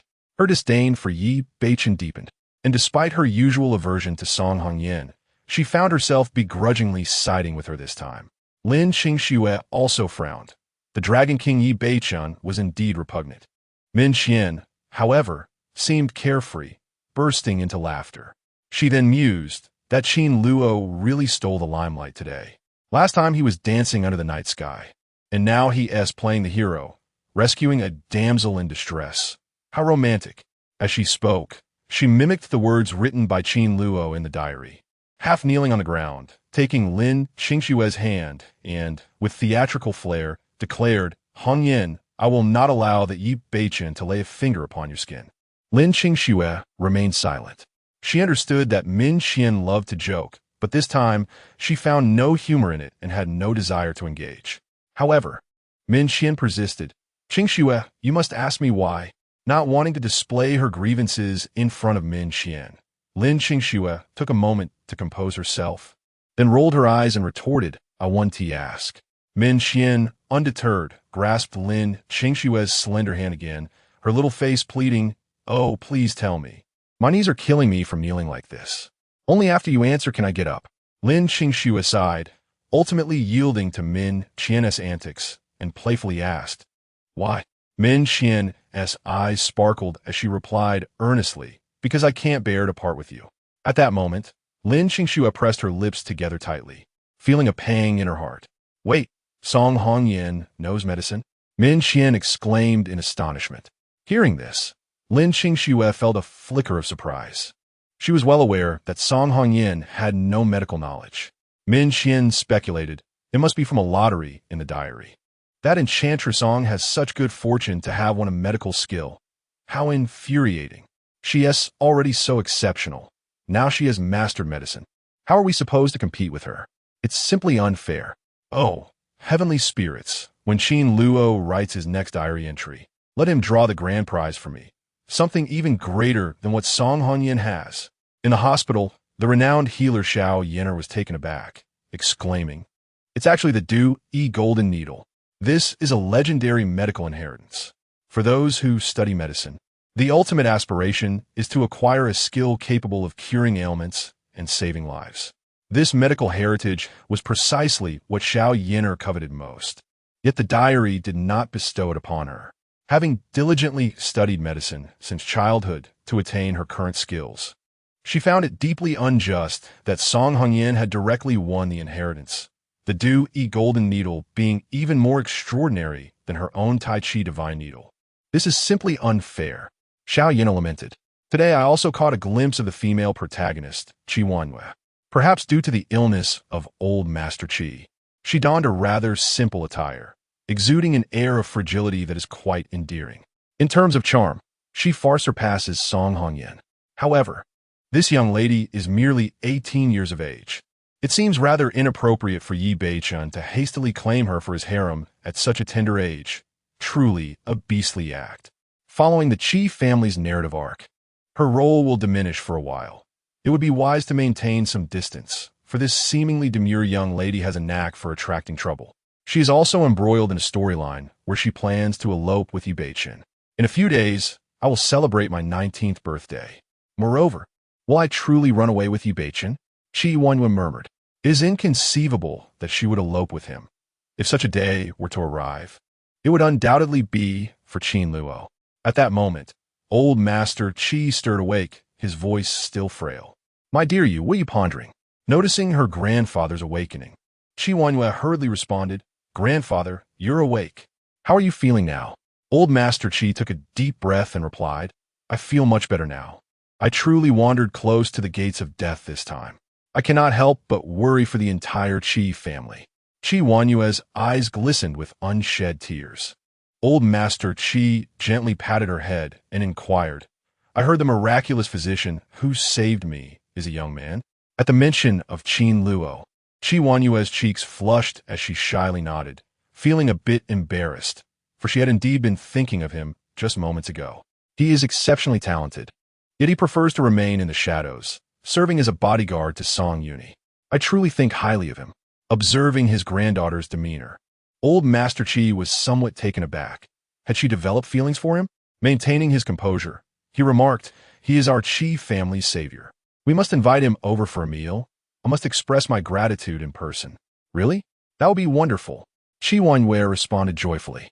Old Master Qi realized that his granddaughter held affection for this suddenly emerging physician, indicating that the alliance with the Song family might very well be nullified. In addition to Qi Wanhua, I also encountered Longya, who surprisingly made an early appearance. With Longya's arrival, one must wonder if the Dragon Soul Squad has also returned. They should be home by now, and with the Dragon Soul Squad's reappearance, the most legendary of female protagonists, Ling Na, ought to make her entrance as well. She is a killer from the Dragon King's Hall, yet embodies an untainted purity as a heroine. I wonder when our paths will cross. After finishing his journal entry, Qin Luo placed the diary into his private space. Reflecting to himself how fortunate it was to have a personal diary that is highly secure and confidential. Were these intimate thoughts to be revealed, it would indeed be quite embarrassing. Ding! Congratulations on completing today's diary entry, meeting the word count requirement. Reward: 1 to physical constitution, 50,000 in currency, and a chance to participate in a lucky draw, resulting in the ancient martial art of 8 extremities fist. The voice of the system echoed in his mind, confirming that today's diary entry had triggered a fortunate draw, granting him a form of ancient martial arts. In Qin Luo's mind, a luminous orb materialized, gradually transforming into a fragmented piece of information, which his brain assimilated. Simultaneously, he mastered the art of Baguazhang. While the rewards for this martial art were not particularly abundant, they proved to be quite practical for Qin Luo. As the various heroines perused the contents of the diary, they fell into deep contemplation.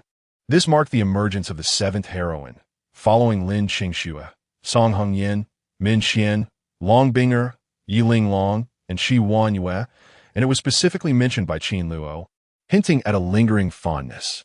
Others did not share such a privilege. Many heroines who had yet to make their appearance in the diary's narrative scoffed in silence. The fact that Qin Luo did not mention them indicated their lack of significance. Chapter 50.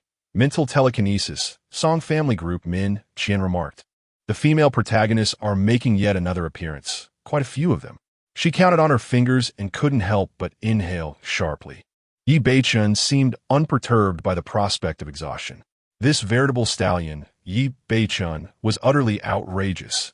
In such a short span, 7, 8, or even 10 female leads had emerged.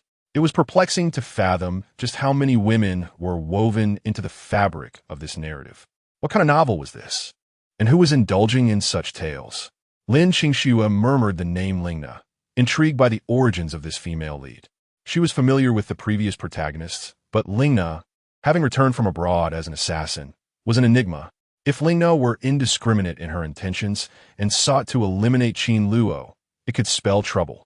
The crux of the matter was that Qin Luo seemed to view Lingna through the lens of the original story, harboring some lingering attachment. Should he fall victim to a surprise attack, it could lead to dire consequences. Lin Qingxue felt a pang of concern. After Qin Luo completed his diary entry, a voice resonated in the ears of the numerous female protagonists. Qin Luo has finished today's diary entry and is ready to draw rewards. The lottery has concluded. The winner is... Qin Luo sat in a chair, conversing with her grandfather when suddenly, a voice appeared beside her, announcing, "Congratulations. You have received a reward. 50,000 currency and the ability of mental telekinesis beginner proficiency." The unexpected announcement momentarily stunned Qin Luo. After a brief pause, realization dawned upon her. She had been selected in the diary's lottery.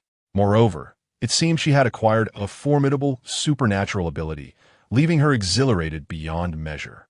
The change she most ardently desired was to alter her fate. If her grandfather could escape the clutches of danger, and she had gained a new power. It was all thanks to Qin Luo. Seeing his granddaughter suddenly overjoyed, Qin Luo's grandfather was momentarily taken aback. He mused on how a mere invitation to share a meal with that young man could elicit such happiness from her. Oh dear, she's going to run off with someone. He sighed resignedly while lying in bed. Yet he bore no opposition to it, for it was that young divine physician who had saved his life. If the young couple harbored mutual affection, who was he to intervene? After chatting with her grandfather for a while, Qin Luo eagerly returned to her room, kicked off her shoes, and began to bounce barefoot on the sofa. Ultimately, she was merely an 18 or 19-year-old girl. Though she had been meticulously nurtured by her family to embody the demeanor of a refined lady, her thoughts were akin to those of an adolescent. After a jubilant outburst, she commenced testing her newfound ability, discovering that this mental telekinesis could significantly enhance her sensory perception, allowing her to observe her surroundings with heightened awareness. She could even manipulate objects from a distance. Furthermore, she could conjure a small mental storm, seemingly possessing considerable power. Qin Luo beamed at herself. With this ability, she could lounge on the sofa while Qin Luo penned his diary, summoning drinks from the refrigerator without ever needing to rise. What a wonderfully convenient power it was. Qin Luo, I adore you, she exclaimed joyfully. Qingzhou, Royal International Hotel. Lena, adorned in a striking ensemble of black, her long, straight ebony hair cascading like a waterfall, resembled a youthful and vibrant university student, gracefully navigating through the bustling crowd. Her silhouette was slender, her legs elongated, rendering her conspicuously noticeable amidst the throng. Yet, the expression etched upon her visage was as frigid as ancient ice, emanating an aura that repelled those around her, compelling passers-by to maintain a distance of 3 meters. The hotel attendant, head bowed, walked ahead, too apprehensive to glance back at the enchanting girl. Despite her beauty reminiscent of a dark elven spirit, the chilling presence she radiated was simply too formidable. Esteemed guest, this is your room, the male attendant announced as he opened the door. Only after witnessing Lena's step inside and the door close did he release a heavy sigh, reflecting on the unprecedented encounter with such an icy woman. Her demeanor was not merely cold. It felt as though her very blood and soul were enshrined in frost. Curiosity gnawed at him regarding her past and the circumstances that molded her into this frosty being. However, he dared not dwell on it, for besides the palpable chill, there lingered an unsettling sensation that sent shivers through one's very essence, an instinctive awareness of lethal intent. Ordinary individuals instinctively feel fear in the presence of assassins, a visceral tremor that only those who have faced such peril can truly comprehend. The Dragon Soul Squad arrived in Dragon Country at noon, comprising the most exceptional assassins, each possessing extraordinary abilities. Lanya allocated 200,000 for each member as operational funds and provided them with a satellite phone for communication, allowing them to blend seamlessly into the various corners of Qingzhou, while he remained close to the Dragon King, Yi Beichen. Lina, the most distinguished member of the Dragon Soul Squad, emerged from Hell Island, her singular objective being to draw near to Qin Luo, hoping to uncover her reason for existence in this world through him. Upon entering her hotel room, she carelessly tossed her luggage aside and reclined onto the grand bed, closing her eyes to savor the long-awaited tranquility. In Hell Island, her existence revolved solely around the hunt, until she acquired a diary replica, which introduced a new dimension to her daily life. After slaying her enemies, upon sensing an update to the diary replica, she would wipe the blood from her hands and tenderly retrieve the diary, perusing the words penned by Qin Luo repeatedly. As she lay on the bed, Lina unwittingly drifted into slumber. Time passed unnoticed until the familiar alert of a diary update jolted her awake. Instantly, her eyes flew open and she retrieved the diary replica. This had become a habit cultivated during her time on Hell Island. She would awaken immediately in the face of two occurrences, regardless of the depth of her slumber. One was the perception of danger, stirring her from her dreams with urgency. The other was the notification of a diary update. As she felt compelled to read Qin Luo's entries at the earliest opportunity, Lina opened the diary replica, its black cover mirroring her enigmatic and shadowy disposition, akin to a dark elf thriving amidst the depths of a jungle. Upon finishing the diary, she found herself disinterested in its plot lines and instead sighed softly. Reflecting on Qin Luo's remarkable strength, she had not anticipated that he would triumph over the Dragon King, an impressive feat indeed. His medical prowess was equally commendable, and he looked forward to meeting her. Hence, she had come. After perusing the diary once more, she finally closed the copy. This was her routine. Unlike many female protagonists, Lina read Qin Luo's diary solely for the sake of reading, not to uncover any intricate narratives. Those held no significance for her. The mere sight of the diary brought her solace, and nothing more. However, today, upon discovering that Qin Luo had mentioned her and expressed his eagerness to meet, she felt an unusual delight. "I too look forward to our encounter," Lina murmured. After shutting the diary copy, she found herself at a loss for what to do. In her past on Hell Island, after vanquishing foes, she would sit behind a tree stump, devoid of thoughts and tasks. In the Dragon Kingdom, everything around her felt utterly alien. She struggled to find her place. How could she hasten her encounter with Qin Luo? Lina pondered. The hotel room was enveloped in silence until the sudden ringing of the satellite phone shattered the stillness. Chapter 51. Midnight Conversations. Fallen, she replied. In her world, Fallen was her code name, a necessity for each member of the Dragon Soul team. She had chosen Fallen because it bore dual significance. The first being a harmonious blend of the first character of her name and the second character of Qin Luo's name. It symbolized their connection. The second meaning reflected her perception of the world as desolate and devoid of meaning, a realm of fallen remnants. She believed that perhaps, in time, this second interpretation might evolve into the essence of Qin Luo's world. On the other end of the line, the organization issued instructions for her to infiltrate the vicinity of Song Uni. The mission was twofold: to uncover the commercial secrets of the Song Group and to investigate the background of a bodyguard named Qin Luo. Embracing her role, she embarked on her covert journey as an assassin. That evening, after completing his diary entry, Qin Luo practiced the Ba Ji Quan he had recently acquired. His vitality surged, and as the clock approached midnight, he received a message from Lin Qingxue via WeChat. "Did you like the photos, Xiao?" Qin sent you? Upon reading the message, Qin Luo recalled that Min Qian had indeed sent him photos. However, he had scarcely glanced at them, dismissing Lin Qingshue's inquiry as an interrogation. Since the initiative was taken by Min Qian, he felt no obligation to respond. Meanwhile, Lin Qingxue, filled with anticipation, stared at her phone, awaiting Qin Luo's reply.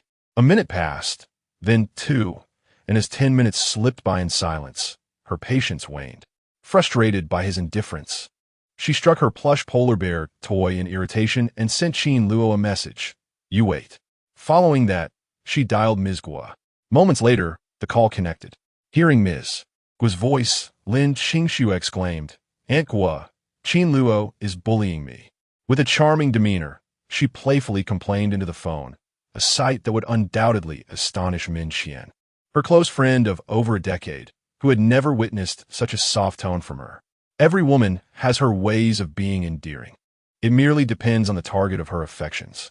With rosy cheeks and sparkling eyes, Lin Qingxue felt a touch bashful. She thought to herself that employing a few feminine wiles, akin to Song Hongyan, was hardly inappropriate. As Qin Luo noticed the silence from Lin Qingxue's side, he set his phone down, preparing to retire for the night. Just then his phone rang. Seeing it was a call from Director Guo, he smiled and answered. Upon connection, Ms. Guo immediately remarked, Qin Luo, how could you possibly bully a girl like Qingxue? Taken aback at first, he quickly realized that Lin Qingxue had reported him to Ms. Guo, leaving him both amused and bewildered.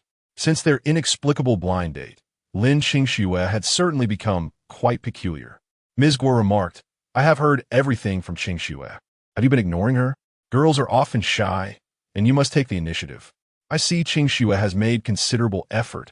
Why are you so oblivious? Qin Luo held Ms. Guo in high regard. He nodded and replied, Yes, I understand. Thank you for your concern. Ms. Guo then smiled and said, Qingxue is such an exceptional girl. It is rare for her to be so proactive towards you.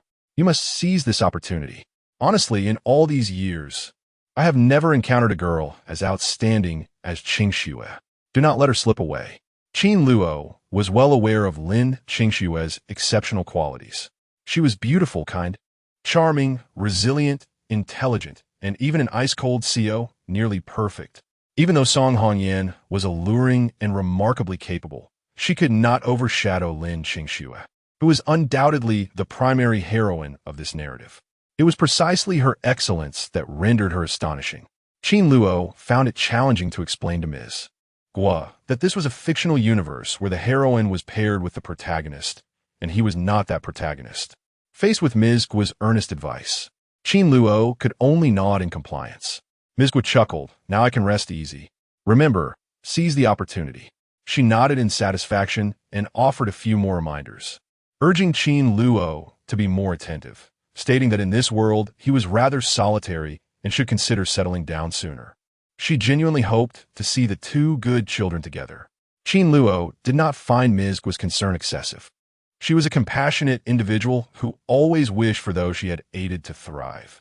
In truth, it was only due to the presence of someone like Ms. Guo that Qin Luo found some sense of authenticity in this world.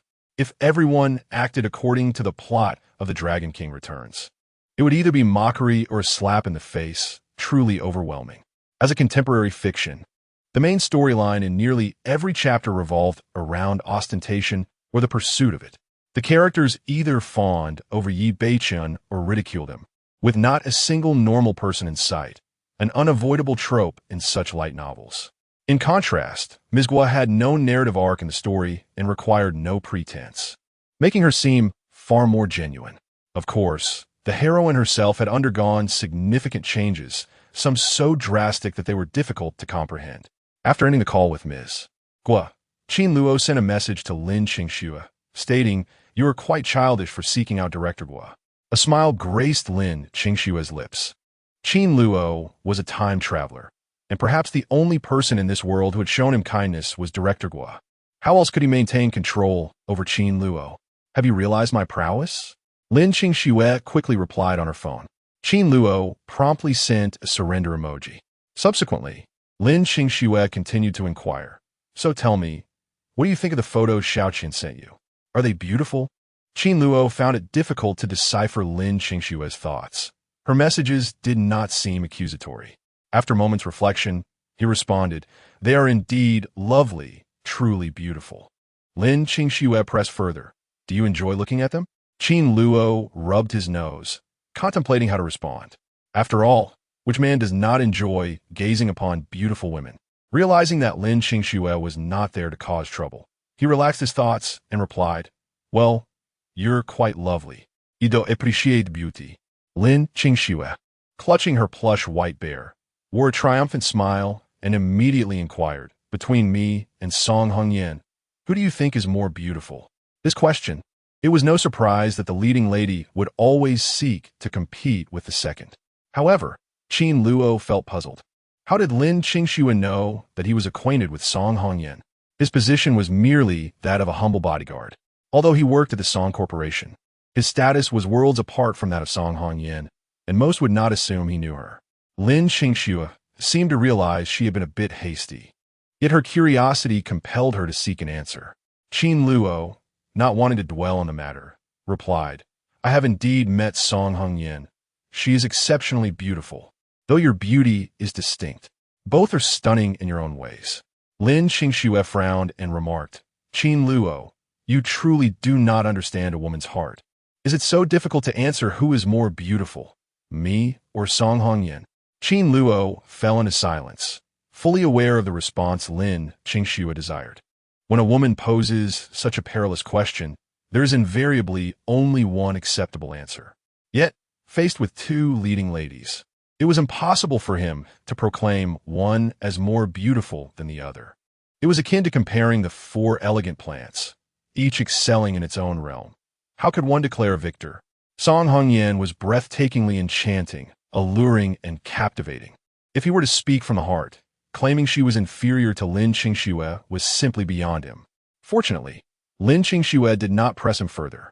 After a moment of playful irritation, she sent Qin Luo a photograph, asking, "What about this one? Is it beautiful?" Chapter 52.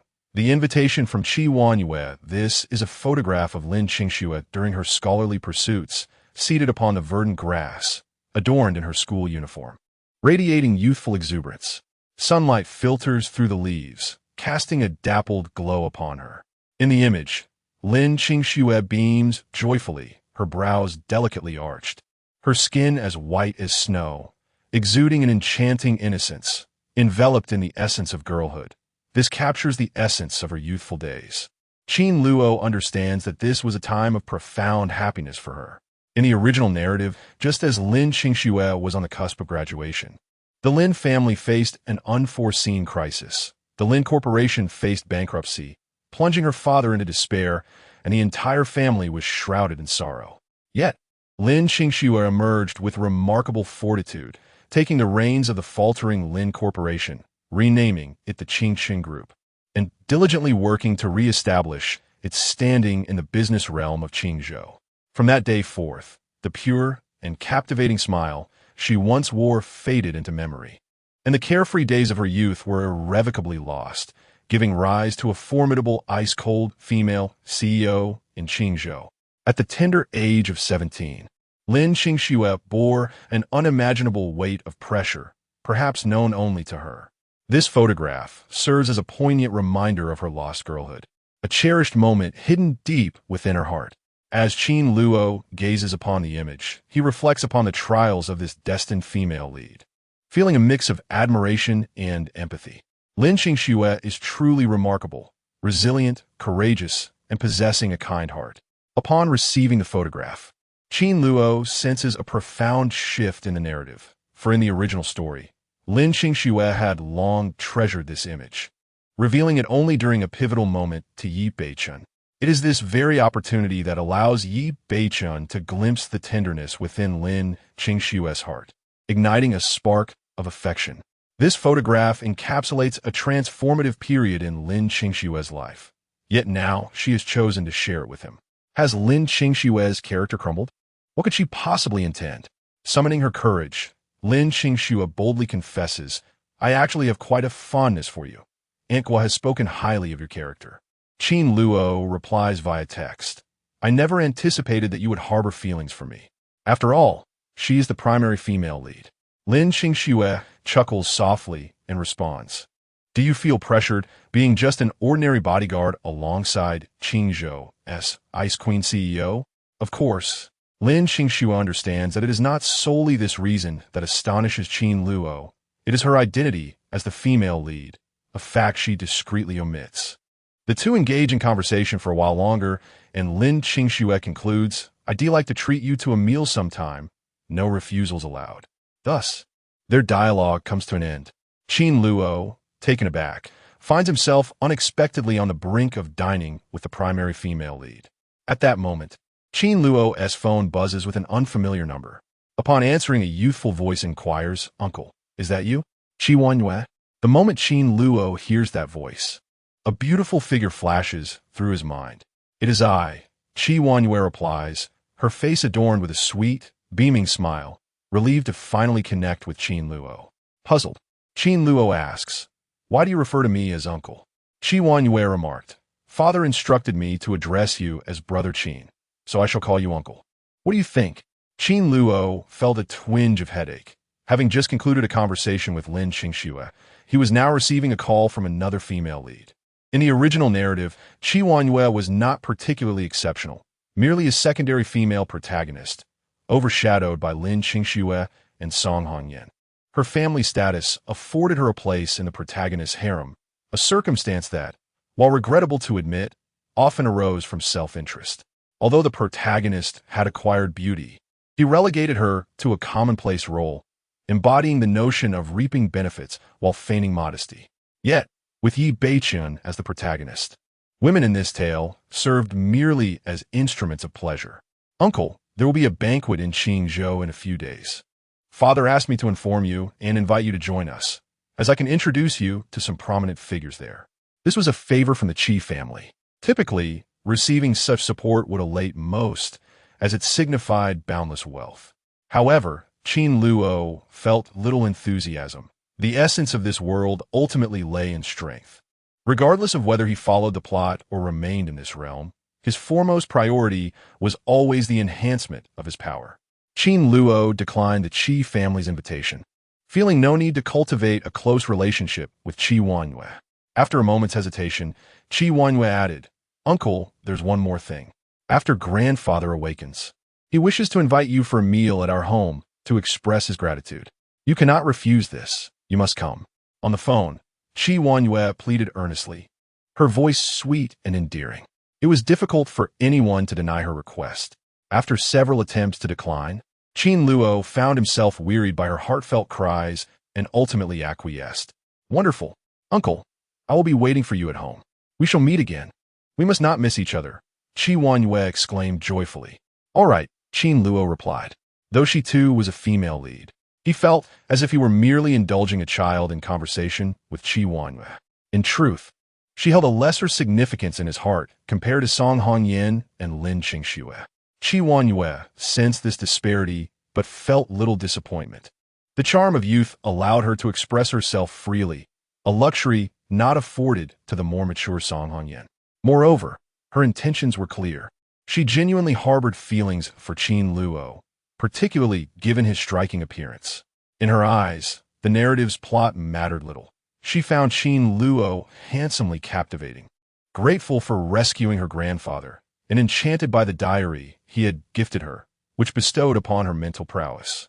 All these factors contributed to her fondness for him. All right then, good night, uncle. I will think of you as I sleep, Qi Wanyue quipped playfully, blowing a kiss before ending the call with a giggle.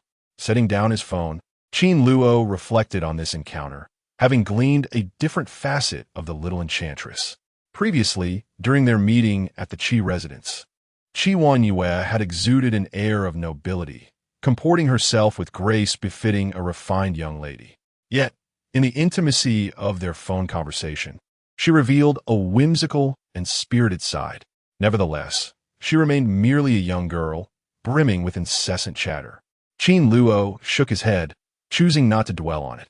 The following day, after the events involving the Qi family, a serene calm enveloped the surroundings. Yi Beiqian had fallen silent, and Song Yuni remained indoors.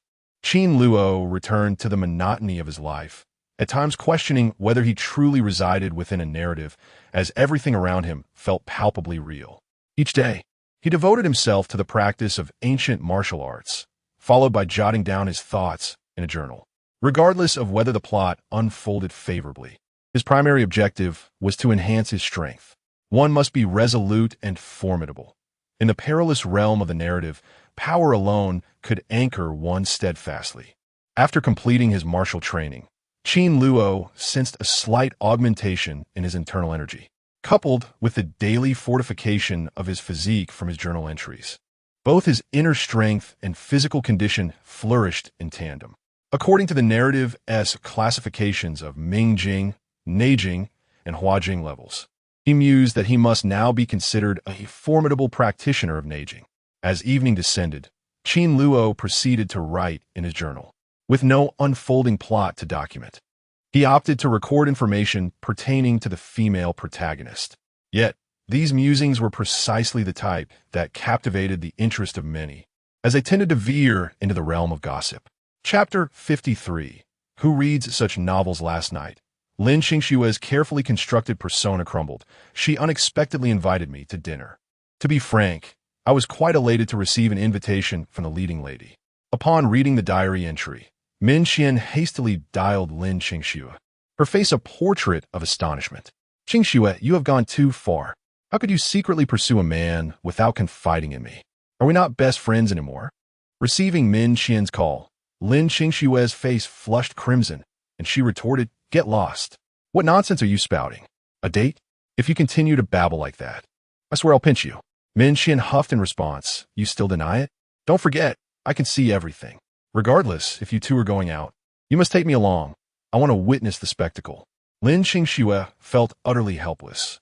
She had long anticipated that her affair with Qin Luo would likely be exposed in the diary, and now it had indeed come to pass.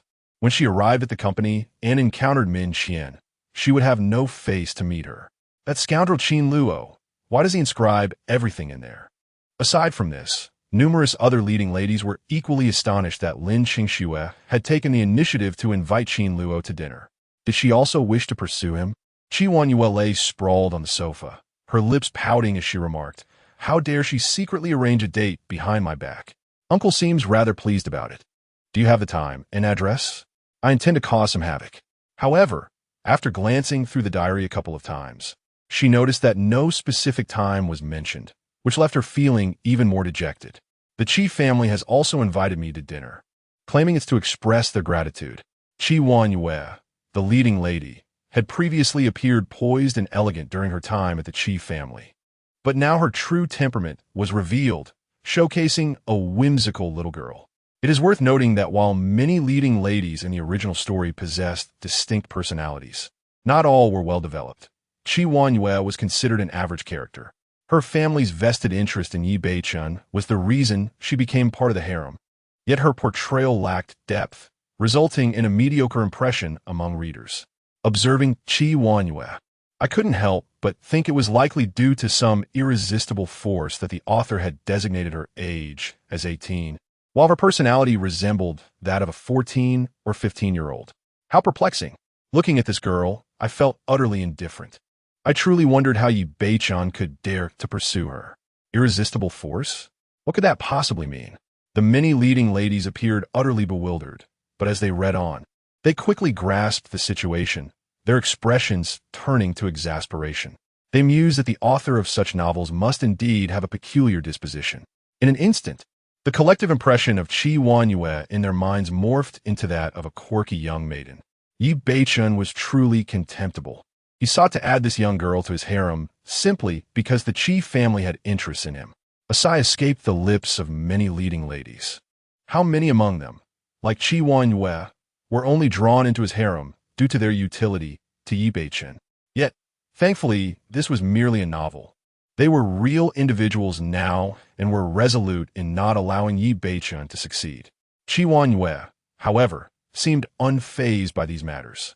She gazed at the diary in silence for a moment, then sighed. I see now. Uncle dislikes me for this reason. What should I do? It is evident that my uncle has a preference for mature women and those with a commanding presence. My physique is certainly on par with other female protagonists. It is merely my youth that renders me a bit whimsical.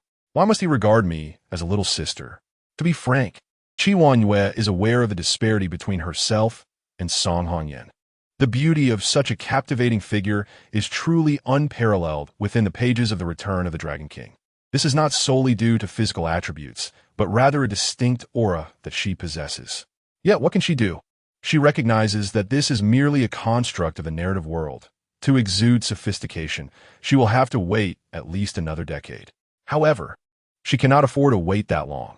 She must compete with Song Hongyan and Lin Qingxue now. I refuse to believe that I cannot triumph over Qin Luo, Qin Luo declared with a huff. In my estimation, aside from Lin Qingxue and Song Hongyan, there are two other female protagonists who have left a lasting impression on me. Who might they be? The numerous female protagonists, upon reading this, began to murmur with curiosity. Lin Qingxue pondered silently, thinking that one of them must surely be Lingna. Previously, in his diary, Qin Luo had expressed anticipation, which was quite vexing. One of them is Lingna, although her role in the original narrative is minimal. Her experiences and character are quite endearing. I wonder where she is now. Has she returned to her homeland, like Lanya? Indeed, upon witnessing this, Lin Qingxue felt a sudden clarity, her teeth clenched in frustration.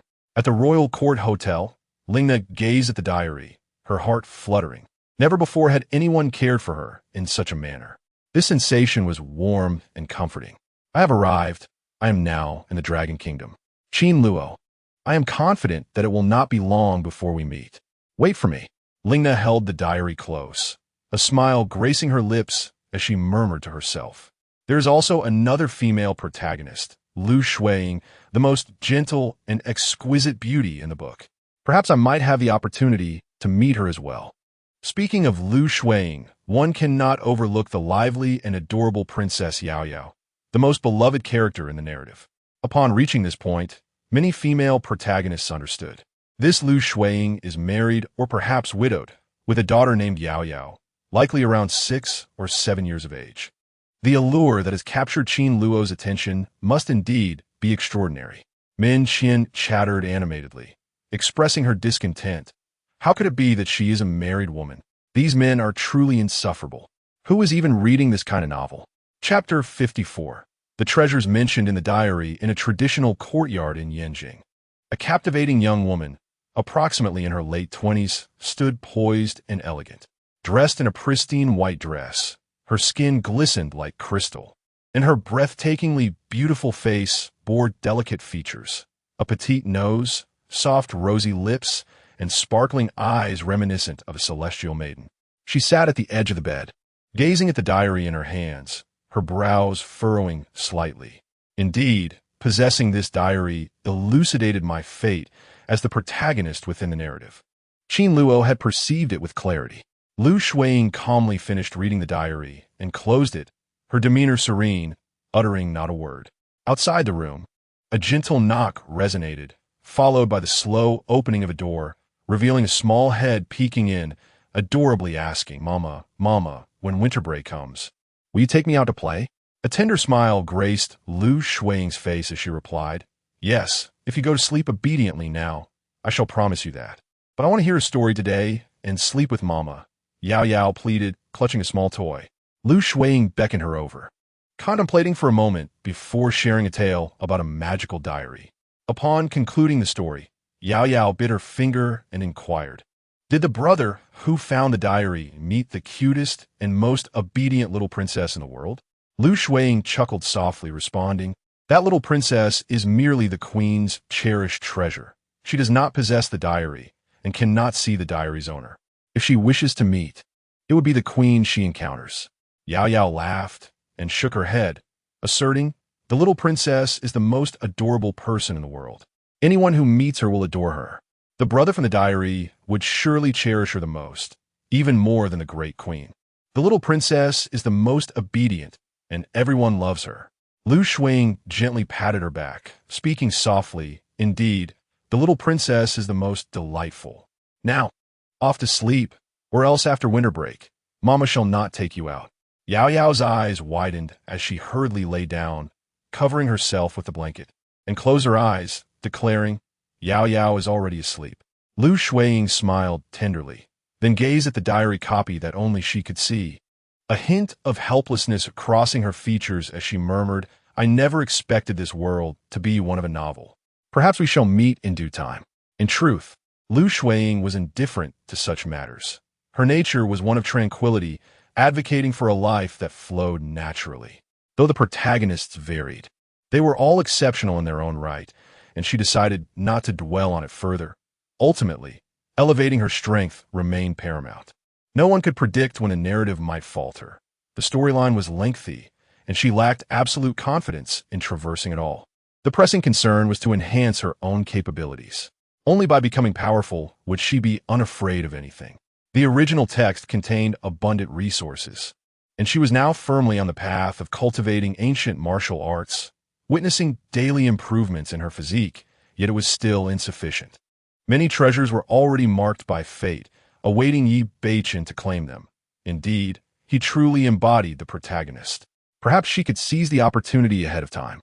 Exceptional agate, ancient martial arts techniques, exquisite elixirs. I must take a moment to systematically plan the time and place of their appearances, and then procure them. Speaking of which, there exists a rather arcane artifact, a sculpture of a foreign deity imbued with divine power. This object allowed Yi Beichen to refine it, and subsequently, Song Hongyan extracted his bloodline to develop extraordinary abilities. If I were to acquire this sculpture, would Song Hongyan still be able to manifest those powers?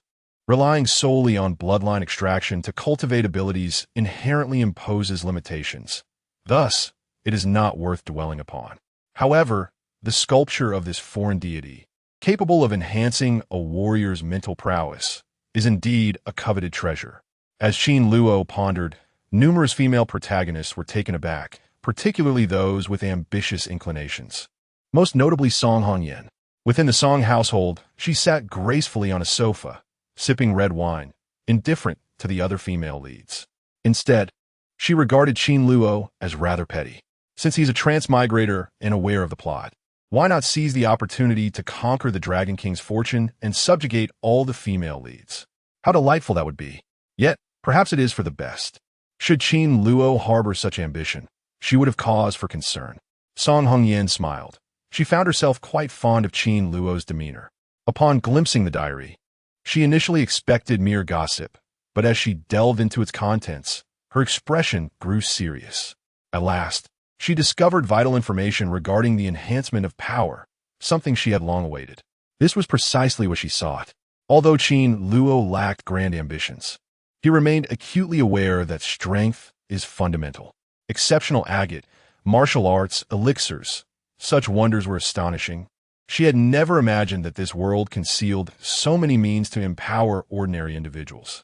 Were these treasures? She fumed. Qin Luo, you scoundrel. Why did you not document their locations in this diary? How infuriating. With intense focus, Song Hongyan scrutinized the diary. Upon reading that Qin Luo intended to gather the information, her eyes widened, nearly causing her to spill blood in exasperation. It was akin to a vast treasure lying before her, only for the bearer to feign ignorance at its whereabouts. This was utterly maddening. In her fury, Song Hongyan kicked over the table before calming her emotions and returning to the diary. Upon reaching the section about the deity sculpture, she fell into deep contemplation. It must be a foreign divine sculpture, likely obtained by Yi Beichen. I would extract blood from him to successfully develop the extraordinary powers. Song Hongyan had long invested in the research of extraordinary abilities, yet progress had been minimal. Now, through this newfound information, she finally grasped that the key lay within this foreign deity sculpture. She flipped through the diary, but Qin Luo still had not noted where the sculpture currently resided. Perhaps he too was unaware of its precise location, waiting instead for the plot to reach a pivotal moment for it to emerge. What a pity. Regret flickered in Song Hongyan's eyes. Subsequently, she shook her head and remarked, merely extracting blood for the study of extraordinary abilities will ultimately limit potential. If given the chance, I intend to acquire the entire divine sculpture to forge a more formidable power.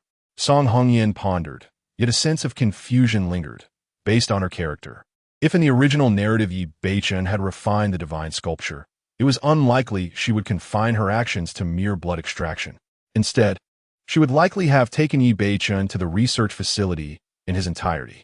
Yi Beichen, in this realm, you had better refrain from refining the divine sculpture this time. Otherwise, I, Song Hongyan, shall ensure you become the subject of my research, she declared with a cold snort. Then, she contemplated further. If Qin Luo were to seize it, the situation would become rather troublesome, and her only recourse might be to deceive Qin Luo into relinquishing it. Chapter 55.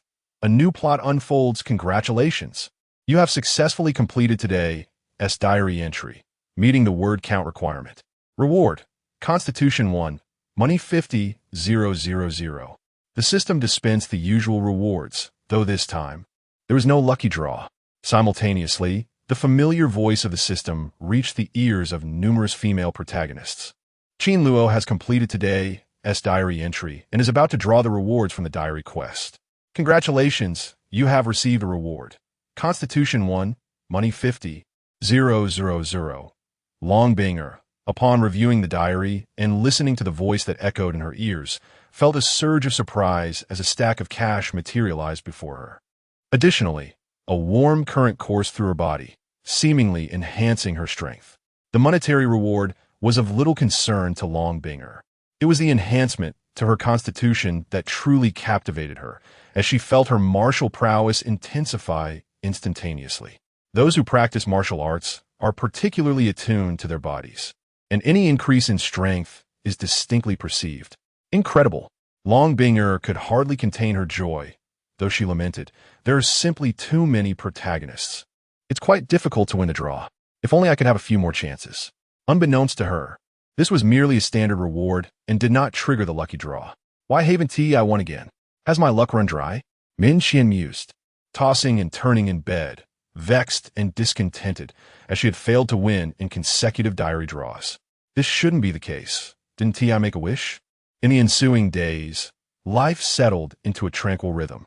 Qin Luo dedicated himself to practicing ancient martial arts daily and penning his diary, collecting rewards as the days passed. However, these were all standard rewards, with no lucky draws triggered. Despite this, many first-time winners among the female protagonists, having experienced the Constitution 1, were still astounded, feeling significantly stronger. On one particular day, Qin Luo perused the plot and received a system notification that a new storyline was about to commence. In the original narrative, Yi Beichen was either wooing women or flaunting his prowess, never pausing for a moment, which left Qin Luo unable to enjoy a moment of peace. He casually noted this in his diary. The system alerts that a new plot is about to begin. Let me take a look. Chapter 42, The Underground Casino. Yi Beichen has discovered clues regarding the massacre of the Yi family and plans to head to the Shun family's underground casino tonight, where he will create a ruckus.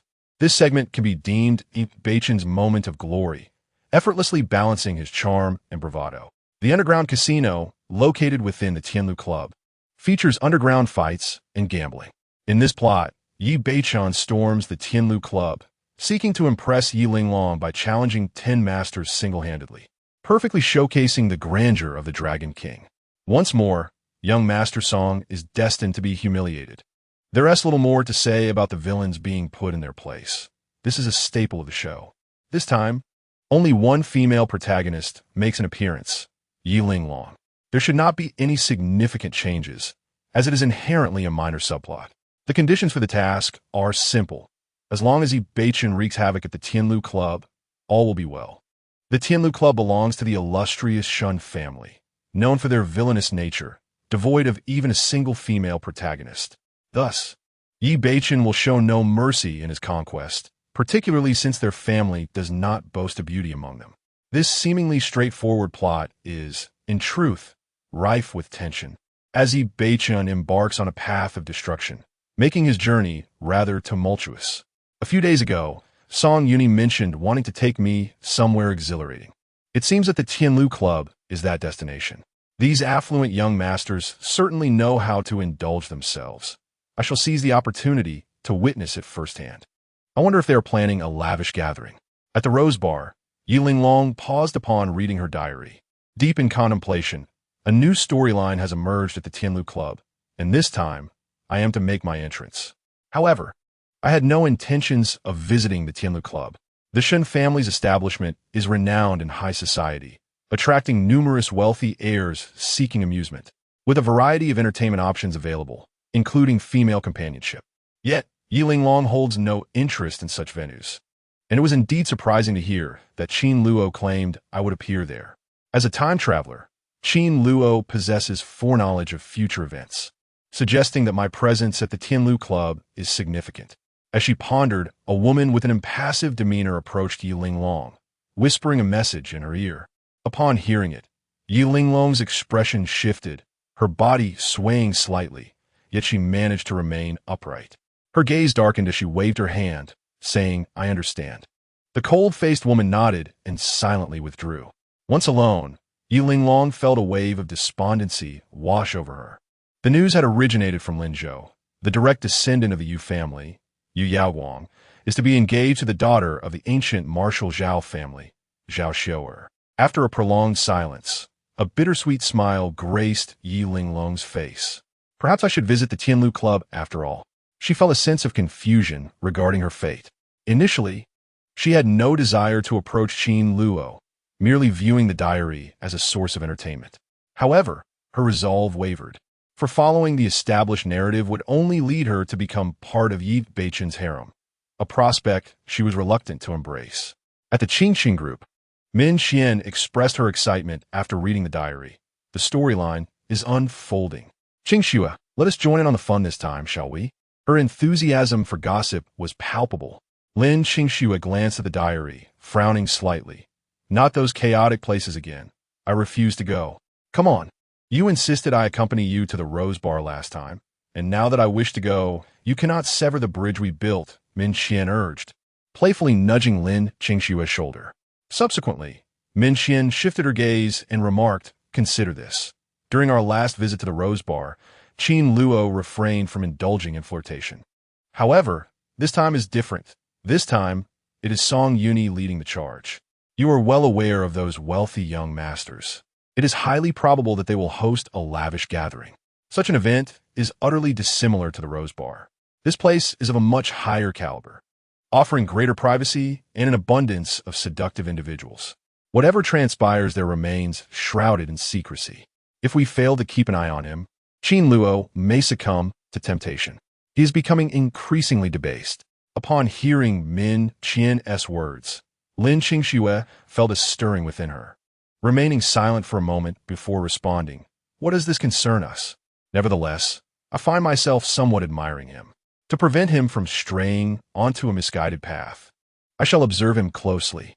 She then turned her head and noticed her dear friend gazing at her, an enigmatic smile gracing her features.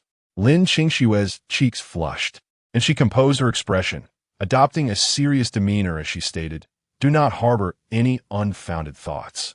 I merely wish to see if there are any changes in the unfolding narrative." Indeed, I never suggested you had ulterior motives." Min Xian chimed in with a playful grin, teasingly nodding in agreement. Irritated, Lin Qingxue promptly lunged at Min Xian, playfully scratching her.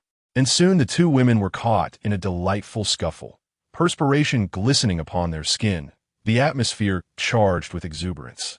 While Lin Qingxue experienced a gentle ripple of excitement, it was Min Xian who truly exhibited a tempestuous vigor. Here, their extraordinary talents were vividly illustrated. Chapter 56. The entrance of Long Bing'er. After perusing the diary, Song Hongyan fell into deep contemplation. Song Yuni, that inept fool, has chosen to squander time at Qin Luo Club, accompanied by Qin Luo. He is bound to be humiliated by Yi Beichen. It is truly a disgrace to the Song family. Upon his return, I shall deal with him accordingly. After a moment of reflection, she continued, "My relationship with the Shun family is quite mediocre. Thus, it is unnecessary for me to intervene."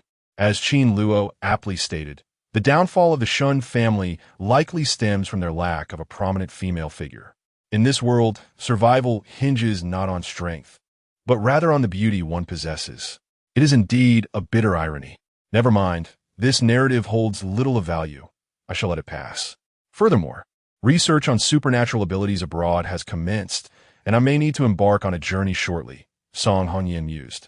Although she would not partake in the unfolding events, she resolved to maintain her presence in Qin Luo's mind. At the very least, he must continue to think of her. With this thought, she promptly called Qin Luo. After a brief wait, he answered, and without preamble, she declared, I shall be traveling abroad in the next few days. What gift would you like? Consider it a token of gratitude for your previous assistance. Qin Luo was momentarily taken aback by her unexpected offer. A smile graced Song Hongyan's lips as she decisively stated, I own a diamond mine overseas. I have little to bring back, but I shall procure some local specialties for you. With that, she ended the call briskly. On the other end, Qin Luo found himself speechless, marveling at the affluent character reminiscent of those in novels, a diamond mine and local delicacies. He brushed it off without much thought. Meanwhile, at the Qi residence, Qi Wanyue reclined on the sofa, having glimpsed the diary and realized that the plot was once again unfolding. She had contemplated joining in, but ultimately decided against it, as her duty to care for her grandfather took precedence. Once more, she would only be able to observe the events through the diary. I wonder how many remarkable female leads will participate this time, she sighed, pondering the imminent visit from Qin Luo for dinner. Just the two of them brought her joy. At the Qingzhou Municipal Bureau, Long Binger had just finished her training session. Her sun-kissed skin glistened with perspiration, exuding a raw vitality. After taking a sip of water, she opened the diary's copy and her eyes sparkled at the sight of the latest storyline, an underground boxing match. I must go see it, she resolved. Long Binger harbored a strong aversion to Tianlu Club, believing such a sordid place had no place in society.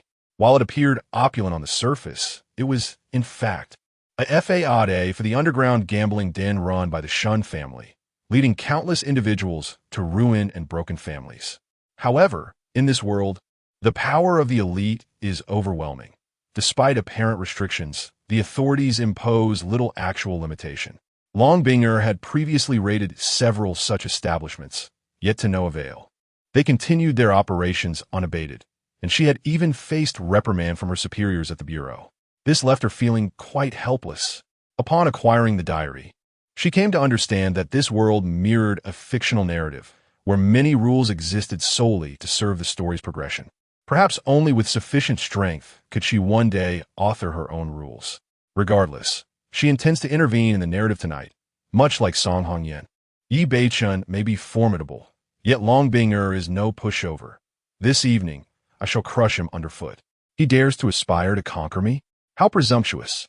Born into nobility, Long Binger has significant connections with the military, having practiced the military's Qin long body refinement technique from a young age, showcasing extraordinary skills.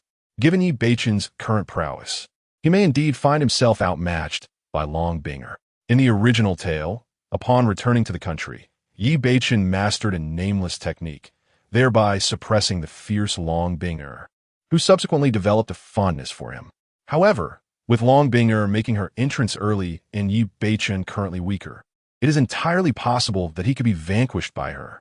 Qin Luo remains oblivious to the fact that Long Binger has begun to stir. If he were to know, he would surely be filled with trepidation. The female protagonist is exceedingly formidable. At 7 o'clock in the evening, Qin Luo received a call from Song Yuni, informing him of a delightful place to visit. The plot is about to unfold. I have departed. Qin Luo penned these two sentences before stepping out. The numerous female protagonists, upon reading these lines, fell into a silent contemplation, wondering if he needed to elaborate further to meet the word count. Nevertheless, they were finally aware that Qin Luo had set forth. This new chapter of the story was commencing, and they could only await his return to continue their updates. Meanwhile, Lena gazed at her diary with a smile gracing her lips. She was on the verge of seeing Qin Luo, just as Qin Luo longed to meet her. She too had been anticipating this moment for a long time, curious if he would be astonished upon their reunion. As Lena pondered, a voice broke the silence. After hanging up, Song Yuni remarked, Ling Luo, my personal bodyguard will be arriving shortly. I shall introduce you. With both of your impressive skills, I entrust my safety to you. Song Yuni reassured them. Yes, Miss Song, Lena replied calmly.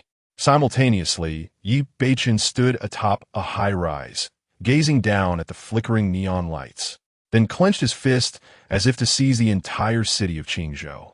The surroundings fell silent for a moment. Suddenly, Yi Beichen threw back his head and laughed heartily, his gaze radiating the aura of a sovereign, a powerful dominance emanating from him. Behind him, Longya and the members of the Long Soul squad bowed their heads, yet their eyes sparkled with fervor. This man is indeed a born ruler. Longya, how goes the investigation I tasked you with? Yi Beichen turned, his tone icy. Longya knelt on one knee, clasping his fists, and reported, Your Majesty, I have uncovered that the massacre of the Yi family was orchestrated by the Shun family, who sent individuals to set fire to the Yi residence. A fierce glint flashed in Yi Beichen's eyes as he stated, The Shun family is as good as dead in my eyes. However, a mere Shun family lacks the qualifications to assault the Yi household. There must be formidable masters behind them.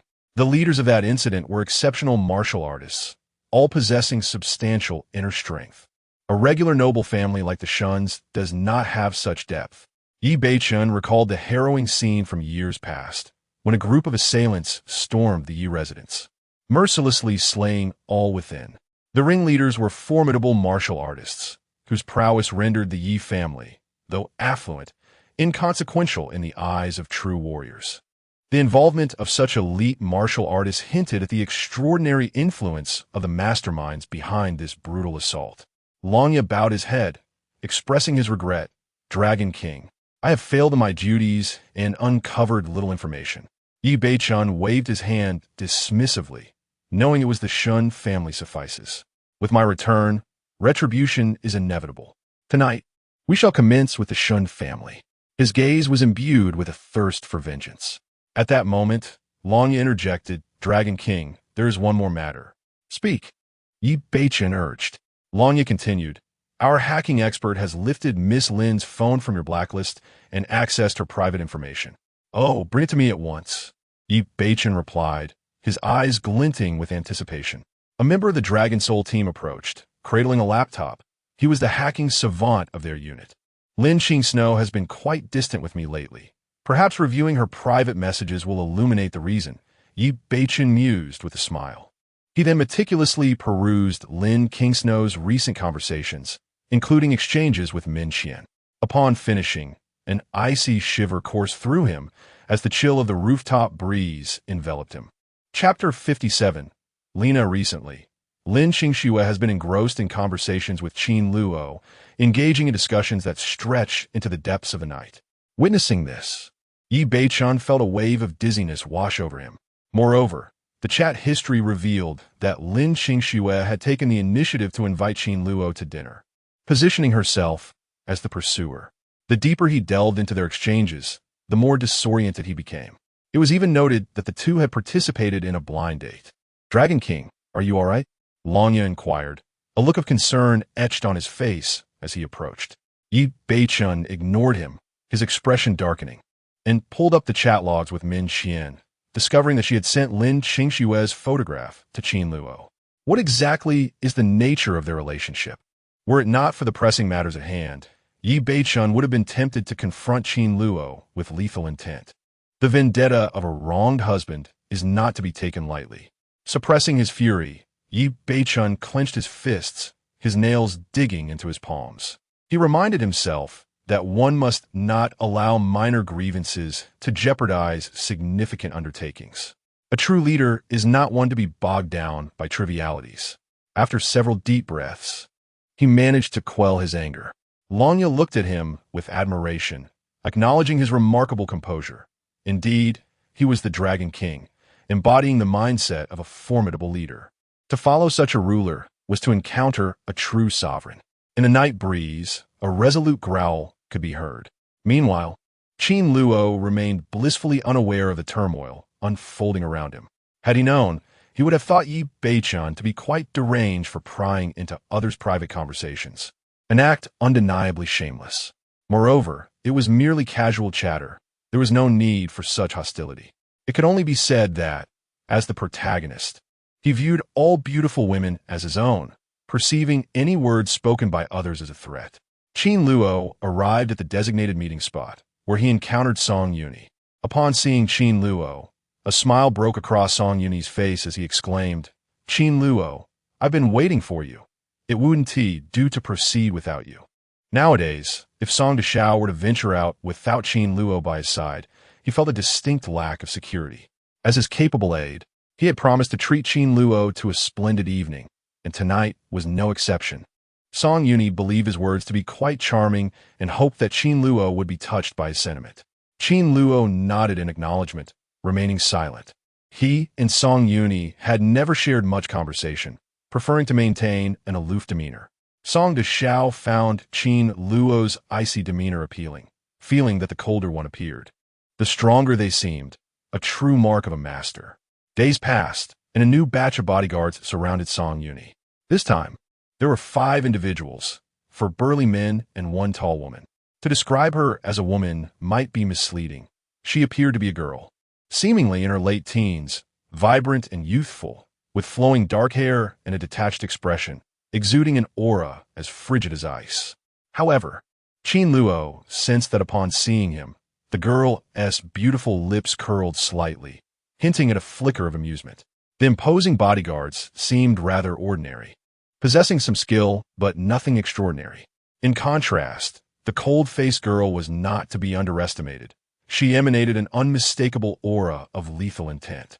Having trained in ancient martial arts, Qin Luo possessed keen spiritual acuity, allowing him to perceive the latent menace within the girl. It was evident that this young girl had taken lives before, and not just a few. Beside Song Yuni stood a female bodyguard. Was it Lingna? She had indeed made an appearance. Qin Luo felt a stir in his heart as he suddenly recalled a female protagonist from the original narrative. According to the plot's progression, Yi Beichan would dispatch Lingna to act as an undercover agent beside Song Yuni. However, it was still premature for this protagonist to make her entrance. Yet, with Longya's early emergence, Lingna's appearance seemed equally plausible. The girl was quite tall, standing at least 1.74 meters, her figure somewhat slender yet exquisitely curved, with flesh in all the right places, a perfect embodiment of beauty. Her long, straight black hair captured the eye, and she donned a leather jacket and boots, topped with a trench coat, her demeanor exuding a cold indifference. At first glance, she bore an uncanny resemblance to the description found in The Return of the Dragon King. The future 9th Lord of the Dragon King Hall, a fearsome assassin from the underground world, Lingna, codenamed Zero. Although Qin Luo had expressed in his journal a strong desire to meet Lingna, that sentiment stemmed from his experience of reading the novel. Now, in their initial encounter, he refrained from making any overtures that might be deemed intrusive. Lingna's past had rendered her character somewhat aloof. She resembled a hedgehog, wary of anyone who dared approach. Qin Luo feared he might startle the girl. As he drew closer, their gazes locked. "At last, I see you, Qin Luo." Lingna's typically placid eyes flickered with a hint of excitement, her heart brimming with emotion. As Qin Luo approached, her figure trembled slightly. Prior to meeting him, Lingna had envisioned what he might look like. In her imagination, he was tall but not overly robust, gentle despite his role as a bodyguard, and likely quite handsome. Now, encountering him in reality, she found that his appearance aligned remarkably well with her mental image. For Lingna, Qin Luo was a familiar stranger, having penned numerous secrets in his journal that accompanied her through her solitary days. She was eager to discover how he would describe her in his writings after their meeting. Would he be pleased? Would he take a liking to her? With these questions in mind, she had eagerly joined the elite ranks of the Dragon Soul team, hoping to reach Long Country and meet Qin Luo. In truth, she had hesitated for a long time before coming, burdened by her dismal life. Unlike Song Hongyan, she lacked captivating charm, and she was not as strikingly beautiful as Lin Qingxue, who exuded an icy elegance. Kind and lovable, she felt she possessed none of the admirable qualities of other female protagonists. Her sole talent lay in killing. Aside from that, she had no friends. Given her bleak existence, she feared that her future in this narrative world would remain a chaotic mess, a loathed assassin with blood on her hands. Yet, after much deliberation, Lingna resolved to come to Long Country, to be near Qin Luo. Above all, she yearned to see him and to discern his impression of her. Emerging from the depths of Hell Island, I perused my diary, each page filled with countless anticipations of our reunion. Now, I find myself standing before you, and you stand before me. In this moment, Reina is enveloped in a serene sense of tranquility. She feels joy in a profound stillness. Meanwhile, Qin Luo reflects upon the memories of Reina, who, as a newborn girl, was abandoned by her parents and taken in by a benevolent vagabond. After enduring numerous struggles to survive, she lost this guardian at the tender age of 9, subsequently living alongside a dog left behind by him. However, her fate took a darker turn when she was trafficked abroad, exploited for her beauty by unscrupulous individuals who used her for deceitful schemes. After narrowly escaping their clutches, she found herself in a slum, only to be captured by the Dragon King's palace, where she was groomed to become an assassin amidst the brutal competitions of Hell Island. The grim rules of Hell Island dictated relentless hunts, where only the survivors could ascend to become the most formidable assassins, tasked with executing the organization's clandestine missions. From the very moment of her birth, Reina's life was not her own to govern. Her transformation into an assassin rendered her a mere instrument of death. Unlike other female protagonists, who often engage in intricate storylines leading to gradual unions, Reina's ascension to become the consort of Dragon King Yi Beichun stemmed solely from her exquisite beauty and formidable strength, making her an invaluable weapon, the sharpest blade at his side. Such a uniquely remarkable character evokes a sense of compassion. Qin Luo fervently wishes that this girl is indeed Reina, for in the Dragon Kingdom, she would at least be spared the burden of taking lives. Chapter 58. A familiar line song Uni introduced Qin Luo, emphasizing that he was his capable aide. The bodyguards lowered their heads and greeted him respectfully as Brother Luo. Only the girl remained calm, unaffected by praise or disdain, and extended her delicate hand towards Qin Luo. "Hello, my name is Ling Luo." It truly was her, Lingna. Despite the difference in names, Qin Luo recognized that this girl was indeed Lingna, contrary to the sinister aura attributed to her in the book. Lingna's lovely face radiated a brilliant smile, exuding a pure and charming essence. Had she been seen on the street, no one would suspect her to be an assassin. She would merely be perceived as a college student. Ling Luo? Qin Luo pondered momentarily. If his memory served him right, Lingna was referred to as Lingchun in the original narrative. What did Ling Luo mean? Perhaps it signified fallen leaves drifting in the wind. Given Lingna's personal history, this alias suited her rather well. In the future, as she became part of Yi Beichun's harem, would her name revert to Lingchun? Lingna smiled silently and moved her hand forward again. It was then that Qin Luo was jolted back to reality. Her slender fingers resembled exquisitely carved jade, far more beautiful than Song Hongyan's hands. It was hard to fathom that such hands could be capable of murder. He quickly extended his hand to clasp hers. "I am Qin Luo." Upon their hands meeting, Qin Luo distinctly felt her tremble slightly before she relaxed. He had initially worried that she might suddenly turn hostile and strike unexpectedly. As her character in the book had been known for such unpredictability, she would never allow a man to touch her. Yet, observing her now, she seemed to have mellowed considerably. Lingna's hand was somewhat cold. Despite her frequent handling of blades, there were no calluses, only a remarkable softness, akin to holding a ball of cotton, delightful to the touch, leaving one reluctant to let go. After they released their grip, Lingna's fingers curled gently, and the sensation of sharing a handshake was intriguingly novel for her. Song Yuni was particularly astonished. Prior to Qin Luo's arrival, he had attempted to communicate with Lingna, only to be met with cold stares, and even faced her wrath. His backside still ached from the encounter. Yet, in Qin Luo's presence, she appeared transformed. Could it be that Qin Luo's handsome visage had enchanted her? Aside from being slightly taller and more attractive, Song Yuni did not see how Qin Luo could surpass him. Moreover, he was quite affluent. One would think women would be more drawn to him. Perplexed, Song Yuni nonetheless admired Qin Luo's ability to connect with Lingna, offering him a thumbs up. This was a woman he had deemed unattainable. If Qin Luo could win her over, he should feel free to pursue her. Song Yunyi's guiding principle was that while he ensured his own satisfaction, he also saw to it that those around him were well fed. Anything he could not consume, he would gladly share with others. Noting Song Yunyi's increasingly misguided musings, Qin Luo chose not to engage.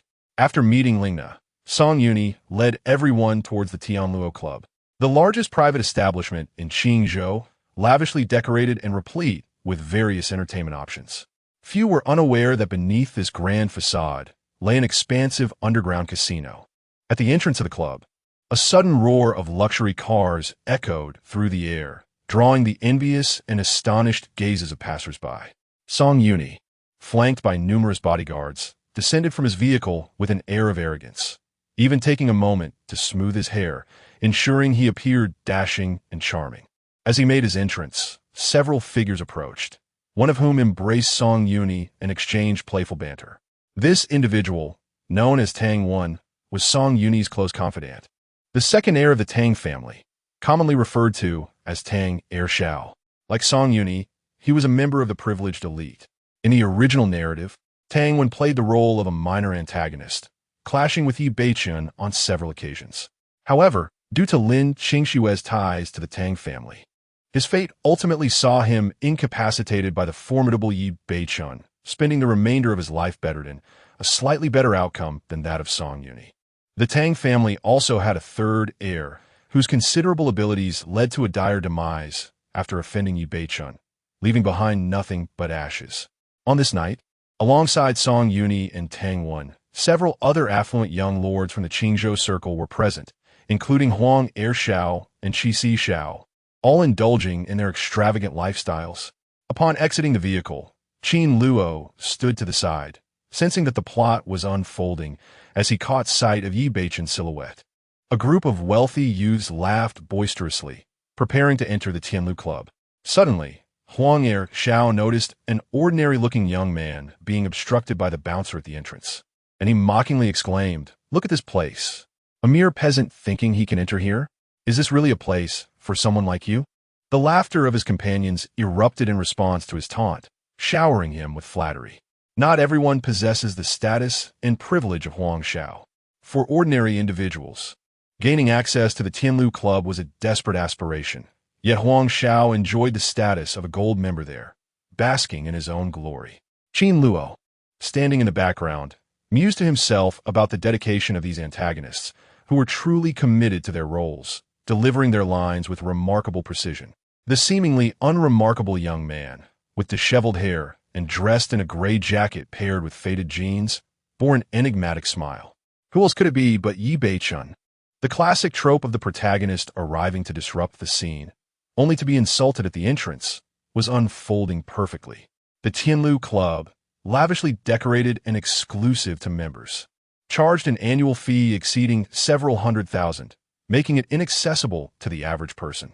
Without a membership, Yi Beichun was obstructed at the door and subjected to ridicule, an archetypal scenario. With a cold gaze, Yi Beichun, the Dragon King, whose wealth rivaled nations, found the trivial Qin Luo Club beneath him.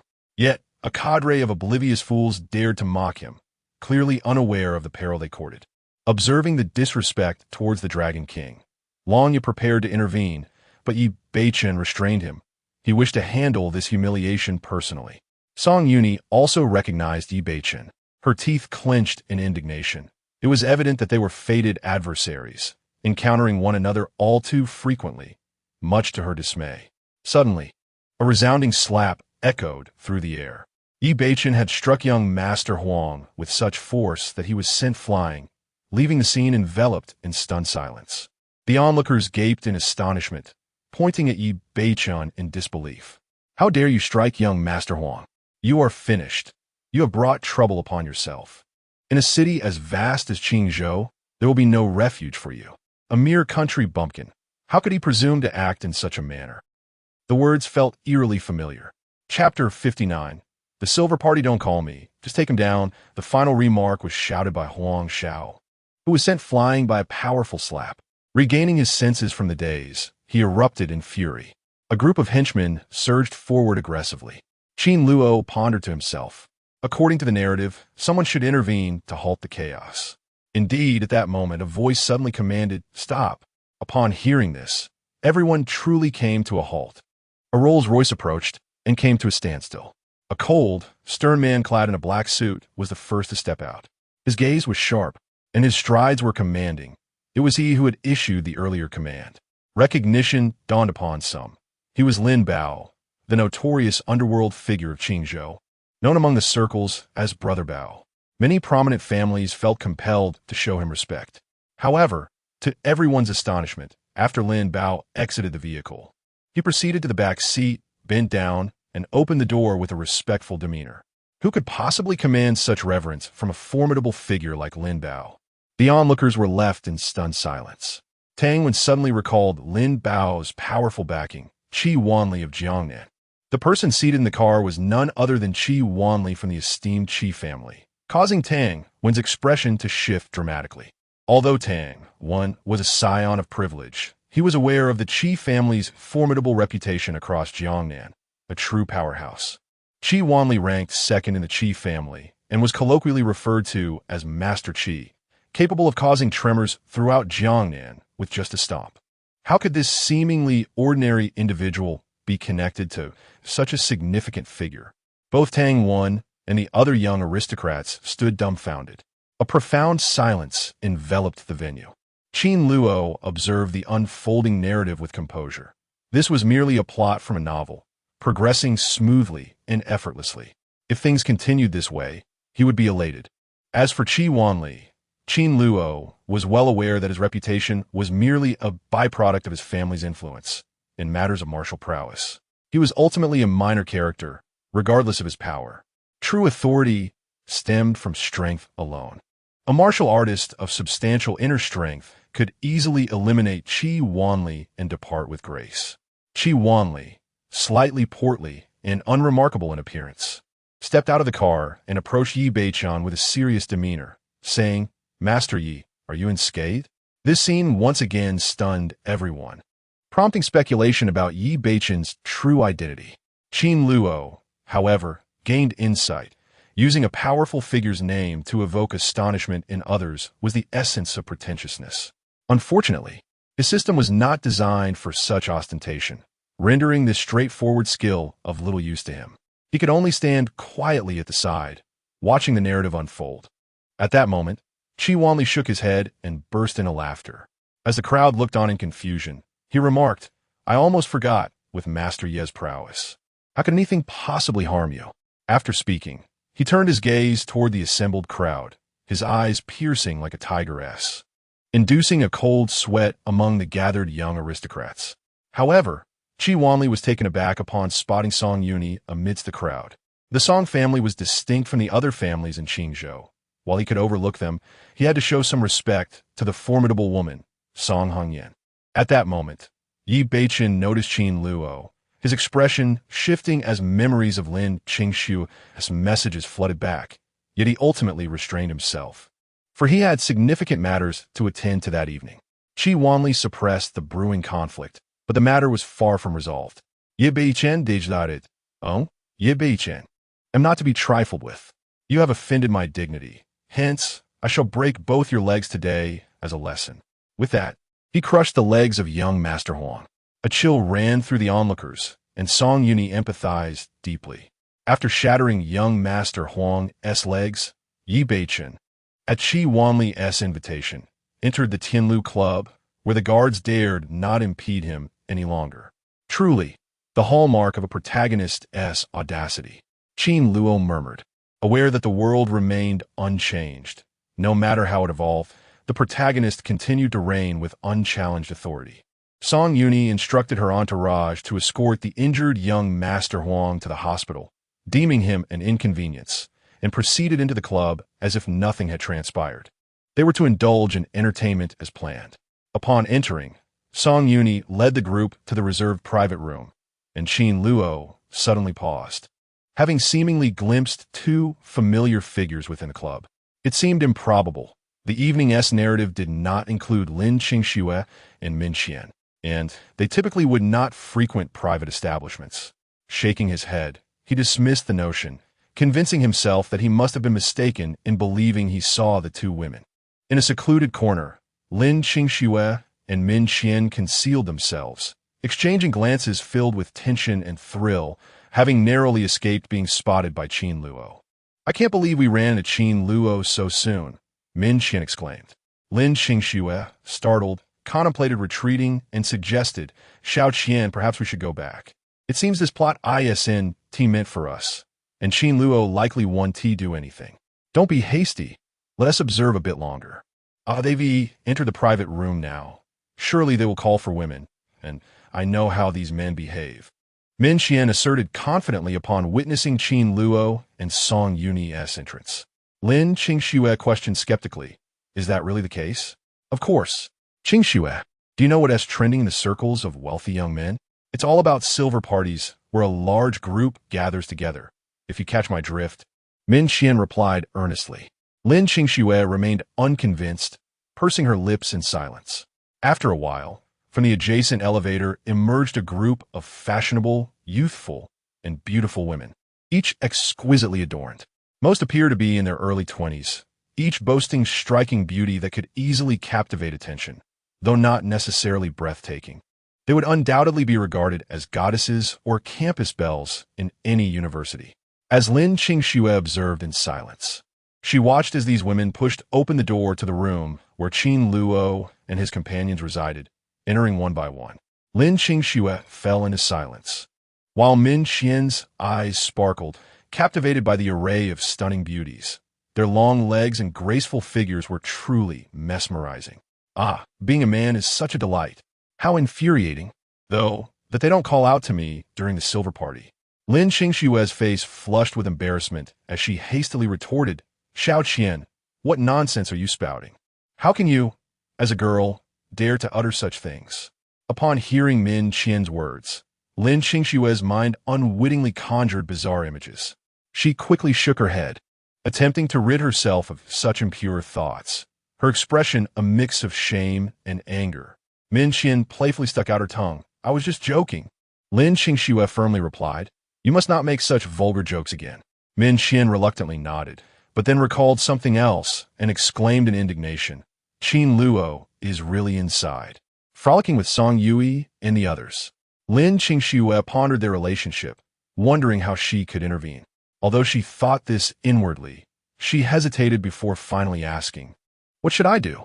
Min Qian cast a surprised glance at her dear friend, truly taken aback by her willingness to intervene. Chapter 60. One on each side in light of the circumstances. Min Qian pondered for a moment, clenched her small fist, and excitedly exclaimed, "I have an idea. Why don't we call the police and report that there are people engaging in illicit activities here?"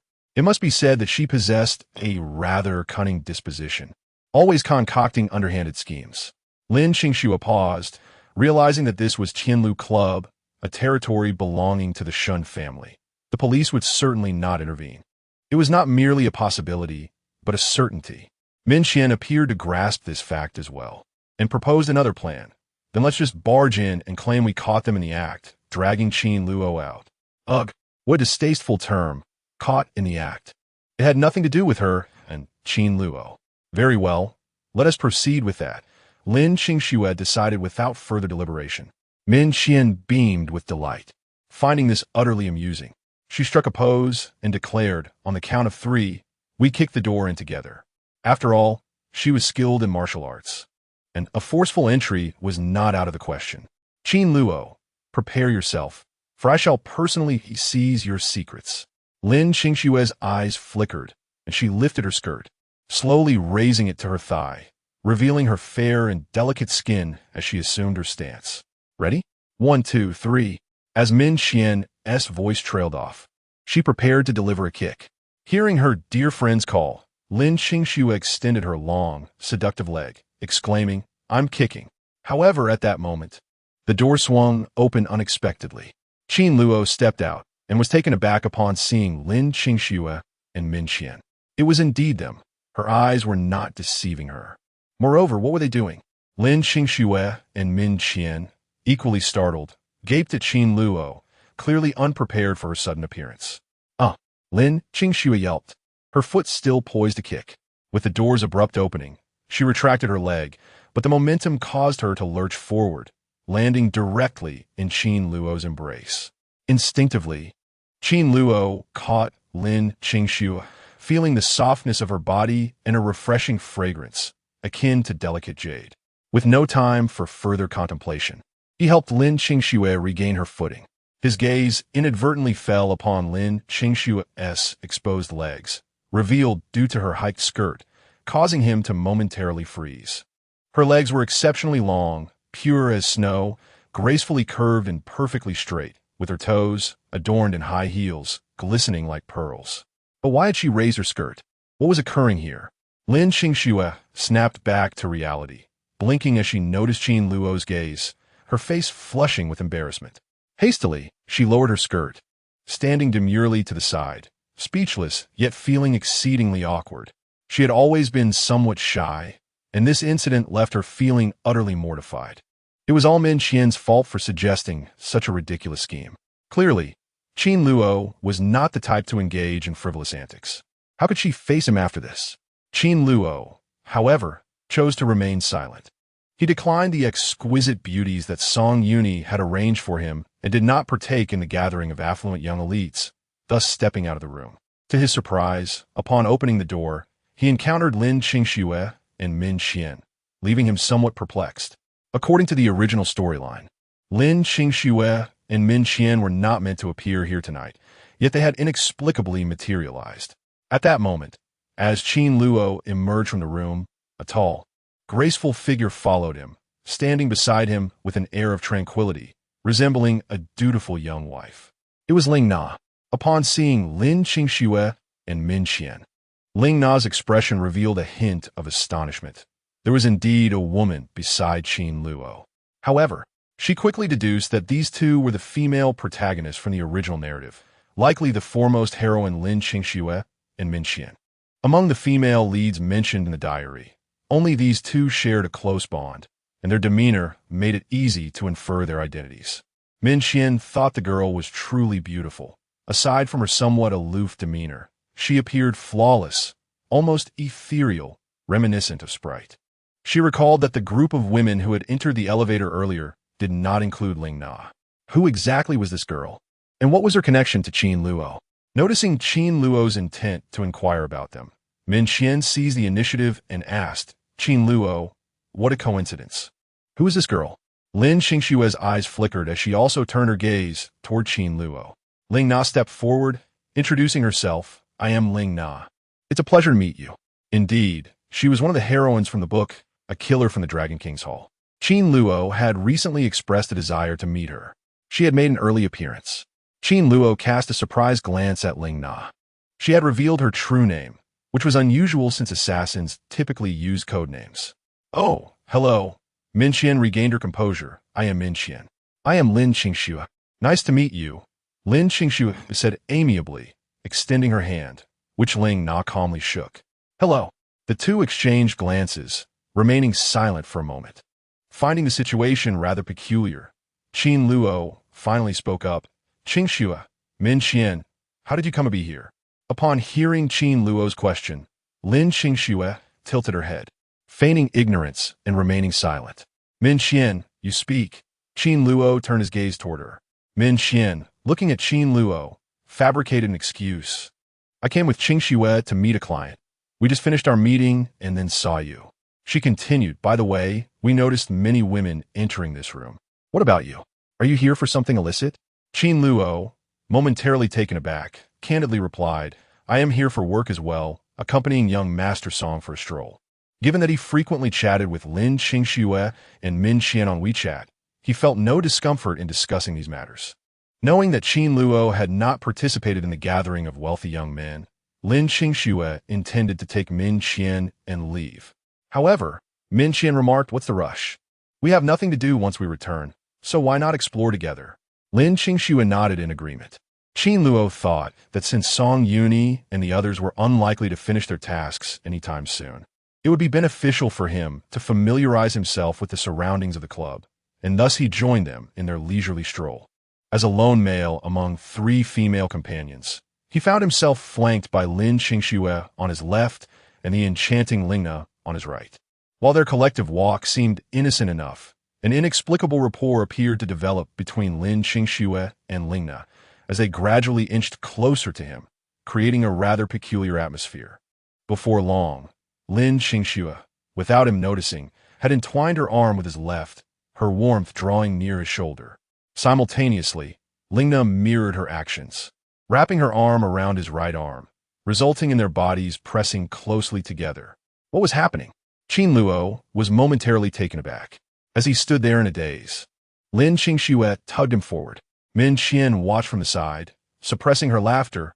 It was all quite amusing. If they were to encounter Yi Beichun, that foolish dragon king, it would surely become even more entertaining. Chapter 61. I'm a killer suddenly. Lin Qingxue and Reina each took hold of Qin Luo's arms, one on the left and one on the right, drawing close to him. The fragrance of the women enveloped him, causing Qin Luo's body to stiffen.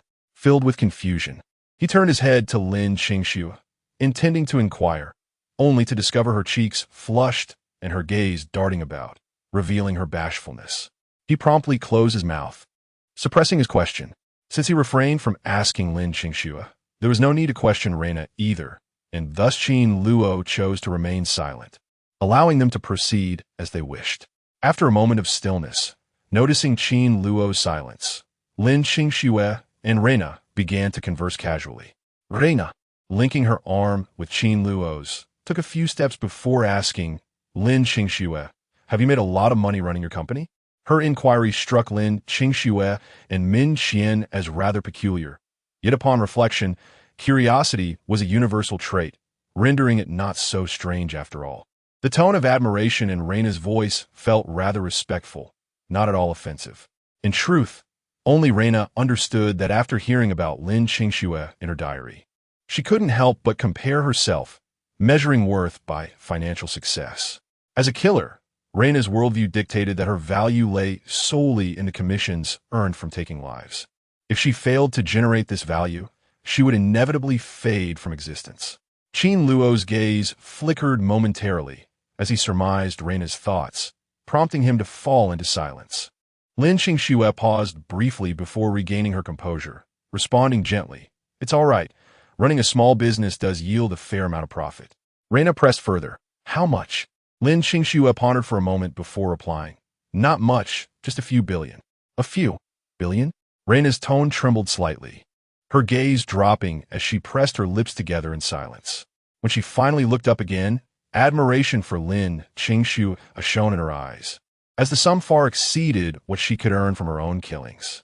Lin Qingxue remained oblivious to Reina's admiration. In her perspective, it truly was not a significant achievement.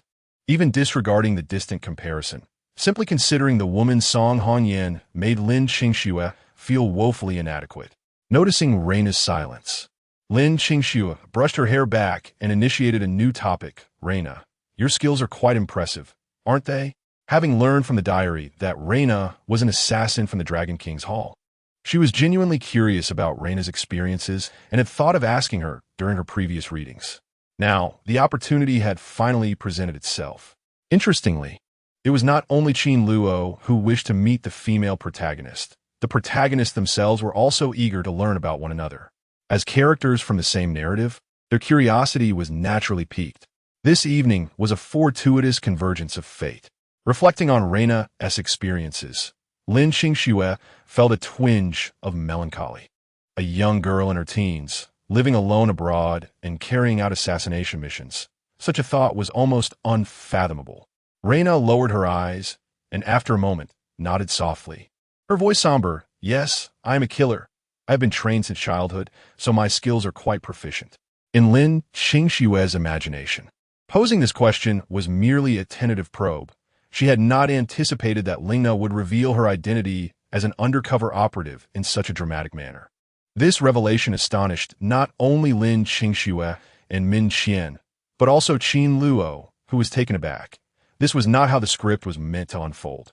The female protagonist had laid her cards on the table, and it left everyone bewildered. Noticing the atmosphere had grown somewhat somber, Lin Qingxue had cleared her throat and remarked, "As a killer, I must say, your youth is quite surprising." No sooner had Lin Qingxue spoken than Min Qian suddenly exclaimed in excitement, her eyes shining with fervor as she clapped her hands in admiration. A beautiful girl assassin? How cool!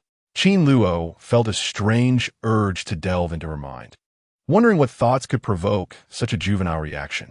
I don't care. You must become my best friend. It's a promise. Min Qian rushed over to grasp Lingna's hand. Lingna, typically reserved, lowered her gaze. In the past, upon revealing her identity, she was met with terror, but now, someone was praising her, and she found herself at a loss. Only Qin Luo understood the reason behind the fear. Those who learned of Lingna's identity were her assassination targets. How could they not tremble at the mention of her name, which signified death? Lingna regained her composure and recounted her past. I trained from a young age. By the age of 8, I had become an assassin, undergoing training on Hell Island abroad, a place rife with peril. Upon my return, I became an assassin for the Dragon King Hall, executing covert missions. She turned, a smile gracing her features as she pointed at Qin Luo, saying, now, I serve as young Master Song's bodyguard, and I am colleagues with Qin Luo. Ah, I see. Lin Qingxue nodded, casting a sidelong glance at Qin Luo. She sensed Lingna's inner turmoil. Despite her taciturn nature, the mention of Qin Luo could provoke her into a violent frenzy. Lingna had come for Qin Luo, and this young woman was a force to be reckoned with, a true assassin. At that moment, Lingna suddenly fixed her gaze on Qin Luo and earnestly inquired, as an assassin, would you despise me? Lin Qingxue and Min Qian turned their attention towards Qin Luo as well. Qin Luo paused, contemplating that this was not merely a matter of disdain. She was an undercover agent, openly revealing her identity. What was her true intention? Despite sensing a deviation in the narrative, Qin Luo remained rooted to the spot. Recalling Lingna's character from the story, this girl harbored a sensitive and dark heart, suspended precariously between hell and heaven, with but a thin veil separating the two. Any slight collision with reality could propel her towards vastly different realms. The question she posed struck a nerve, and Qin Luo felt compelled to prevent her from descending into darkness. Your inquiry is rather inappropriate, she replied. I have no right to despise anyone. However, since you asked, I do not harbor any disdain for you. Lingna's face brightened with a smile as she pressed further. Is there anyone you like?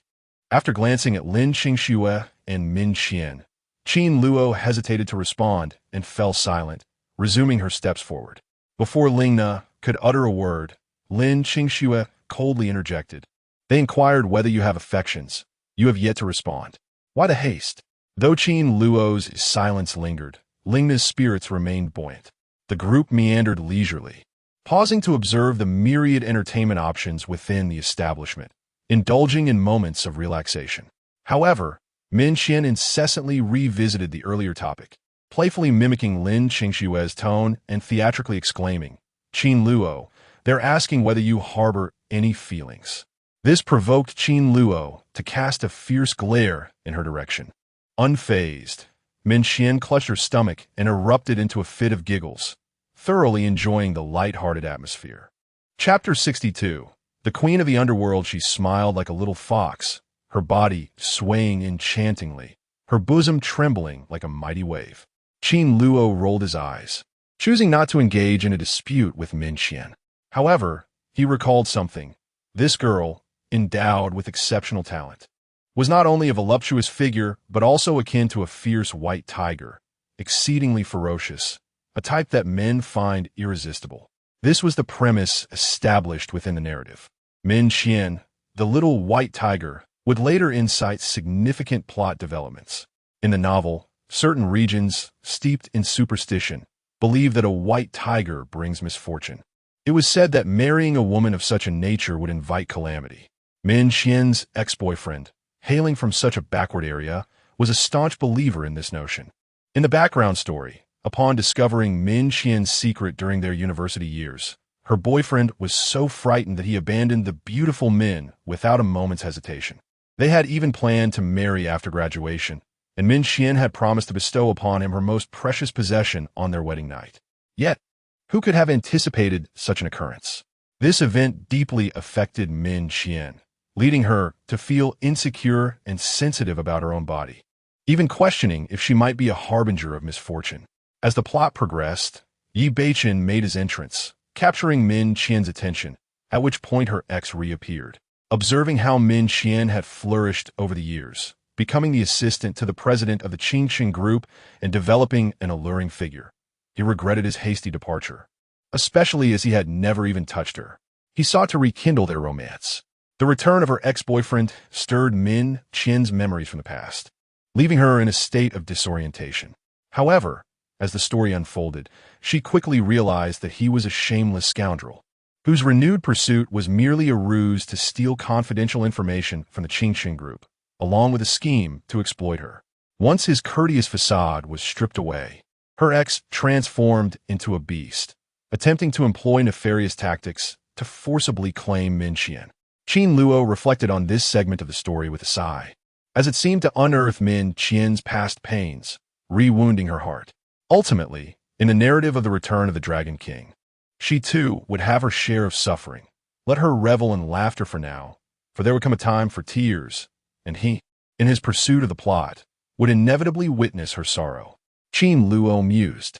Min Qian, initially standing with her hands on her hips in joyous laughter, suddenly caught a glimpse of Qin Luo's gaze, sending a shiver down her spine. A sudden jolt of anxiety surged within her. Was her storyline about to be triggered? With her small tiger teeth biting down, Min Qian tentatively inquired, "Qin Luo, what are you thinking? Please share it with me." Qin Luo shook his head and replied, "You wouldn't want to know. If it were the secret of the white tiger, he was certain that if he were to divulge this matter, Min Qian would instantly change her demeanor and pounce on him. For women are often unreasonable when angered.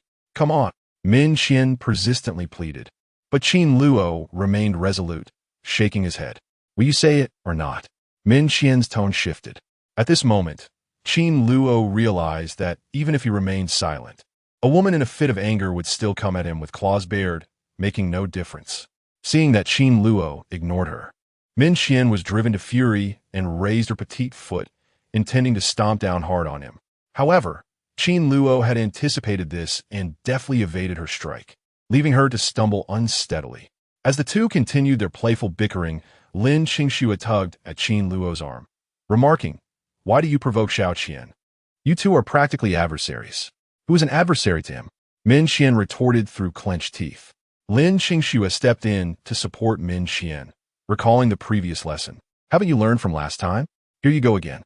She referred to the incident at the orphanage when Min Qian had attempted to kick Qin Luo, only to end up in a predicament, resulting in Qin Luo playfully pinching her foot for quite some time. Was she hoping for another round of foot massage from him?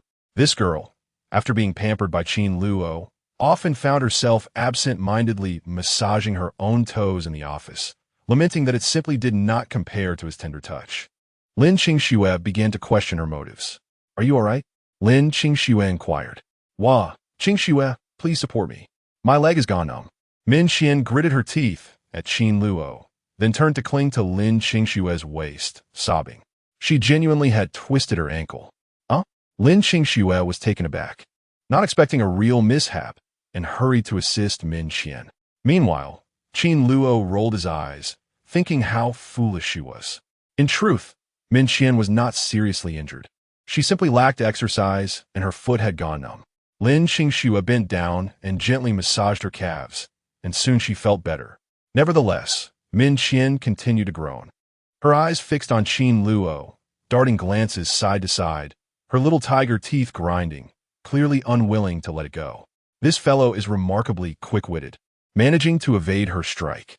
Just as the group was engaged in their playful tussle, a captivating woman appeared at the staircase, gracefully descending. The sound of her high heels clicking on the floor drew everyone's attention.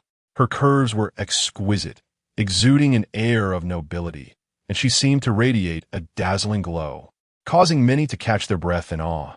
Qin Luo was no exception.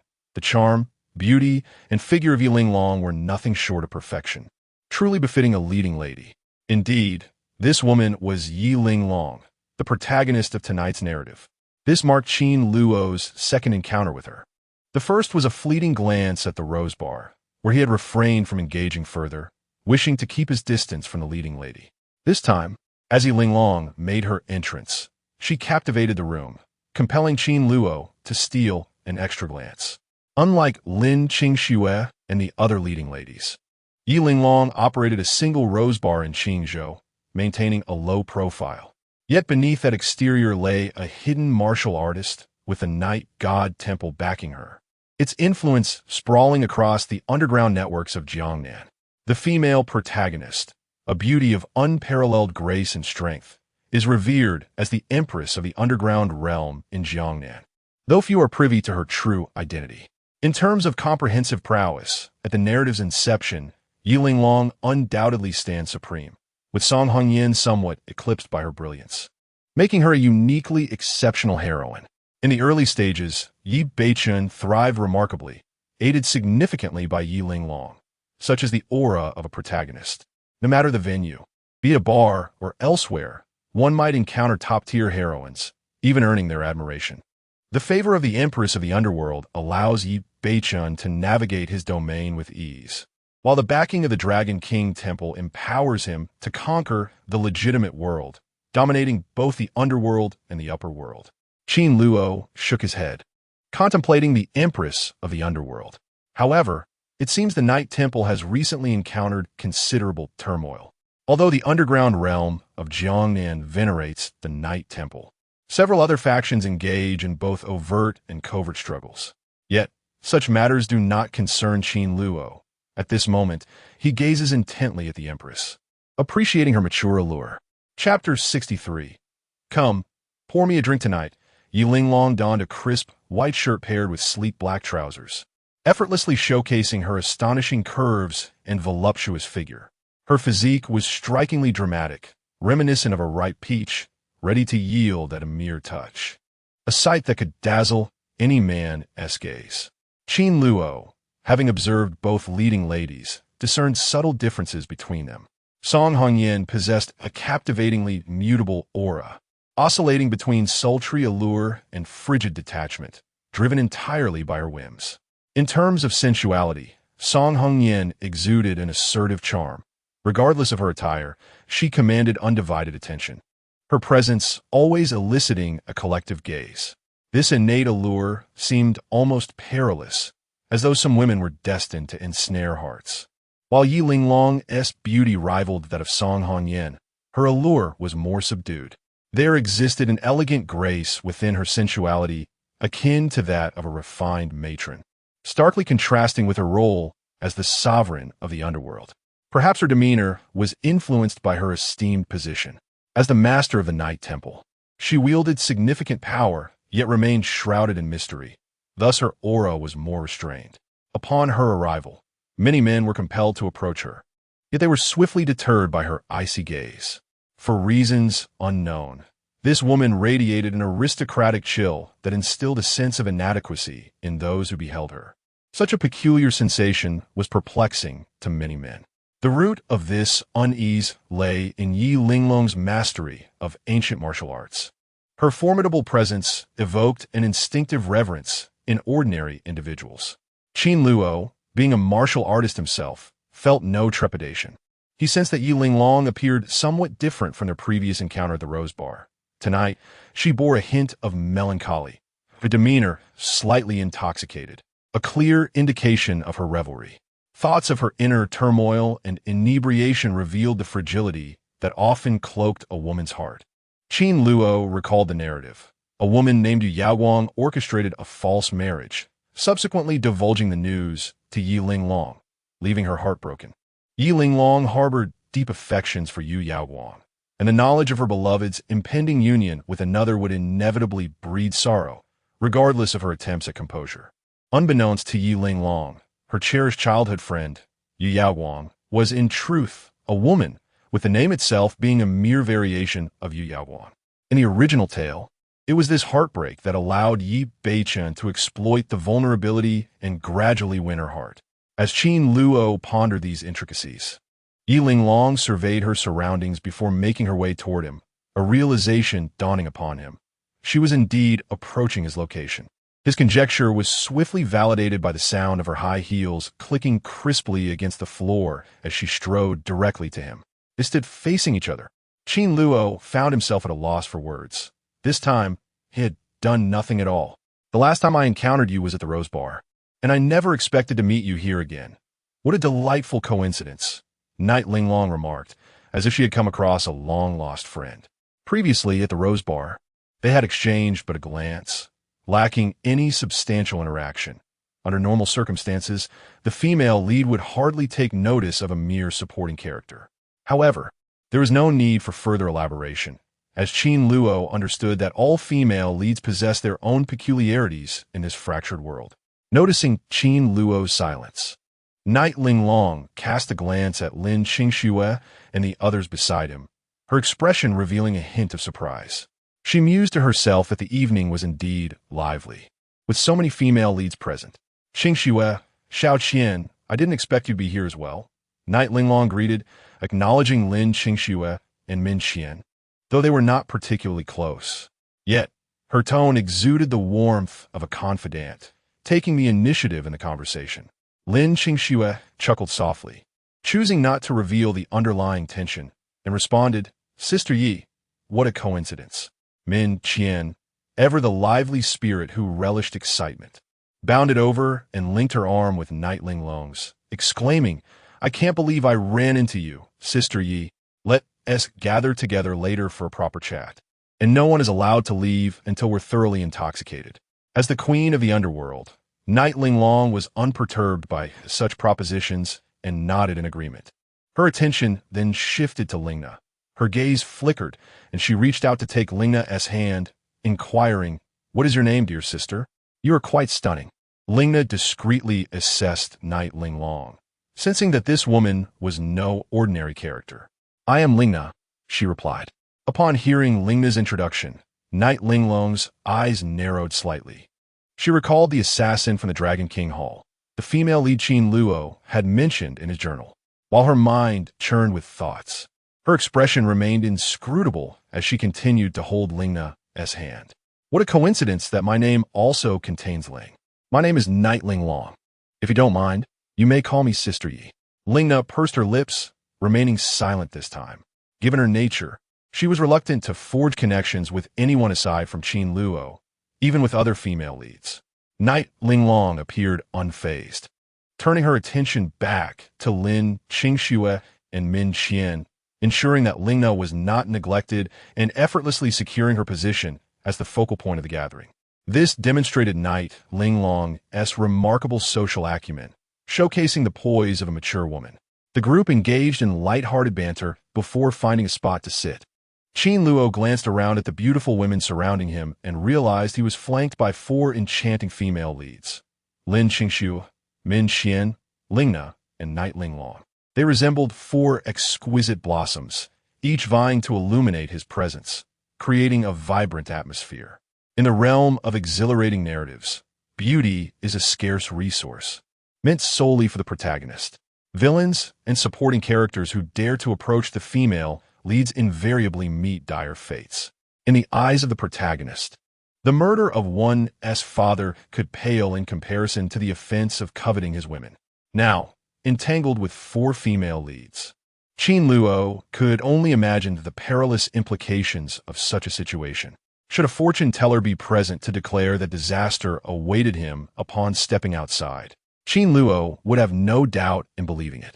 After a lengthy conversation with Lin Qingxue and others, Yi Linglong finally revealed her true intentions. She turned to Qin Luo and said, We've only met once at the Rose Bar, so let me formally introduce myself. I am Yi Linglong. Observing her demeanor, both Lin Qingxue and Reina adopted serious expressions, fully aware of Yi Linglong's motives. Qin Luo, wishing to maintain a distance from her, despite her extraordinary background as a queen of the underworld, merely responded politely, I am Qin Luo. A captivating charm emanated from Yi Linglong's features as she began to assertively engage with Qin Luo, saying, Come, buy me a drink. Before Qin Luo could reply, she tossed her hair back and smirked. What's the matter? Are you unwilling? Consider it a return favor. Let us not forget. The first drink of Deep Blue Temptation was on me last time. With a playful smile, she continued, Do not worry. I have no intention of pursuing you. There is a man I adore, and I shall love him for life. I simply find myself in a foul mood tonight, and seek companionship for a drink. And you seemed rather agreeable. Do not mistake this for my interest in you. It is merely a drink. Propping her chin with one hand, she delicately tapped her slender fingers on the table, producing a crisp, rhythmic sound. Please do not make me ask you a third time. This is my pride, understood? Qin Luo? Chapter 64. Guess my thoughts this evening. Yi Linglong appeared to be preoccupied, her delicate brows knitted tightly together, imbued with a trace of melancholy that rendered her even more irresistible, as if one might hesitate to refuse her for fear of causing further distress. Even Lin Qingxue and Min Qian furrowed their brows, advocating for her, as it was a rare occasion for them to gather and share a drink and conversation. This woman's allure was hardly inferior to that of Song Hongyan. No wonder Yi Beichen had gone to great lengths for her, defeating numerous opponents in underground boxing matches merely to elicit a smile from her. Truly, a beauty is a double-edged sword. Qin Luo chuckled ruefully, recalling that the last time he had shared a drink with Yi Linglong, she had remembered it. A trivial detail he had long forgotten while she had retained it in her memory. How absurd. He had merely been an inconspicuous passerby at the Rose Bar. Yet she had kept him in mind? Yi Linglong, have you been bewitched? Clearing his throat, Qin Luo remarked, very well, but I have work to attend to. One drink will suffice. At this, Yi Linglong's smile returned, the corners of her mouth curving upward, and the sorrow that had clouded her expression seemed to dissipate, revealing a captivating charm that was utterly enchanting. Rising to her feet, she assumed the role of a gracious host, stating, I am somewhat familiar with Qin Luo Club. Allow me to show you around, as I truly wish to befriend you. Qin Luo responded, You are too kind. At that moment, Yi Linglong stepped closer, looping her arm through Qin Luo's with an air of casualness, saying, Let us go. Her actions were fluid and natural, fitting seamlessly into the ambience of a venue where affluent individuals, often accompanied by a female companion, were commonplace. However, considering their respective statuses, this gesture appeared somewhat unexpected. It was as if Yi Linglong could read hearts, as she said, Don't overthink it. This is merely to make our walk more aesthetically pleasing. Let me teach you to be more at ease, with your head held high. Her face bore a mature smile. Just then, the previously quiet Lena approached, wrapping her arm around Qin Luo's other arm. While two people walking arm in arm appeared natural and appealing, the addition of a third made the scene decidedly awkward. The space that should have been occupied by Lin Qingxue had now been claimed, leaving her unable to join, which caused her expression to darken. Casting a resentful glance at Qin Luo, as that position had clearly belonged to her. Noticing Lin Qingxue's gaze, Qin Luo felt an inexplicable sense of guilt and shot her an innocent look in return. However, Lin Qingxue merely huffed, leaning closer to Min Qian, deliberately ignoring Qin Luo, making him feel as if he had committed a grave error. Under Yi Linglong's guidance, the group traversed the corridor and ascended the staircase, proceeding to another level of the club, ultimately entering a bar. The Qin Luo Club, as a prestigious private establishment, offers an extensive array of leisure and entertainment options, and the bar is no exception. The decor exudes an air of opulence and sophistication, devoid of the clamor and chaos often associated with luxury, creating a remarkably comfortable ambience. The clientele within is sparse.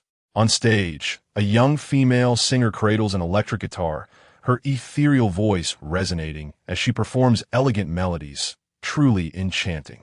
Qin Luo does not recognize this songstress, but Min Qian expresses her surprise, noting that she is a prominent figure in the entertainment industry, celebrated for both her beauty and talent, with a legion of devoted fans, and it is indeed unexpected to find her performing here.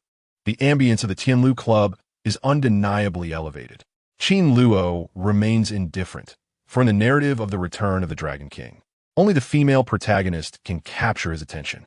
While there are indeed renowned starlets, he is aware that the illustrious Diva Ling Fei is one of the harem members, a quintessential representative of the entertainment world, adored by countless fans abroad. After Qin Luo and his companions arrive, they take their seats, and he notices that the two women beside him have released each other as hands, allowing him to exhale with relief, though they are like soft jade. Their presence had made him perspire. Yi Linglong, who has already indulged in some libations, appears to be preoccupied with her thoughts tonight. When the drinks arrive, she vigorously raises her glass, her crimson lips pressing against the rim as she downs it in one bold gulp. Qin Luo partakes in a single drink as well, his mood remaining buoyant and unaffected. He's been accumulating rewards from journaling and now faces all matters with composure. This confidence stems from his prowess. Lin Qingxue and Min Qian sit nearby, and as the women gather, their conversation flows freely after a few sips of wine. Evidently, there is an abundance of topics to discuss.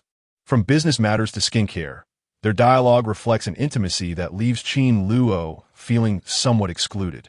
The female protagonists in the narrative are all exceptional, each possessing their own life experiences and unique insights on various issues, many of which surpass Qin Luo's own understanding. His sole advantage lies in his intimate knowledge of the original storyline, and he often finds himself admiring their excellence when encountering these heroines. With a smile, Yi Linglong, her eyes slightly glazed and cheeks flushed, suddenly inquires, "Qin Luo, can you guess the source of my vexation? I am eager to learn an answer. And perhaps it is you who can provide the satisfaction I seek." As she swirls her wine glass, the red liquid spirals within, her gaze fixed intently on Qin Luo. Lin Qingxue and Min Qian both lift their heads to look at him, while Lingna lowers her gaze, pursing her lips. The atmosphere falls into a tense silence. Qin Luo, taken aback by the intensity of the women's stares, struggles to comprehend the sudden gravity of their expressions. He shakes his head and replies candidly, "I cannot venture a guess.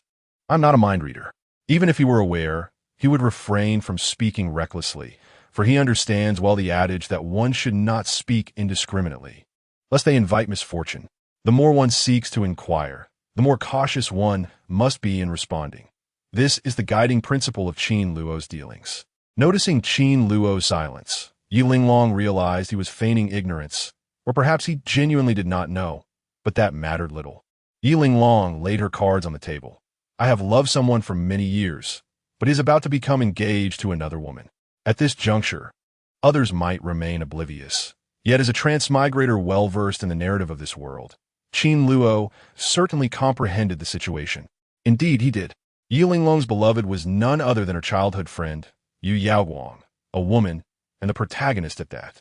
However, such a secret was not something Qin Luo could casually divulge. What puzzled him was why Yi Linglong confided in him. He was merely an ordinary passerby, perhaps seeking a confidant. Before Qin Luo could utter a word, Yi Linglong, perhaps touched by her own sorrow, found her eyes glistening with tears as they fell silently.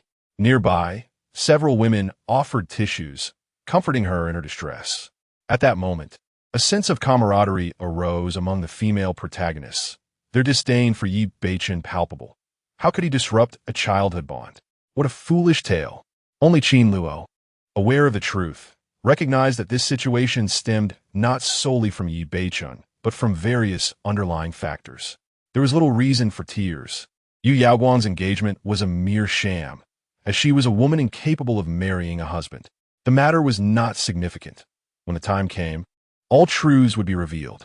These thoughts lingered in Qin Luo's mind, yet he refrained from voicing them, fearing that such revelations would offer Yi Linglong no solace and might instead deepen her distress. Sometimes deliberate concealment is not necessarily a negative act. As for matters of the heart, I am not one to advise. You have sought the wrong person, Qin Luo remarked. This was indeed the truth. He possessed little understanding of such matters. Yi Linglong clenched her teeth. She did not genuinely wish to consult Qin Luo on emotional affairs, but rather to glean insights into the plot. However, his forthright response, akin to mere dismissal, irked her. This issue was profoundly significant to her, if she could not press Qin Luo further without risking the exposure of her secret journal. Unaware of Yi Linglong's inner turmoil, Qin Luo's phone suddenly rang. It was a call from Song Yuni. "Qin Luo, hurry back to protect me. We are heading to an underground casino, and that place is unsafe." Acknowledging her plea, he ended the call, rose, and addressed Lin Qingxue and the others. "I have some work to attend to. I must take my leave. Let's reschedule." With that, he departed with a smile, exuding grace and poise. Chapter 65.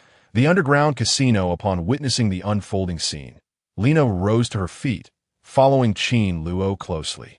As Song Yuni's bodyguard, her role afforded her the luxury of accompanying Qin Luo, a decision that proved astutely advantageous. With a smile illuminating her face, she bid farewell to Lin Qingxue and Yi Linglong before departing. What was there to be so proud of? Min Qian scoffed, her demeanor hinting at a burgeoning excitement. She too stood up, urging, Qin Luo has left. Let's hasten our steps. The main event has yet to commence. Onward. Yet, she was met with Lin Qingxue's firm intervention. That is enough. Qin Luo has pressing matters to attend to. We ought to take our leave. It was evident that the evening's narrative reached its natural conclusion. For excess can oftentimes lead to folly. Min Qian, however, was reluctant to concede. Having finally caught up to an engaging storyline, she yearned to immerse herself in the unfolding drama. Yet, upon meeting Lin Qingxue's resolute gaze, she could only pout in discontent and retake her seat. Why was it that the little assassin could accompany them while she could not? It felt unjust. Lin Qingxue was a woman of strong convictions. She preferred to refrain from interfering in the affairs of others. The events of the evening held no intrinsic relevance to her, and her presence was merely a consequence of Min Qian's encouragement. Now, having encountered Qin Luo, Lin Qingxue resolved to depart. Yi Linglong cast a surprised glance at Lin Qingxue. Although she had long recognized Lin Qingxue as the leading lady, she had not comprehended her character until now. Witnessing Lin Qingxue's composed demeanor, she was struck by her wisdom and the measured approach to her actions. However, with Qin Luo's departure, the answer she sought remained unvoiced. Yet Lin Qingxue's retreat did not deter her resolve. The underground casino thrummed with vivacity that evening. Qin Luo accompanied Song Yuni into this renowned den of indulgence in Qingzhou. As they entered, they were greeted by a vast circular arena reminiscent of a coliseum, the air alive with the cacophony of voices from the audience. Despite being termed an underground casino, it was not hidden in a basement, but rather sprawled across the 28th and 29th floors of the Qin Club. The two levels were interconnected, creating an expansive space akin to a grand European castle, with the underground arena situated at the heart of it. The 30th floor housed the conventional casino, complete with alluring dealers and online card games, a place where many affluent individuals had lost their fortunes in a single night. It was indeed a veritable den of iniquity.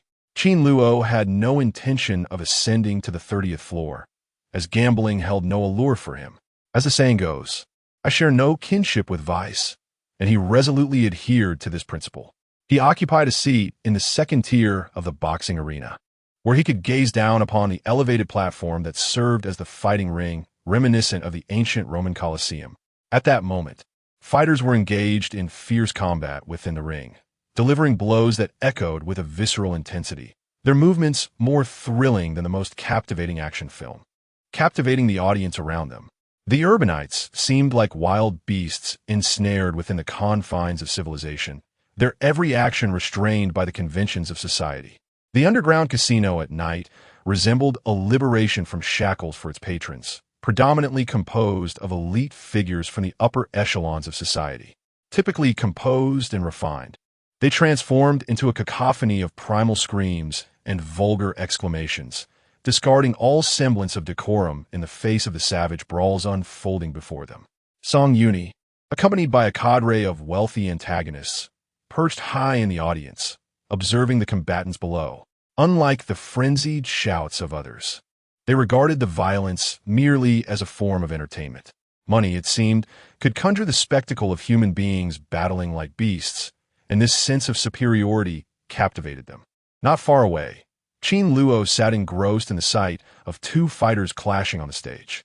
He pondered that this moment marked the beginning of the transformation from ordinary combat prowess to ancient martial arts in the narrative of the return of the Dragon King. Previously, physical altercations had been comprehensible, limited to conventional martial skills and agile movements. However, with Yi Beichen's dominance in the ring, effortlessly overwhelming champions, the stakes had escalated, heralding the emergence of formidable adversaries, ancient warriors, and those with supernatural abilities. In every narrative, power levels inevitably progress, transitioning from smaller realms to grander ones, without exception.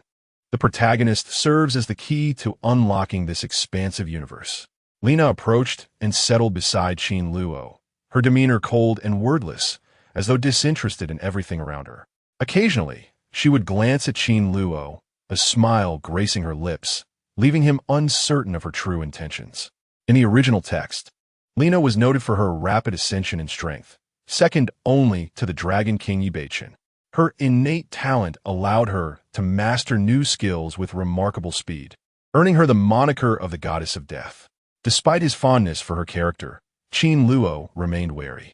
Her loyalty to Yi Beichen could render her the most fearsome assassin within the Dragon King's domain, putting him in peril. Fortunately, Lina maintained a serene silence, appearing devoid of any peculiarities. After a span of over 10 minutes, the sound of approaching footsteps drew attention, and Tang Wan, with a frigid expression, made his way toward them. He had lagged behind previously and missed entering the underground casino with the others. Now, he approached with a swollen face, a glaring crimson handprint etched upon it, prompting immediate inquiries from the crowd about the cause of his late arrival and the assailant responsible for his injury. The audacity of someone daring to strike members of their affluent circle in Qingzhou was indeed unprecedented. Tang Wan's gaze was icy, laced with animosity as he recounted his encounter with the peasant Yi Beichen, who had broken the leg of his bodyguard, Old Shui, and had since been removed from the premises. The revelation stunned the audience. Old Shui, who had stood by Tang Wan's side, possessed genuine martial skills, having studied at Longhu Mountain in his youth. Notably, he had once held his ground against two military champions simultaneously. The notion that such a skilled fighter could be incapacitated and discarded by Yi Beichen raised questions about the peasant's true strength. Tang Wan gestured toward the mark on his face, attributing it to Yi Beichen's handiwork, expressing his disdain for the arrogant individual. "How utterly audacious!" he exclaimed. "They utterly disregard us." Upon hearing this, the crowd erupted in fury. For many years, they had ruled over Qingzhou without fear, and never had anyone dared to challenge those within their circle. Now, faced with Yi Beichen, a mere country bumpkin, they had been repeatedly humiliated. How could they show their faces again after this? It was utterly audacious. Even if Qi warmly supported them, this was Qingzhou, where the Qi family had no influence. They were determined to take action against him, their anger palpable. However, when it came to devising a plan to deal with Yi Beichen, their voices lowered. Ultimately, they were merely a group of privileged second-generation heirs who could bully ordinary folk, but against someone as reckless as Yi Beichen, their usual tactics would falter. After some contemplation, one suggested hiring assassins to eliminate Yi Beichen, a feasible plan, as they had ample funds to arrange such matters. Yet, given Yi Beichen's formidable skills, it would not be an easy task. Another proposal arose to have their underlings drive a construction truck while intoxicated to run him over. At worst, they would serve a few years in prison, and with a bit of money, they could reduce their sentences and be released in no time. A cunning young heir leaned towards Tang Wan and suggested a rather insidious tactic: to recruit a few infected courtesans as a means of revenge against Yi Beichen, a strategy he termed a biological crisis. A plethora of ideas circulated, yet after much discussion, they still could not arrive at a definitive course of action. Chapter 66. The enthusiastic Yi Beichen at this moment. Song Yuni suddenly recalled something and inquired of Tang Wan about the situation. Tang Wan explained that he had encountered a stunning beauty and attempted to flirt with her, only to be met with a sharp slap from Yi Beichen, who interjected with a warning. As he continued his tale, Tang Wan extolled the woman's beauty, declaring her to be a mesmerizing enchantress unlike any he had ever seen.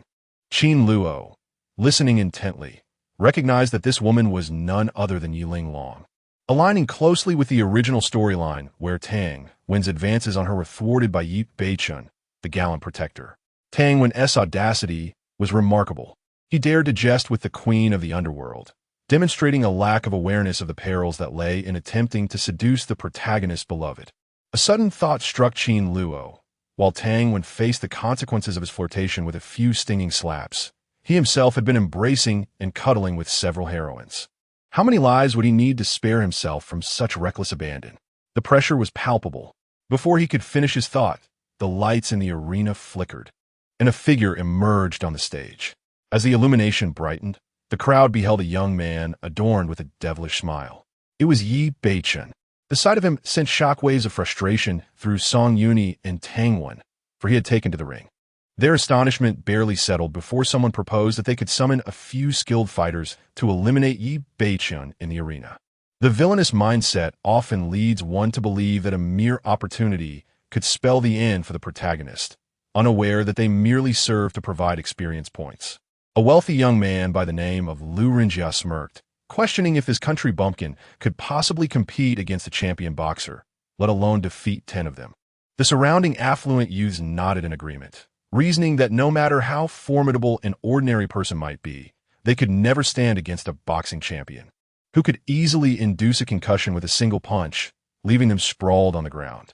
This indeed presented an excellent opportunity. In underground boxing matches, there existed a special event known as the 10 consecutive victories, which offered substantial rewards for those who could triumph. If they could provoke Yi Beichen into competing, the series of 10 battles would surely exhaust him. Over the years, no one had ever managed to achieve 10 consecutive victories, for it surpassed the limits of human endurance. Qin Luo shook his head, recognizing that they clearly underestimated Yi Beichen, who was no ordinary individual. Taking the opinions of those around him into account, Tang Wen promptly retrieved his phone and called Shun Jinting, seeking his assistance. The Qin Luo Club was backed by the Shun family, with Shun Jinting as its manager, and Tang Wen had a close relationship with him, as their families had numerous business collaborations. After the call connected, Shun Jinting listened to Tang Wen's request, smiling knowingly. Aware of Tang Wen's intentions toward Yi Beichen, he readily agreed to assist Tang Wen and subsequently contacted the underground casino's manager to ensure full cooperation with Tang Wen's endeavors. It was a matter that merely required a few spoken words, and Shun Jinting was more than willing to extend this favor to Tang Wen. Once he hung up, Tang Wen grinned and remarked, "It's all set." The wealthy second-generation elites began to extol Tang Wen's prowess, praising his ability to resolve this matter with a simple phone call, affirming his unparalleled connections. Tang Wen, upon hearing the flattery, felt an exhilarating lightness coursing through him. He promptly issued a decree. Any fighter in the underground boxing match who could break Yi Beichen's leg would be rewarded with 3 million. Should anyone succeed in killing Yi Beichen, the reward would escalate to a staggering 10 million. With abundant wealth at his disposal, he was generous in his promises. This news quickly circulated within the underground boxing community, igniting a fervor among the fighters, their eyes gleaming with a frenzied determination. 10 million was no trifling sum. Qin Luo observed these minor antagonists and pondered their audacity in daring to confront Yi Beichen, questioning the source of their misplaced confidence, especially since Yi Beichen had become significantly stronger. At that moment, Yi Beichen stood upon the ring, exuding an aura of formidable power, as if he were a colossal magnetic field radiating intense inner strength. In the days since their last encounter, Yi Beichen had indeed grown much stronger, truly embodying the essence of a protagonist. However, the extent of his newfound strength could only be ascertained through witnessing his combat prowess firsthand. This was the very purpose of Qin Luo's presence tonight, to gauge the protagonist's abilities. This information was paramount, while other matters could be disregarded. The fluctuations in the protagonist's strength were crucial for Qin Luo to comprehend without delay, as they directly impacted his own fate. To know both oneself and one's adversary is the key to achieving victory in every battle. In this world, Yi Beichen, the Dragon King protagonist, would reduce all others, save for beautiful women and his loyal subordinates, to mere stepping stones beneath his feet. Qin Luo, not being a woman and disinterested in becoming one of those easily summoned lackeys, recognized that he had 2 paths ahead: either successfully navigate the narrative and return, or become stronger than Yi Beichen. There was no third option. In the audience, Yi Linglong swayed her long, elegant legs while seated, her demeanor exuding an icy allure as she regarded Yi Beichen on stage with a detached gaze. The area around her was desolate, as no one dared to approach. The more stunning and powerful a woman, the more formidable her presence became, leaving ordinary men feeling inadequate and hesitant to draw near. Sansing ye ling long skaze, ye beichen si it. A devilishly confident smile gracing his lips as he proclaimed, "Bring them all forth. I shall take on 10. Song Yuni and Tang were momentarily taken aback by his audacious declaration, only to be overcome with elation. There was no need for them to provoke Yi Beichun further, for he was already paving his own path to ruin. The audience erupted in astonishment, their excitement igniting the atmosphere. Frankly, Yi Beichun now radiated an air of authority befitting a protagonist, especially in a narrative centered around him, filled with ostentatious displays of grandeur. After all, he was a dragon king. On the opposite side of the audience, amidst a quieter ambience and dim lighting, two striking women sat together, curiously surveying their surroundings. Lin Qingsno, hearing the raucous din, furrowed her brow and said, "Xiao Qian, once we finish watching this underground boxing match, we must return." Unable to resist Min Qian's pleas, Lin Qingsno, despite her initial intent to leave, chose to stay and indulge Min Qian's curiosity, albeit with strict instructions. They were to watch only and not disturb Qin Luo. Min Qian straightened her neck, her gaze fixed intently on the arena. Nonchalantly, she remarked, calm down, Qingxue, you're becoming increasingly verbose, which is rather dull. Who knows, perhaps Qin Luo and Yi Beichun will end up in a scuffle. Let us quietly enjoy the spectacle." Lin Qingxue clenched her teeth, reaching out to twist Min Qian's ear. "Dare to call me verbose? You're asking for trouble." "Hey!" Min Qian exclaimed, quickly diverting the conversation as she pointed below. "Look, Qingxue, Sister Yi is down there." Yi Beichun is truly lecherous. After being provoked by Sister Yi, he has like he has been injected with adrenaline. It seems this Dragon King is quite the stud. No wonder he has such a harem. Lin Qingxue, uninterested in such matters, quietly replied, "You little brat, don't change the subject. If it weren't for your insistence on attending this boxing match, I would have returned to work. I haven't even reviewed the proposals submitted by the branch office." Min Qian chuckled softly, dismissing the work-related concerns. What is more entertaining than watching a spectacle? She leaned closer to Lin Qingxue, continuing to giggle. Qingxue, why not let him pursue you for a while, then keep him hanging? Transform Yi Beichun into a devoted admirer. It would be quite amusing. What? Lin Qingxue raised an eyebrow. Many fickle women today cultivate their admirers this way, you know. Yi Beichun is the Dragon King. If you dangle him along and turn him into a devoted follower, he'd be the ultimate of loyal subjects. Just imagining Yi Beichun as a devoted admirer made Min Qian laugh uncontrollably. Only then did Lin Qingxue fully grasp Min Qian's words. Feeling exasperated as she pinched Min Qian hard, exclaiming in frustration, "Have you lost your mind? You little rascal, making such nonsensical jokes. Just wait until I get my hands on you." Chapter 67. A frantic slaughter. Min Qian winced as she was pinched, quickly pleading for mercy. The two engaged in playful banter for quite some time, until Lin Qingxue let out a cold huff and declared, "Enough of this, come back with me." Min Qian, seated comfortably, was reluctant to budge and resorted to sweet-talking her friend. Only then did Lin Qingxue relent and allow her to stay. The incessant entanglement with Yi Beichun had already left Lin Qingxue in a state of distress. She wished nothing more than for him to keep his distance. Her dear friend Min Qian, however, continued to jest, prompting Lin Qingxue to cross her arms and respond coolly, "Why don't you let Yi Beichun pursue you?" Min Qian stuck out her tongue and replied, "Isn't it obvious? You are far more beautiful. The leading lady undoubtedly has a greater allure to the Dragon King." Lin Qingxue opened her mouth to retort, but was interrupted by Min Qian, who continued, "Besides, he has grown up so much. It would be easy for him to commit a crime. If he were to touch me, I would be the one at a disadvantage." With that, Min Qian playfully adjusted her ample bosom. Lin Qingxue trembled with indignation. "You'd be at a disadvantage for being touched? As if I wouldn't be at a loss too." The two exchanged playful jabs before bursting into laughter, finally halting their banter. In the darkness, as Min Qian remained unaware, Lin Qingxue discreetly touched her own chest, feeling a twinge of melancholy. She couldn't help but feel a pang of frustration. While she was not lacking in stature, it paled in comparison to Min Qian's impressive figure. This little vixen, one could only wonder what she consumed to grow so voluptuous. Qin Luo was indeed correct in dubbing her the big milk cow. To speak candidly, Lin Qingxue possessed a remarkably perfect figure, with her own ample curves being undeniably impressive. Yet, when juxtaposed with Min Qian, she felt overshadowed. Min Qian was the most magnificent woman Lin Qingxue had ever encountered. She had even measured her with her own hands, and it was evident that her endowments were extraordinary, far beyond what ordinary women could compare. Feeling disheartened, Lin Qingxue suggested, "Let us watch for a little longer before we head back." Min Qian, absorbed in the spectacle, merely nodded in a perfunctory manner.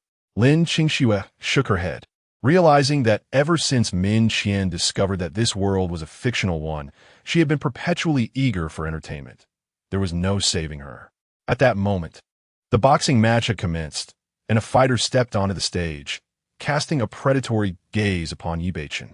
As the match began, the fighter let out a roar and lunged at Yi Beichen like a raging tiger, energizing the audience who were captivated by his fierce demeanor.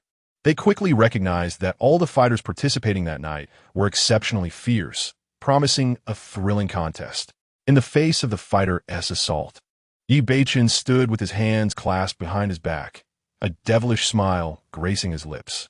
As the boxing champion charged at him, he struck with lightning speed, delivering a powerful punch to the opponent's chest. A chilling scream echoed through the arena as the sound of breaking bones resonated. The boxer collapsed to the ground, gasping for air like a fish out of water, blood oozing from his mouth as he breathed his last. An immediate silence fell over the arena as the audience, many of whom rose in shock, absorbed the gravity of the situation. A murder had occurred just as the match began, executed with such precision. It was utterly exhilarating. Qi Wanli, seated amongst them, observed Yi Beichen's formidable prowess with eyes gleaming with intrigue. Song Yuni and the young masters like Tang were drenched in cold sweat, their minds shaken and their legs quaking in fear. Only a handful of individuals remained expressionless amidst the chaos. Qin Luo sat calmly in his chair, observing the battle with neither shock nor fear, his demeanor tranquil. He had anticipated such a scenario, thus it was not a source of surprise for him. In his eyes, the protagonist's actions were not worthy of astonishment. Instead, he believed it was sufficient to focus on his own affairs. As the first round of the boxing match concluded, Yi Beichen continued to fight, driven by his desire to impress Yi Linglong with a streak of 10 consecutive victories. Additionally, he sought to investigate the Shun family through these matches, testing the waters of their strength. Soon, another fighter stepped into the ring, but after a few breaths, he was swiftly dispatched by Yi Beichen, blood splattering across the arena, followed by the third and fourth opponents. On the opposite side of the audience, Lin Qingxue appeared pale, trembling at the sight of Yi Beichen's lethal actions, which profoundly shook her worldview. This reaction was quite natural for an ordinary person. Encountering such brutality for the first time can be overwhelming, particularly when it occurs in such a significant context. Min Qian was even more fragile, letting out a scream as she collapsed into Lin Qingxue's embrace, clinging tightly to her and shivering uncontrollably. She seemed to have forgotten her earlier triumph in martial arts. In terms of combat skills, she might have surpassed even those champions. Haunted by the gruesome images replaying in her mind, Min Qian's lips turned pale as she finally mustered the courage to say, "Qingxue, let us leave quickly. So much blood has been shed, it's utterly terrifying." Lin Qingxue nodded, sending a message to Qin Luo to inform him of their departure, before taking Min Qian's hand and exiting the underground casino. Upon receiving Lin Qingxue's message, Qin Luo was somewhat surprised.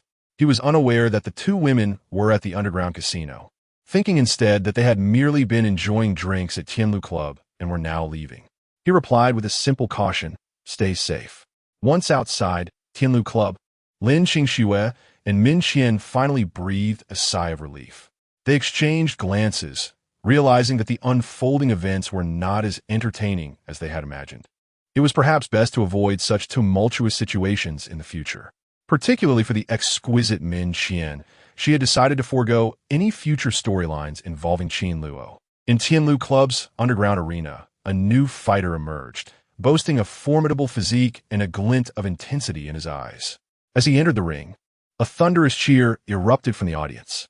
The host began to recount his illustrious achievements, noting that he had claimed victory in Southeast Asia in 1974 during his first foray into free fighting. The crowd roared at the mention of such formidable accolades. However, just 3 breaths later, this former combat master was dispatched by Yi Beichun in a flurry of punches and kicks, meeting an untimely demise. The cheers abruptly ceased. Regrettably, even an exceptional fighter of his caliber was no match for Yi Beichun. It was not that they lacked skill, but rather that Yi Beichun's strength was overwhelming. Qin Luo found it puzzling, as in the original storyline, Yi Beichun, though decisive in battle, had shown restraint. Yet now, he seemed to unleash his ferocity with reckless abandon. Akin to a rabid dog. On the arena, blood flowed abundantly, a sight both shocking and gruesome. Unbeknownst to him, the limits of human endurance are finite. In the original narrative, Yi Beichun, as the protagonist, navigated life effortlessly, whether in flaunting his prowess or charming women, basking in the glory of success. However, in this world, he had encountered several setbacks that nearly shattered his resolve, leading him to become increasingly embittered. What on earth? He muttered in disbelief. How can this wretched fellow be so formidable? He had already vanquished 6 champions, killing without so much as a flicker of hesitation. Young Master Song, are you telling me this individual is merely a security guard? Is he truly just a security guard? In the audience, numerous affluent youths trembled, their legs quaking in fear. Chapter 68. The appearance of Long Binger Tang when clenched his fists. He had made acquaintances with the individuals from the underground casino. The contenders were all top-notch experts, their abilities surpassing those of many retired soldiers. Yet, when faced with Yi Beichun, they were effortlessly vanquished in mere moments. This fellow was nothing short of a monster. Song Yuni, drenched in cold sweat, subtly shifted her position closer to Qin Luo, finally feeling a modicum of relief. As the saying goes, porcelain should not collide with earthenware.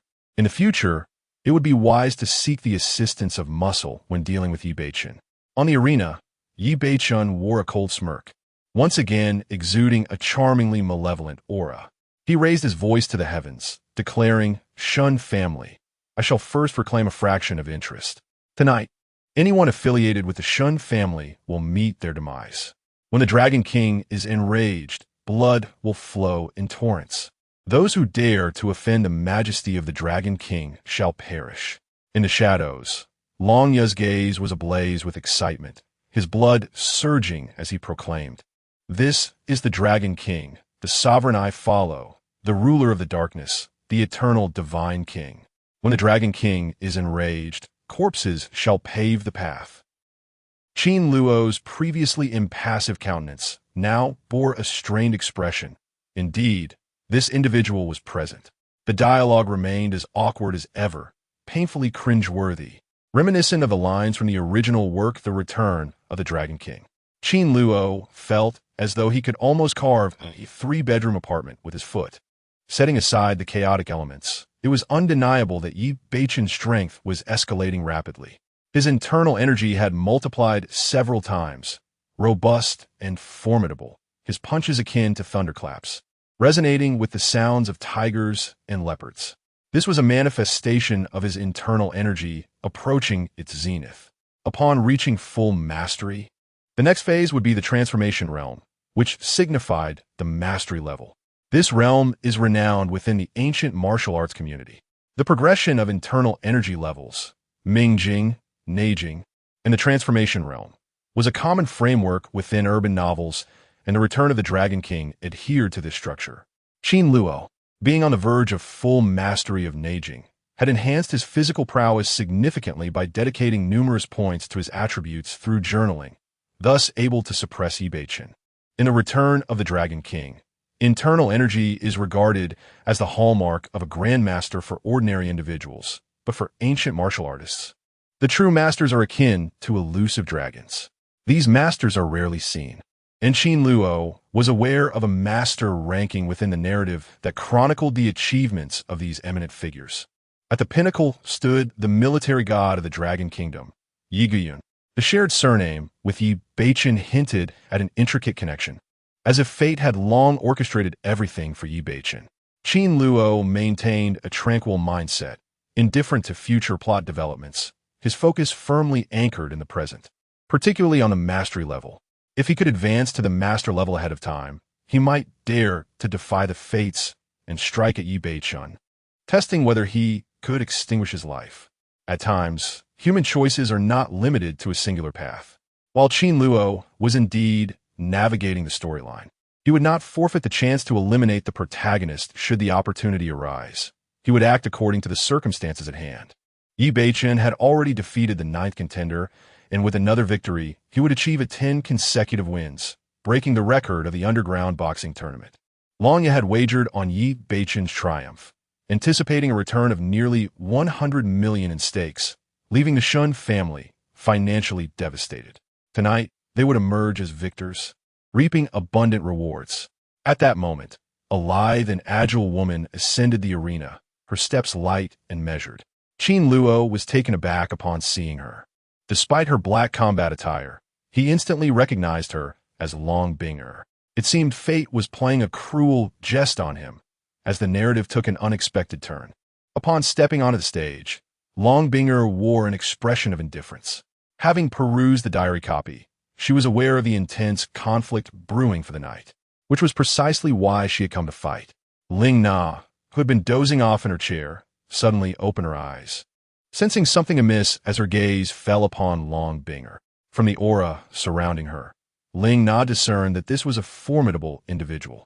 Meanwhile, Yi Linglong had also been somewhat disinterested throughout the evening, but upon witnessing Long Binger on the stage, her spirits lifted and a look of surprise graced her features. She had heard much about this police flower of the city bureau, known for her forthright nature, sense of justice, and unwavering determination, albeit a tad impulsive. When she first arrived in Qingzhou, Long Binger had stirred quite a commotion, taking down several establishments. However, after receiving criticism from higher authorities, she adopted a more subdued approach. Yet she remained at the forefront during major cases, solving numerous crimes and winning the admiration of the public. Yi Linglong was aware that the Night Temple had also been swept clean by Long Binger, and she had previously investigated Long Binger's background, which appeared to be tangentially linked to a prominent family in Yinjing. Even without delving too deeply, it was evident that she came from significant lineage. Moreover, Yi Linglong now possessed an even more crucial piece of information. The city bureau's police flower, Long Binger, was also the female lead destined to be part of Yi Beichen's harem. As a woman stepped onto the stage, a cacophony of voices erupted from the audience. What a wild woman.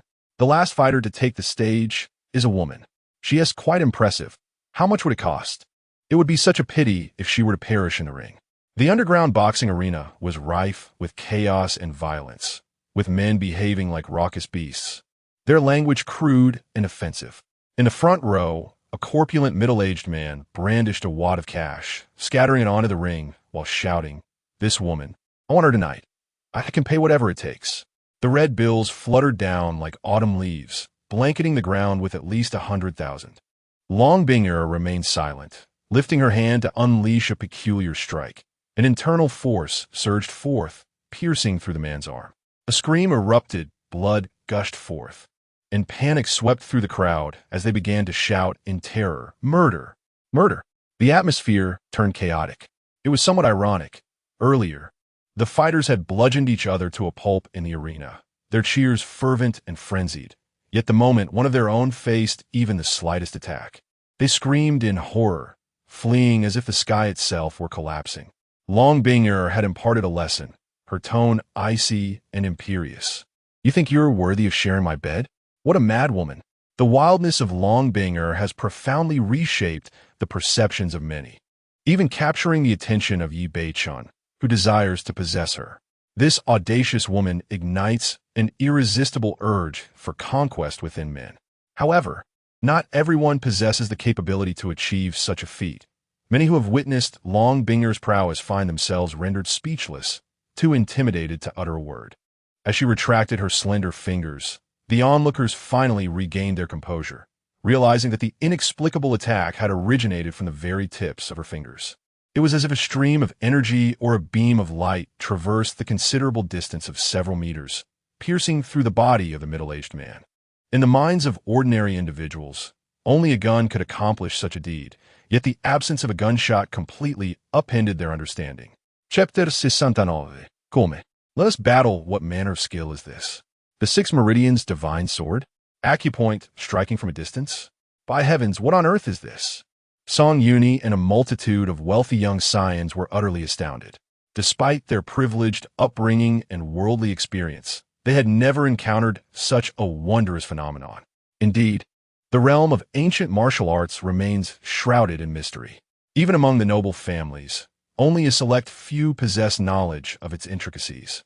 And this is especially true for Song Yuni and his group of frivolous young elites. The unfolding events correlate with the narrative development of the tale. As Yi Beichun returns to the country, certain elements gradually surface. Had Yi Beichun not returned, these mysteries would have remained concealed in the depths. Dang Wen, who held a prominent position within the Tang family, was somewhat enlightened and remarked, "I believe I have heard of individuals with exceptional skills who practice something known as ancient martial arts. Perhaps this woman has mastered it. However, there is no need for concern. While practitioners of ancient martial arts possess abilities superior to those of ordinary individuals, they are no match for firearms." With these words, Tang Wen's expression once again brightened with a relaxed smile. The times have long since changed. A martial artist will always be a martial artist. Who would have thought there are still practitioners of ancient martial arts? I must find a couple to hire. They would surely command respect. They learn the art of dragon slaying, which ultimately serves the interests of the imperial family. Upon hearing Tang Wen's words, the young heirs engaged in lively banter. This reaction was entirely typical. Modern sensibilities have evolved, encapsulated in the adage that fear arises only from a lack of firepower. Yet, they remained oblivious to the reality that they inhabited not a normal world, but one crafted from the pages of a novel. Only Qin Luo understood that in this realm, once ancient martial arts are cultivated to the level of a grandmaster, the practitioner is akin to a deity, beyond the reach of mere currency and impervious to firearms. The only ones who could be hired are those of moderate skill, possessing perhaps a technique or two, but lacking true internal strength. Even those who are merely internal strength practitioners can evade bullets and disarm adversaries within 7 paces. It is clear that these wealthy young men are blissfully ignorant of the perilous truths surrounding them. After a moment's hesitation, young Master Song turned to Qin Luo and said, "Qin Luo, I shall seek out this ancient martial arts. Once I find it, I will train you. When you have mastered it, you shall protect me well. I am counting on you." With that, young Master Song felt a sense of pride, believing that his heartfelt words had secured Qin Luo's unwavering loyalty. "Qin Luo, I must lodge a complaint. You despicable fighters at the underground casino have dared to assault a guest. I demand accountability from your Qin Luo club. Do you not recognize that I am a valued VIP member?" At that moment, the man who had previously cried out in agony, enduring excruciating pain, gritted his teeth and seethed with rage. He was a magnate in Qingzhou, with assets worth millions and several construction teams under his command. Who would dare to disregard him? Now, having been injured by a mere fighter, how could he continue to maintain his reputation? The Qin Luo Club must provide him with a satisfactory resolution. This matter would not be easily settled. At the very least, they must offer him the opportunity to spend a night with this woman. He would show her the consequences of her actions. Unexpectedly, after his loud cries, 2 burly men approached. Their expressions icy. Ignoring the man's struggles, they seized him and dragged him away. As he attempted to resist, the men silenced him with a couple of sharp slaps, prompting him to plead for mercy. The onlookers, witnessing this scene, felt a sense of unease, completely bewildered by the unfolding events. They sensed that this woman possessed considerable influence, far beyond that of an ordinary fighter, as the establishment had seemingly breached its own protocols for her. Never before had a guest been treated in such a manner.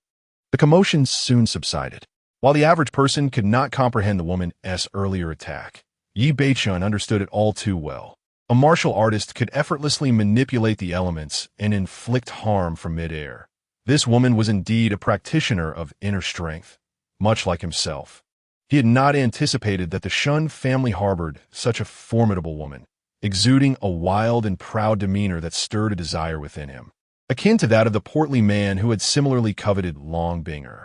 Her healthy complexion and wild, elongated figure drew Yi Beichen's intense gaze, revealing an undeniable yearning. Long Binger, clad not in uniform but in sleek black attire, her lustrous hair pulled back into a long ponytail, swaying behind her, exuded a sharp and decisive aura. Upon first glance, she embodied not only innate vigor, but also had almond-shaped eyes, elegant brows, a prominent nose, and slightly upturned lips, her charming face radiating a woman's pride, reminiscent of the most untamed of creatures, inciting a primal urge in men to conquer her. Yi Beichen licked his lips, having never encountered such a fierce woman. Not even in the underworld. Even the wildest foreign temptresses paled in comparison. The thought of having her as a mistress seemed to promise the most exquisite pleasures of existence. What are you fantasizing about? Long Binger's eyes were frigid, revealing her disdain. Having perused a copy of his diary, she had gleaned insights into Yi Beichen's character, deeming this so-called Dragon King to be an exceedingly lecherous stallion. With her prejudices firmly in place, she held little affection for him. Perhaps if he demonstrated absolute power, her opinion might shift. Suppressing her aversion, Long Binger coldly stated, "My objective does not involve you. I merely seek to hone my skills against you before challenging my true opponent. It would delight me greatly to bring you down." In her mind, she regarded Yi Beichen as inferior to Qin Luo, and this encounter was merely a stepping stone in her quest to confront him. Yi Beichen laughed heartily, declaring, "There is no one stronger than I in this world. Even if there were, it would only be a temporary state. I am the Dragon King, destined to stand atop this world's pinnacle. Woman, should you accompany me, you shall relish this great glory in the future." Long Binger a fool here pleo, here disdain deepening. Have you always been this confident? Just as Yi Beichen was about to respond, she shook her head, preempting him, and said, "Forget it. That is irrelevant. Come now. Let's engage in battle." Long Binger assumed a poised stance, her entire being taut like a bowstring poised for release, emanating a formidable aura of combat. Yi Beichen maintained his flippant demeanor, declaring that violence and aggression were unsuitable for women, asserting that such endeavors were the domain of men. He jested that he would be distressed if she were to be harmed, insisting that women were to be cherished, and that his efforts would be solely devoted to one arena, his bed, accompanied by a laugh. Long Binger remained expressionless, regarding Yi Beichen as one might a simpleton. She thought to herself, if a confrontation is what he seeks, then let it be so. Why the incessant prattle filled with vulgarity? What manner of foolishness is this? Resolute in her decision, she resolved to silence Yi Beichen's incessant chatter, and with that thought, Long Binger charged forward, taking the initiative and seizing the offensive. Chapter 70. The female leopard. As Long Binger charged towards him, Yi Beichen was taken aback. He had initially presumed that she was merely an ordinary martial artist, not realizing her formidable prowess. However, upon witnessing her swift and fierce movements, akin to that of a venomous scorpion, he recognized the grave error in his judgment. Each strike she unleashed was imbued with substantial internal energy, resonating like a roaring azure dragon, her palms slicing through the air like sharpened blades, her fists crashing down with the force of cannon fire. The power she wielded was utterly overwhelming, surpassing even that of seasoned masters, transforming this seemingly frail woman into a veritable Tyrannosaurus Rex. In just a few exchanges, Yi Beichen found himself struck by a powerful blow that sent him hurtling backward, the internal force akin to a mountain collapsing, weighing heavily upon him. He clutched his chest, blood seeping from his lips. Yet he stifled his pain for the sake of maintaining composure. In their initial confrontation, he had already suffered a setback before he could rise. Long Binger lunged at him once more, delivering a vertical axe kick with her long, powerful legs, the sound echoing through the air like a whip cracking. Yi Beichen could only extend his arms in a desperate attempt to defend himself, but the sheer might of Long Binger was relentless, driving him down onto the arena floor, where he lay like a dog in the mud. Seizing the upper hand, Long Binger intensified her assault, leaving the audience in a state of astonished silence. Qin Luo contemplated the terrifying capabilities of the Azure Dragon Body Refinement Technique, a martial art developed by the military. The stronger the momentum, the greater the enhancement in combat power.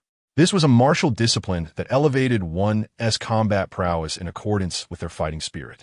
Had Yi Beichen managed to suppress Long Binger from the outset, he would not have been so defenseless. However, in a moment of negligence, he allowed her to seize the initiative. The more she fought, the stronger she became, leading to the current predicament. Long Binger was indeed a formidable opponent, primarily because she had entered the fray too early. Yi Beichen's strength had yet to reach its full potential, rendering him incapable of containing her. It was akin to a level 100 monster appearing prematurely on the protagonist's path of advancement in a game. How could one prevail against such odds? In the audience, gasps of disbelief filled the air. Everyone was acutely aware of Yi Beichen's prowess, having effortlessly dispatched 9 martial artists with little exertion. Yet now, he was being mercilessly kicked by this woman, eliciting cries of agony. She was undeniably fierce. Who could conquer such a woman? The thought of failing to satisfy her in bed was enough to send shivers down the spines of many. One could easily envision being rendered incapacitated by her wrath. Lobinière, however, was not concerned with such thoughts. With a raised eyebrow, she recalled Yi Beichen's earlier bravado and aimed a kick toward his mouth, as if to silence his insolence. Her powerful legs could likely kill an ordinary person with a single kick. Yi Beichen, unable to appreciate the spectacle, frantically attempted to evade her strike, but Long Binger relentlessly pursued him, ultimately landing a blow that misaligned his mouth, causing his teeth to shatter and blood to fill his mouth. Qin Luo observed the scene, contemplating the ferocity of the encounter. Would the narrative falter tonight? Yi Beichen had yet to uncover the secrets of that fateful year. This was the main quest. Yi Beichen was equally bewildered, covering his mouth in disbelief. How could Long Binger, with such a striking beauty, be so ruthless? Oh, my handsome visage, eyed the esteemed Dragon King. Before he could finish his lament, Long Binger relentlessly pursued him, striking him down as one would a drenched dog, taunting, "I'll teach you not to smirk like that while provoking me." Yi Beichen could only shake his head in silence. He had merely intended to tease her, yet she was so wild and unrestrained. He yearned to unleash the power of the Black Dragon to turn the tide, but fortuitously for her, the Black Dragon had fallen into slumber, leaving him unable to utilize that trump card. Thus, he could only evade her onslaught, avoiding a direct confrontation. From the shadows, Long Yu observed this spectacle, initially taken aback but soon breaking into a cold smile. Surely, the Dragon King was showing mercy, sparing this woman out of pity. Unfortunately, he had other pressing matters to attend to that night, and it would not do to waste energy here. Otherwise, he could have captured her and presented her to the Dragon King. He was self-aware enough to know that a beauty like her had already caught the Dragon King's eye, and he was unworthy of such a prize. He resolved to find a woman of lesser beauty another day for a fleeting encounter.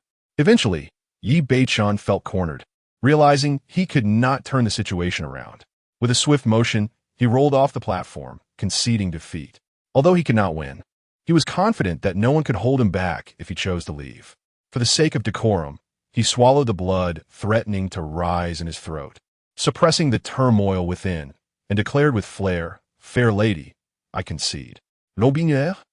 This man is still being insufferable. Yi Beichen turned to the audience, addressing Yi Linglong. "Linglong, I do not strike women, so let this 10th match conclude here. I regret not providing you with more excitement." Yi Linglong remained composed. Brushing her hair back with a smile, "You displayed commendable masculinity. Well done." Encouraged by her words, Yi Beichen chuckled softly but noticed Long Binger's increasingly indifferent gaze.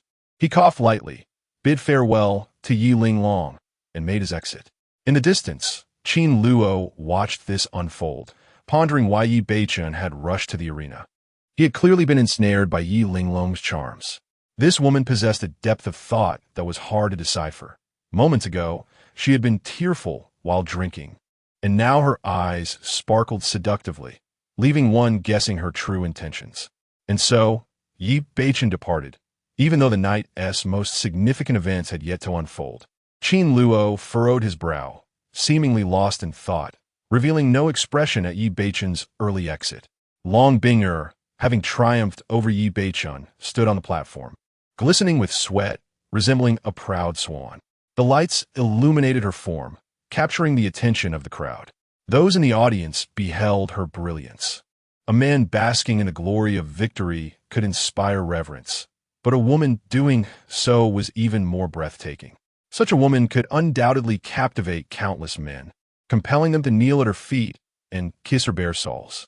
In Song Yunyi's circle, a group of affluent second-generation heirs gazed at her with fervent desire, contemplating how much they would spend to win her over. Tang Wen scoffed, "Don't get your hopes up. She is Officer Long from the Municipal Bureau, and her connections are formidable." As the conversation reached its conclusion, an air of silence enveloped the surroundings. The presence of Tang Xiao commanded respect. A figure of such stature could not be easily appeased with mere financial inducements. Yet, as Tang Wen gazed at Long Bing'er, he felt a profound admiration. While a forceful approach was not advisable, the pursuit of her affection seemed plausible. Given the esteemed background of the Tang family, a union with Long Bing'er would undoubtedly be a splendid affair, and an engagement between the two would be a delightful prospect. Subsequently, the gathering dispersed. "Qin Luo, I shall take my leave. Feel free to enjoy yourself here. You may sign my tab. I shall cover the expenses," announced young Master Song as he bid farewell. With Song Yunyi's departure, it was time for Qin Luo to conclude his day as well. Chapter 71. Main plotline. However, Qin Luo glanced at the companion beside him, Lina, who was closely following his lead and had not departed on her own. Just as he was about to suggest she leave, a distinct sound of high heels striking the floor reached his ears from behind. Turning around, he was met with the sight of Yi Linglong approaching with a smile gracing her face. As he pondered why these leading ladies were once again converging around him, Yi Linglong took the initiative to speak. "It's been but a short while since we last parted. Let us indulge in another drink." It was evident that Yi Linglong was determined to extract some secrets from Qin Luo this evening. He regarded her thoughtfully. For most men, an invitation to drink from such a stunning beauty as Yi Linglong would surely elicit delight, for alcohol can often serve as a catalyst for intimacy. Should Yi Linglong succumb to inebriation, her alluring charm would be irresistible to any man. Yet, Qin Luo merely shook his head, exhaling deeply as he replied, "I'm heading home to rest." Yi Linglong narrowed her eyes, resolutely refusing to let Qin Luo leave. She placed a hand on his shoulder, her breath fragrant as she declared, "It is far too late. As a woman in such a chaotic place, my safety is compromised. You shall escort me home." Qin Luo observed her once more. Yi Linglong, having drunk earlier, displayed a hint of intoxication. Her cheeks flushed and her gaze somewhat dazed, making her appear exceedingly enticing. Nevertheless, he was acutely aware of her background, the Dark Empress of the Night Divine Palace, with a significant portion of the violent crimes in Qingzhou linked to her. Was she truly in danger? One could argue she was the very source of chaos, the embodiment of peril. Of course, such assertions were somewhat exaggerated. The Night Divine Palace wielded immense influence, its web of power intricately intertwined. Even Yi Linglong, as its leader, could not oversee every facet, which was precisely why the subsequent rebellion occurred. However, those narratives lay far ahead, rendering further discussion futile. Moreover, without internal strife within the Night Divine Palace, how would Yi Beichun ever have the opportunity to conquer Yi Linglong? Everything was preordained. While Qin Luo was lost in thought, Yi Linglong commanded once more, her tone regal, "Take me back." Before Qin Luo could respond, Lina, who had been quietly observing, narrowed her eyes slightly at Yi Linglong's request. It seemed Yi Linglong was oblivious to the tension in Lina's expression. Her cheeks still flushed, she gently brushed her forehead and murmured, "It has indeed been a long time since I last felt the effects of drunkenness. My head is somewhat dizzy." Noticing her unsteady gait, Qin Luo moved to support her, only to have Lina suddenly step in, asserting, "I will assist her. It is not appropriate for you, as a man, to do so." Yi Linglong se gaze sharpenet, resembling that of a hawk, her earlier inebriation seemingly evaporating. Yet Lina remained unperturbed, effortlessly aiding Yi Linglong, her demeanor calm and composed. Qin Luo, oblivious to the palpable tension between the two women, found Lena's willingness to step forward fortuitous, as it granted him an opportunity to extricate himself. Thus he smiled and remarked, "Very well, let it be so." With this, Yi Linglong had no choice but to acquiesce. Several individuals exited the Qin Luo club where the driver, a young woman in her early 20s named Xiaoyan, was already waiting with the vehicle. She possessed a delicate beauty and was a practitioner of ancient martial arts, serving as an elite member of the Night Temple. Qin Luo recalled from the original narrative that Yi Linglong had nurtured many such young female warriors, raised from a tender age. If memory served him correctly, Yi Linglong also had a favored female disciple, endowed with remarkable talent. As Xiaoyan stepped into the car, her high heels clicking on the pavement, Yi Linglong glanced at Qin Luo and extended an invitation, suggesting he visit her rose bar for drinks next time. Qin Luo responded with a polite smile, indicating they could discuss it later. In the back seat, Lingna parted her lips and commanded drive. Xiaoyan, momentarily startled, regained her composure and started the car, pondering the formidable aura of the young woman beside her.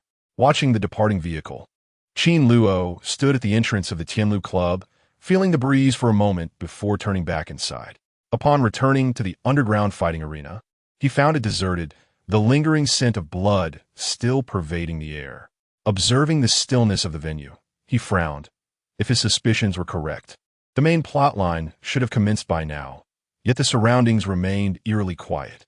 Indeed, his return was intended to await the onset of the central narrative, which he had not forgotten involved the revelation of the Yi family's massacre from over a decade ago. Just as Qin Luo wandered through the underground casino, a sudden cacophony of smashing sounds and anguished cries erupted from a partitioned area. "Who dares to provoke the Shun family?" shouted a youthful voice, one that felt somewhat unfamiliar to Qin Luo, though he surmised it to be Shun Jinting, a supporting character in this storyline. Following Shun Jinting's outburst, a sinister, arrogant laughter echoed. "I am Yi Beichen." Yi Beichen? Could it be the last remnant of the Yi family? "You little bastard, how are you still alive? Speak. Who annihilated my Yi family?" "The Shun family lacks the capability." "Ha ha ha. Yi family's remnant, what of it? Knowing the truth changes nothing. I may perish, but you won't survive long either. That is a figure you cannot provoke. Ha ha ha. Speak. Whoever stands in my way shall die. Do you wish to know? I will tell you. It concerns the governor of Qingzhou. Do you dare seek him out? Ha ha. I've said it. Whoever it is must die. I will begin with the entire Shun family, starting with you." With that, the dialogue concluded, followed by a series of agonizing screams that faded into an unsettling silence. Having confirmed the unfolding narrative, Qin Luo departed from the Tianlu Club and, on his way back, inquired of the system what transpired in the plot. In his mind, the system succinctly responded, Chapter 42 of Return of the Dragon King. Yi Beichen wreaked havoc at the Tianlu Club, slaying Shun Jinting and investigating the massacre of the Yi family. The plot was successfully completed. Indeed, the narrative has reached its conclusion. However, despite the resolution of the plot, the scene brimming with hostility evokes a sigh from Qin Luo. This primary storyline is rife with violence, starkly contrasting with another subplot centered around romance. As for discerning right from wrong, Qin Luo finds himself at a loss. It is merely a cycle of kill or be killed. The Yi family, too, has wronged many in the past and, after their decline, faced retribution. Years later, Yi Beichen returns to exact vengeance. There is little to be said about justice in such matters. It is simply that he is the protagonist, and readers are inclined to side with him. Now, detached from the protagonist's perspective through this literary journey, one realizes the futility of such endless vendettas.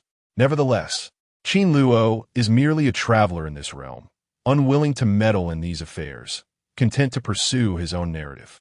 Yet, encountering such events inevitably stirs his reflections. Chapter 72. The beloved protagonist in the Song Group's personal dormitory, Qin Luo returned home and took a refreshing shower. He then retrieved his diary and began to record his rewards. Meanwhile, many female protagonists, who had been waiting for quite some time, expressed their dissatisfaction, wondering why Qin Luo had yet to pen his diary at such a late hour. They lamented his lack of diligence, remarking that his entries were always brief, ending just as their interest peaked. Amidst their complaints, Qin Luo had already completed his diary entry. February 12th, Monday, the weather is delightful. Today was indeed eventful. I strolled around the Qin Club with Song Yuni this evening and encountered several wealthy second-generation antagonists, all mere supporting characters. I hope they will collaborate earnestly as the plot unfolds. This evening, the character named Huang Xiao performed commendably, suffering a leg injury, while Tang Wen also fared well, receiving a slap. Upon reading this, the many female protagonists were left speechless, realizing that these wealthy heirs' earnest participation in the narrative merely involved enduring beatings. Such performances, risking their very lives, were indeed commendable. However, they reflected on the nature of their world, which was essentially a novel. Regardless of one's status, whether a powerful figure or a privileged heir, when the plot calls for you, one must dutifully accept their fate, an unyielding truth. Of course, as protagonists themselves, they too were subject to the whims of destiny. Yet, they were fortunate to possess the diary's auxiliary powers, granting them a modicum of resistance. The female protagonists expressed their relief. Yi Beichun, the main character, could be described as a killer of wealthy heirs, specifically targeting the affluent. After all, in urban fantasy novels, it is the wealthy who pursue beauty, and the protagonist must inevitably tread upon them to exhibit his prowess. If they were to refrain from pursuing beautiful women, that would be unrealistic. With such wealth, to see beauty without the opportunity to pursue her would be utterly stifling. Alas, the plight is grim. All beauties must belong to Yi Beichun, while others must brace themselves for his iron-fisted retribution. In truth, supporting characters are not devoid of benefits. Today's excursion with Song Yuni and her affluent companions offered ample opportunity for enjoyment. As long as one is not a protagonist, the revelry continues. Although these young ladies may not rival the many protagonists, their figures are undeniably exquisite, each possessing a perfect hourglass shape. Qin Luo, how dare you? As Lin Qingxue perused the diary, her brows furrowed in indignation, her demeanor fierce. Yet, realizing she was in her own room, she could only stick out her tongue, chiding herself for becoming too immersed in the reading. Nevertheless, she huffed in annoyance, chastising him for his lewd thoughts, labeling him a rogue. As she pondered over the events of the evening at the Qin Club, she recalled her misunderstanding of Qin Luo's intentions with women, which had driven her to rush in and kick the door open, a truly embarrassing moment. Yet, at least she had come to understand that Qin Luo was not as he seemed, and inexplicably, a smile crept onto her lips. In a nearby apartment, Min Xian emerged from the bathroom, wrapped in a towel, steam rising from her delicate, fair skin. She liberated her ample curves from the confines of the towel and indulged in a soothing bath. Her face, flushed from the steam, and her hair, dampened by warm water, clung to her graceful neck, her eyes glistening with moisture. She settled onto the sofa, releasing a gentle sigh, exuding the comfort of having just bathed, her delicate features adorned with a hint of charming languor. Habitually, she opened her diary and, upon noticing an update, promptly dialed Lin Qingxue. It's been updated. Qingxue. That guy Qin Luo has finally made his move. Lin Qingxue answered the call with a hint of exasperation. Min, you silly girl. I received the notification too, and I've already seen it. There is no need for you to call and tell me. Their relationship had always been this way, sharing every little detail. Their bond remarkably close. Though Song Yuni invited me to join the group gathering, I declined. I am not interested in those women. If I truly wish to pursue a relationship, my target must be a leading lady. Despite being merely a supporting character, if I were to seek companionship, it must be with the most exceptional of women. Otherwise, I would be ridiculed by the many predecessors who traversed these realms, wouldn't I? Furthermore, I could never match Yi Beichun's lack of boundaries. This fellow, driven by desire, doesn't care about appearances. He devours whatever comes his way when hunger strikes. One can only admire such audacity. Yet, I can understand his perspective, amidst the chaos of foreign lands. Women serve as a balm for emotional strain, a common tactic of seasoned warriors. Curiously, the original author seems to have lost the plot, as Yi Beichun. who was depicted as a carefree reveler abroad, suddenly transformed into a monk upon pursuing the leading lady. How peculiar. Perhaps it is the influence of the censorship deity at play. While Yi Beichen's character was merely a concept abroad, it has manifested into reality in this realm. As for his interactions with multiple leading ladies, that is the crux of the narrative. What author would dare to pen such content in the main storyline? Surely, they would fear the demise of their work. Perhaps this very reason explains Yi Beichen's relentless pursuit of the leading lady. Even as he becomes part of her harem, the relationship remains ambiguous, devoid of tangible actions. Yet in this world, everything has materialized into reality, and the future remains uncertain. Perhaps the tale that unfolds beyond the book's conclusion will see Yi Beichen continuing his journey in this realm. Yi Beichen, however, need not entertain such thoughts. I refuse to be a mere pawn of fate. If it comes to that, I would rather leap into the abyss than allow him any satisfaction. I firmly believe that my body belongs to me alone. This is a new world where the past shall not repeat itself. Upon reading the diary, many leading ladies silently contemplated. Today, during our mission, a new leading lady, Lingna, appeared beside Song Yuni. I was quite delighted to see her, though I am curious as to why. In the original text, her codename was Zero Chun, yet she claims her name is Zero Luo. Upon encountering Lingna, I was genuinely surprised. I did not anticipate meeting her so soon. However, upon reflection, her early emergence is perhaps a blessing. On Hell Island, she was engulfed in ceaseless bloodshed, and now, arriving in the Dragon Kingdom, she need not endure such a numbing existence. I sincerely hope she thrives. This unique leading lady evokes deep empathy within me. Having read the book from start to finish, I understand that although Lingna is part of Yi Beichen's harem, she is fundamentally a mere killing machine, aiding him in eliminating adversaries on his path to success. Such a characterization is unjust to her. Even in the end, her fate was merely a consequence of her being a beautiful woman, which led her to become part of the Dragon King's harem. The presence of Lina pales in comparison to that of a mere marionette.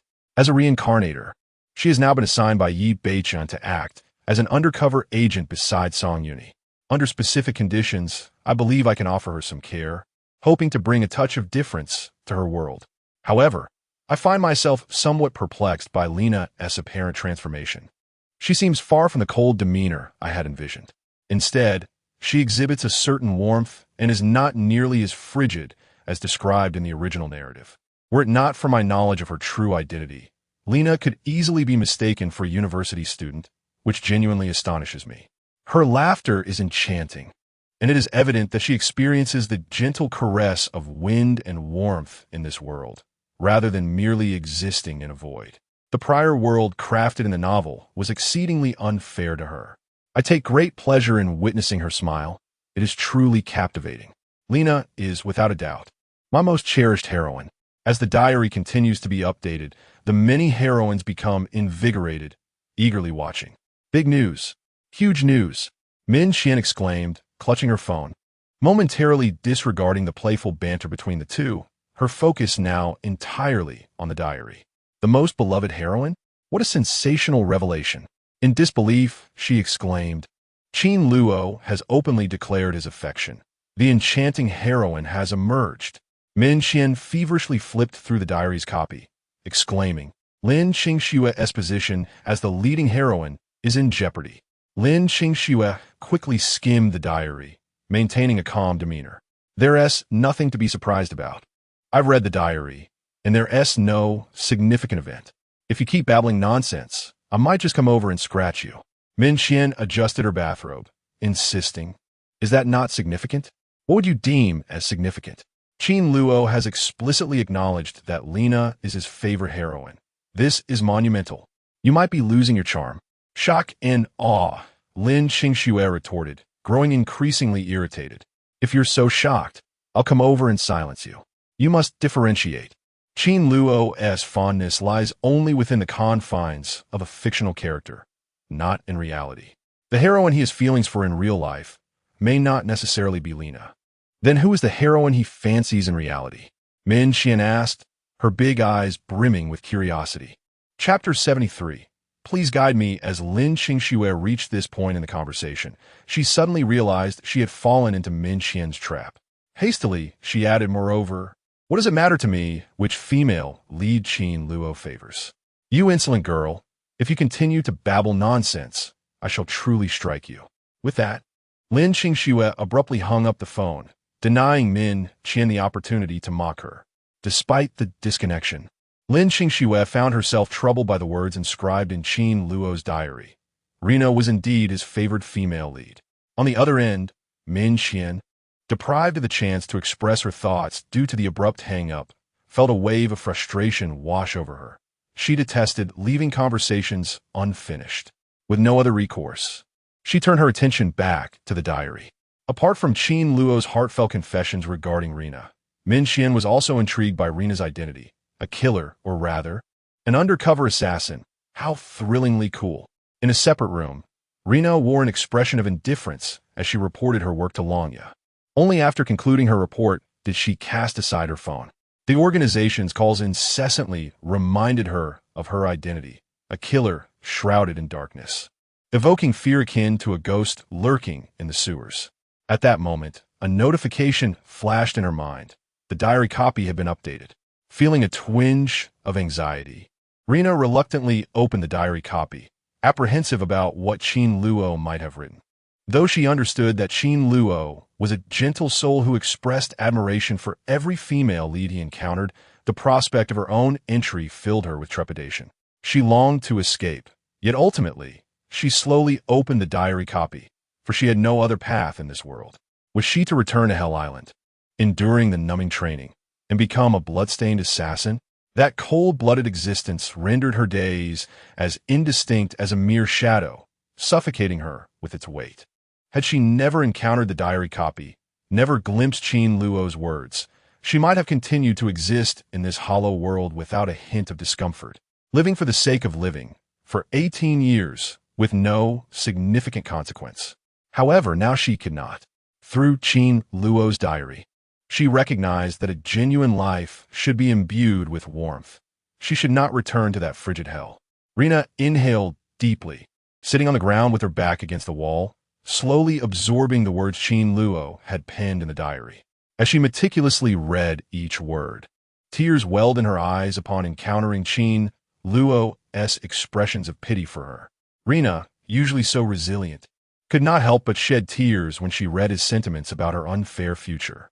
Sniffling, she felt a wave of emotion wash over her, her eyes brimming with tears that she could not contain, unable to wipe them away fast enough. For the first time, she experienced the sensation of being cared for and cherished. It was warmth. Rina's heart pulsated in the stillness of the room, thumping rhythmically. A warmth she had never before experienced gradually spreading from her heart. She transitioned from soft sobs to uncontrollable weeping, her tears cascading down her face, rendering it a mess. She could sense that Qin Luo genuinely felt pity for her, for he was a reincarnator aware of his own destined fate, which evoked a profound sense of compassion towards her, something she could distinctly perceive. The past was bygone, it no longer mattered. Do not feel unfair on my behalf. Meeting you is enough, Rina whispered softly while clutching a copy of her diary. Her choices were not in vain. She trained diligently, becoming the most exceptional member of the Dragon Soul Squad, arriving in the Dragon Kingdom and standing by Qin Luo's side. Upon reading his heartfelt words, Rina felt a sense of fulfillment. As for the future within the realm of the novel, she neither knew nor cared to ponder it. The present was sufficient, and the past was behind her. Thank you, she murmured, tenderly caressing the black diary copy, the specific day lost to her in the timeless expanse of Hell Island. She only recalled that on a fateful day, after vanquishing an enemy, this black diary fell gently from above, and she felt grateful to possess it. In the days prior, she had watched Qin Luo update his diary each night, his words accompanying her through every day. Now, having reached the Dragon Kingdom and being near Qin Luo, the diary had bestowed upon her his affection and concern. For the first time, Rina felt warmth. After shedding tears, she thought greedily of wanting her own happiness. Perhaps in the future, we can truly know one another. I hope this unique assassin heroine never becomes an enemy. Rina, please guide me. I implore you, Qin Luo. We shall never be adversaries. Never. In the original text, Hell Island is depicted as a harrowing training ground where the Dragon King's palace adopts orphans, subjecting them to brutal training amidst the life-and-death competition with peers, alongside lurking ferocious beasts and treacherous traps. Her fate was undeniably arduous. Emerging from the trials of Hell Island, she embarked on assassination missions for the Dragon King's palace, while her contemporaries enjoyed education, romance, and joyous family dinners. She dwelled in the dark underbelly of the world, taking lives daily. The narrative was profoundly unjust to her. In the diary, Qin Luo's affection moved Rina deeply. A young girl, constantly engaged in killing, bears an immense psychological burden. Given the mutations in this world, I hope she can find some solace. The system and plot have already undergone considerable changes. A slight alteration is inconsequential, provided I am not deemed a failure. A minor shift will not matter. Upon reading this passage, Rina fell silent. Qin Luo, do you genuinely wish to return? In that moment, she resolved that should Qin Luo truly desire to revert to the storyline, she would sacrifice everything to ensure its smooth progression, even if it meant her own destruction, as long as he could return to the world that was rightfully his. Qin Luo poured his heartfelt sentiments onto the pages, genuinely cherishing Lingna, his emotions profoundly sincere. Little did he realize that his diary would unveil these feelings, capturing the attention of an undercover assassin who found herself deeply enamored with him. Since Lingna had made her appearance, it was evident that she was tasked by Yi Beichan to probe into the confidential matters of the Song Group, ultimately targeting Song Hongyan. Yi Beichan had commenced his pursuit of her. For now, I deemed it unnecessary to concern myself with those affairs. My focus lay primarily on Lingna.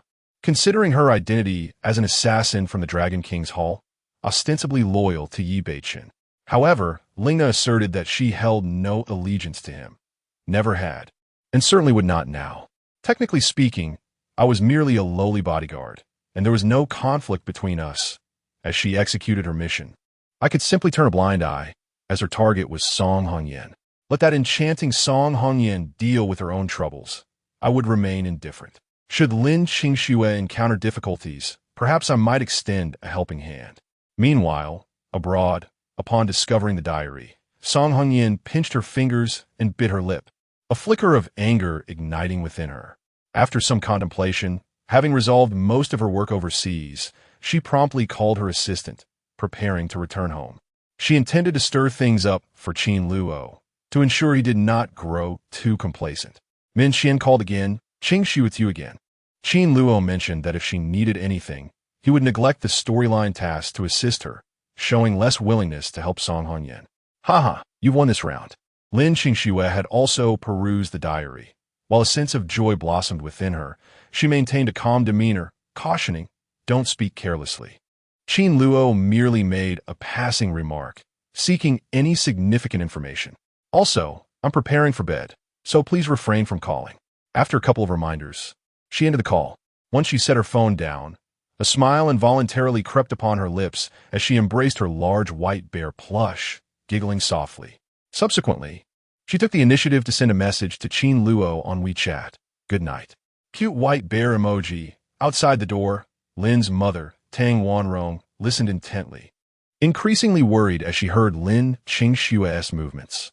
She recalled her own youth, having clandestine late-night phone calls with her first love, not Lin Guodong, a situation strikingly similar.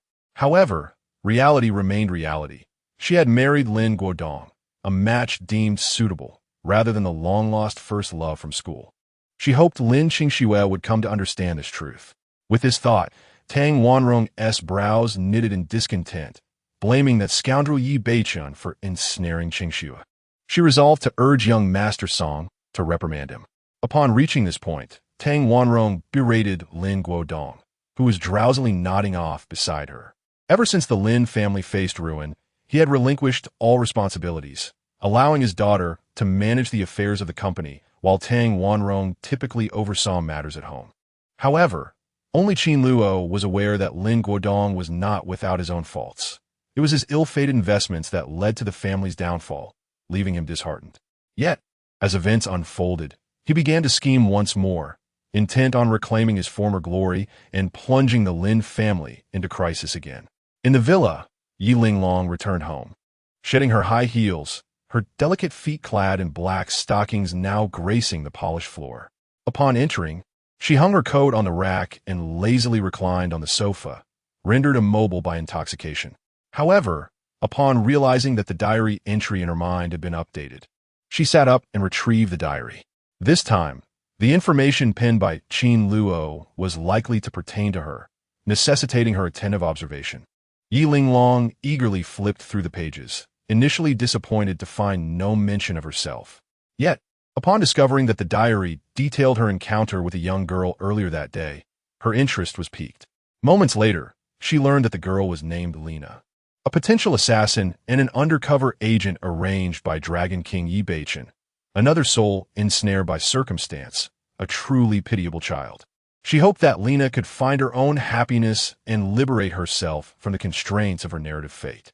Having absorbed the poignant details of Lina's plight, Yi Linglong sighed, reflecting on her own circumstances with an even deeper sense of melancholy. Gazing out the window, she murmured, "Why does Yao Guang persistently reject me? Is he truly destined to cast me aside for Dragon King Yi Baichen?" Although Lina's fate was fraught with challenges, at least she still possessed the possibility of choice. What of Yi Linglong? She had no such luxury. Ever since she encountered Yao Guang at the tender age of 8, he had become her singular choice in life. Yet, despite her relentless efforts, she and Yao Guang remained apart. Indeed, they were childhood sweethearts, having grown up together, and Yi Linglong had harbored feelings for him since she could remember. After more than 20 years, that affection had penetrated her very being, transforming into an ingrained habit. If one day she were to find herself devoid of love, turning towards Yi Baichen as a consort, she could not fathom what events would lead her to such a fate. She felt her destiny was no better than Lina's, equally tragic, with the architect of her woes being none other than Yi Baichen, or perhaps this world itself. In any case, she felt on the brink of madness. Chapter 74. Yi Linglong and Yu Yaoguang. Today, I encountered Qin Luo, perhaps gleaning insights into the future that might enable me to instigate change. When will he finally commit his thoughts to paper? Qin Luo, could you expedite this process? Yi Linglong flipped through the copy of the diary once more, yet found no mention of herself, growing increasingly impatient. A part of her longed to seize Qin Luo and compel him to inscribe everything, but she feared that he might not speak the truth. In her frustration, she could only await updates, yet the prolonged absence of any information concerning her was driving her nearly to madness. Coincidentally, Qin Luo's diary reached this juncture as he was contemplating Yu Yaoguang. This woman is an exceptionally formidable protagonist who has shouldered the mantle of the Yu family's heir, elevating the clan to an astonishing stature single-handedly. However, she sacrificed much in the process, including her identity as a woman. Furthermore, through a series of unforeseen events, she ultimately became a member of Yi Baichen's harem, with the flourishing Yu family reduced to a mere dowry for him. Should Yu Yaoguang come to realize the fate that awaits her, she would likely deliver herself several stinging slaps. As for her relationship with Yi Linglong, it is a lengthy narrative, but the outcome is that both women find themselves as part of Yi Baichen's harem. When Qin Luo read this section in the book, he found it quite engaging, as it depicted Yu Yaoguang's entanglements with her family, childhood companions, and matters of the heart. Yet, upon entering this world, he recognized the cruelty inflicted upon both Yu Yaoguang and Yi Linglong. But destiny has its course, and who can alter it? Traversing into this realm, my greatest vexation lies in dealing with ancient martial artists. Initially, the system urged me to adhere to the storyline, which I was reluctant to do due to this troublesome lot. Later, the system proposed that journaling could yield rewards, possibly granting me the ability to safeguard myself, which is why I consented to follow the plot. Having improved my physical constitution and trained in a form of ancient martial arts, I still find myself woefully weak compared to the formidable characters in The Dragon King Returns. Reflecting on Yi Linglong and Yu Yaoguang, I couldn't help but think of the martial arts realm. Eureka! As Yi Linglong perused the diary, she suddenly spotted her name, invigorating her spirit. Not just myself, but also Yao Wang. Huh, why did Qin Luo write you Yao Wang instead? He must have made a typographical error. Yi Linglong murmured to herself, dismissing the thought, attributing it to a fleeting mistake on Qin Luo's part. The mention of ancient martial artists indicated that Qin Luo was poised to reveal her identity as one. Yi Linglong pondered, discerning the implication. Both women are ancient martial artists. Yi Linglong is the master of the Night Temple. In the original text, she is the concealed dark queen of the urban landscape, while in the martial arts realm, she is renowned as the Scarlet Serpent Witch. This witch differs entirely from the clever and vivacious little sorceress Qi Wanwei. She is the kind of witch who kills without a second thought, which is why she is known as the Scarlet Serpent Witch. As numerous female protagonists perused the diary, they gasped in astonishment. The revelations were indeed shocking, particularly for those involved in the realm of ancient martial arts. It was only then that they realized Night Linglong was a practitioner of formidable skills. Upon receiving this news, Min Xian could not resist making another phone call, exclaiming to Qing Xue, "This is of utmost importance. Night Linglong is not merely a bar owner. She is the empress of the underworld and the master of the Night God Temple, a significant figure within the realm of ancient martial arts." Frustration welled within her. Why were all these female protagonists so powerful while she remained merely an unremarkable assistant? Was there any justice in this? She felt utterly deprived. If Qin Luo were to hear Min Qian's lament, he might quip, "Well, you do have quite the bosom." This was no mere jest.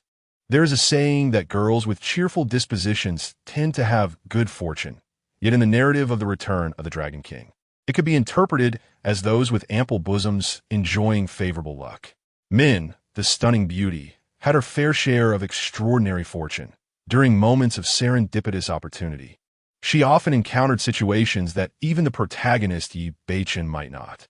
This indicated her remarkable luck, even when the system rewarded those who drew from the diary. Min Xian consistently garnered prizes, although she remained blissfully unaware of her own fortune. Abroad, Song Hongyan, upon reading the diary, expressed her astonishment. The Night God Temple, the Empress of the Underworld. This revelation was significant for her. Night Linglong's origins had always been shrouded in mystery, and despite her persistent investigations, she had uncovered little.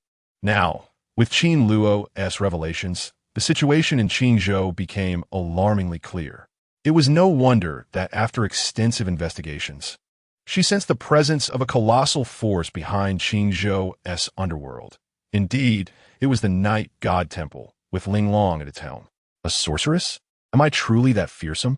Night Linglong chuckled lightly. She was unfazed by the exposure of her martial identity, but was taken aback by Qin Luo's characterization of her as a merciless witch, perceiving it as an ominous sign of a troubling future. The reasons eluded her, as the diary offered no insights. Night's mood darkened. How could she have known that the one she had loved for 20 years was a woman? Such a revelation would shatter anyone. Meanwhile, within the ancient martial arts clan, the Yu family, Yu Yaoguang's expression grew complex as she read the information in the diary replica. Being astute, she quickly deduced that perhaps it was her influence that had prompted the significant changes in Night Linglong. She had not anticipated that Linglong was also a protagonist in this tale. I should have realized it sooner. Linglong is ethereal and breathtaking. If this were a fictional realm, how could she not be a leading lady? But why am I also a protagonist? My beauty is indeed remarkable, yet I had vowed within my family never to present myself as a woman. Even so, will I still become the Dragon King's consort? Nonsense. I, the illustrious scion of the Moon family, cannot fathom the prospect of one day serving a husband alongside Linglong should I find myself in the guise of a woman. How utterly inappropriate. And Yi Beichun, does he even deserve such consideration? Perhaps this is precisely what has precipitated Linglong's profound transformation into the feared Crimson Serpent Witch. No, I must resolutely prevent such an occurrence. I had intended to resolve the matters of my family, to eventually lay down my burdens and gradually reveal the truth to Linglong, allowing her the necessary mental preparation. Yet, unexpectedly, the Dragon King emerged. Yi Beichen. Moon Yaoguang's gaze turned frigid. At this moment, She was unacquainted with Yi Beichen. Should he pose a threat to Knight Linglong's future, Moon Yaowang would not hesitate to eliminate him first. As the sole heir of the Moon family, she had been groomed by the family head since childhood, fostering a fortitude of spirit that surpassed many men. Upon learning of the potential future, she remained composed, instead contemplating how to resolve the impending dilemma. However, the information within the diary replica was still too scant, rendering it difficult to ascertain how the unfolding narrative would progress. Regardless, her true identity undeniably stood as an insurmountable barrier between herself and Knight Linglong, a reality that could not be altered. Linglong, I am truly sorry, but I am not a genuine man. Chapter 75. Does Lin Qingxue harbor feelings for Qin Luo? Yu Yaowang's expression darkened. She gently caressed her chest. Despite the constraints of bindings and arcane methods, she could still feel the softness and smoothness beneath her touch. The alluring curves and elasticity were undeniably captivating. Yet for Yu Yaowang, they only brought distress. In truth, there's nothing inherently wrong with being a woman. Yu Yaowang cherished her feminine identity. In the quiet solitude of the night, when she shed all aids in the bath, she would admire her beauty, marveling at her ethereal form, which filled her with joy. Regrettably, this exquisite body could never bask in the sunlight. Her family mandated that she assume a masculine role.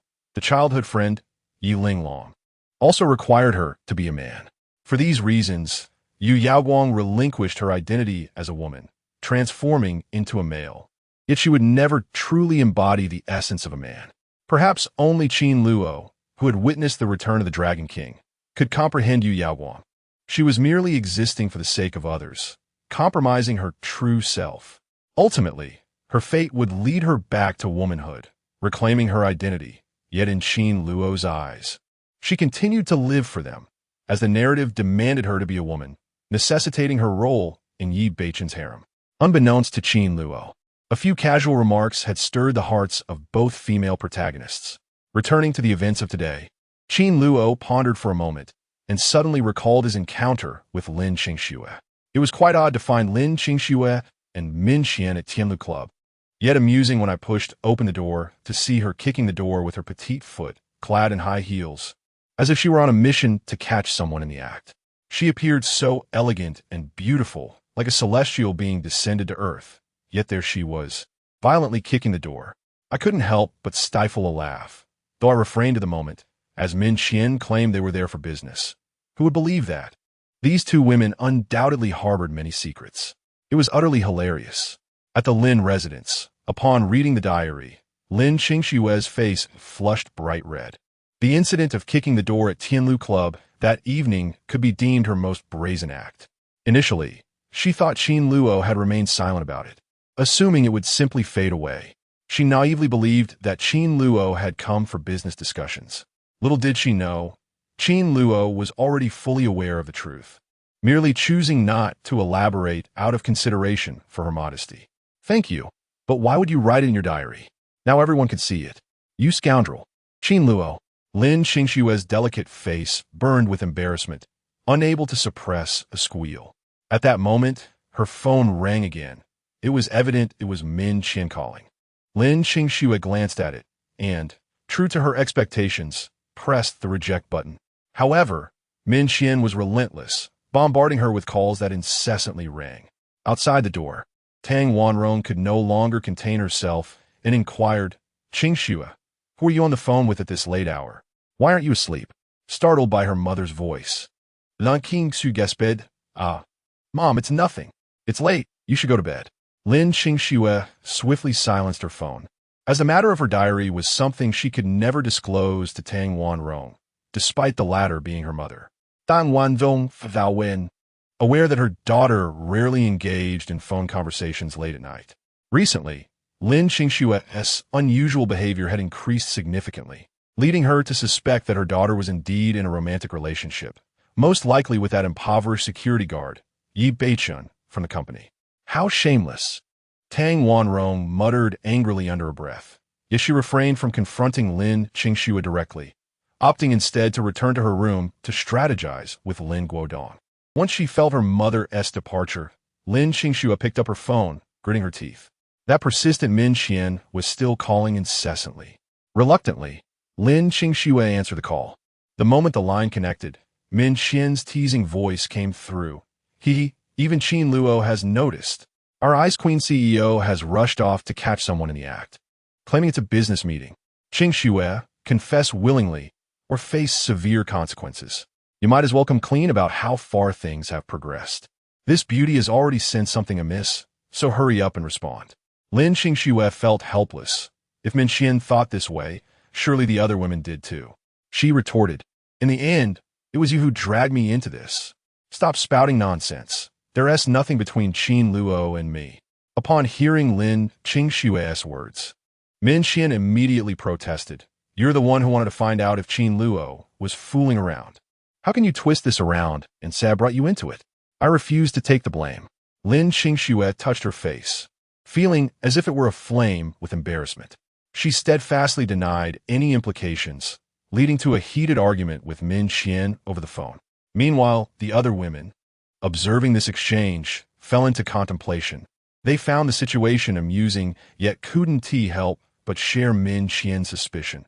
Could it be that this Ice Queen CEO had developed feelings for the time traveler? Qin Luo? At the Qi residence, Qi Wanyue wore a sulky expression, visibly annoyed. So, it turns out Lin Qingxue has also joined in on the drama tonight. This Ice Queen, so it didn't seem as cold-hearted as everyone claimed. Surely, this older woman was harboring ulterior motives. If Lin Qingxue were to hear Qi Wanyue calling her an older woman, she would likely be infuriated, as she was only 24. However, Qi Wanyue, at just 19, was in the prime of her youth, brimming with vitality, making Lin Qingxue appear considerably older by comparison. Not only Lin Qingxue and Min Qian, but even Long Binger made an appearance tonight, and she was acting quite irrationally. In a nearby apartment, Long Binger was massaging her long legs, a nightly ritual she deemed essential. Unlike other women who focused on facial care, she concentrated on her stunningly beautiful legs. She began with a special medicinal soak, allowing it to absorb before applying a gentle ointment, followed by a thorough massage to relax her leg muscles completely. This regimen was vital after her practice of ancient martial arts. It not only increased her strength, but also ensured her legs remained long and toned without developing unsightly muscle bulk. After all, Long Binger was still a woman at heart, and the desire for beauty was innate. If her martial arts training led to an unattractive physique, she might very well abandon her practice altogether. Through meticulous daily care, Long Binger's long legs exude a breathtaking allure, her stunning figure captivating all who behold it. As she perused her diary, Long Binger's delicate brows furrowed. Her hands, which were massaging her legs, came to an abrupt halt. Qin Luo had mentioned her in his writings, but she was taken aback by his declaration that she had lost her sanity. Aside from her parents, no one had ever labeled her as a madcap. This evening, there was initially no storyline involving Long Binger, yet, inexplicably, she appeared and dealt a severe blow to Yi Beiqin. This tempestuous girl, much like the enchanting song Hong Yan, has thrown the narrative into disarray. The female protagonist striking the male lead. What manner of development is this? In any novel, such occurrences are rare. Then again, it is not unheard of for the heroine to confront the hero, typically leading to reconciliation later on. However, the severity of this altercation is unprecedented. Alas, this incident has certainly disrupted the flow of the tale. Chapter 76. The banquet. Upon discovering the contents of the diary, the numerous heroines were taken aback, particularly by the revelation that Long Binger had actually beaten Yi Beiqin, and, according to Qin Luo's account, it seemed quite a severe thrashing. This heroine, is she truly that formidable? Qin Shui, let's not jest for now. There's a significant matter at hand. Giggles accompanied her words. I'm being serious. Min Qian, upon witnessing the diary's update, widened her eyes in astonishment and promptly halted her playful tussle with Lin Qingxue. What on earth happened? Officer Long also participated in the plot tonight, yet we did not see her at all. Lin Qingxue pondered deeply. It must have been after we left that Long Binger made her appearance. The two ladies reflected on the events of the evening, coming to the conclusion that Long Binger had indeed shown up after their departure from the underground casino, leaving a considerable impact in her wake. With an exclamation, Min Xian lamented. Oh no, I can't believe I missed such a spectacle. How infuriating it is not to have witnessed Officer Long's fierce confrontation with Yi Beichen. That would have surely been entertaining. Lin Xing Shui sighed. Oh, you mischievous girl, your manner of speaking has become increasingly absurd lately. Have you taken a page from Qin Luo's book? Though, to be fair, while Qin Luo occasionally surprises with her words in the diary, she remains quite composed overall. Min Xian shook her head with a smug grin. I am merely embracing the spirit of fun. This mindset is all the rage online now. Everything is entertainment, and it's simply delightful. Still troubled by Min Xian's previous jest directed at her, Lin Xing Shui retorted, You'll have your turn to play. Just don't come crying later. Min Xian waved her hand dismissively. Fear not. I am unafraid of anything. Bring it on.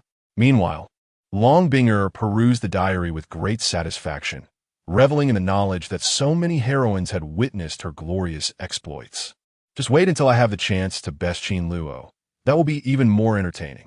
Although the anomalies caused by Long Binger disrupted the narrative, the plot continued to progress smoothly tonight, without any significant alterations. The system's assessment remained effortlessly favorable, truly a remarkable system. Is this even normal? Long Binger est malveillé. In truth, she was not particularly concerned about the plot. She simply did not expect her presence to have such a minimal effect on the storyline. I had initially feared that Long Binger's interference might lead to a failure in the narrative, but fortunately, after Yi Beichen departed, he stealthily returned to eliminate Shun Jun Ting, thus re-establishing the plot. This segment of the narrative has resulted in a staggering number of casualties, as if the sun and moon had been obscured by darkness. Upon reading this, Long Binger was left astounded. She had not anticipated that so much transpired at Qin Luo Club following her departure. With Yi Beichen returning to slay Shun Jun Ting, this would undoubtedly incite the wrath of the Shen family, and one could only imagine the ensuing chaos in Qingzhou. However, Long Binger was also aware that the affluent families had their own protocols for handling matters, and it was unlikely they would resort to police intervention. Having completed her diary entry, Qin Luo promptly uploaded it. Ding! Congratulations on completing today's diary entry, meeting the word count requirement. Rewards: Constitution 1, 50,000 currency, and triggering a lucky reward, X-ray vision. A chime resonated in Qin Luo's mind, followed by a dazzling flash of golden light in his eyes. As the brilliance faded, he focused his gaze on the nearby wardrobe, astonishingly seeing through it. The gift of X-ray vision. A surge of joy flooded Qin Luo's heart, as he had unexpectedly unlocked such an extraordinary ability. In specific circumstances, this power could yield unimaginable advantages, undoubtedly one of the most convenient abilities, even surpassing what Yi Beichen possessed. Typically, in urban fantasy tales, protagonists are endowed with a pair of X-ray eyes. Why, you may ask? For the purpose of gambling on stones, a classic trope. However, it was surprising that in this particular narrative, Yi Beichen lacked such vision, relying instead on the black dragon to sense which raw stones contained jade, which was nearly equivalent. After Qin Luo completed his journal entry, a voice echoed in the ears of the numerous female leads. Qin Luo has finished today's journal entry and will now draw for rewards. Drawing in progress. The draw is complete. The winner is... Suddenly, a voice reached Long Binger's ears, congratulating her on her reward, a monetary gain of 50,000 and the acquisition of a Battle Soul ability. This unexpected announcement left Long Binger momentarily stunned. It took her a full minute to regain her composure, realizing that she had been selected in the journal's draw. Was this the essence of a lucky reward? Her eyes widened in astonishment. She had previously received a 1 to her physique, an experience that she would never forget, yet this newfound fortune was on an entirely different plane. The ability she received was one that allowed for a temporary surge in combat prowess, doubling her strength for an hour. One impressive skill. The stronger one became, the more fitting it was for her. Long Binger exhaled deeply, marveling at her newfound power. If she were to face Yi Beichen again, she believed she could incapacitate him within 3 moves, no longer needing to struggle as she had before. How bountiful the rewards from the journal's lottery were.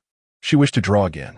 No one could resist the thrill of striking it lucky, especially with rewards so astonishing.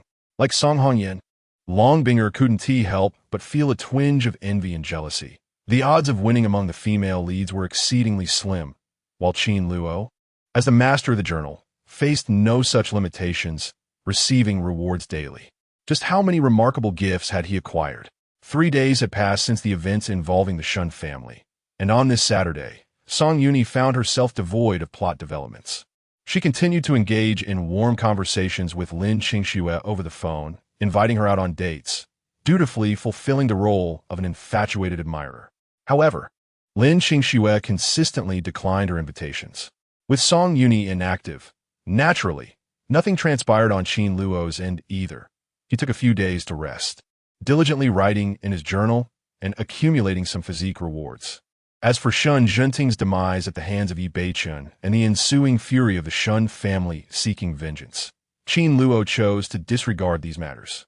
In the original narrative, such events barely registered as significant. When antagonists sought retribution against the protagonist, it was akin to the gourd warrior rescuing his grandfather, merely delivering themselves to doom. In the afternoon, Qi Wanyue called, prompting Qin Luo to recall his earlier promise to visit the Qi family. After hanging up, he rose to make his way to their residence.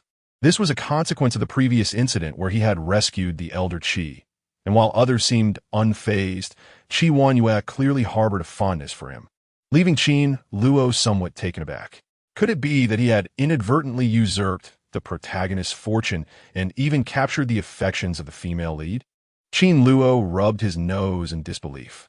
He found it hard to accept that such a scenario could unfold. In a typical urban narrative, how could a mere supporting character secure the heart of the female lead? That seemed implausible, as Yi Beichun, the true protagonist, would never allow it. Nor would the heavens sanction such an outcome. Regardless, he was indeed feeling overwhelmed by Qi Wanyue's persistent attentions. This little enchantress was incessantly calling him, displaying an eagerness that was hard to ignore. At the tender age of 18 or 19, she was quite tenacious. In Qin Luo's eyes, he merely regarded Qi Wanyue as a young girl, without harboring any significant thoughts. As she tucked away a copy of her diary, a sweet smile graced Qi Wanyue's lips. Clad in a pair of refreshing shoes, she darted about the house, directing the various arrangements for the upcoming banquet. The servants were astonished to see the usually demure young lady so engrossed in these matters. Chapter 77. Xuelanlan once again arriving at the Qi residence. Qin Luo gazed upon the grand European-style high-rise before him, marveling at the opulence of the affluent families in this world. Indeed, the illustrious clans depicted in novels often outdo one another in extravagance. Even during the drive here, the aura of nobility was palpable. As the vehicle entered from the street, it was flanked by meticulously trimmed pine trees, standing like sentinels, creating an impressive display. The car meandered for a full 3 minutes before officially reaching the Qi family's courtyard, even circling the European-style fountain at the entrance several times. Reflecting on his modest rewards, Qin Luo realized that even if he returned to Earth, he could never afford such a villa, reinforcing his resolve to strive harder. On his previous visit to the Qi estate, he accompanied Song Yuni as merely a bodyguard, largely unnoticed. However, this time, before he even approached the grand entrance, the butler, flanked by 2 maids, respectfully ushered him into the Qi household. The same grand hall awaited him. Upon entering, old Master Qi, sprightly as ever, approached with small steps, exclaiming, "Welcome, esteemed guest. I apologize for not greeting you sooner. Please do not take offense." Qin Luo quickly responded with a modest, "I am unworthy of such praise." After receiving treatment with the golden needle technique, old Master Qi appeared significantly revitalized, his complexion rosy. In the original narrative, Yi Beichun had employed the Tai Chi divine needle to heal the elder, but the outcome had not been as favorable. The golden needle technique evidently proved far more potent. This might also be linked to the incomplete nature of Yi Beichun's Tai Chi divine needle, as the other half of the legacy resided with the protagonist, Xiao Yener, whom Yi Beichun had yet to learn from. Thus, it seemed the plot had diverged, with old Master Qi unexpectedly reaping substantial benefits, extending his lifespan by several years. In addition to old Master Qi, Qi Yinglong, the second son Qi Qingji, the fourth son Qi Anmin, as well as numerous female relatives and younger members of the Qi family stood respectfully to the side.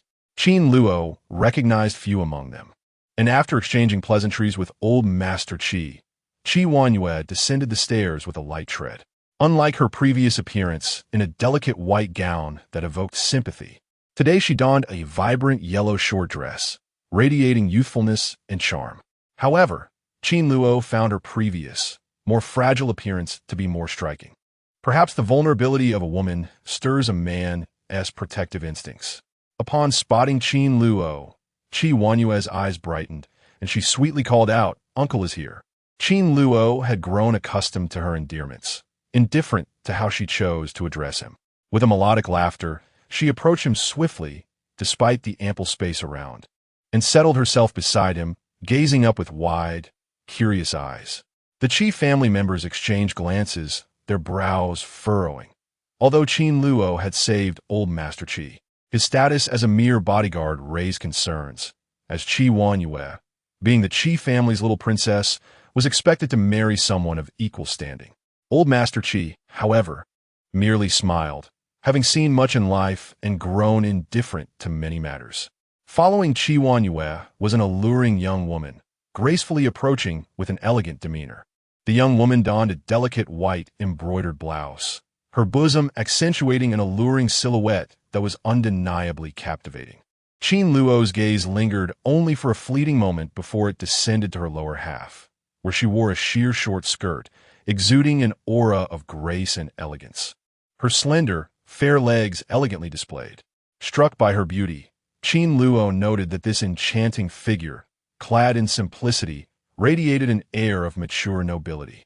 Her visage was breathtaking, and judging by her attire, it was evident she was not merely a guest, but likely a member of the Qi family.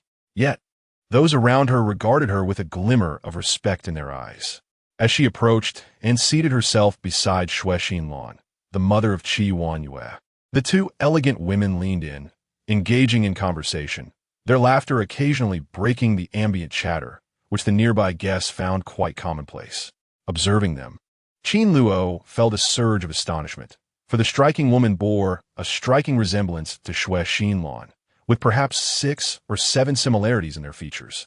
Suddenly, the identity of this captivating lady struck him, Xue Lianlan, the youngest daughter of the Xue family. Qin Luo recalled having seen Xue Lianlan on television, where she had once been a renowned host, though he had not immediately connected her to the Qi family. Qi Yinglong rose to his feet, facilitating an introduction between Qin Luo and the alluring woman. Xue Lianlan gently grasped Qin Luo's hand, which felt as delicate as a warm piece of jade. Noticing the look in Qin Luo's eyes, Qi Huanyue inexplicably felt a wave of tension wash over her, accompanied by an incredulous thought. Could it be that Aunt Lianlan was also one of the heroines? At that moment, the elder Qi cleared his throat and spoke again. "Young divine doctor, we are immensely grateful to you. Were it not for your assistance, I would have met my fate. You are a great benefactor to our Qi family." To avert any excessive entanglement with the narrative, Qin Luo replied modestly, "It was merely a chance encounter, a trivial effort.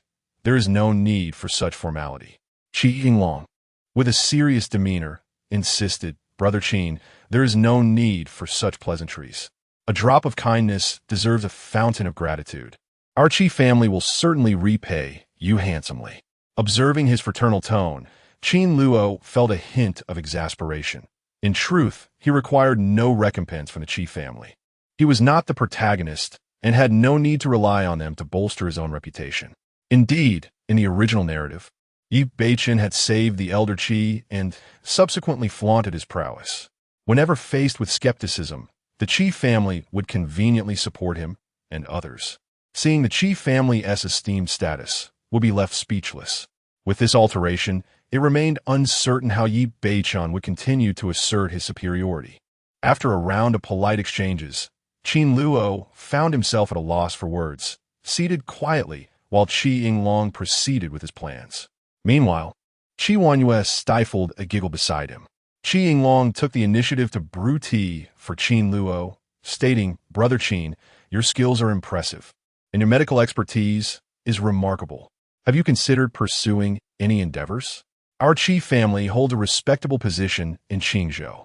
While we may not be able to elevate you to a new aristocracy, earning a modest income and becoming a rising affluent figure should be well within reach. Regarding Qi Long's words, Qin Luo harbored no doubts. The Qi family, being a prestigious clan, wielded considerable influence in Qingzhou, capable of elevating an individual to billionaire status, even if that individual were merely a humble security guard. However, Qin Luo's aspirations lay elsewhere. It was not that he lacked an appreciation for wealth, but rather that investing time in this endeavor would distract him from matters concerning Yibeichun, a risk he was unwilling to take with his life. Qin Luo stated, "I harbor no interest in money." At that moment, deep within, he felt a sense of helplessness, never imagining he would one day utter such a phrase. Nevertheless, both Elder Qi and Qi Long acknowledged Qin Luo's sentiments, forgiving Qin Luo's capabilities if he truly sought wealth. He would not find himself serving as a bodyguard under the extravagant Sion Song Uni. Qi Long remarked, "Extraordinary individuals engage in extraordinary pursuits, Brother Qin. Your realm is beyond my comprehension. Ha ha. Enough of this. It is time to dine. Brother Qin, join me for a drink." With a clap of his hands, Qi Long erupted into laughter. Chapter 78. You must be fond of mature women after the dinner party. Qin Luo and Elder Qi settled in the living room to engage in a game of chess. Qin Luo possessed many admirable qualities, yet his chess skills were rather lacking. Elder Qi began the game with enthusiasm, but after a single round, he was left disheartened by Qin Luo's poor play. Reluctantly, Elder Qi waved his hand, claiming fatigue, and excused himself to rest. It was then that Qi Huanyue eagerly took over the chess pieces, insisting on continuing the game with Qin Luo. Qin Luo mused that if he could not best a master like Elder Qi, how could he possibly lose to a mere 19-year-old girl? His confidence stemmed from the fact that the book Return of the Dragon King made no mention of Qi Huanyue's chess prowess. However, after just one match with her, he found himself utterly defeated, leaving him in a state of frustration. Qi Huanyue, noticing his expression, smirked with a hint of pride, her demeanor delightfully mischievous. It appeared that the characters within the novel, whose primary talents were not detailed, could indeed possess hidden skills. Qi Huanyue was a prime example. At that moment, the sound of a car pulling up outside interrupted their game. Qi Long's expression turned serious as he stepped outside. Who could warrant the personal attention of the head of the Qi family? Was this an important character from the book?